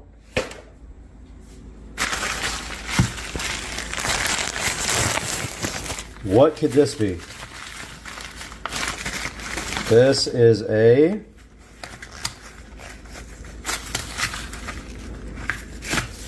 this is a replacement battery for my Eufy door lock. My battery would not charge all the way. So this is a brand new battery too, like the one that wouldn't charge. So they sent me this one. Let's get this one on the charger. See if it'll charge. All right. It's red, so it's charging. The other one would go green and then it just wouldn't be charged. All right, we got 2 more to open, guys. Let me put you down for a second. Okay, what's in this box? What's in this package? Aha! Dude! Everything's got a freaking... okay, there's my knife. Everything's got so much packaging. I've got one of this. Just don't want to go get my tripod. Aha! Triple gang low voltage wall plate for this guy. That's exactly what it's going to do. This goes into the wall. These 3 guys go into this, and then this plate goes on top. It's going to be so sick. Look at that, guys. Triple gang home theater. What's in here, though? Yes. Wiring nuts. I've been needing these wiring nuts. Got all kinds of wiring nuts. Yeah, so we got all the goodness today. We got 2 more hoses, 1 for each side of the house. And we have 2 hose reels coming that go mount to the house. And I'll show you guys those when they get here. But yeah, I already have 2 of these and I really like them, so I bought 2 more. And man, what a day. We got so much stuff. Feels like Christmas in here. Okay, so I didn't record the work because it's boring. But all I did was put that plate up against the wall, make sure it was level, and then I traced it and cut it with my drywall saw. It's pretty flexible, so you can bend it a little bit to get it in. Now that it's in, these tabs just catch the drywall from the back, and that's it. The thing is mounted. So not going to do anything with it yet until the wires are pulled down through the wall, but that is a go now, so that I can go ahead and I don't want to wire my receptacle up yet because I got to drop the wire from the TV, and if I put the box in, I won't be able to grab that wire right here. So HDMI and power got to go from this box up to the TV, and I don't know where the TV is going to mount yet. So this part is pretty good. It looks pretty level. This might be, you know, a little bit lower, but it doesn't really matter. It's behind a dresser, and it's pretty close. And once the plates get over the top, you never even know. But man, this came out so good. All right, so there is a stud right there, and we need to get a subwoofer cable through there. So I got my amazing bit right here, went in this hole, and hopefully it didn't go through the drywall on the other side. I guess I better go check that. But that's where we're feeding the subwoofer cable through, and we might have to fish it, but we're going just about, I don't know, just right on the other side of that before the next stud. So before 24 inches, we'll pull the subwoofer cable through and put a wall plate there for that. Let's go see if we destroyed the drywall. I may have went through the other side. That'd be a bummer. Kind of felt it when it... Aha! No holes. We did good, guys. We are ready to feed our subwoofer cable through there and then cut our box. So I have this subwoofer cable laying around from a car audio project. It's plenty long enough. Actually, it's way too long. Let me see if I can find another one. All right, I found this stereo pair here, and I pulled it apart, and that is going to be what's going through the wall for the sub cable. So now I am going to get my template for my box, but first I got to find where the stud is. We don't want to go 24 inches past that, or we'll hit a stud again. So we're going to go right on this side of the stud. So let me grab my stud finder and we'll go from there. All right, so I measured halfway up that box, got my halfway point here, got my template. I traced out my, it's actually old work, it says new work, it's an old work box. I traced out and leveled out my template so that square is level. Now I'm going to cut my box and actually have a spare old work box here. So I'm going to use that instead of a low voltage one. It's fine. I'll put the subwoofer cable through that. I'm going to go ahead and cut this and I'll get back to you guys. Got my box cut. Now we just got to see how good it fits. My template's pretty dang good.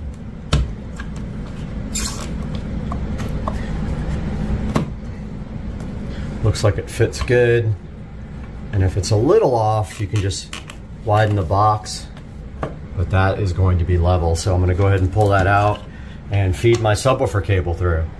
I want to show you guys how close we were to that stud. We were literally maybe a quarter of an inch. And my subwoofer cable should be in here. I can't put you in there, but let's see if it's in there.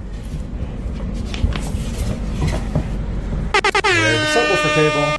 So that's kind of tricky sometimes with a stud there, but if you drill on an angle from the next hole, you can get through the stud without going through the other side of the drywall. And we got our sub cable here, so now all we got to do is put our sub cable through. We got to like push one of these tabs in on this box. So we'll find the top. Doesn't matter which way's the top. Actually, we can come through the bottom. It really doesn't matter. And you just kind of like, hard to do with one hand. It's impossible to do with one hand. Just end up stabbing myself. Yeah, let me get this punched out. There we have it. We have our subwoofer cable ran The other side of it goes to my wall plate, and then from the wall plate up to the receiver up here. So I haven't decided yet if the receiver is going to be able to be on the dresser. If it's not, of course, this is a waste of time because the receiver might be right over here with the subwoofer. So we have it anyway, just in case. And I don't have a subwoofer plate to put on this. I got to order one right now. I had ordered one, but I canceled it because I didn't think I was going to use it. But now you have to actually tighten these screws down, and this box will pull up against the drywall. Once it's level, though, so you get your level out, and then your screwdriver, and that's what you do. We have a bunch of goodies sitting here, this not being one of them. This is, though, for the new 5.1 surround sound setup for the living room. And part of the goodies are right here in this box. We got a lot to open up. Let's get busy.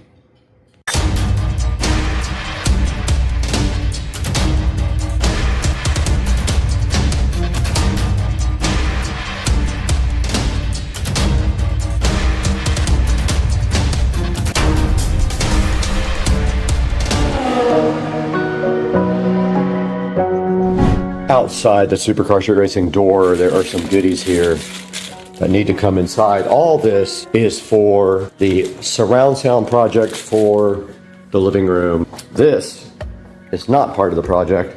This is for a return. This thing died within a couple of weeks. And this big box out here is most likely speakers, which I cannot carry while you guys watch. Overnight, the other speakers and stuff came in from Mika. We have now 4 of the 8-inch Mikas and 1 of the center channel. And I will show you the plan for this. We're here in front of the entertainment center from IKEA, and the current plan is to mount the television. It's a 75-inch Omni 4K television from Amazon. And the plan is to mount that right there on the wall with this mounting dream mount right here. And then right below it in the center, we're going to be doing right there in the center, we're going to be doing the center channel speaker, and it is right here. And it is an in-wall center channel with dual 5 1/4 inch woofers. We will pull that out right now and take a look at it and measure it.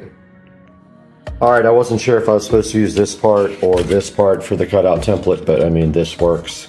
Just to tape to the wall and trace out. So it's going to go about right there and right next to the stud, right between the 2 studs there, hopefully. So only thing we got to be careful of is there might be wires inside the wall. So when we cut, we got to be careful. Here's an inside view of the Mika with the 2 5 1/4 inch woofers and the single tweeter, and a look at the side at the mounting depth on the actual speaker. All right, I have measured the wall. It is 78 inches. I found the edges of the studs are on this side of the tape and this side of the tape. The center channel speaker mounts right between it. That is the center. And then we have our cutout template somewhere. Here is our cutout template. So all we have to do now is center that right there and level it. Let me grab the tripod. So I'm going to hold off on doing this part because basically I don't know where the speaker is going to go yet. And I don't know if the amplifier is going to go on top of this or under till I get it, and it hasn't even shipped, and I bought it 2 days ago. So I messaged the seller on eBay and said, where's my amplifier? And I'm just waiting to hear back when they're going to ship it. If they don't ship it by the end of the day today, I'm going to go ahead and cancel the order because I need that sooner than they feel like they're going to ship it to me. And it is Friday, but yeah, I'm not exactly sure about the placement of the center channel yet. This is kind of a rough estimate of where it's going to go. Even if the amplifier sits on top, this will not interfere with the amp, but I don't know how low the TV is going to hang because I don't have the television yet. I got to do some measuring with the TV before. All right, I completely forgot we already have one of these so we can measure it. This is the order that I placed for the Cinema 70S. So yeah. We can go ahead and measure this now and see if it's going to fit in the entertainment center. So this is 17.5 wide by 4 1/4 tall. So let's go measure the space. All right, here is the space available. It is very, very slim. No way. No way. It is probably an 1/8 of an inch from being able to fit. We have 4 exactly here, and the receiver is taller. It's going to have to go on top.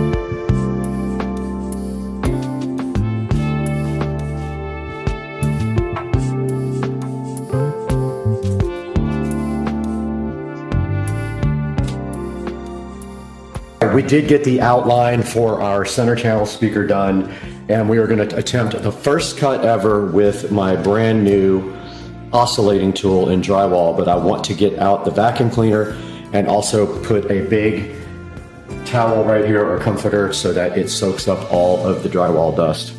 All right, we got our brand new oscillating tool here, and Joe the other day put this on upside down. It goes like this. He had it on the opposite way and it got caught right here. I actually changed my mind. I'm gonna use this circle bit. I think it'll be better. It's kind of an experiment though, so just wanna see what works the best.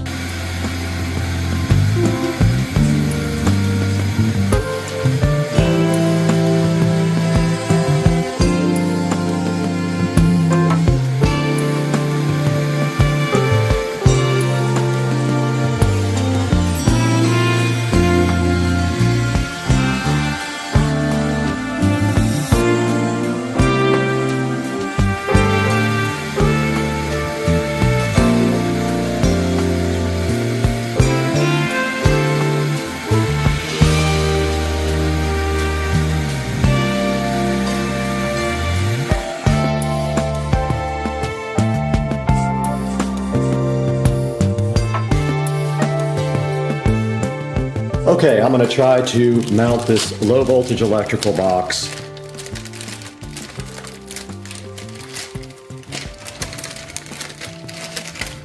Right in the center of those two outlets. I'm going to level it, mark it, and then cut it with the oscillating saw, but I need to make sure it's at the correct level. All right. I changed blades here to the smaller one.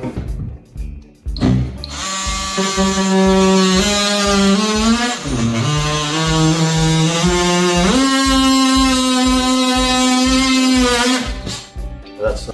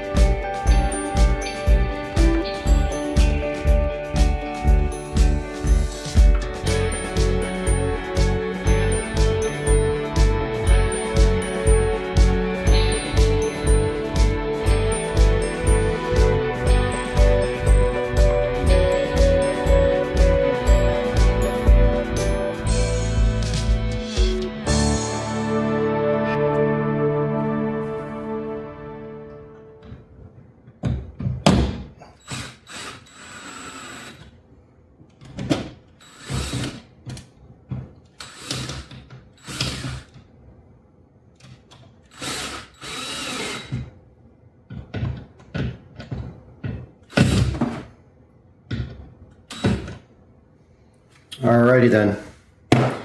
Made a mess, but it's in. All right, taking a look at this mounting Dream TV mount. So basically it looks like this. It's two pieces that you join together. There is a building step in here right now. So we can't attach the brackets to the TV because we don't have the TV. So step one is there. Step two is attach the wall plate to the wall, but you have to assemble the wall plate first. So you get parts 4 and 5 out. These are the wall brackets. Or the TV brackets. We don't need those yet. So this is 4 and 5. And I'm gonna get something to put on this thing to protect it. So you put 4 here and 5 here, and they slide together just like that.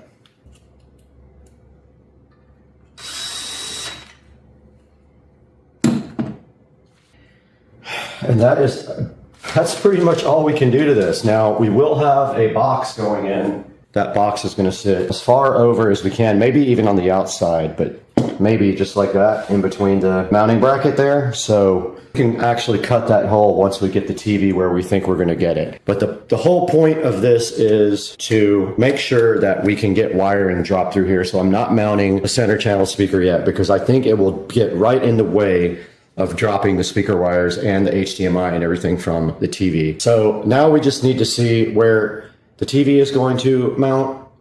We want to make sure the bottom of the TV doesn't cover the center channel speaker, so we're going to try to hit that close. So we can't do anything until Monday when the TV gets in, and today's Friday, so we're kind of stuck on this. Yeah, so we got to put the mounts on the back of the TV, measure from actual where the mount sits on this to the bottom of the television, take that distance and go up, and then that's where we mount the actual wall mount. So we'll see you guys on Monday. All right, we are out here at Dukes of Duval today, and this is the boat, the Hydrosport. We have some stuff to do to this boat today, some audio stuff and some Garmin stuff, and we're going to be trying to install this. We brought all the connectors over, and we got everything ready out here. We got the Kenwood speakers, we got the new head unit, so hang out today while we do a little bit of boat work here with this dude.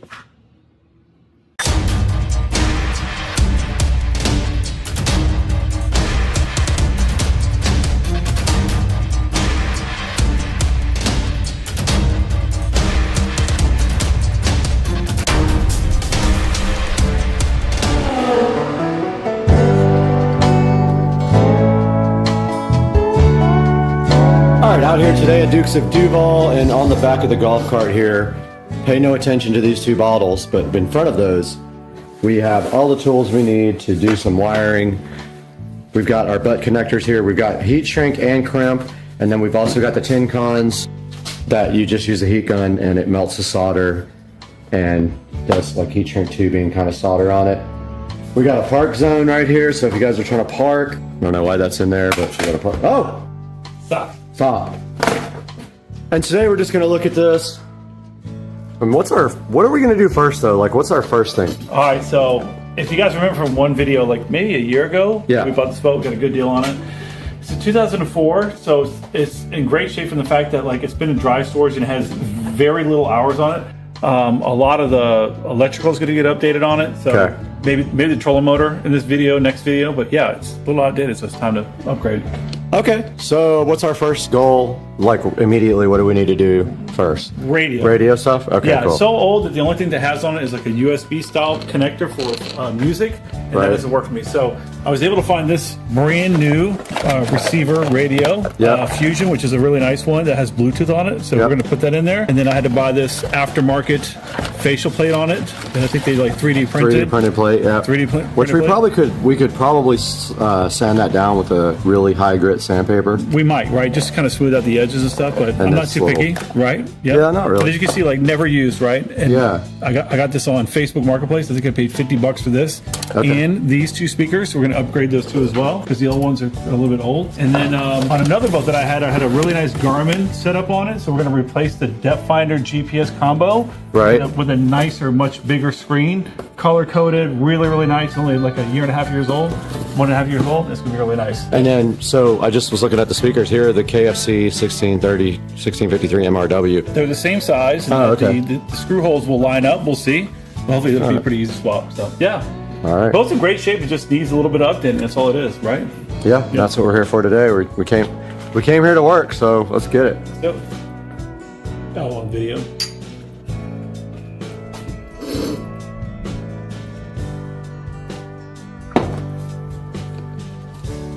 Oh my God, a cat. Milky Eye. So Joe wanted to talk a little bit about the Robalo trailer. This trailer was purchased from someone last week, and it's designed for a much bigger boat, so we were able to come in and kind of adjust everything, move some things around, re-drill some holes, and make this trailer fit for the Hydrosport, and in the process, we moved this from there to up there. Stanchion. Got him! Edit. Stanchion.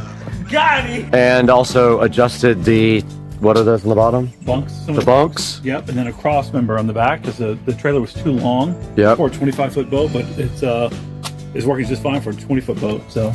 And there's also room to upgrade now to a bigger boat later in the future and still pull this. Now all you have to do is delete Robalo off the side, which is on with sticky tape. Or just buy a Robalo because it says it already. Not a bad idea. Just buy a big Robalo boat that fits. And there you see the older head unit up there with the older Garmin unit. We're going to be taking that out today. And we're going to attempt to install this new marine head unit. And basically it has both speaker level and RCA outputs. It's got an auxiliary in left, right, if you wanted to if you wanted to do like, you know, a hardwired input, but we don't need that because it's got Bluetooth. Yep. So, and then on the back here, everything's labeled pretty clearly. So here's the thing about why we got this 3D thing is that the existing radio is a normal like single DIN radio outlet, right? Yeah. Or backside. Right. It's a double DIN. But with this one is a single, like a smaller single DIN, but then a weird size. Right. So like in reality, it's almost too small. It's half a radio. It would have like fallen through. Yeah. When it lined up. So this one just literally goes right like that. Can still utilize the existing layout of the single DIN, and then we'll have to add some additional holes, but at least it's clean, right? So it's kind of nice. Actually, it looks pretty good. Yeah, it does. Hyped to hear it bump. If you had to and you didn't like it with the stock level, you could just grab an amp and go RCA out. Correct. To the amp and then just go that way. Yep. All right, stop talking and start working. Let's go. Getting the tools ready right now, just everything we need to start the project, getting the video set up, drills. And so taking a closer look up here, you can see there's a waterproof DIN, single DIN of it, like around the cover. So it's supposed to be waterproof. But so the first thing I'm gonna do right here is take off this cover. So there's 6 screws here to remove the cover of this. And this is just literally to kind of maybe protect a radio that's not designed to be a marine radio and get wet. Not yet. Tap, tap, tap in. Hey, instead of doing all that, let's just try to get this whole thing out. Wiring harness or RCA or something. Wiring. The back of the golf course. Here you go. Yo, we can just cut the power, ground, and remote from this harness right here and extend it.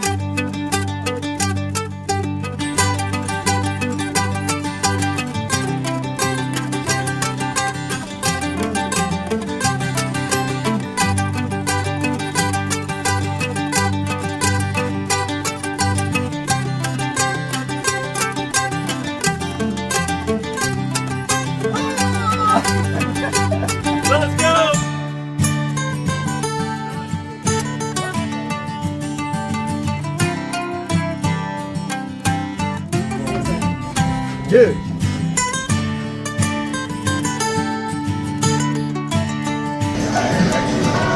What the? Are they talking about me? All right, we got the radio installed, we got the speakers wired up, and we can't turn the music up because it's copyright music, but it's not super loud, and we're kind of concerned about if we have enough volume to overcome. It's loud right here, believe me, the neighbors are mad, but when we get on the water and the motor's going, Different story. it's going to be a different story. Yeah, so it's 4-channel, so I'm wondering, do we add 2 more speakers and then put an amplifier to it and put a subwoofer to it? We'll see. Let's go. Maybe. Back out here, radio's in. All right, so next we got to get this Furno replaced with a real depth finder. So that's the next thing on the list. And what is this? Dun, dun, dun, dun, dun, dun, dun. Dun, dun, dun, dun, dun, Oh, this is old Furno, I think. Way old school. This is 20 years old, man. Basically, all this thing is... My age. Yeah, it's old. Yeah. So basically, all it is a depth finder. That's all it does. Look. It's got a fish on it. Oh, my God. No. Wait, doesn't it have to have something underwater? It does. Transducer, but it's fine. We could use the same one? Old school. We use the same transducer? No. How do we get the other one down there? Pull it through with the other wire. Dude, we don't have a good pull record. We can't pull. We can't pull. We both, between you and I, we both pull. Last time we pulled, we ripped one in half.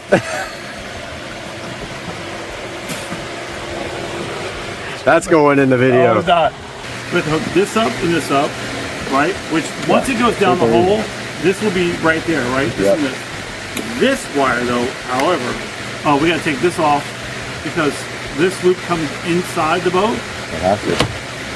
There ain't no other way. That's wild. It's a massive wire. Yep. There's literally no other way. Look at this 5200 that like never dried. Never dried.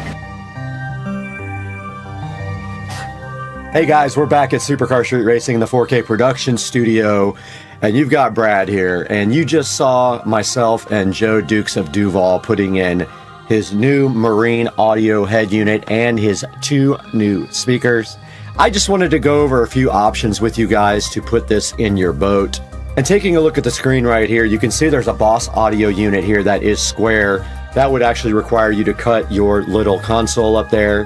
Right below that, there is a Garmin nice looking unit that has a LCD screen that's kind of cool, and it is $358. And then if you go directly down below that, you see a standard single DIN unit there. A lot of boats just have that. And then very common is a round one like this that kind of resembles the gauges in your boat.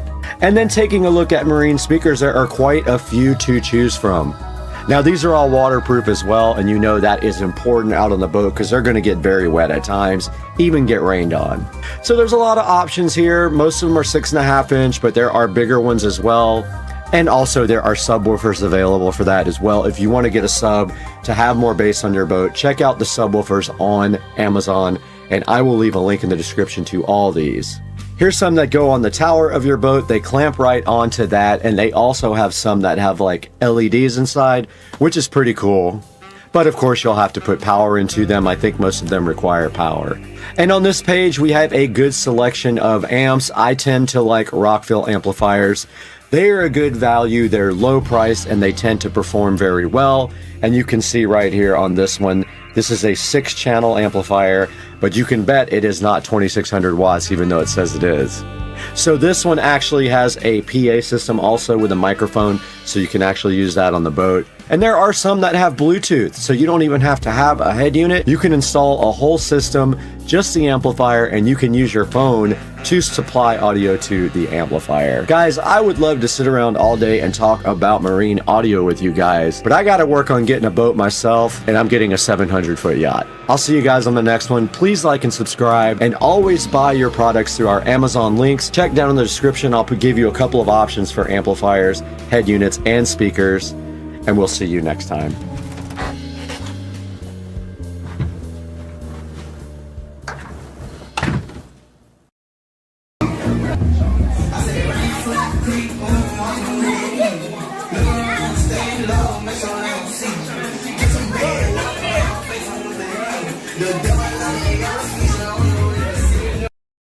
What's up, everybody, out here at Racetrack on 103rd with Chad over here somewhere.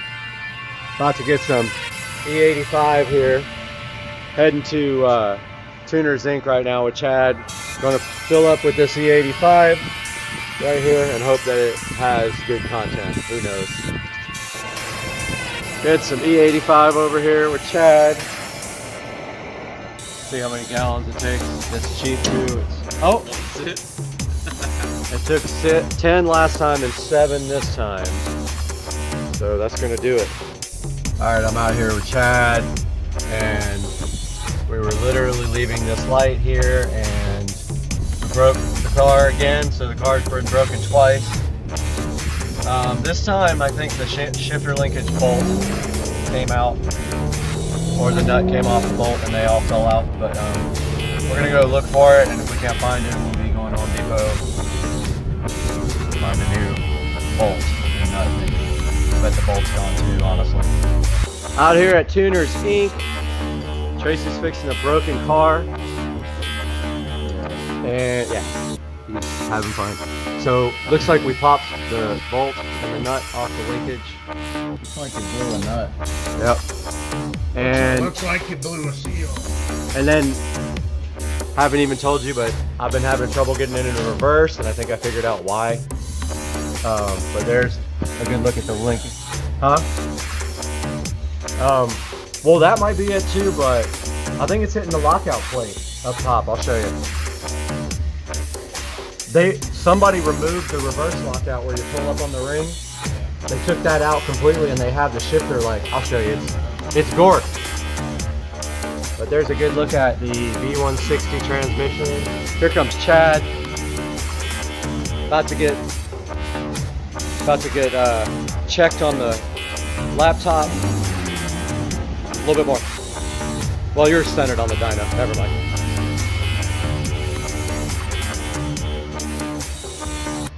About to get cartooned.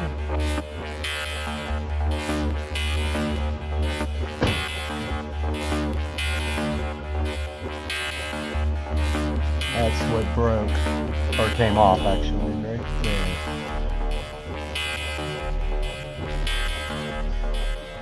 There's a good look at the billet Superstore transmission mount. And while we're under here, I look at the exhaust. Now we can see what exhaust this thing has. This bugs me, look at this. It goes from 3 to 2.5. From here to here. Let me take care of that. 2.5 not gonna. That's not enough flow. It's not. Even 3 is pushing it. Yeah. Well, you can tune that out. No. Well, except for the Acrobat.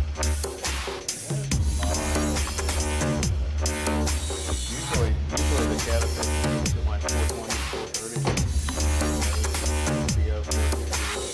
430.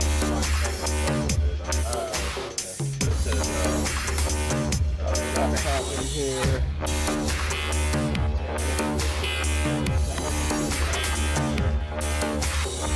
Could be the cap.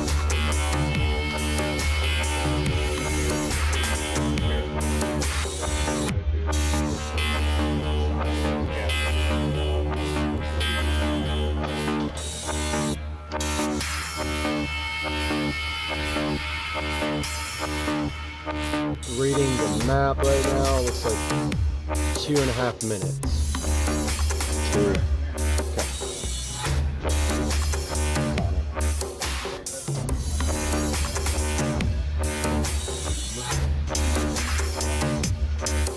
Pull this over and down. Oh, got it.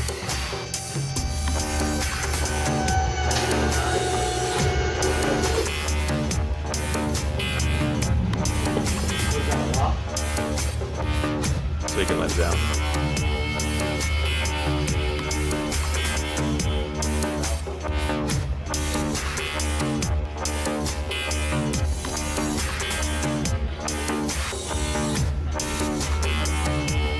That was a quick fix, thank goodness.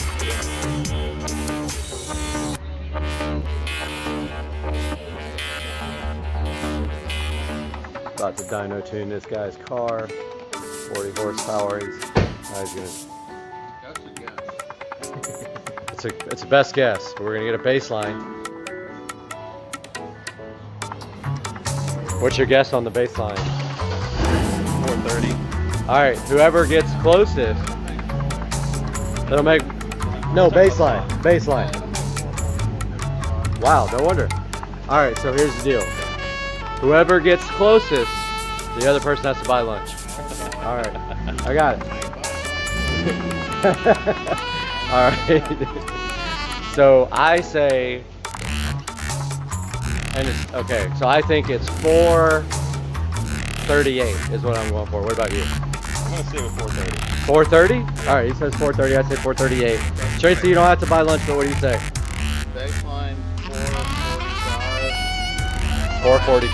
Final 480. 480. He's gonna make 40 wheel horsepower with no bottle. That's his liquor bottle. All right, we're about to find out. We'll get this thing strapped down.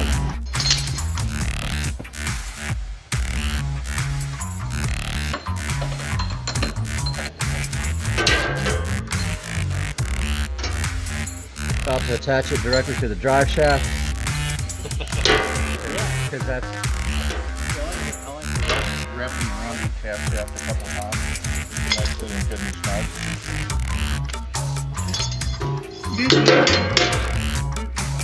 Yeah.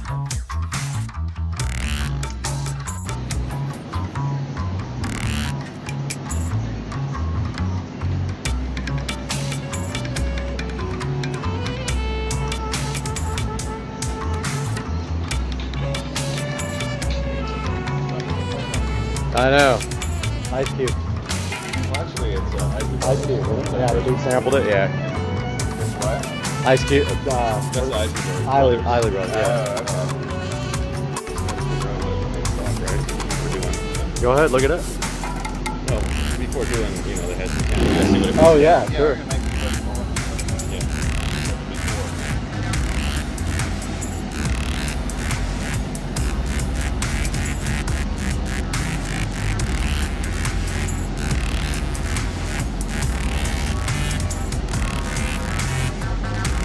About to do a stock pull here.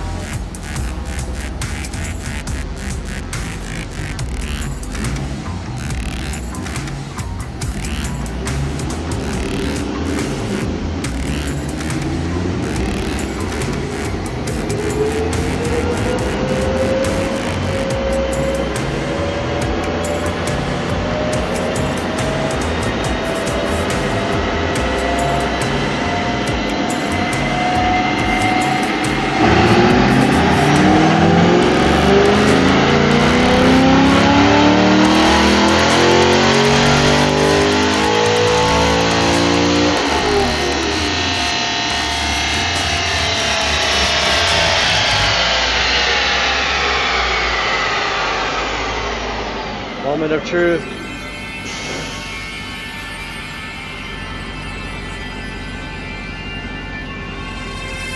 About to find out if you bought lunch or not.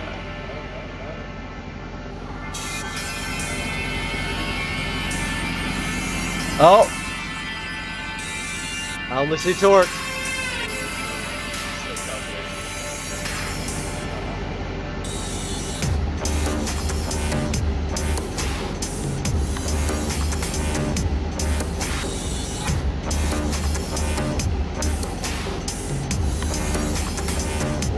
$427. You were closer.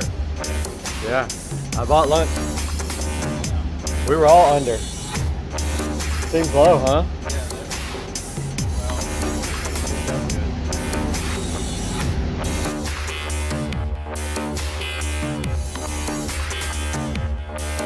Where are you going, dude?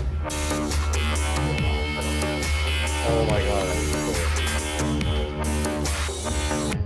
Wow. What's up, buddy?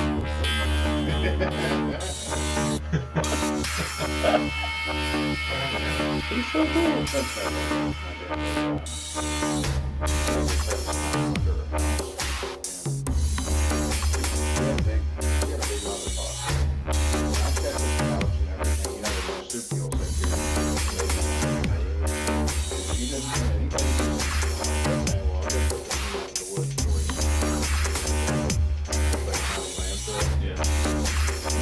Just made a second run.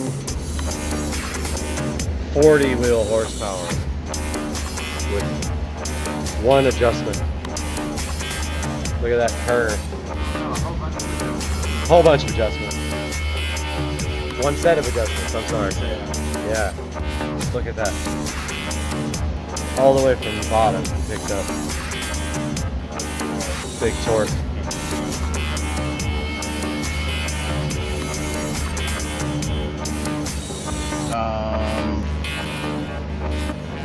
There's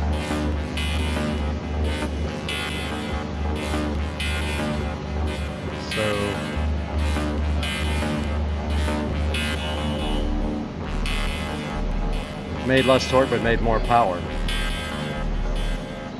No, it picked up Right? 442. Oh, right. Picked up 40. Picked up 40 torque. 40 and 40.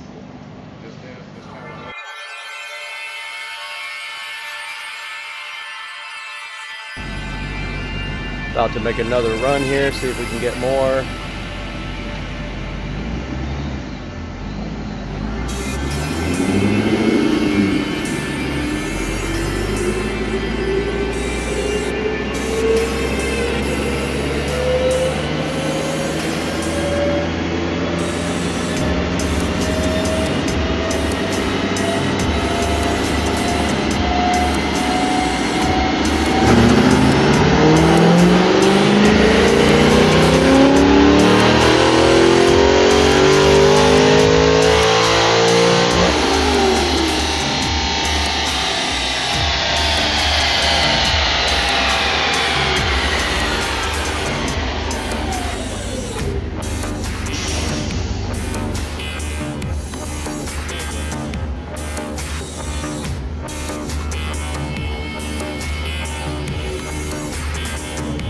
Another horse.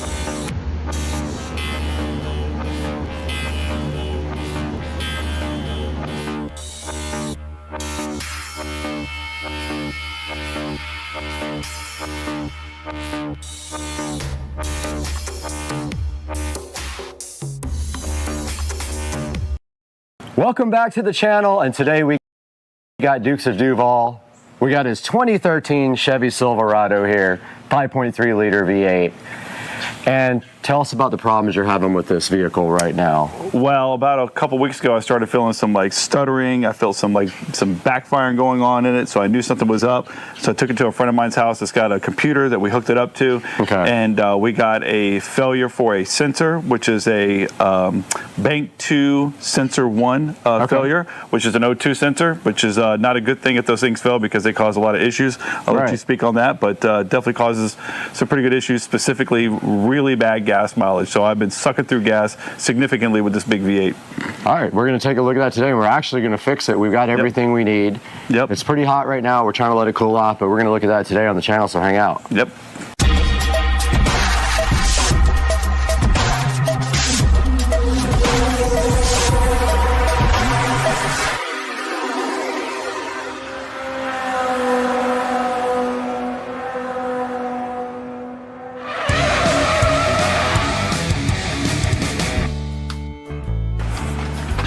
All right, we're here in front of the 2013 Chevy Silverado.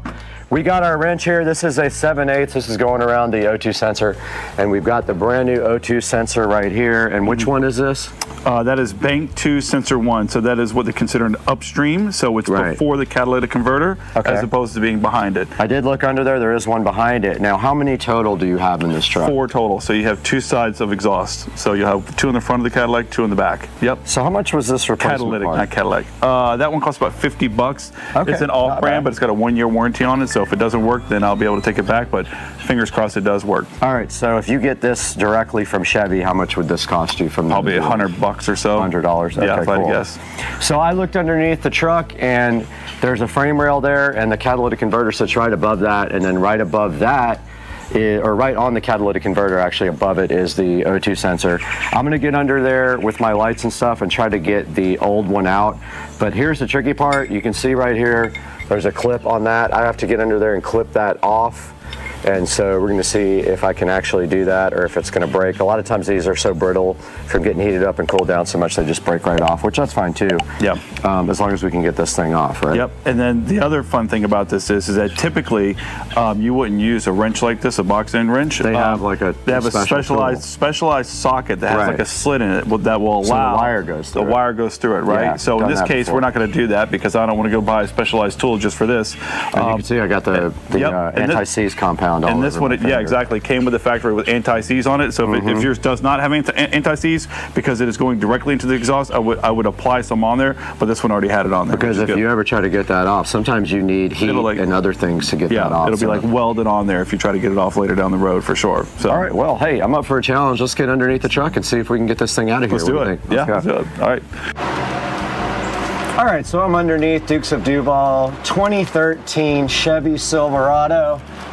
And as you guys can see, I got my light right here, so I've got a pretty clear shot of the catalytic converter here. Now you can see the rear O2 cat, so that's the post cat O2 right there.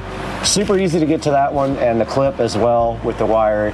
But as you can see up in here, this guy up here is pre-cat, and the actual wire, I try to get the GoPro right way up in there. The actual wire goes, had my hand up there before. All right, so I got my hand on the wire. All right, I got the wire now, and that goes, oh, no problem. So the wire actually is right here in my face. So I'm gonna go ahead now and get that wire unclipped. It actually has a safety, well, almost looks like a zip tie on it. It's a green safety thing. Yep. You have to pull that out first before you can unclip it. So I'm gonna get my GoPro clipped up here somehow and then show you guys this. All right, so I'm underneath the truck now and I see the clip that I have to remove, and you can see this safety, and I just pulled that right out. And then now all we have to do right here, right now, is pull this plug, and there you go, it's completely off. And also it has a Christmas tree on the side that's holding it to the wiring harness. So that also has to come off before it will come out. The actual oxygen sensor end though, looks like it might be free. Let's see. Let me see if that's the right end. Okay. No, the end with the oxygen sensor is on a Christmas tree, and that is hooked to the wiring harness. So that is not going to come out until we figure out how to get this off.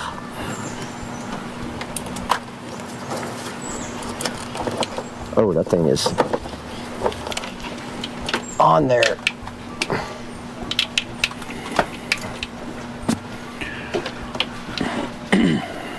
Yeah, there's like a clip hooked to the harness, the body harness, the wiring harness, and it is on there, brother. Brothers and sisters, I'm getting this thing off.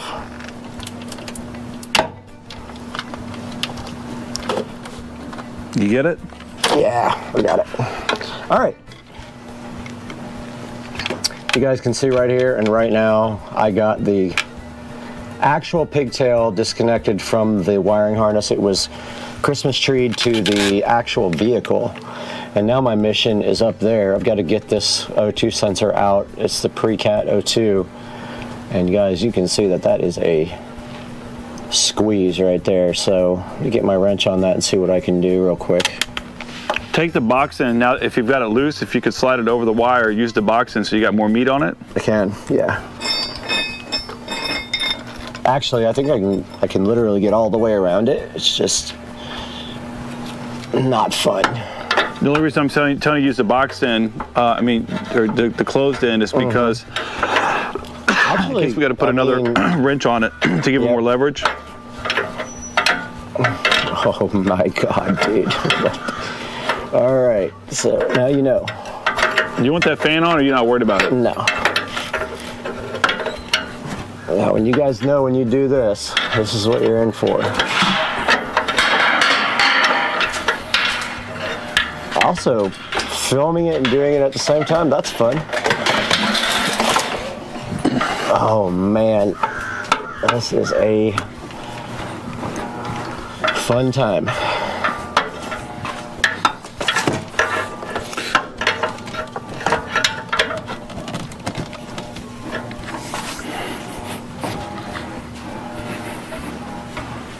Oh wow.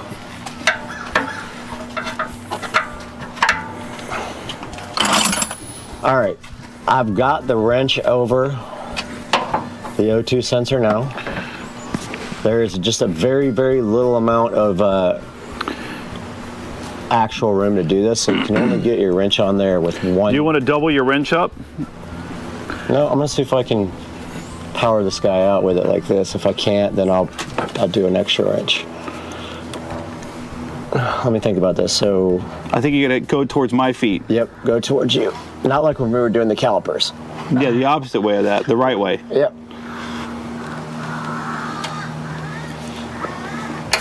Yeah, got it. Nice. Yep, good to go. Oh, I love it when the dirt goes directly into your eyes. That's usually a good sign. That's all the hot rust going in my eyes.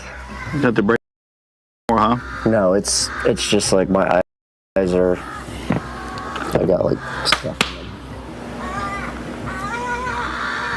What is that noise? Some bird. I don't even know what kind of bird. Kill it. Erase from channel. There's a crow. Do not kill birds. Okay, so I'm getting out from underneath this because it's putting dirt and dust all in my eyes. Fuck. That's turning? Yeah. Well, it was. Oh man. It's my pellet gun. More just dropped right into my eyeballs. Probably should have been wearing glasses for this. That sounds like a wild bird. Kill it. Guys, if you do this at home, wear safety glasses because I just got hot, molten lead rust in my eyeball. Every time I go up there, more drops in my face. You want safety goggles? No.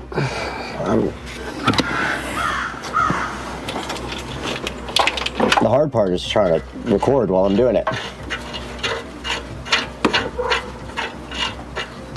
Let's pray this is bank 2. I'm pretty sure this is bank 2. Hopefully this is bank 2, brother. Good thing. All right, I have the old O2 sensor out. I've got the new one in my hand. It has anti-seize compound already on it. So if you guys don't get one with that, go ahead and get the anti-seize compound and put it on the end here and screw that guy back in. I'm gonna do that now.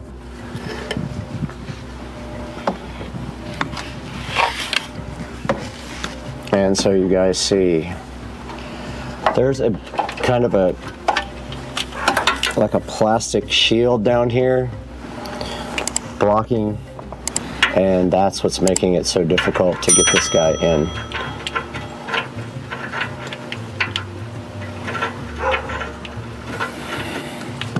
All right, so I got the new O2 sensor threading in at this point.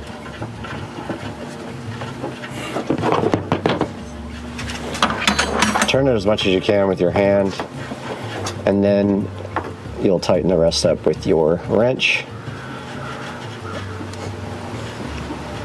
It's not really, it's an awkward position, and I'm gonna go ahead now and tighten this up off camera because I can't hold the camera and tighten.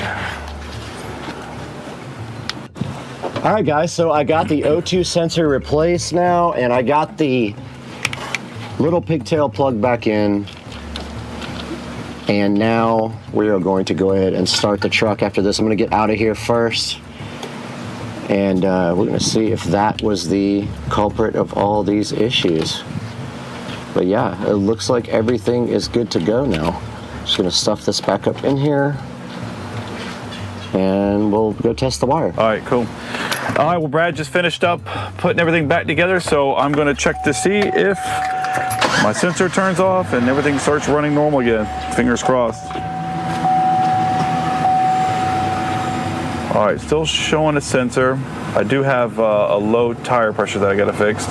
Still feels pretty rough right now. I don't know if that will correct itself after a minute. Do we have to reset the codes? I can't imagine we would. The only way we do that, I guess, is just pull the OBD2 reader. Yeah. Right.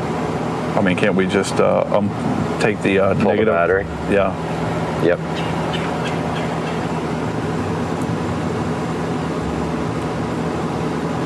Hood open.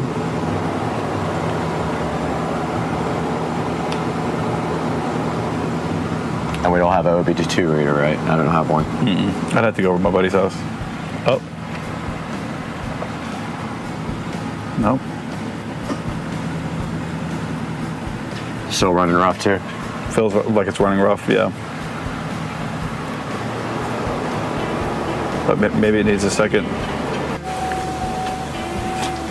So we're still getting some weird readings from the computer. So we're gonna go ahead. We're gonna go ahead and pull the battery cable right there and go ahead and reset everything and see if we can figure it out. Because we did double check a video and we replaced the one that was showing the code in the computer. And so to pull the battery cable on this thing, looks like maybe an 8 or something millimeter-ish. Just broke. And it'll quickly reset the ECU. And go from there, and then we'll pull the codes again if that doesn't work, and we'll see what's happening after that, because we replaced the one that it said, according to the video. All right, so we put everything in. Truck still's running a little bit rough. The code was still on the dash, so we just unhooked the battery for a minute to try to reset the code. It did reset. I still have another code on here for a low tire pressure, but we're hoping that maybe it's one of these things where it just needs to run for a little bit and try to clear itself out, but no guarantee. So if that doesn't work, then we might have to put the computer back up to it and see if it's throwing another code. So we'll see. All right, we're gonna take it for a test drive here for a little bit, drive about 30 miles, see what happens, and then we'll update you guys when we get back. Yep.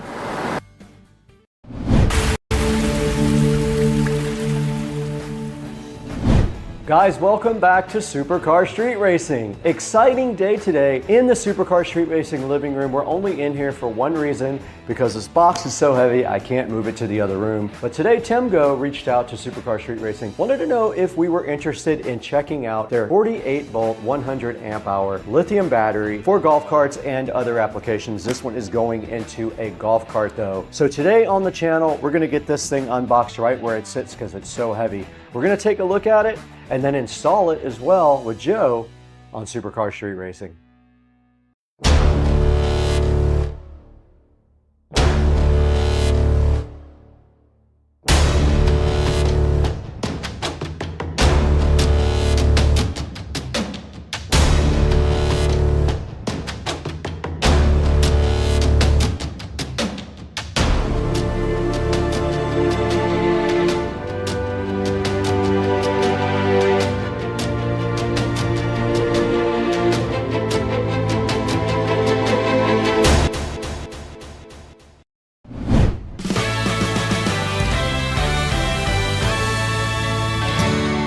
Guys, welcome back to the channel today. It's great to have you guys back on Supercar Street Racing. And before we even get started with this Timgo battery, I want to thank you guys for almost 200,000 subscribers. In fact, that little readout right there says 191,000, and I couldn't do it without you guys. Thank you so much for liking, subscribing, commenting, and checking out all the videos on Supercar Street Racing. Now on to the action. Directly in front of me, this huge box does have a Timgo 48 volt lithium ion battery inside, which is destined friend or a golf cart for a friend of ours. Now, Timgo did reach out to us and say, hey, would you guys want a sponsor that has a 48-volt lithium-ion battery available? And we were like, absolutely. Timgo wanted to make sure we had a golf cart to put this in, and we do. We reached out to one of our friends, and we will be checking out that cart later today. But right now, right in front of me, we need to get this thing unboxed for you guys and see exactly what is inside. It's packaged very well. It has these straps on the front. It is very heavy. I don't know how heavy. There is no weight on the outside of this box. The battery is very heavy. I know I put one in Joe's cart with him,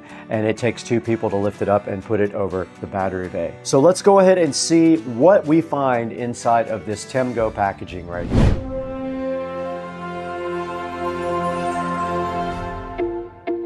We have an interesting box right in front of me. As I told you guys before, this is the Timgo 48-volt lithium-ion battery. This is Timgo's solution for getting your golf cart up to lithium-ion standards. And inside of this box should have something in here that can accomplish just that. We have to get this open though to see what's inside of it. Might be easier to open for you guys to see if we do it this way.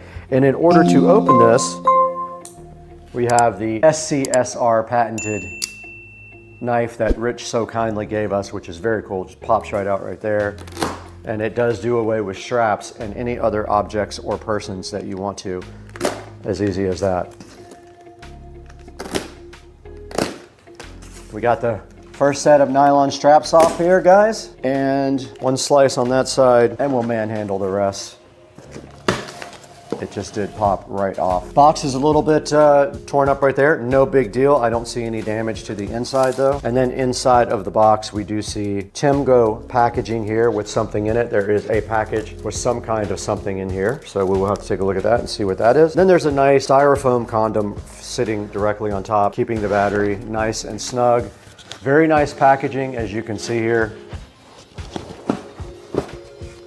We don't need that where we're going. And then inside of the box, we do see the actual Timgo battery. Better view up here on that. Inside of the box, we have the Timgo 51 volt. It's actually a 48 volt. Sitting inside of a nice plastic bag. It does have some side looking handles with ropes on it. Then there's some other goodies right here next to it, which will make this box lighter, hopefully. So let's go ahead and see what we have inside here. So this is the first smaller box right here that's inside of the Timgo. Okay, inside of that box, it looks like we have a bunch of accessories here. Looks like we have a wire for the readout. We have some nuts and bolts for everything. We have the 2 ratchet straps to hold down the actual battery. That's what these are for, ratchet straps. And then we also have a few random screws here. So those are probably to hold the display on if you want to screw it to the front of your golf cart. So that's all that's in the first box, and I have a feeling the second box is just going to be the charger. Let's get this opened up on camera. It is the charger. I don't know if you guys can get a good look at that. There is some styrofoam protecting it, but basically the way this works is it does not have a port, so you do have to plug into this female with an extension cord. You'll have to raise the lid. Now, there might be a way to adapt this. I could see maybe drilling a hole and epoxying this into the front of the golf cart. I don't think that would be too difficult. Just a small hole, and they might make a kit for this. So they might have something you can buy on Amazon that you can slip this into. And then of course, this just goes directly into the charger here. And then this is the actual charger. It's very small, just like that. That's the entire charger right there. Pretty cool.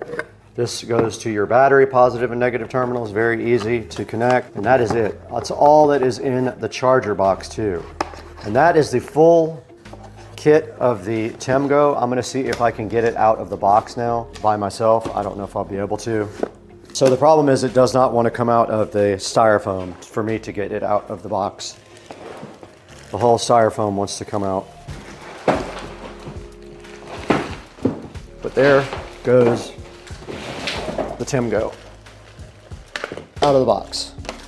And now the Timgo is directly in front of me in the plastic where it shall remain. The battery looks great. It is a orange and white looking battery, and I can lift this by myself. It probably is around 50-55 pounds. No big deal. I know you guys can get a good look at this from the GoPro up there. Pretty nice fit and finish on the battery as well. There is a code to scan up here. And there is also an app for this. This battery is Bluetooth, and actually if we wanted to, we could go ahead and plug it in and charge it, but we're gonna wait on that part. And the first thing inside of the bag is the installation instructions. I'll put a picture of that up on the screen for you guys. Just very, very basic install. There's nothing really too complicated about it. It's a positive and negative. Positive and negative goes to your actual controller. So super easy, remove the old batteries, and your very first battery leads go onto this. Further into this, there is a whole manual, and they are offering you a 2-year warranty if you share your experiences with other people. And inside the manual, there's just some charger specifications, a installation diagram, shows you how to put the screen on, which is also very easy. And then it shows you how to open up the app as well. And that is about it. That's inside of the actual battery. So that is all for the unboxing part of the battery. Now let's go ahead and throw it out where we're gonna start this install process with Joe and Brad.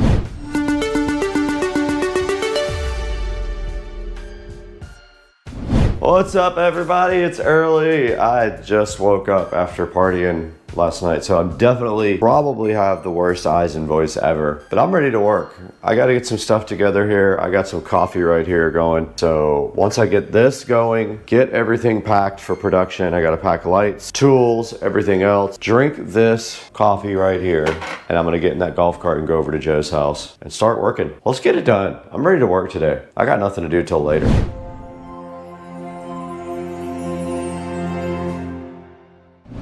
We're in the truck right now, and we're headed over to check out this golf cart. We did find a candidate for getting this battery put in, so we're going to check out the cart right now. Looks like it's 48 volt, and it has some sort of Trojan-like batteries in it now. Yep. And then tow it back over to your house so we can start the process. Also, while we're here, I want to take a look at his dashboard to see where I think a good spot is to mount that display. Yep. And we'll ask him what his preference is on that. Yep. And that's it.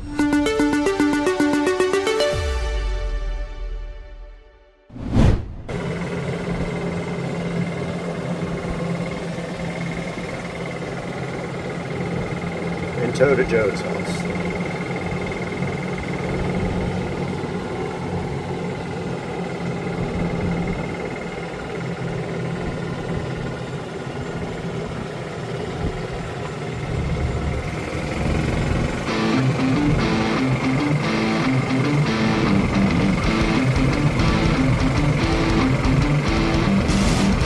Let's go, baby. We'll Flintstone it.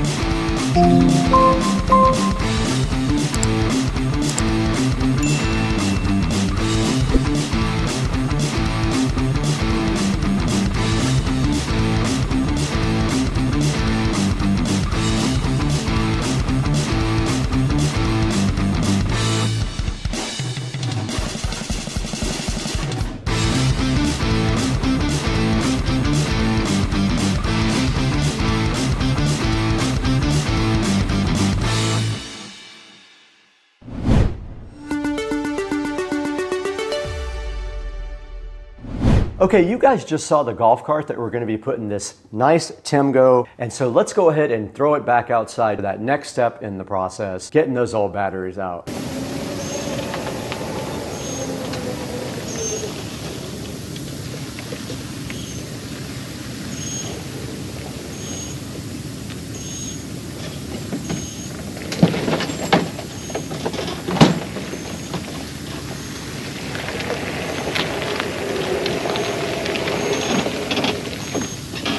Let's see.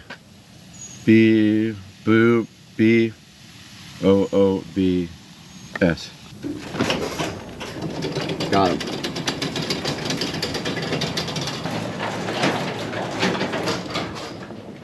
Dude left me a mess. All right, while the garage cools off, I'm gonna raid Joe's fridge for some breakfast. And there are a few eggs in here I'm gonna steal from Joey. Let's go, son. Let's go. Guess what else I'm gonna steal? Some of this goodness right here. I'm gonna make some egg burritos this morning. 0 carb wrap. I'm gonna let that cool off for about 15 or 20 minutes while I eat breakfast and cook.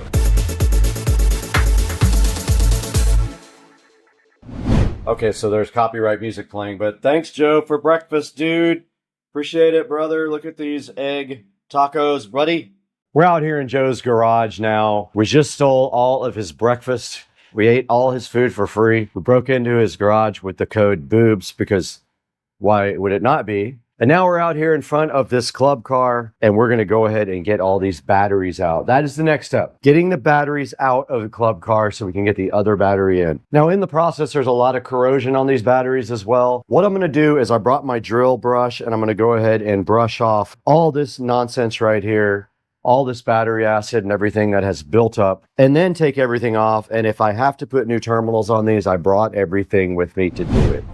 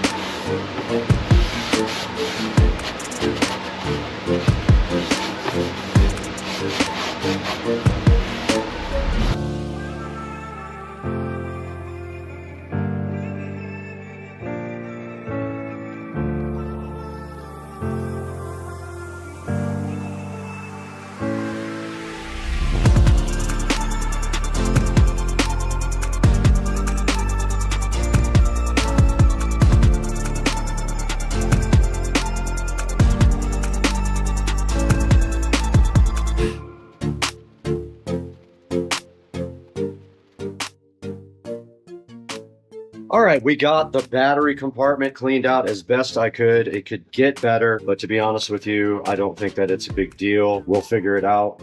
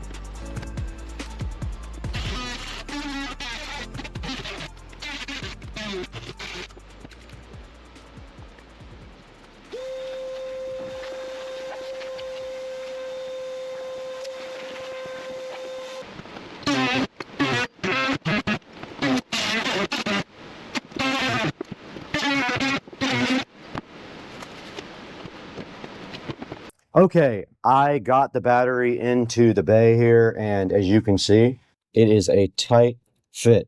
It is barely fitting, so that's fine though. So all we have to do now is go ahead and start wiring up the battery, and then after that, if the cart runs, I'm going to take it to my house to do the wiring dress on this and get it all nice and tied up good. But you can see the negative cable. Only way it would fit like that is I had to actually cut a lot more of the battery tray out. And then after this is all done, we have to figure out a way to secure it with the strap. But yeah, we're going to have to feed that through the other side like that and then make a slice right there.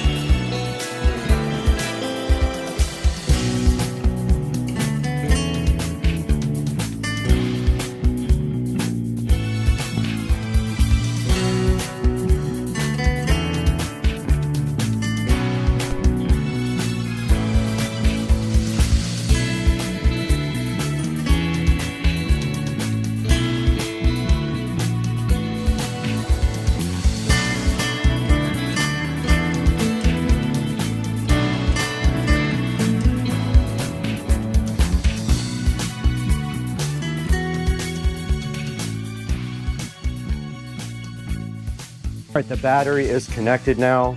All I have to do is drill a hole for the display. So it makes sense to go right here. And I have to drill it big enough for this guy to get through. So probably the 4th or 5th, and also that has to go through. So yeah, I'm gonna go ahead and send a hole right through here.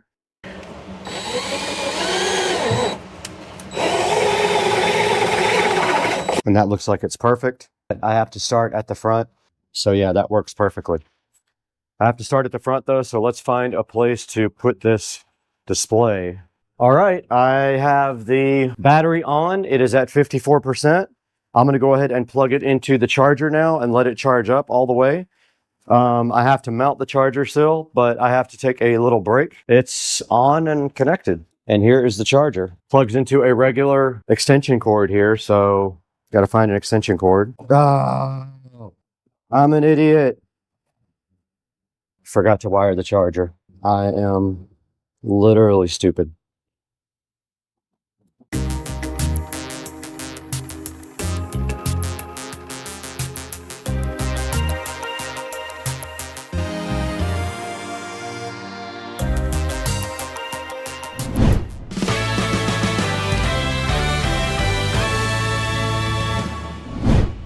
Okay, you guys just saw us install the screen and wrap up everything in the bay. that we needed to get this TEMGO battery all installed for this cool golf cart to make it such a better place to be. Now, there's only one thing left to do. We need to take this thing for a drive and make sure it works and test out the display and the battery. I have not tested the cart yet. I just turned the key on. I turned the battery indicator on and it looks like the battery was 100% charged. I am going to try to move this cart right now for the first time on lithium. I'm going to put the charger cable in here first. And then if this thing moves, I'm going to drive it home and finish the wiring and all that. So let's throw it in gear. All right, it did complain when I went to reverse, so that's perfect. The alignment is way off on this thing. Let's see if it rolls. It does work. Wow, okay.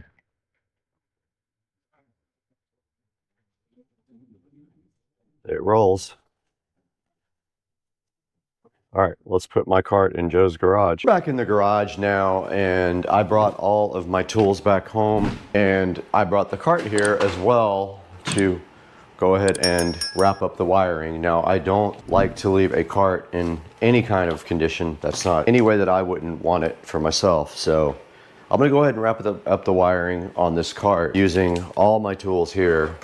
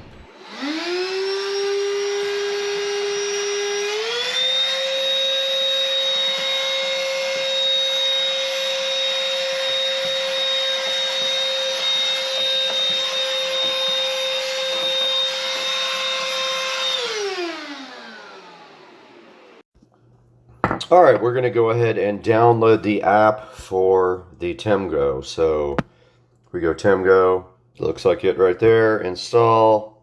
It found the battery already. And there is a good look at the battery. We have all of the different cells here available and we can see the battery temperature, but I'm gonna go ahead and plug the cart in. I am going to breakfast, so don't have a lot of time, but I wanted to show you guys the app. We are connected via Bluetooth, and then the cool dashboard where we can see everything going on with the battery. That is the TEMGO app.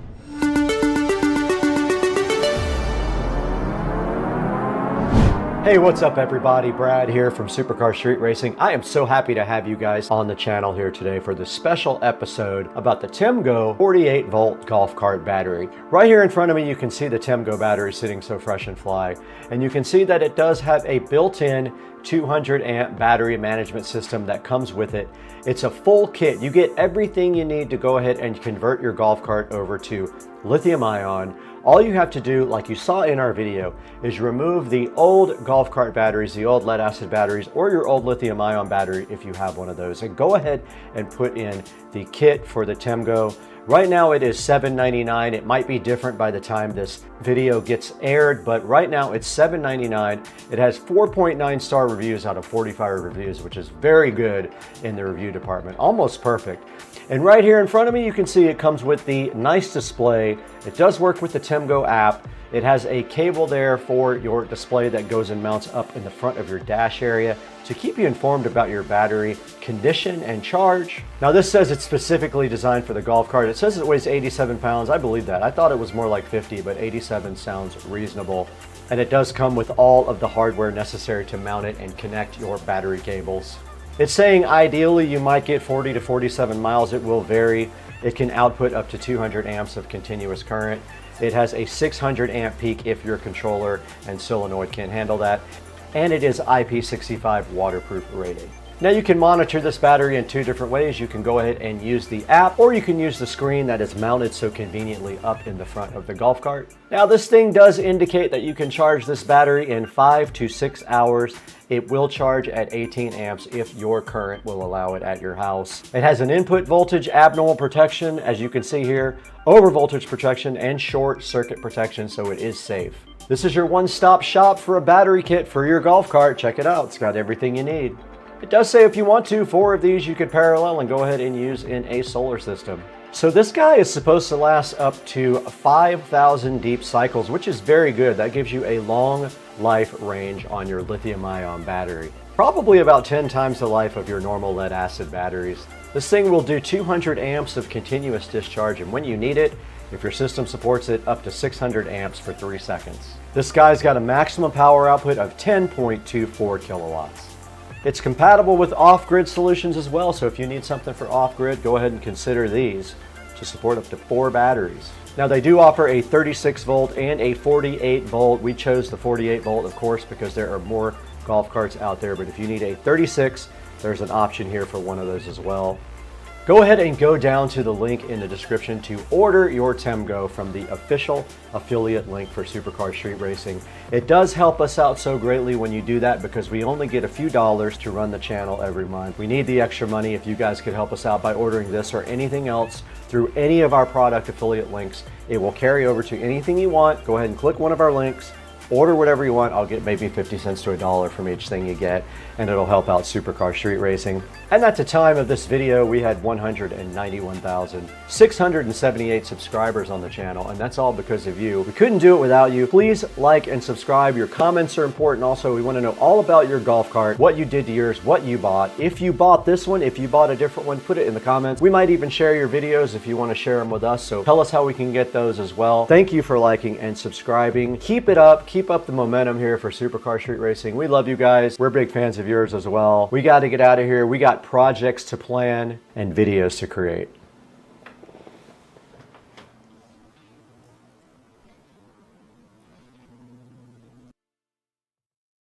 Welcome back to part 2 of getting my mailbox fixed, guys. And today we are going to be finishing up this project with some landscaping. And we do have everything in the back of Rich's truck right now, so let's get moving.